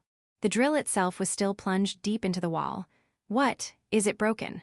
No, I think it's armed now. Having accomplished its duties, after leaving its own drill arm stuck at the wall, the Taurus turned on its shining white boosters and quickly began its retreat. The snow whirled up by the Taurus reached as high as the top of the castle walls. Damn, we can't go after it, it's too fast. The Taurus, who boasted tremendous mobility thanks to those boosters, got far away from the castle walls in no time. If I had jumped onto it in time, I would have been taken all the way back to the Crusaders' headquarters in a snap. Then, the Taurus went back using the same path it took to reach the walls in the first place, leaving us without any chance for a counterattack. The Taurus on the left that had approached from the south also started to retreat in the same way. There seemed to be more vigorous adventurers over there, and many tried to climb on the retreating golems, but were sadly shaken off. No matter how much snow has fallen onto the ground, no one can come out unharmed after falling from a height of over 20 meters. We shouldn't be trying to chase them. The walls have already been breached. Then it happened, as soon as Lily had finished talking, the roaring sound of an explosion. At the same time, a tremor shakes through the castle walls. The walls themselves are no stranger to explosion sounds and being shaken due to the several wars they had stood against. But this time, it was on a whole different level. It was louder, and it felt closer than ever. That's because this time, the explosion must have happened right next to the wall. No, it was from inside the wall. Ack, no way, the drill exploded. We could know the moment it exploded, without even directly looking at it. Lily had said, "It's armed now." In other words, the Taurus giant drill wasn't just a regular excavator, but a bomb that would explode after piercing into its target. An armor-piercing projectile, so to speak. It wasn't a pile driver, it was a grenade burst, damn it. The wall was shaking and making ominous, thunderous sounds, and I could not walk over it without stumbling several times. However, since Lily was still holding my right arm, and Fiona grabbed my left arm without me noticing, we were somehow able to keep our balance, and, through great effort, to stand as firm as possible. We might have been able to prevent each other from falling, but perhaps, no, without a doubt, these castle walls were no longer safe. I looked into the wall where a cloud of thick black smoke was fiercely rising up. This is bad. There was a huge hole in the wall. I couldn't make sure if the hole went all the way through the other side of the wall from where I was standing. Though I couldn't see it, given the amount of black smoke coming out of the wall behind my back, the situation was very clear. I couldn't know the actual size of the hole for sure, but given the size of the drill and the magnitude of the explosion, I couldn't be mistaken by calling it a huge hole. Fortunately, or perhaps, they were aiming for that the hole was made around 10 meters above the ground, approximately in the middle of the wall. At least the soldiers on the ground would not be able to swarm us by using the hole, but an invasion of their chimera soldiers, who can freely roam vertically around walls, would be inevitable. At that very moment, we understood that the impregnable defense that this Galahad fortress was so proud of had been destroyed. The wall was barely able to withstand the drill attack, but was no match for the subsequent internal explosion. The great walls of Galahad, made from this ancient relic, had been attacked by a force that simply exceeded its defensive capabilities. A simple but inexorable example of absolute power. There's still one of them over there. Lily pointed at one of the full-tuned Taurus that, far from making a move since their appearance, was standing quite imposingly on the spot. It was facing the wall, but neither on its left or its right side. It was right in the middle of it. Then it suddenly dashed forward to slam into the middle section of the wall, which up until that point had stood unscathed. There was a front gate there, with thinner armor than the actual walls. This is bad, if they break through the main gates. The castle's weak point that even a fighting amateur would have thought about striking first. If they were to be breached, Galahad would be done for. That Taurus was aiming for that huge steel main gate, which matches the great walls that barely covers the heavens. No one could have failed to notice it was making a beeline for it. Hey, that's a little too dangerous, isn't it? A little, don't be an idiot. At this rate, it's going to break through in a single slam. The voices were making no effort to hide their impatience. The Spata soldiers here and there were getting just a little noisy, but the less disciplined adventurers were just shouting out at their own discretion. The commanding officers were getting worried about deserters among their ranks. However, though there were many adventurers fleeing the castle, I had no intention to take a single step back. Now we'll get them for sure. Hitsugi, barrel change. If you use plasma breath now, you're going to break the gun. It will be far worse if they breach through the gates. Do it. I held out the greed, a second time as Hitsugi yelled, Akai, I'll do it, and started to move her tentacles about, beginning the energy charge. Before grasping the gun's foregrip with my left hand, I quickly reload it with one of the remaining 5 gill bullets. Gill bullet reload complete. About 50 seconds until energy is fully charged. In this situation, it wouldn't matter if I waited until it was fully charged or not. If I were to shoot at the last possible moment, I would still get a considerable amount of power out of the gun.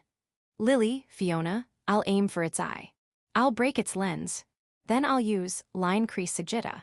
Both replied instantly. Lily was holding her diamond heaven, which was shining in white light, while Fiona wielded her Aints Bloom with both hands. Everything was prepared as if both of them knew what I was planning to do before I even said a single word. That red lightning attack that had felled the Taurus in a single strike. An attack aimed at weak points based on the assumption that if a strong enough electric shock could be sent inside the fuselage, the golem's entire body would be short-circuited due to its structure. Earlier, I wasn't able to lay a single scratch on the rushing full-tune Taurus, but I was sure Lily could manage to destroy the lens that covered its eye. Above all, Lily's light bullets have impressive self-guidance properties. Even if the Taurus tried to dodge Lily's attack at that speed, she would still be able to hit it easily. The rest would be decided by Fiona, and hitting the target seemed difficult enough, and I actually wanted to wait until the gun was fully charged, so I figured I'd wait until the last moment. Not until the Taurus drill arm was roaring and was about to reach the wall. 10 more seconds until that happened. My charge and Fiona's spell needed to hit it at the last possible moment. The Taurus had already raised its drill arm. It was just about to hit the castle walls with it. The adventurers' loud screams of despair could be heard everywhere at this very moment. That was the time where I had to shoot. I was about to shout out fire, but then a bright red light ran through. What? It was a deep crimson, almost poisonous light, but it was vividly bright. A flash, a gigantic, long straight line that could have very well split even the 50 meters tall castle walls in half. It wasn't the Taurus who had released such a bright light. On the contrary, it was its target. The deep crimson light had been fired from the castle walls. No, to be more precise, it had been fired by a person. Before I could even think about who it was, I was about to see the huge red flash splitting the full-tune Taurus in half. First, the refreshing sound of a clean cut echoed through the air. It was certainly the sound of the bright red light slicing through the Taurus' thick armor plating.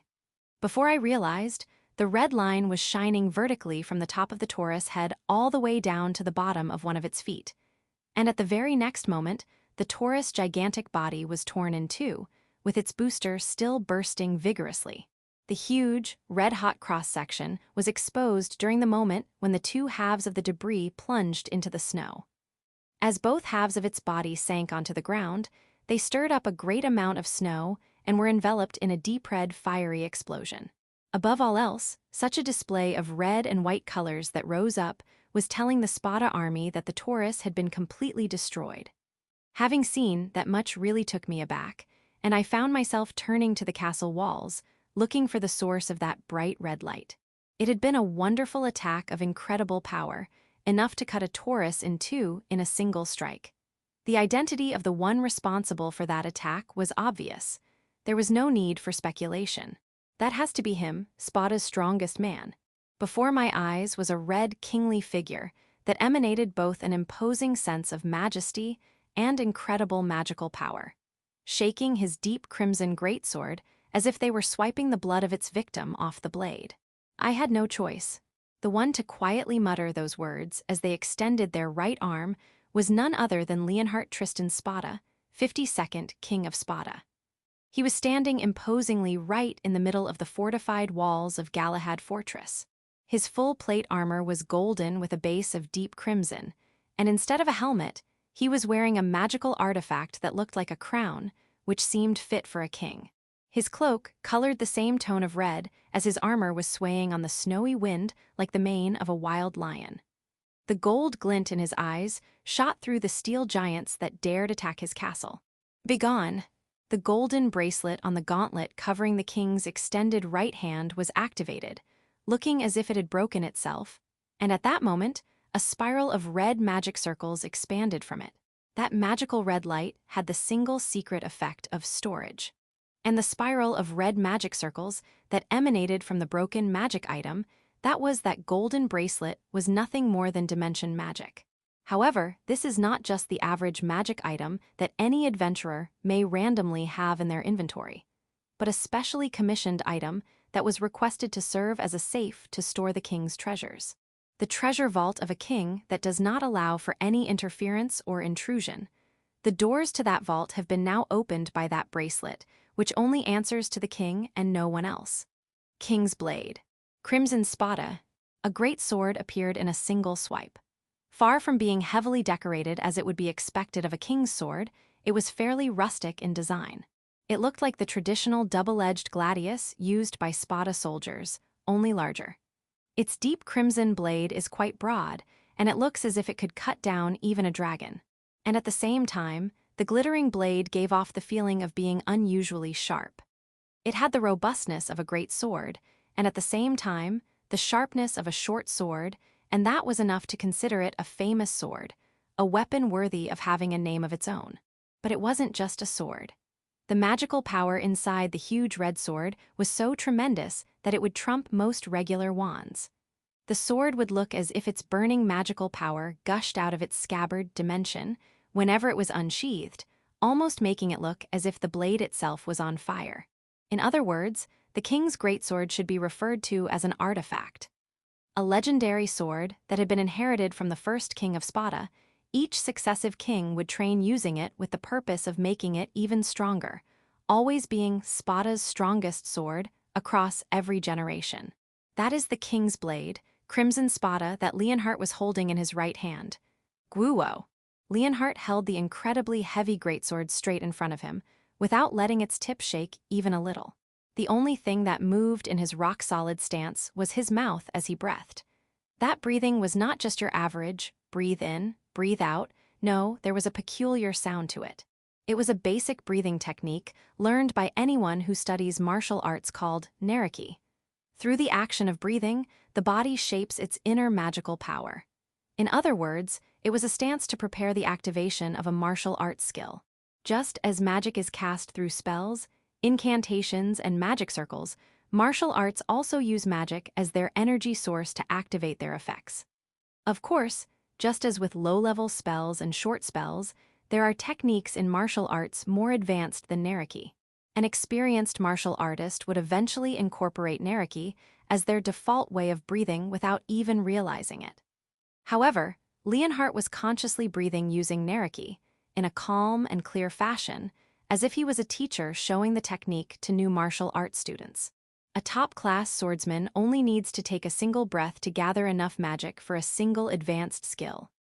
And still, if Leonhardt, who is definitely one of the most powerful swordsmen in Spata and in this Pandora continent, were to take a single breath, just how much magical power that would he be able to muster? It would be enough to create the illusion of being engulfed in flames, just his artifact, King's Blade, Crimson Spata. Naturally, even those soldiers that after a long military service had volunteered to be behind their king could not hide their cold sweats after such imposing unusual signs. Before his eyes, an ancient golem was roughly 100 meters away from the castle walls. Its boosters, which had the power to make such a steel giant fly at high speeds, was making a tremendous noise, even more so than the noise made by an ordinary golem when it walks. However, when King Leonhardt slowly raised his blade, there was nothing but silence, almost as if time itself had stopped. It was the calm before the storm, in less than 3 seconds. The king's accumulated power was about to be released. Steel giant, receive one of my sword's many mysteries. dragon scale rending crimson.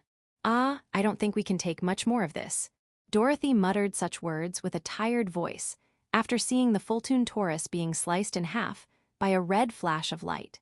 "I can't believe they were able to destroy that ancient golem in one shot, but they surely can't use such an attack over and over again." "Dorothy, continue our attack. We still have some golems left." Both Count Burgunt and the general had seen the full-tune Taurus performance and had seen them opening the large hole in the castle walls, and were as excited as young boys watching a game on TV. "Excuse me, but please go ahead." Coming right up, Dorothy had quickly picked up the fact that the adventurer girl was very good at conveying their situation to the generals in an easy-to-understand manner, and therefore worked wonders as a person of contact. Rather than explaining the situation logically and with the correct terminology, fools can only be convinced with rough, crude explanations, and I excelled at that. I slowly approached Burgunt while carrying a baby griffin in her arms. "We're running out of magical power, so we can't keep pressing forward." "What? I've already heard this excuse before. Aren't 3 of our ancient golems still able to move? We only had just enough magical power to make the 10 samples at the beginning, and those 3 full tunes. So far we've been charging them up to full with magical power, so if we wanted to make them move like that again, it would take until, the day after tomorrow, maybe. Before they're ready."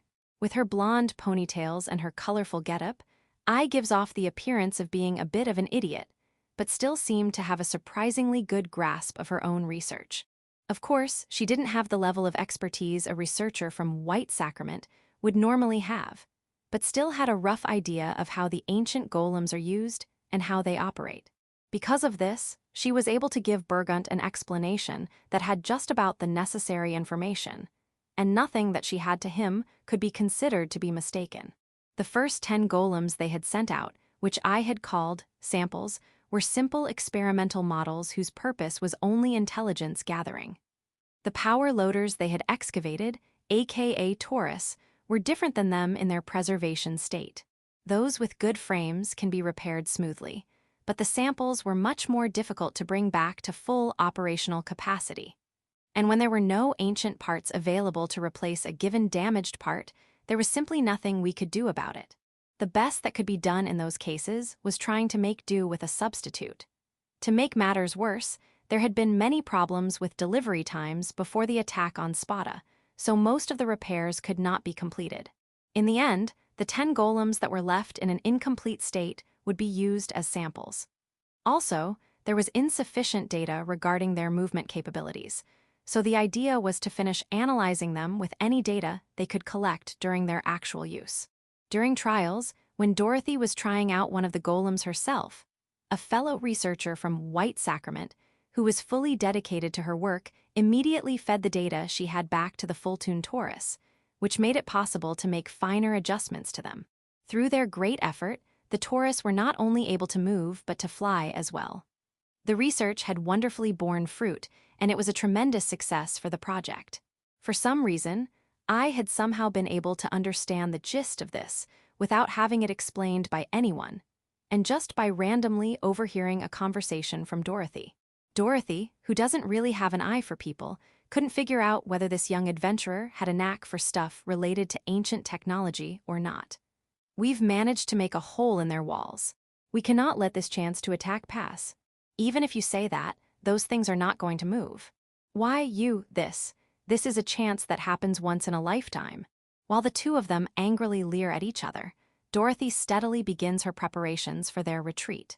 No matter anyone says, they were successfully able to tear a hole in one of Galahad fortress walls, so the expected results from her research had been completely achieved.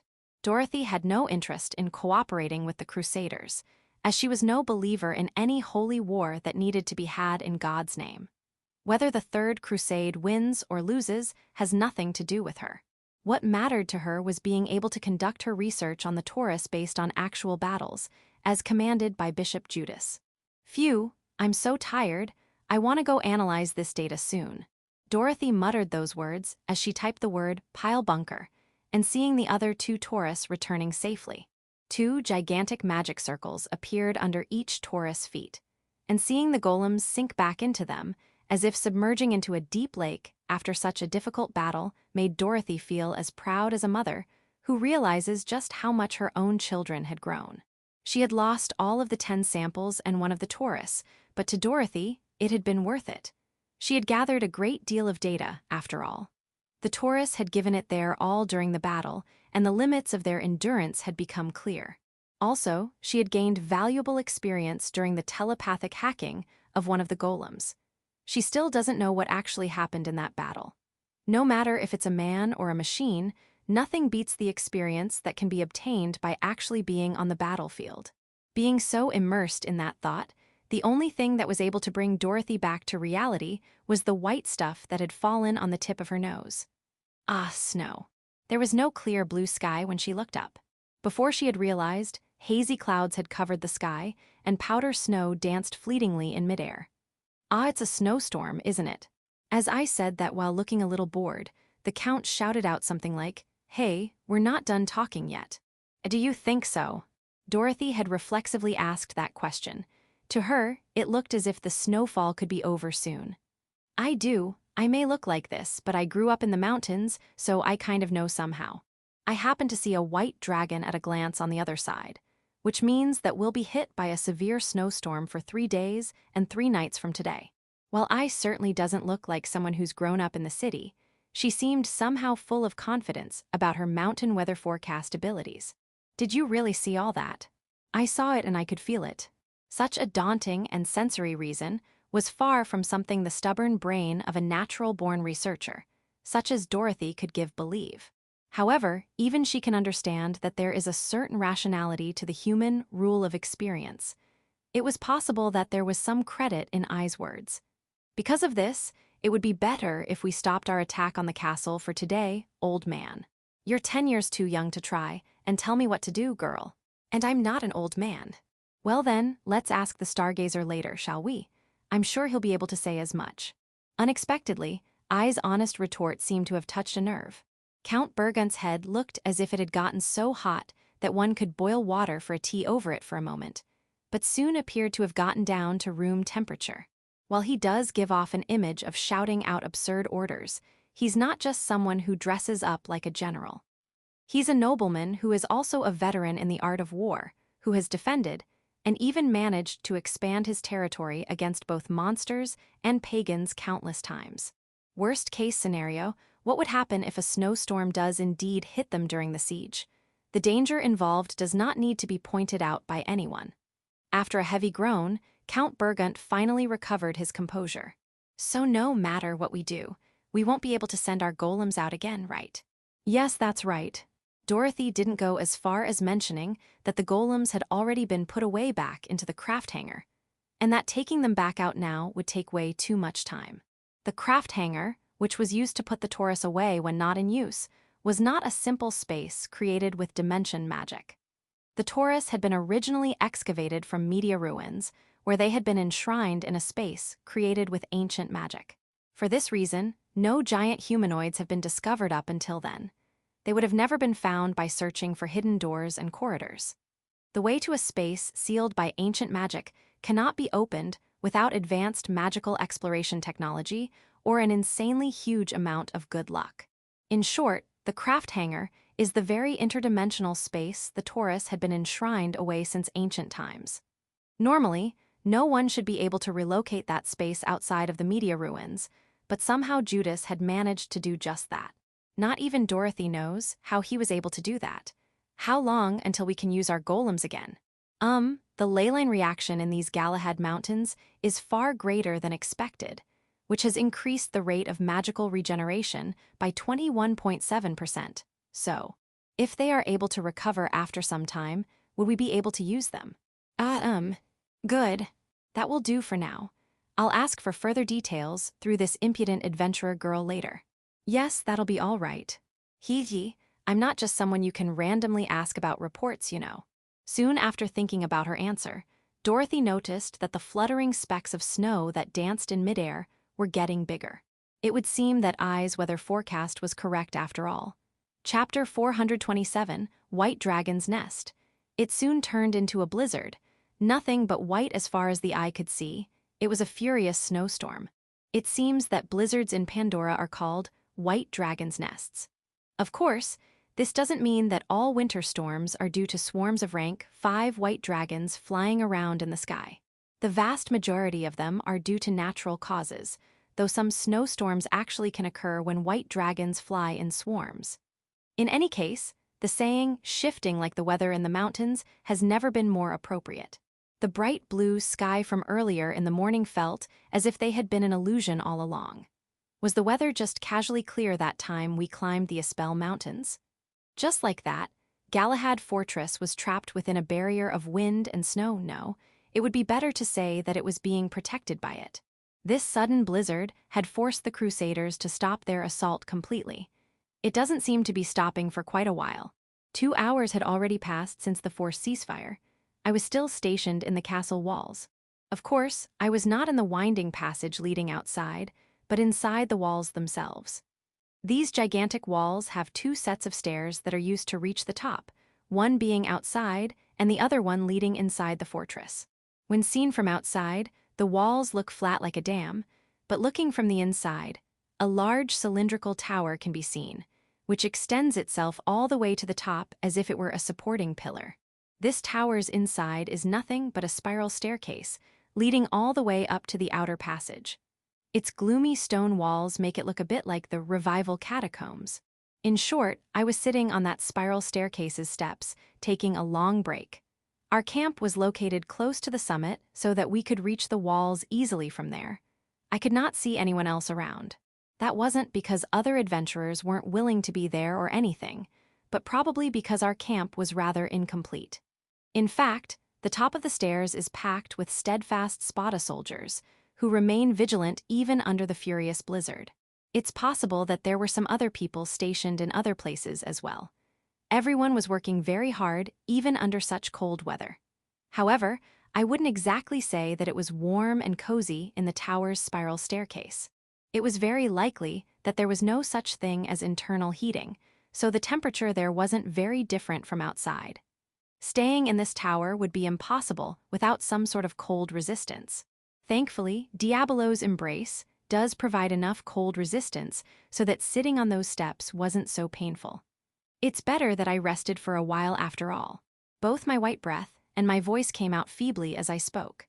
I was sitting on those stairs by myself. Lily and Fiona were resting elsewhere. Even though those two still had some energy left to spare, they don't have a monstrous amount of stamina as I do. They were better off taking this opportunity to recover. By that time, they could even be enjoying some late lunch at Galahad restaurant. I felt as if I had been fighting for a long time, but when it was all over I realized it just took all morning. If not for that sudden blizzard, we would still be fighting those chimera soldiers to prevent them from entering through the hole made by the Taurus. Even worse, the entire crusader army could have been swarming us by then. They hadn't lost a single crusader soldier. They might have been merely treading water by using those chimera soldiers. The only true victories we have obtained in this battle so far were that slow Taurus and the Fultoon that King Leonhart managed to cut in half. In any case, there wouldn't be any convenient crusader casualties by exposure to the blizzard, so there's no doubt that the battle will simply be postponed. This was far from over. "Who's there?" My voice echoed over the spiral staircase with such intense sharpness that it surprised even myself. "You don't need to be so alert." After a brief moment of silence, I received a reply from a voice that carried no malice within. "It's a bit rude to be staring over there, without saying anything, Farcius." Sorry, my bad." Spata's #1 gladiator was standing on the spiral staircase, carrying the kind of elegant smile most maidens can only dream of. Both his platinum blonde hair and his white cloak sway with every steady and loud step he takes. Simply because this guy was standing here quickly made the gloomy staircase look more brilliant, almost with a stunning effect. Not that I cared much for that, really. The only thing floating in my mind was the "what do you mean, my bad?" that I wanted to reply to his comment. Please say something like any normal person would next time around. "Oh, I'm happy that you want to meet with me again, on another occasion." What kind of answer was that? If you were to say that same thing to a lady, wouldn't it be somewhat off-putting? Though when you're someone as handsome as Farkius, some women would actually allow for that kind of talk and even be pleased by it. Me. I probably wouldn't even get a reply. So, can I help you with anything? I don't suppose you came here just for a friendly chat. I wish that was the case. If not for the fact that His Majesty has spoken, I would have done just that. What did you say? Does King Leonhardt need me? But I suppose it wouldn't hurt if we chatted for a while, don't you think? I was very concerned about the king summoning me. Farkius, who didn't seem to be as interested in that as I was, quickly sat beside me as if we were going to have a friendly conversation. Too close, as always. Why did he need to sit so close that our shoulders touched each other? I need my personal space. That's why I've been looking for you all over the place. Farkius waved his blonde hair away in such a way that it reminded me of a certain commercial for women's shampoo. The sweet, faint fragrance of flowers that drifted about tickled my nose. It wasn't the smell of a man, or rather, it wasn't the smell a man naturally emits. And I've finally found you. I would have preferred for him to stop looking at me with such a persistent glance, as if we were destined to meet. And to back away a little, I had already managed to put myself about 2 clenched fists put together away from this guy, but I wondered if I could get even farther away. Well, Galahad Fortress is pretty huge. If you had found either Lily or Fiona and asked them, they would have told you where I was. Oh, I did find those two. They were having lunch at Galahad Restaurant. Then you could have asked them instead of looking for me, don't you think? That witch's daughter was eating a huge stack of Fortress Special, with such a straight face. It didn't seem appropriate to interrupt her. How considerate. Oh well, it can't be helped. It really is best to leave Fiona alone at times like those. But more importantly, I watched your great performance out there earlier. Come on. I didn't do that much. I would have turned my eyes away from him even if he wasn't staring that much. I'm sorry, I know you weren't going all the way back then, but still. It's not that. It's just that no matter how serious I could have been out there, I still would not be able to stop that full-tune Taurus charge. I knew it, my power was still not that great. I was well aware of my limitations. But His Majesty really is something else. I'm no match for him one-to-one. I'm sure he would be able to easily even 3 of me at the same time. King Leonhardt must really be something special for someone as self-confident in his own strength as Farkius to say something like that. Perhaps that red flash from earlier is but one of his many techniques. He is really strong. He took one of those ancient golems all by himself. By the way, those things are called Taurus. You seem to be well informed. Speaking of which, are we still the only ones to know that name? That's because Lily was able to get a lot of intel from one of them using her telepathy when we got into its cockpit. I see, so those things were manned. I've heard that there are some ancient relics that are magical items for telepathic control. But I see now, by taking down its pilot, you can defeat those Taurus without actually having to damage them. Lily also said that next time they would strengthen their defenses, so that is no longer possible. Strengthen their defenses? A countermeasure for further telepathic hacking, or something like that. I don't know the details. It's well outside my area of expertise, after all. But I figured it would be something like a computer's security. It's almost like those brilliant hackers who crack their way into highly classified state information in those Hollywood movies. The little girl Lily would make a posed look and say, "Checkmate."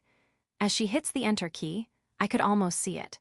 Since there's so little we know about ancient weapons, to be able to obtain some intel from one of them is a big success in itself. It's quite different from me, who could only manage to defeat one of them. Did you defeat one too, Farkius? Ah, just as I thought. You did not see my performance, huh? Don't look at me with that painfully bitter smile. You won't get any sympathy from me. Could it be that one whose legs were cut off to make it fall? Yes, that's the one. Farkius' smile bloomed like a flower in spring. I could almost see the roses bloom and glitter in behind him. I got its right leg, then Eyes got its left leg, but Yomi beat us to the finishing blow. It seems there was quite a fierce competition between the adventurers in the southern left area, which was opposite from where we were fighting. And this Eyes he mentioned was none other than Prince Eisenhardt, who is the commanding officer of the gladiators. Why were those two fighting side by side at the front lines? Is that how the Spata royal family raised their children? Those legs are considerably huge. Being able to slice them in two is quite a feat in itself. I thought so too, but after seeing His Majesty's secret technique, I'm not so proud of that anymore. I believe it's best if neither of us tries to compare to the king. Leaving that aside, haven't we been summoned by the king? Shouldn't we get going? I'd like to keep talking with you for a little longer, but if you're in such a hurry, I guess it can't be helped. Farkia stands up with ease, and I soon follow suit. I was still feeling a bit stiff since I had been sitting in that cold place for so long. So what's this important matter that requires our presence before the king? I have been ordered by King Leonhart to call both the battalion of Gladiator and all members from Order Raid to convene in the command room. Was it really necessary for Farkius to try and imitate a messenger? Before this Spata knight came to deliver this message, he had been talking to me in such a carefree manner. Well, I guess I should better think that he came here, looking for something instead of thinking he was just being friendly. Either way, I've got nothing to hide. I don't know the details yet, but I guess you can imagine what it's going to be about. A countermeasure against the Taurus, huh? According to Lily, the next time that the Fultoon Taurus make their appearance, there will be no less than 10 of them, so they will definitely come back to attack us. And they won't need more than one of those to finish breaking through the castle walls. They had already made 2 holes on these walls. Well then, shall we go? What's that hand for? Did I look like some sort of damsel in distress to you? With a tender smile, Farkius extended his right hand, which was covered in a white glove. Don't you need me to escort you? I need directions, not your hand.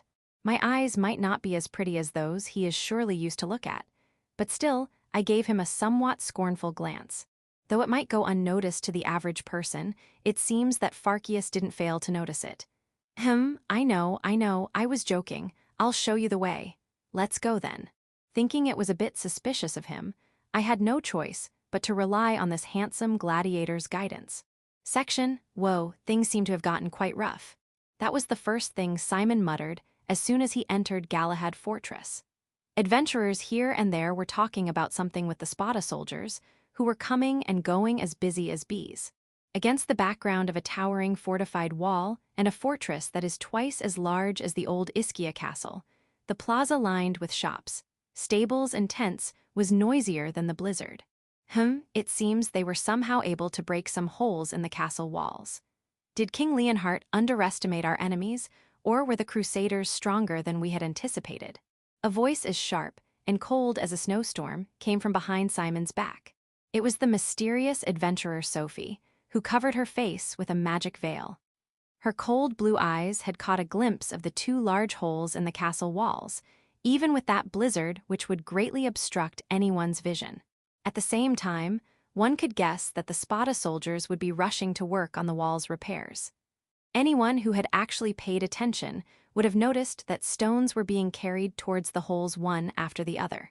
Those stones were so large that it would take a carriage pulled by 2, no, even 4 horses to move them. It wasn't just about their size, since they weren't just regular stones. They were building stones with a level of hardness fitting the Galahad castle walls. They had been stockpiled just in case repairs were ever necessary, though nobody could have ever thought that the time for using them would actually come. The walls have been breached. What in the world did that? Don't worry, I'll protect you no matter what. 2 brown arms embraced Simon's slender body from behind. At the same time, his body unintentionally went stiff as he felt 2 big, no, huge soft things pressing against his back. Simon was wearing a thick fur coat, worthy of the challenge of climbing the Galahad mountains with it, but he still was able to feel them. Sophie's body, which was clad in her usual exotic dancer's clothes, lied unexpectedly behind a thin robe. Simon had reacted like any man would have, even though he did not want to. Please let go of the reins. That's the only thing he managed to say. Simon and Sophie were on horseback. It wasn't the average horse which 2 people can just ride and get along, but a beautiful pure white unicorn.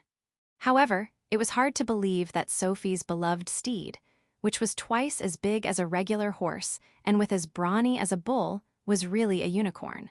The characteristic horn of a unicorn, which many consider to be a work of art, sparkles with a faintly blue light like a crystal. But it's so big, thick, and it's so fiercely twisted that it looks rather ominous. Ho, he'll be all right. He's such a good boy after all. Though it looked more like a monster than like a unicorn, it was a good steed, that was able to understand its master's intentions.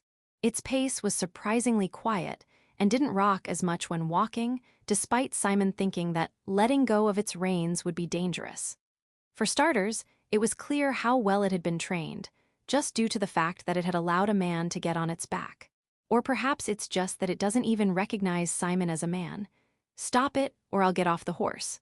Ah, wait. Simon escaped from Sophie's hug and rolled his way off the unicorn's back, almost as if running away.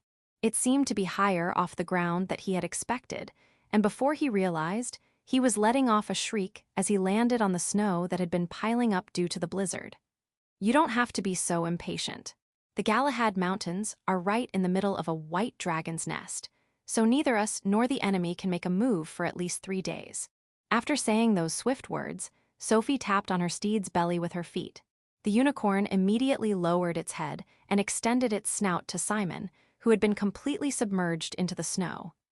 Which means that for the next 3 days, we get to get a nice, long rest at an inn. It was faster for the unicorn to pull Simon out of the snow, using its teeth, than for Simon himself to get himself out of it. Another tiny shriek escaped from Simon's mouth as the unicorn pulled him up. In this state of confusion, there might not be too many available rooms. Maybe we'll have to share a tiny room with a single, cramped bed. It might be a little tight, but I guess we'll have to endure it. We don't have time to relax. I have to meet with my brother. Actually, only I need to keep going from this point onwards, so please drop me here. Thank you very much for bringing me this far. Aw, don't be so shy. We're already a party, right?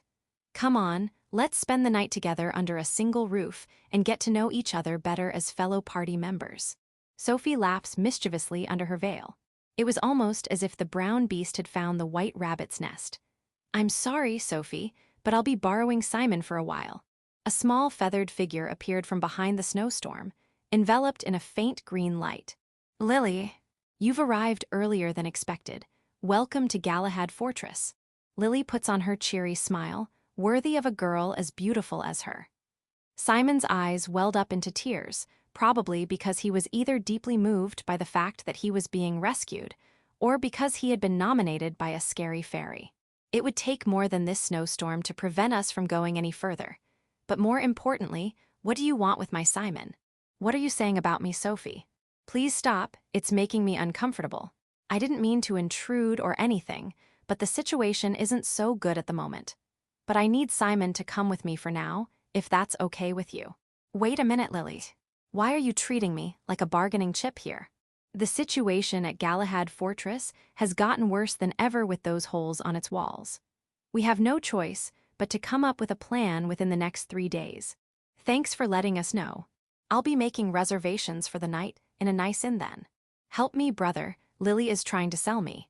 Kirono won't be coming here for a while, since he's in the middle of an important strategy meeting. But we are here, and we need to start our preparations too. Leaving Simon's free will aside, the conversation was rather short. Wait a minute, Lily, I can't process all of this at all. Don't worry, I'm not planning to do anything risky. I just need to get out of the walls for a while. Lily's words sounded so contradictory that Simon could not help but utter that question, as if expecting her to repeat herself. However, all Simon could do after that was to answer Lily's request with a yes. Then, full of confidence and with her usual smile that shows that she's plotting something evil, Lily said, "But don't worry. I'm sure you'll love that huge toy." Chapter 428. Full order. Welcome, adventurers. Sit down, please. Though those were words of welcome, no one could help but feel some sort of pressure since they were coming out of King Leonhardt's mouth. Was that the majesty of a king? Thank you, your majesty. Farkius was the first one to walk to his chair. Without getting intimidated in the king's presence, he gracefully sat on a rustic chair. Then all other adventurers who had gathered in this place began to sit down after him. Of course, I am one of them. You can really feel the pressure here. The mood was so tense that you could hear people unintentionally saying things like that. The place where we were gathered was Galahad Fortress Military Control Room, which is where Farkius had been ordered to bring, or rather, lead me to. I never saw myself being in this kind of room, together with royalty, generals of the nobility, and adventurers who were former academy students. The closest I had ever been to this was when visiting the old Ischia castle after defeating Gregor, and even then I was only sightseeing. That place was like a cold basement made with hard stone, and it looked rather unimpressive. The same could be said for this room. In contrast with the huge Galahad fortress, there was no useless decoration in this room, as it has been thoroughly designed with the functionality of base defense in mind. This room, too, had been made with thick stones, steel, and defensive magic, so that it stays strong against any kind of attack. Only the deep crimson national flag of Spata and a map of Galahad mountains hang from the windowless walls. However, there was a sense of tension in this rugged room that was comparable to actually being on the battlefield. This tension was due to the fact that everyone here was putting their lives on the line. I regretfully thought to myself that I should have brought Lily with me. The situation has unexpectedly turned into a ceasefire due to the White Dragon's nest, but let me tell you that you have done a good job so far. We, the adventurers who had been summoned to this room, quietly listened to King Leonhardt's plain and diplomatic introduction. Just as Farkia said, the only ones here were the leaders of the Gladiator Battalion and us, the Order Raid. Only us party leaders were called, not because the other members weren't allowed, but due to space limitations. And for this reason, Lily and Fiona weren't here with me. Which reminds me of what those two told me earlier. Lily sent me off with a good luck, but I wasn't sure why I would need luck in this meeting. Looking to my right, the one sitting closest to me was the handsome Farkius, then an old woman who was as thin as a dead tree, and a woman wearing a pink full helmet. That old lady was definitely the leader of Yomi, but I wondered why the pink one from the Blade Rangers was here at all. After Miss Pink Arrow, several brawny men who looked like really strong adventurers were sitting in a line, and finally, and closest to King Leonhardt, was the leader of Gladiator, Prince Eisenhardt himself. Looking at them sitting right next to each other made me realize how much they resemble each other. Looking to my left, several battalion members who I had never seen before were sitting next to me. We, from the Order Raid, didn't know the names of the adventurers appointed to the front lines by the battalion. The only one I was able to recognize was the one sitting next to the king at the opposite side of Eisenhardt, the leader of the Iron Demon Corps, the Red Orc Gustav. He is rank 5 and has recently been awarded a medal for protecting the Ischia village, making him one of the most prominent members of the battalion. Though it might be a little rushed, let's get to the main point at once. I leave the explanation to you. Yes. Prince Eisenhardt got up from his chair, looking a bit tired, as a knight handed him something like a conductor's baton. No, that was a genuine magic baton. By now, I doubt anyone in this room doesn't know about this, but there are 2 huge holes in our walls. The prince swung his baton once, as he spoke with a light but strong tone of voice. At that moment, a 3-dimensional image rose from the large round table we were sitting at. Galahad's great castle walls, composed of white light wireframes, appeared in front of us. I wondered if that was some kind of light magic, but it looked more like special effects from a movie than actual magic. I wanted one of those for my room. Their exact locations are here and here.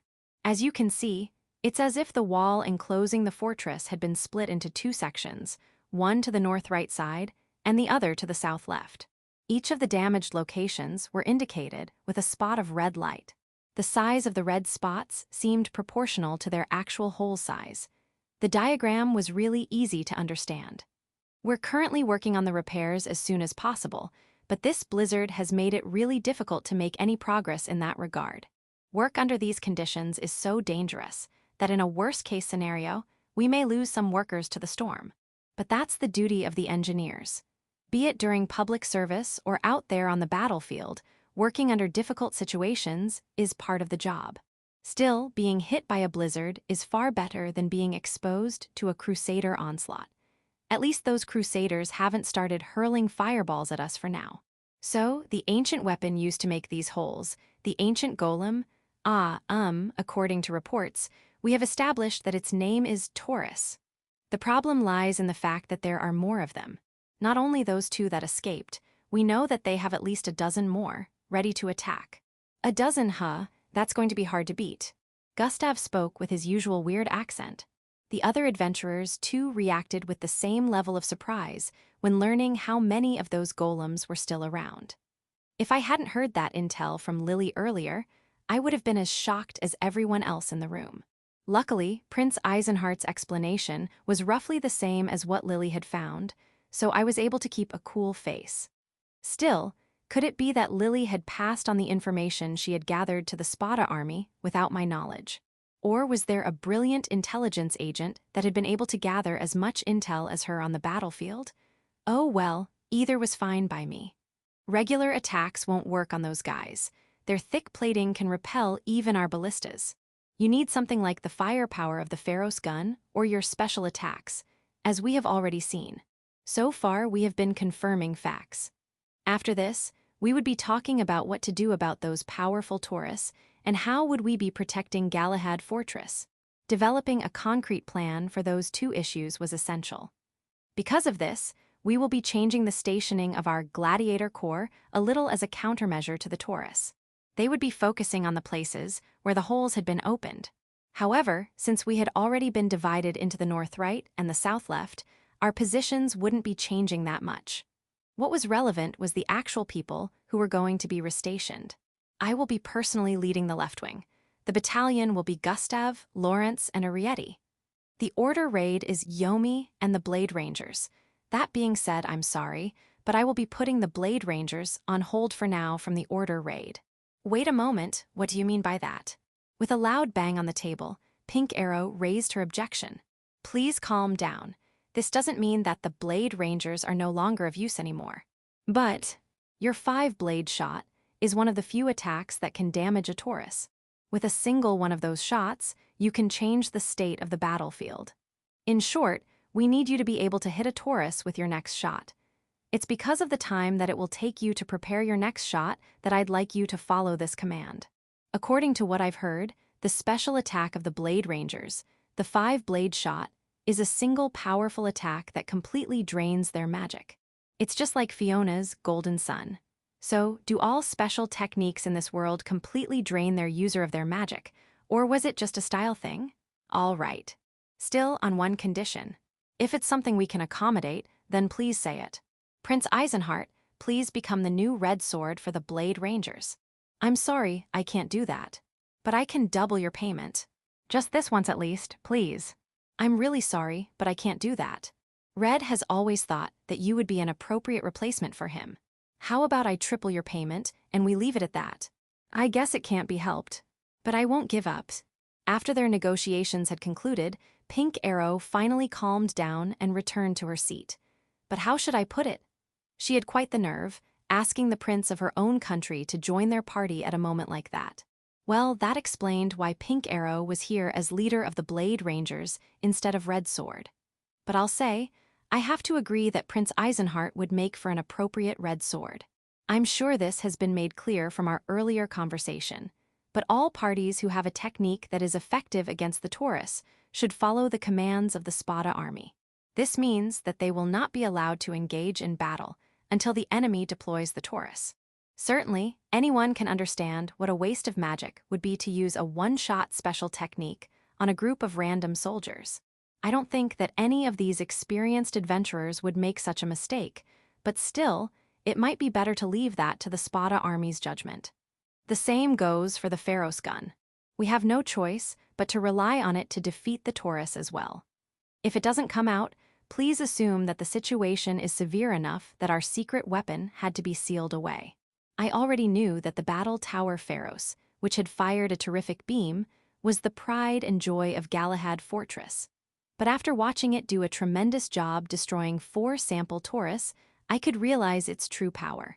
Since the full-tune Taurus are the enemy's definite weapon that can destroy our walls, we need to preserve the few powerful attacks we have that can destroy them, like the Pharos gun and the 5-blade shot. We can't be using attacks like those haphazardly against crusader soldiers, no matter how many of them come swarming through our walls. The crusaders are also probably expecting this, too. It's possible that they're planning on just attacking the castle relentlessly without sending out the Taurus, just so we don't use our most powerful attacks. Perhaps they also used their first assault with the sample Taurus to gather intel on what kind of counterattacks we had prepared as well. Well then, returning to our main topic, the right side will be under the vice commander's orders. I'm Vice Commander Elwood. I'm looking forward to working with you, fellow adventurers. The one who had just introduced himself was a Spata knight in a full set of red armor sitting next to Prince Eisenhart, a rugged, middle-aged-looking man whose face reminded me of the typical Hollywood macho. But if I'm not mistaken, that man's long and pointy ears meant that he was actually an elf. So those rugged features could also be found even among elves. It seems I had learned another bit of common knowledge of this strange world. There won't be as many people assigned to this side, but that will be covered by General Jessenbull from the 3rd Company, Rampage. No, let me rephrase that. Rampage will be in charge of defending the hole on the right side with support from Gladiator. So as far as deployment was concerned, General Jessenbull will be at the hole in the right, while the left side will be handled by Prince Eisenhart, so defending the holes will be the general's duty. The commanders will be Tania and Bran. Their order raid will be Element Masters and Farkius. All right, Kirono will be fighting side by side.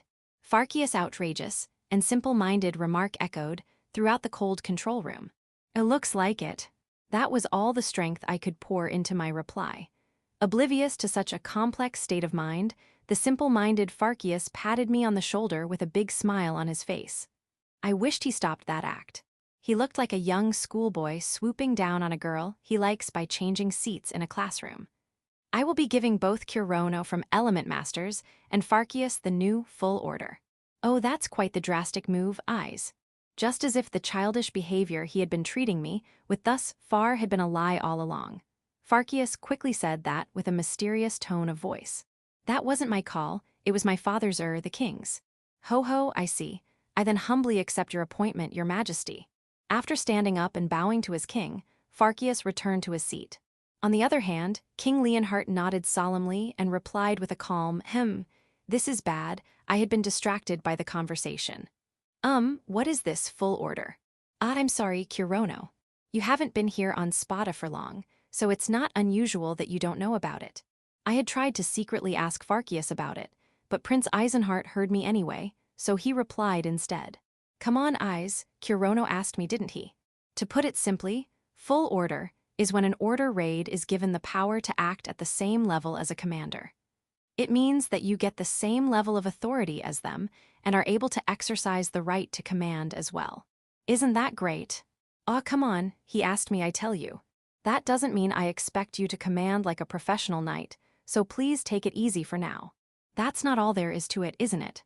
What's with this chaotic situation? All I did was ask a simple question. Was my own ignorance such a bad thing? Wait a second, let's not get carried away by the mood. The first thing I had to do was to stop Farkius, who was flaring up at the poor Prince Eisenhart, whose patience seemed to be at its limit.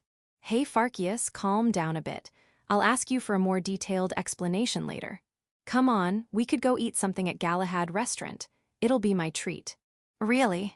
I'm so happy you're taking me out for dinner. I didn't believe that would be so effective. He seemed so happy about being treated to a meal, I didn't expect him to be the gobbler type, just like Fiona. Oh well, at least we were finally able to return to talking about more serious matters. But is it really all right to give me that kind of authority? Being a commander meant that I would be in charge of at least 1,000 adventurers. The only time I had the experience of being in charge of others was during the battle to defend Ulzaz village. And even then, it was as part of an alliance of 100 adventurers where everyone supported one another. What do you mean? I'll be issuing a broad operation order to you. All you need to do is pass it down to your subordinates. Gladiator has always been a medley of adventurers from its roots, so I won't be issuing any complex orders or anything like that. No matter how experienced any rank 5 adventurer is, it might still be impossible to lead over 1,000 adventurers perfectly as a commander. If I were able to do that, there would be no point in having experienced commanders after all. To begin with, the main duties of any gladiator commander is to fight in a flashy way and raise their troops' morale. They are expected to be running wild at the front lines, that's all there is to it. At the very least, it's good that I would get to assemble the adventurers as a group. Since the adventurers from Spata seem to value and respect strength above all else, they should be able to follow a rank 5 adventurer who is strong enough. That's the same as how it was back in Daedalus. Does it mean that those who want the commander position have to duel for it? It was all about a brilliant victory back there. Farcius will be in charge of the main gladiator corps. I think it will be better if you choose your corps yourself, rather than having me designating them for you. Really, that would work for me as well, but I'll do as you say. How experienced do you need to be able to choose the members of an army of adventurers? No, this was probably just because it was Farcius. The title of Spata's #1 gladiator cannot be just for show. As for Kirono, well, I'll be assigning your team for you, but if there's anyone in particular you want, please let me know. All I could manage to do to answer Prince Eisenhardt's question was to remain silent. You see, I hadn't exactly agreed to play the part of a commander. Long story short, I wasn't that confident I was up to par. Why should I be? After all, last time, when I had 100 other adventurers under my leadership, we were massacred. Kirono. As I was hesitating, the silence was shattered by the voice calling my name. King Leonhardt was looking straight at me with those golden eyes of his. I've heard that you have managed to stall a large crusader military force at the rural area of Ulzaz village. I don't know for a fact if this is true or not, but I have chosen to believe it is. It looked like he already thinks highly of me, or rather us element masters. However, I couldn't be pleased with this. I simply couldn't. After all, we did lose that battle. Certainly, you have battled the crusader army at Ulzaz with all of your might. Still, despite your valiant efforts, you and your allies fell to their assault. It has become clear to me just how much of a grudge you hold against the crusaders, just by looking at you fight today. Thank you, Your Majesty. No wonder he's the king of this country. We've only had a bit of a conversation at a victory celebration party reunion, and he had been able to see through me with such ease. Your strength and determination are remarkable. I am sure that this time you will be able to lead your allies to victory. He had high hopes for me. When a king speaks to a man like that, there is no way the man will not feel encouraged. What say you, Adventurer Kirono? Will you accept the full order and lead your adventurers as a commander? I had enough time to consider it and come to my decision. My mind was set. I looked straight at King Leonhardt through his powerful stare and gave him my answer. I am sorry, but I must decline your offer. Chapter 429. Provisions. After that, I returned to the spiral staircase in the castle walls. The place was still cold, gloomy, and there was nothing interesting about it. What would have changed in the almost 1 hour I had been in that military strategy meeting? Once again, I sit alone on those cold stairs. It would be definitely better to rest at a quiet inn rather than sitting in this place. Even with this sturdy body, I could understand the importance of rest, but still, it would be better to just sit and calm down here. At least for tonight, I wanted to spend the night like this, so I would be ready for a surprise attack from the Crusaders. I was almost certain that there was no chance they would launch an attack under this weather, so it would be a lonely night with no other company than the endless echoing sound of the blizzard, or so I had thought. But it seemed that it wasn't going to be like that. It's rather noisy. I could hear the rustling voices coming from above. The Spata knights guarding the castle walls were making a racket. It certainly doesn't feel like we're under enemy attack, huh? Judging from their cheering tone of voice, I could quickly sense that they weren't talking about anything that needed me to be alert.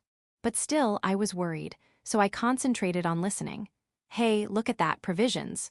No way, but we're still on guard duty. Come on, it's fine, let's get some. Hey lady, give me some of that. Whoa, me too. So it seemed that there were distributing food and drinks among the Spata knights who were on guard duty during the blizzard. That was quite understanding of His Majesty King Leonhardt. Hey, wait, I can't take this any longer. I'm going to die if this keeps up. Hey you dying girl, you better hurry, it's first come, first served. Hand it over. Give me that sandwich. No way, it's mine. I've been through a lot, so I'll have these steamed buns. I can't take this anymore. It appears there was some sort of ugly competition between the hungry soldiers. A waitress let out a cute shriek as if she had been standing in front of a pack of hungry wolves, but I was in no position to help her. Or rather, I was already too late. It seemed that she was already out of bread. Even if I wasn't there to see the scene, the uproar was loud enough to imagine that was the case. Ooh, these Spata soldiers are as rude as ever. Before long, I could hear her complaining about something, and her footsteps seemed to indicate that she was coming down these stairs I was sitting on. Her voice sounded so tired that it almost made me want to encourage her, but then I thought that I should refrain from doing so. After all I would probably end up accomplishing would be making her cry. The best I could do was stay here in silence and let her pass, so I wearily stood up and waited for the waitress to walk past me. Just as I leaned against the tower's wall, a small girl appeared, wearing a long blue skirt and with something like a cooler box hanging to her side. "Wait, aren't you Mia?" Kurono Maou. She had black hair, red eyes, and a face full of fatigue and sweat. She was wearing the standard guild's waitress clothing, a fluffy winter coat with a white hood, but she was without a shade of a doubt the ancient demon, Mia Elrod herself. Speaking of which, the last time I've seen Mia wearing a skirt was when I first met her in the slums. And yeah, this waitress getup strangely suited her fine as well. After having drifted along the sea of Spata soldiers, she was giving off this air of a tired, unhappy, beautiful girl. What are you doing here?" "Well, you see, I prepared a lot of provisions to bring to the soldiers here. And now they have all been taken, right?" Mia had made a mistake when choosing her route. Had she quietly gone up from the lower levels, she wouldn't have gotten tangled up with those hungry soldiers. Somehow it seems that I've got one left. 2 seconds later, Mia placed her cooler box on the floor and started looking for something while muttering that, thinking that she wouldn't have anything left inside if she hadn't slipped past the rest of the Spata army. Don't worry, one is enough for me, thanks. I'm sorry, all I have is this grilled fish bread." Grilled fish bread? I never thought I would see something like this in this world. Had it also been made by Count Redwing? Or did she use her godly powers of transcendence to cross over time and space in order to go to Japan and buy it there? The fact that such a thing was actually possible scared me. Thanks. My head was still full of questions, but I ended up accepting the grilled fish bread she had offered me. I mean, who cares? I was feeling rather thankful since these provisions were filled with a nostalgic taste. "Well, don't mind if I do." "Enjoy." I started eating the piece of bread, while those big red eyes stared at me. "Here." Her crimson pupils were fixed on me. "Want half of it?" Are you sure?" "Thanks." So we ended up enjoying a good time together sharing the grilled fish bread. The plump bread was filled with grilled fish and seasoned with tuna mayo. It was a really nostalgic taste. "So, what happened this time? Did you just decide to take on that form?" "Well, my usual uniform would make me look suspicious, don't you think? Shouldn't you have dressed up as some sort of apprentice magician or something like that?" "I'll do that next time." After letting out a laugh, she once again stared at me with those red eyes of hers. Only this time around, she seemed a bit more serious. "I've been wondering, why have you chosen to refuse their offer? So you have been listening, huh?" "Well, I am a goddess after all." I wondered if she has been watching over everything I have been saying and doing. It seems I can't be embarrassing myself. I realized I would be fighting today. I'm still fighting my own battles with all my might. I was a bit worried. Such insight, I was no match for a goddess. I was confident that I wouldn't sway, but I guess that's how it is. After all, I had once left the bandits of Daedalus at large, and then they were burned to a crisp by Fiona. Showing compassion for the enemy is suicide. One must not lose oneself on the battlefield. That's what I've been taught from the beginning. It's about basic preparedness, I'm no good at that. That's not it. You'll regain your footing soon enough, and then I'll be able to give you a good passing score. It's usually a matter of either staying your hand or just to stop thinking. Mia was saying that losing one's emotions and feeling paralyzed are simply natural reactions people have in order to retain their sanity. I couldn't help but think that she had been watching people like that during her life as a demon king to excess. But, Kurono Maou, you can kill people while staying true to yourself, without running away or forgetting about stuff or going mad. You may suffer from worry, but those hands can kill both enemies and innocent people alike. Even though I don't know whether that's a good thing or not. No, you're doing the right thing. But that's not it. The white breath coming out of her mouth was proof of just how cold this place was. But at that moment, the ancient demon Mia's face seemed colder than that. "You can't kill the apostle." I didn't ask what she was talking about. Or should I say that I couldn't? I couldn't do anything aside from quietly reflect upon her words. I think you did the right thing refusing their offer. After all, you should focus on killing that apostle. But I don't know when he will appear next, or if he will at all. Wait, could it be that you know, Mia? Oh, I don't. The apostles' movements are impossible for me to predict, even with the black god's blessing of prediction and foresight. Were the white gods intentionally hiding the apostles' movements? Either way, there's no point thinking about it, since it then would be a conflict between gods and would have nothing to do with us humans. The bottom line is that the obvious consequence is that there is no convenient way to predict his movements. Well, even if the apostle does not make a move now, it still looks dangerous. But I was surprised to see that power loader. I had thought it would still be a long time into the future before I saw such a thing on this earth. Is it beyond the current magical technology? It's just a matter of how it operates. But to be able to restore those, full tune, to full functionality. If magic continues to develop at this rate, it would take 30 more years to do something like that. So those high-speed boosters are technology from 30 years into the future. That means that some kind of magical breakthrough must have happened 2 or 3 times in order to obtain such technology so soon. They must certainly have such superior abilities. Can I ask you about the Taurus?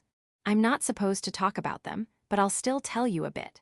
I don't know the details of how exactly they were able to restore the full tunes, but can still give you a general idea. It seems that the gods' rules regarding information sharing have become lenient. Could it be some sort of system where the information on the real world was revealed according to our discoveries and inventions?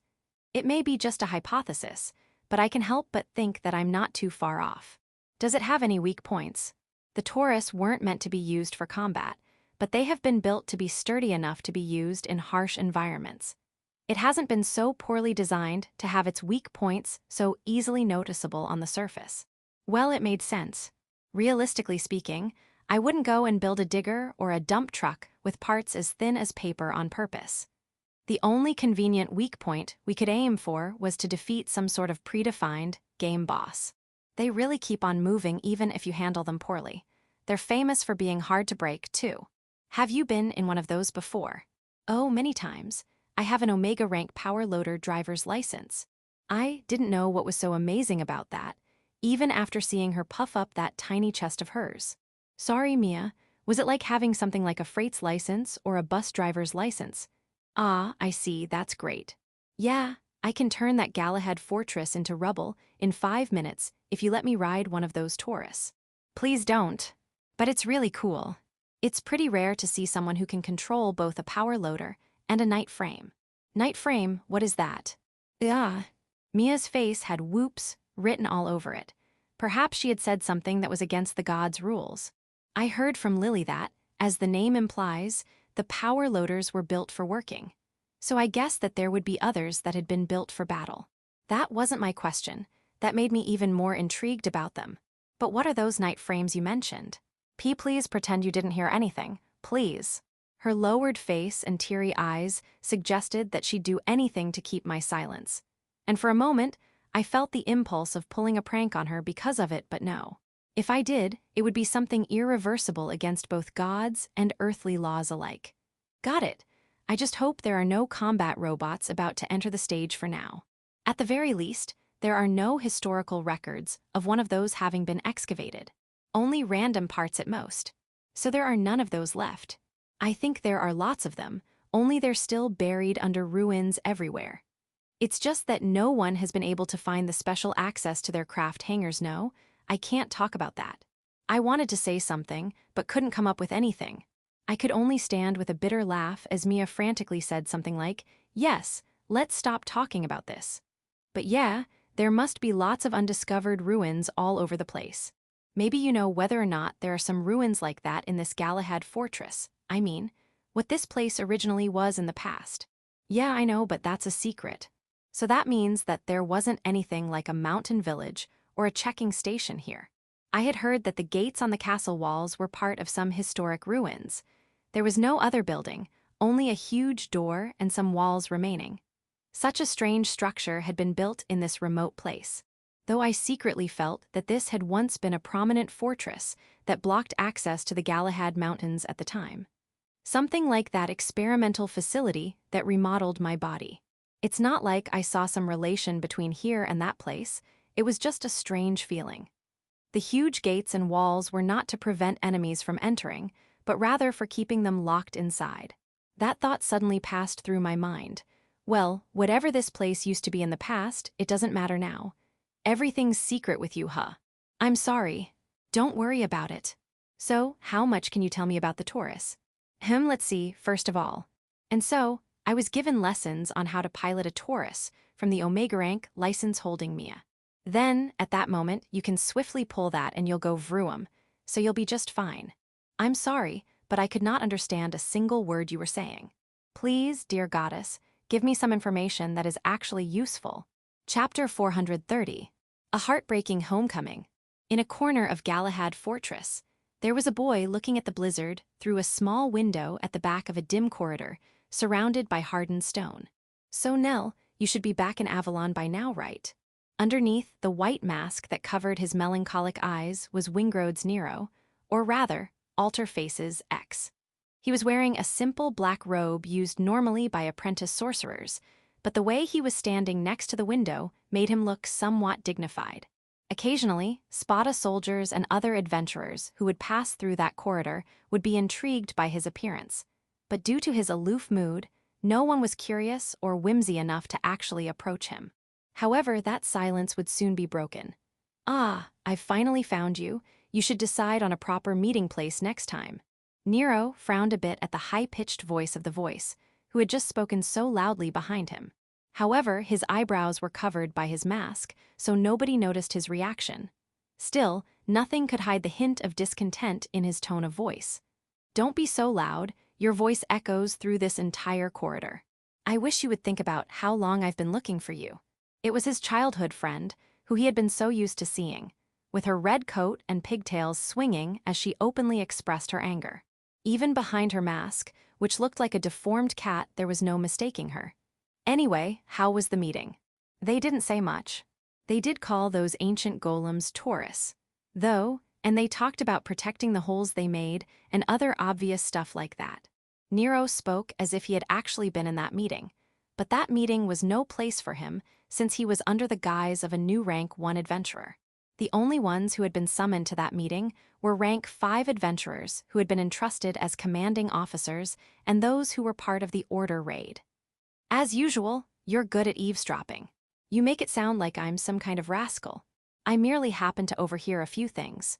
That tactics meeting didn't seem to be such a secret, after all. They did hold it in an enclosed room surrounded by thick walls, but there hadn't been any soundproofing or any magic to prevent eavesdropping in place. That level of security is easy to trespass for any rank 4 thief or assassin. No one could have imagined that they would manage to open a hole in the walls on the very first day the war started. King Leonhardt sounded pretty serious. Well, if those big boys do come back, I'll blow them away with my thunder, so we'll be okay. Ho-ho, you've become quite reliable, Charlotte. The one to make fun of Charlotte, who surely had a confident expression behind her cat mask, had not been Nero. Wait, or was it the rank 1 adventurer Snow? A big hand fell on the back of Charlotte's head and roughly began to stroke her red hair. The guy had rudely shown up behind her back all of a sudden, but she didn't counter his intrusion with her thunder. Huh, no way, big brother eyes. Yo, rascals. The young man with a large build and the same red eyes and golden eyes, as Charlotte was grinning with a beastly smile. He was the commanding officer in charge of the 4th Unit Gladiator, and Charlotte's genuine older brother. Eisenhart Tristan Spata. Ha, so you knew, big brother. How could I not notice, after seeing you take down that golem in such a flashy way? Eisenhart said that while smiling nastily at Nero, who sighed as if saying, gimme a break. Please, big brother, don't tell father. I think father also noticed, but I don't want to bring unnecessary trouble to him, so I'll keep quiet about it for now. Besides, I'm all the way here anyway, so there's not much I can do about it. He pats Charlotte's head, saying, what else could I have expected from my little sister? In such a way that would turn a mischievous cat into an adorable one. I really don't care why you've bothered yourselves into coming into this crappy battlefield. I won't ask you. You must have your own reasons. Nero raised his eyebrows, seemingly feeling a bit sorry at his somewhat unintelligible words. Eisenhart always had a soft spot for the two of them. That's why even Nero wanted to call him Big Brother. He had recognized his greatness over the years to such extent. I'm sorry, Big Brother. I said it's okay. Instead of punishing you, I'll just work your asses off, so you better get ready. Ah, thanks, big brother eyes. Charlotte thanks her brother with a meek attitude she would definitely never show to Wilhart, even though he's her brother as well. By the way, I couldn't see Lady Nell anywhere. Did she return to Avalon already? Yeah, we came here after seeing Nell off. She was definitely heading towards Avalon. You're overprotective as always, aren't you, Nero? Stop it. Nell was supposed to come here with us this time. Eisenhardt's golden eyes looked at him, half surprised and half doubtful. Nero's red eyes averted his gaze to the side. But I guess that's just how the current situation is. What do you mean? Nell's health seems to have gotten worse ever since she came back from Ischia. Eisenhardt remembered hearing something about Nell's poor physical condition and her having to stay in her room for a while. It seems that the news of Avalon's princess' health had naturally reached the ears of the prince of the whole country. She wasn't bedridden or anything, but she was in no condition to fight. Was it that bad? I can't really imagine Nell being in such a state. I mean, do you know why she was feeling so down? Nero frowned even harder behind his mask and replied to Eisenhardt, whose face hinted that he had thought that Nell's sickness had been due to unknown reasons. It seems something happened with Kirono again. What do you mean, again? Did the same thing happen back in Ischia? Well, I don't exactly know the details. Nero sounded utterly displeased as he muttered that. He seemed very pissed off. Although it doesn't take Eisenhardt long, to say the least of anyone spending 5 minutes with this cool Avalon prince, to understand that he deeply cares about his cute younger sister. So it's about Kirono, huh? He does look like someone who would make a girl cry. He's not as cool as he looks, his face is just scary. The big brother confidently replied to his younger sister's sharp remark. No, there are many women who would be attracted by that kind of dangerous-looking guy. He has this courage and style that makes him unwavering even before our father. Besides, his strength as a rank 5 adventurer is the real deal. I don't think there's a single woman in Spata who's not interested in him, but he pulls out tentacles and stuff. In my opinion, he must have made quite a lot of women cry already. Though I don't know anything about any tentacles. I knew it, that tentacle guy is the worst. I prefer to see him as a hero though. He's good, I even think he even was the best fighter out there today. It's no wonder Nell would fall head over heels over someone like him. It doesn't matter. It had been an expression of denial so sharp and cold that you could feel its hatred. No one other than Nero could have said it. It doesn't matter since Nell isn't going to see that guy anyway. Ah, right, her time studying abroad here in Spata is over, right? After muttering, well, that's sad, Eisenhardt turned over his red cloak and started to leave. Well, I'll be going now. I'm a commanding officer after all, so I'm obviously busy. Take care, big brother. Eisenhardt turned his head one more time after his cute younger sister's words of encouragement, and said one last thing before leaving. You'll be stationed on the southern left side. Be sure to tell that to that idiot Galbraith and that witch Hydra, will you? I'm expecting a lot from you, alter face. We've already left Dacia village. We should be arriving in Avalon tomorrow, princess.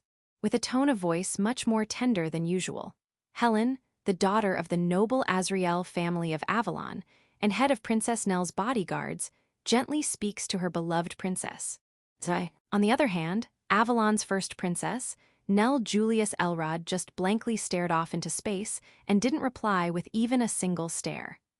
The royal carriage they were in was surprisingly stable, or rather, it didn't feel like it was shaking at all. The outside view from its small window was a white mountain range, which was most likely the snow-covered Galahad Mountains. Nell was on her way back home to Avalon after leaving Spata. Her royal guard, clad in silver armor, was escorting her, surrounding the carriage. It had been 1 week since they had arrived in Spata with the king's orders to escort the older brother and younger sister back to Avalon. However, only Nell is going back to Avalon. Nero quickly disappeared after pledging to bring her sister, who had become considerably debilitated, back to the knights. It is a well-known fact in Avalon that the first Prince Nero usually wanders off to play wherever he feels like, even to some absurd places. And once he does leave, no one will ever catch the slightest glimpse of him until he is satisfied.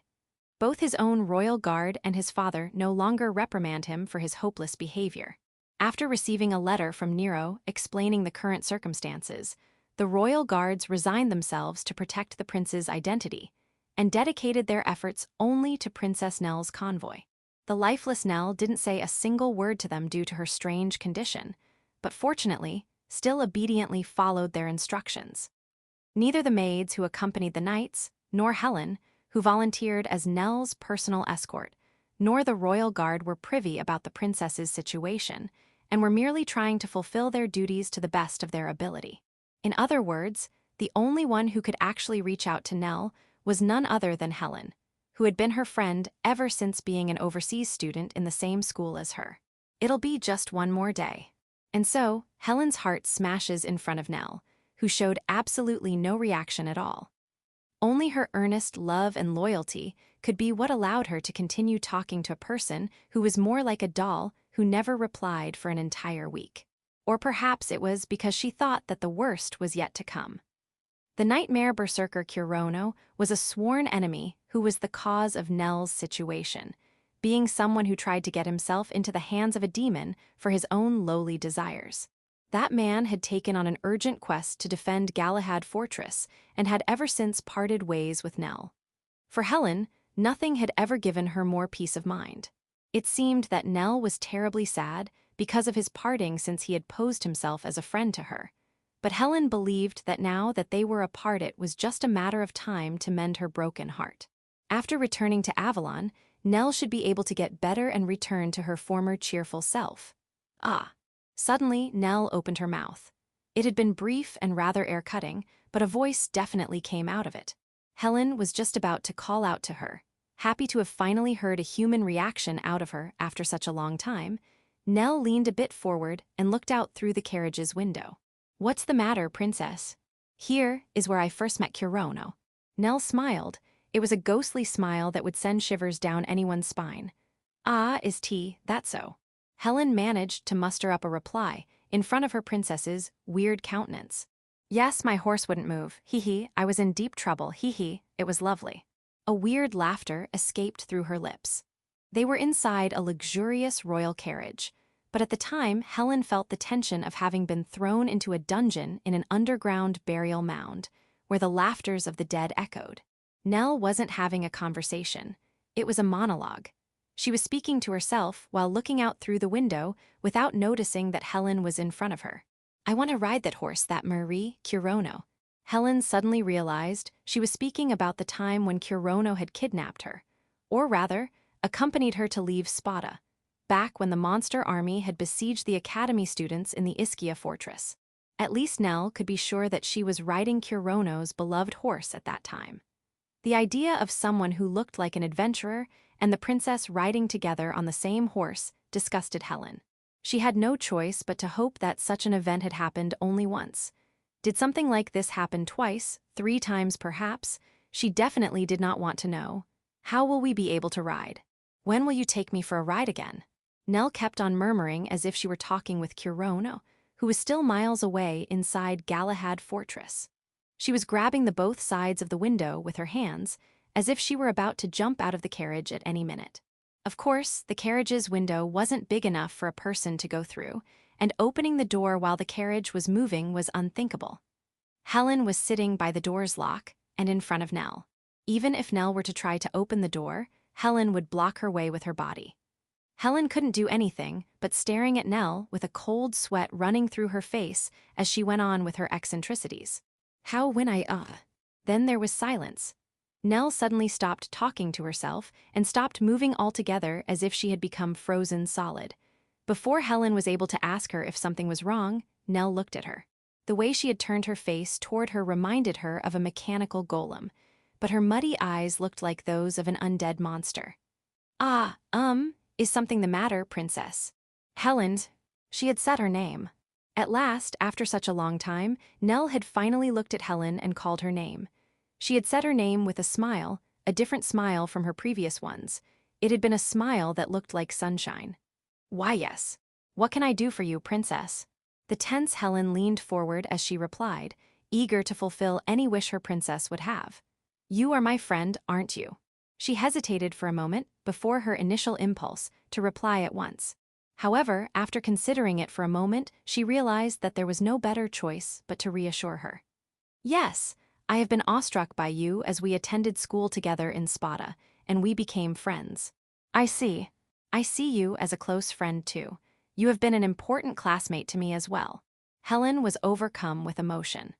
The tender words of the princess, who she had seen even in dreams, had made her so happy that tears started pouring from her eyes. Nell's eyes, however, were still muddy and devoid of light. I have a request to make of you. Yes, princess, you can ask me anything. Those weren't the words of a retainer, but the words of a friend.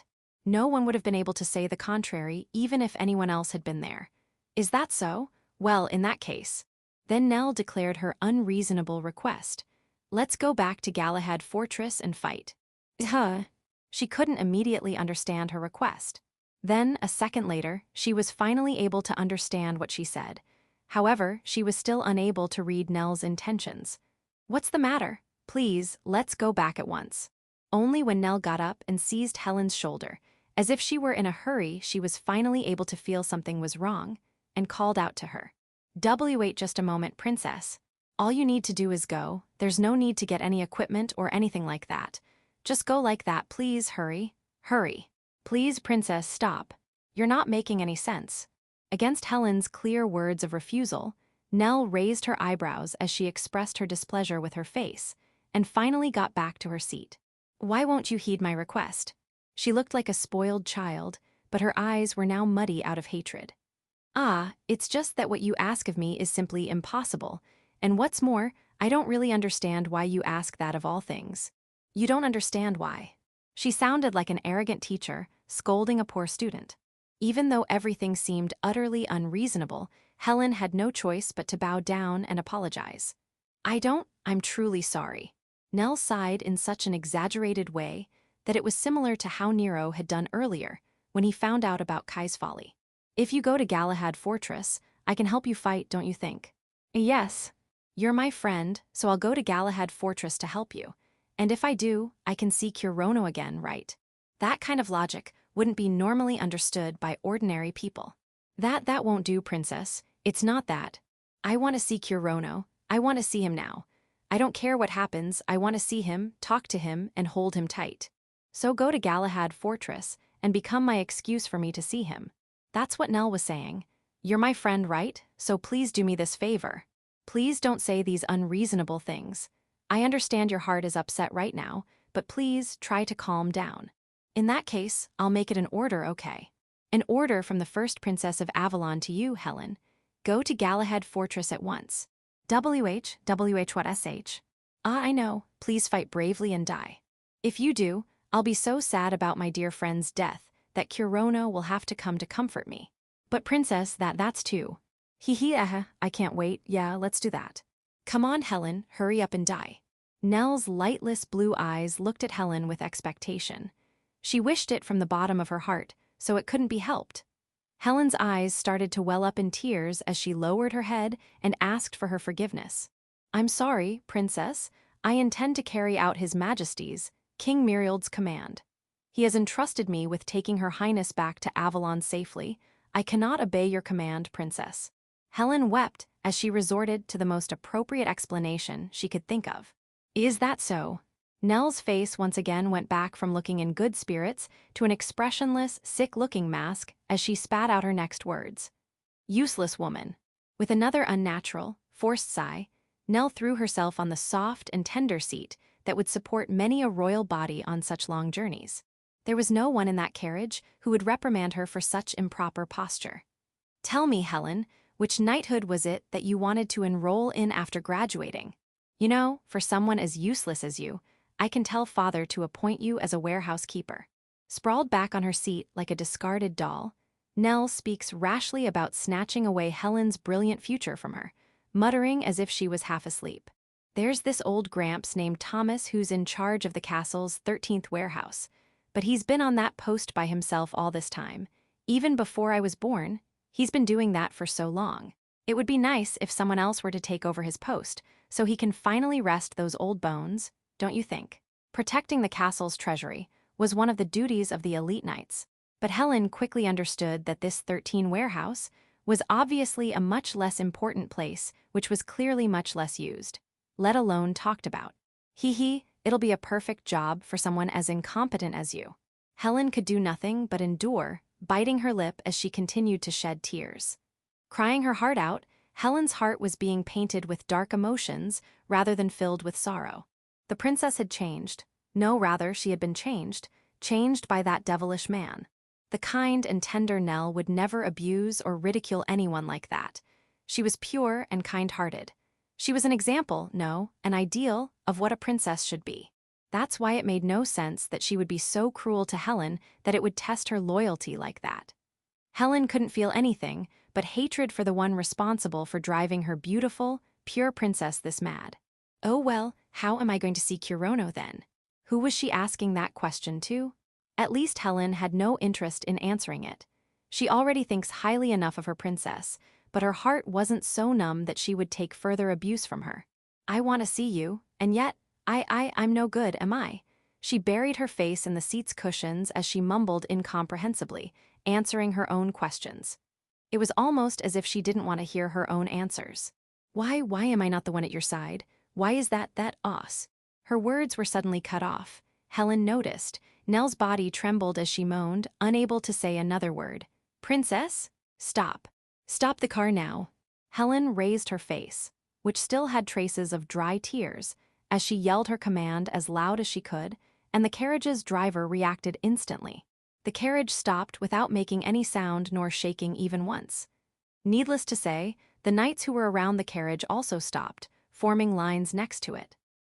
Ew. Princess, let's go outside. Helen quickly unlocked the door and opened it, then carried Nell's tender body outside. The princess's face was pale, and her eyes were blank and devoid of light. The two tumbled out of the carriage and onto the snowy ground, almost falling. Paying no mind to the silver knight who hurriedly got down from his horse to tend to her princess, Nell faced the white ground and, started to throw up. Despite not having had anything to eat or drink during their journey home, dirty vomit was being expelled from Nell's pretty mouth. Seeing that unsightly and miserable display, Helen started to cry a third time. Oh, poor princess. Chapter 431. The Count's Daughter. It was still the night of the 16th of Dark Moon. Though the blizzard still raged on outside, it was as warm as a mansion with a lit fireplace inside the huge tent the Crusaders' Third Corps were using as their field headquarters. I can't believe this blizzard. If it weren't for this annoying weather, that castle would be nothing but rubble by now. That heroic voice belonged to Baron Herman, one of the commanding officers of the Third Corps. He was clad in the same silver full-plate mail that the Knights of the Sinclair Republic wear. He had a strong, bulky physique, but his armor was strangely a good fit on this middle-aged commander. Could it be this was due to the efforts of the blacksmith who had made it especially for him? Well, let's not be impatient. This snowstorm could very well be the will of the gods. The one to answer with a somewhat composed elegance was the general of the Third Corps, Count Burgunt. Though he was rather slim, he was also well-toned. He certainly looked like a count, with his long legs crossed as he sat on his armchair. He was truly the living image of an aristocrat amongst the townspeople, gently shaking a glass of mulled wine with his right hand. Their walls have already been breached. We still have about 10 more ancient golems we can use. Our biggest obstacle, the castle walls, is gone. It's just a matter of time. The noble commanders joined together, in a grin filled with the conviction of certain victory. Your Excellence, I propose we launch a surprise attack tonight. What do you say about sending our finest assassins to bring a little chaos to those fiends? Burgunt quickly replies to one of his officers' suggestions. There's no need. We don't have to press any further, considering how the situation is at the moment. Then, how about preventing them from repairing their walls? Perhaps we could send some chimera soldiers to that effect. Another officer shared his ideas. Burgunt took a sip of his wine and answered. No, we won't do that. The chimera soldiers are still somewhat concerned about their restraints, and we did lose more than half of them during today's battle. Rather than using them sporadically now, I think it would be much better to send them all to the front on our next attack.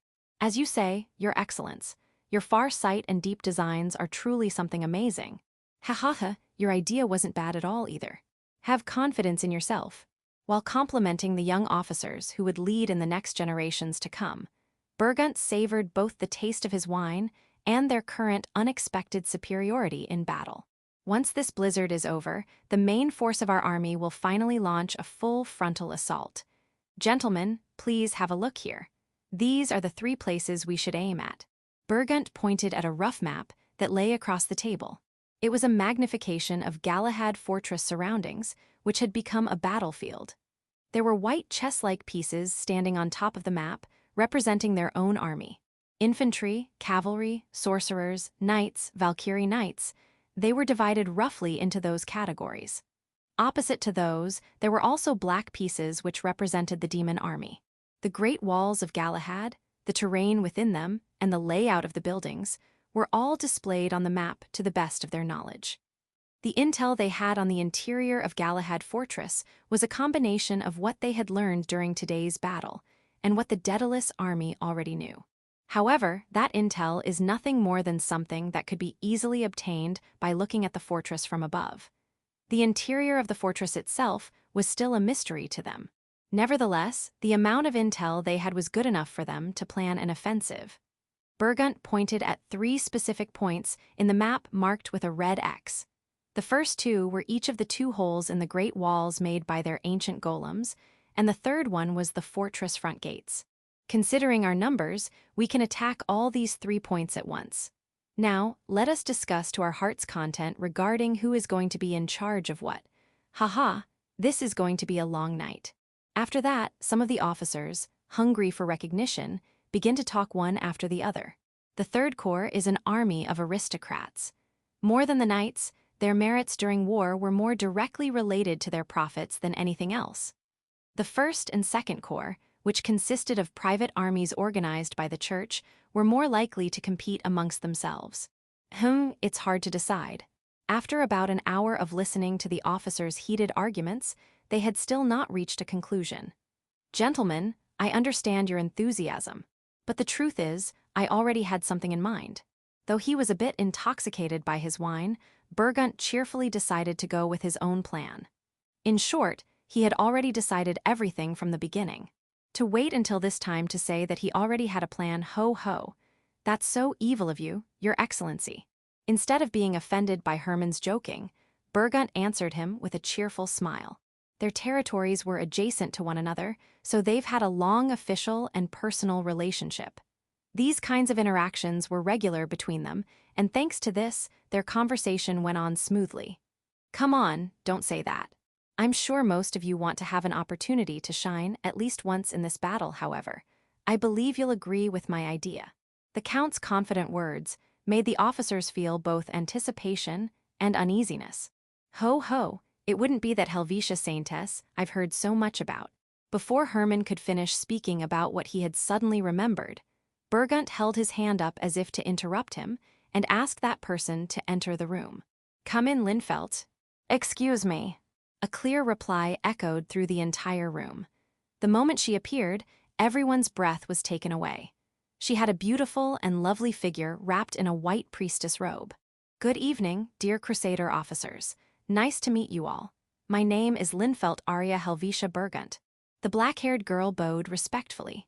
Black hair was rather rare in the Republic, though it is seen amongst some of the townspeople. However, the reason why her appearance seemed extremely rare was that the pupils in her big, round eyes were completely pitch black. She was a black-haired girl with eyes as black as the night. Some of you may already know her, but allow me to introduce her to you. This is my daughter. He sounded confident when he declared that, but his hair was dark green with dashes of the magical color of the wind, and his eyes were like pale emeralds. They didn't look like father and daughter at all. However, since the Count himself had introduced her as his daughter, no one said anything about it. My daughter Linfelt will handle the hole in the left side, where those Alsatian demons still remain. Section. Wah, it's so cold. We shouldn't have come here, Tsumiki. She said such things while feeling the intense snowstorm, though her companion didn't say anything at all in response. The actions of the 8 apostle, are always random. The only reason why they were loitering out there that night while freezing themselves in that blizzard was nothing more than her not being able to sleep. We should go back. there's even brothels back there. She certainly looked like a girl. But the words that came through her mouth were akin to a male crusader soldier with an excess of libido. We should have brought Sylvia along, don't you think? Even though she had asked a question, while thinking about that red-haired, big-breasted, beautiful woman, there was no response from the griffin baby she was holding in her arms. Though he was still an infant, the only thing that was reflected on those cold, bird-of-prey-like eyes in his hawk-like face was nothing but the face of his mistress. "Ah, it's cold. Warm me up. I'll rub you against me, kiss you all over, and hold you tight." As she yelled those impure things, she shoved the griffin baby's lion-like torso onto her face, seeking warmth. Sadly enough, those big breasts she dreamed about weren't there. Seemingly annoyed, Tsumaki noisily wiggled his limbs in a fleeting display of resistance. Over there, is there anyone there?" At that time, she heard a warning call from somewhere. Of course, that warning call hadn't come from a Spata soldier, but from a fellow crusader. "Wah, no way. I've arrived at the noblemen's camp without even noticing." In that military encampment, there were tents for both rank and file soldiers as well as for the generals, but the difference between the two was well established. Particularly, in order to not fall victims to surprise attacks, the tents are arranged in a concentric pattern, with Count Burgunt's tent in the middle of the camp. Then, the tents of knights and soldiers are arranged around it, so as to protect from assaults from any direction. Of course, they would be on the lookout not only for enemy soldiers, but for any allies who were acting weird as well.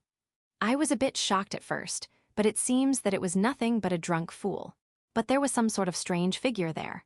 I think it's natural for monsters to move here and there, even under this blizzard. Under these conditions, it would be better to save our strength. While listening to the unwilling guards exchange, I completely erased her presence like she would when hunting monsters in the hills and fields, and began to hurry onwards. Even without the power of an apostle, this kind of covert action was her specialty. But should we try to get in? Tsumaki, I need you to keep quiet." Tsumaki replied with a cute little caw from his yellow beak, as if saying, "You should worry about talking too much yourself." "Okay, let's do this." I then got on all fours like some wild animal, and proceeded onward over the snowy field. She made no sound and left no prints as she advanced through the fresh snow, like a cockroach dashing through a kitchen. No one notices her as she continues on her path.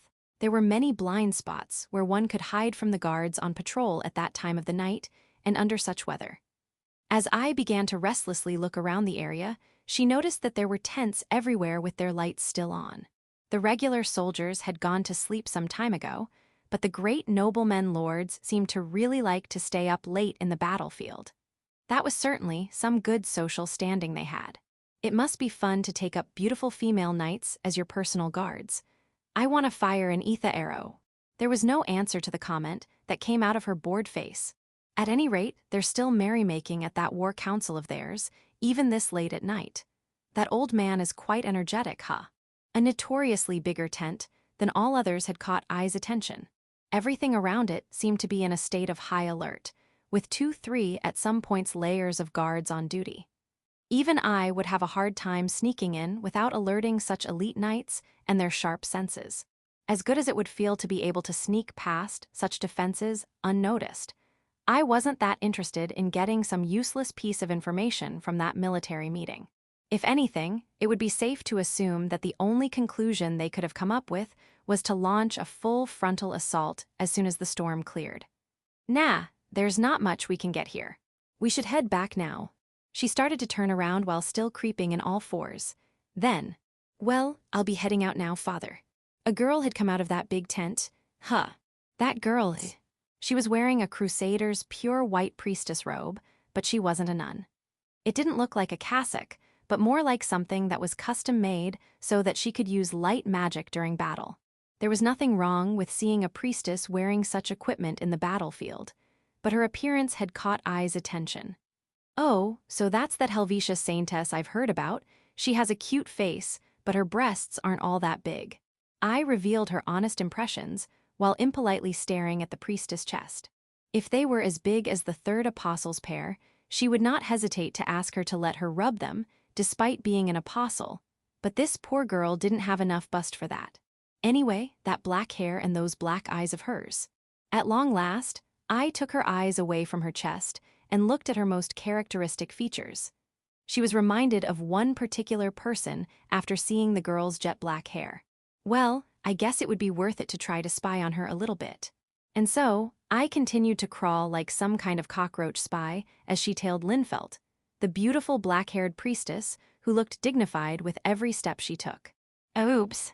Along the way, I stopped suddenly and plunged herself into the snow below her. She then held her ears out, trying to listen to a conversation between Linfelt and her appointed knight. Rather than using wind magic to pick up on sounds, her technique was closer to a martial arts skill used to clearly distinguish certain sounds amongst the noise. This as well was not part of her powers as an apostle, but something she learned to do by herself. What is it, Sebastian? I felt as if someone was watching us, but it's probably just my imagination. I'd expect us to attract a bit of attention, though. You don't need to be so alert. I guess it's just the force of habit. Then they continued to walk under the blizzard, perhaps heading for their tent. Indeed, as Linfelt herself said, she did attract quite the attention from the surrounding guards on duty. Ooh, that handsome Sebastian fellow is quite sharp, isn't he?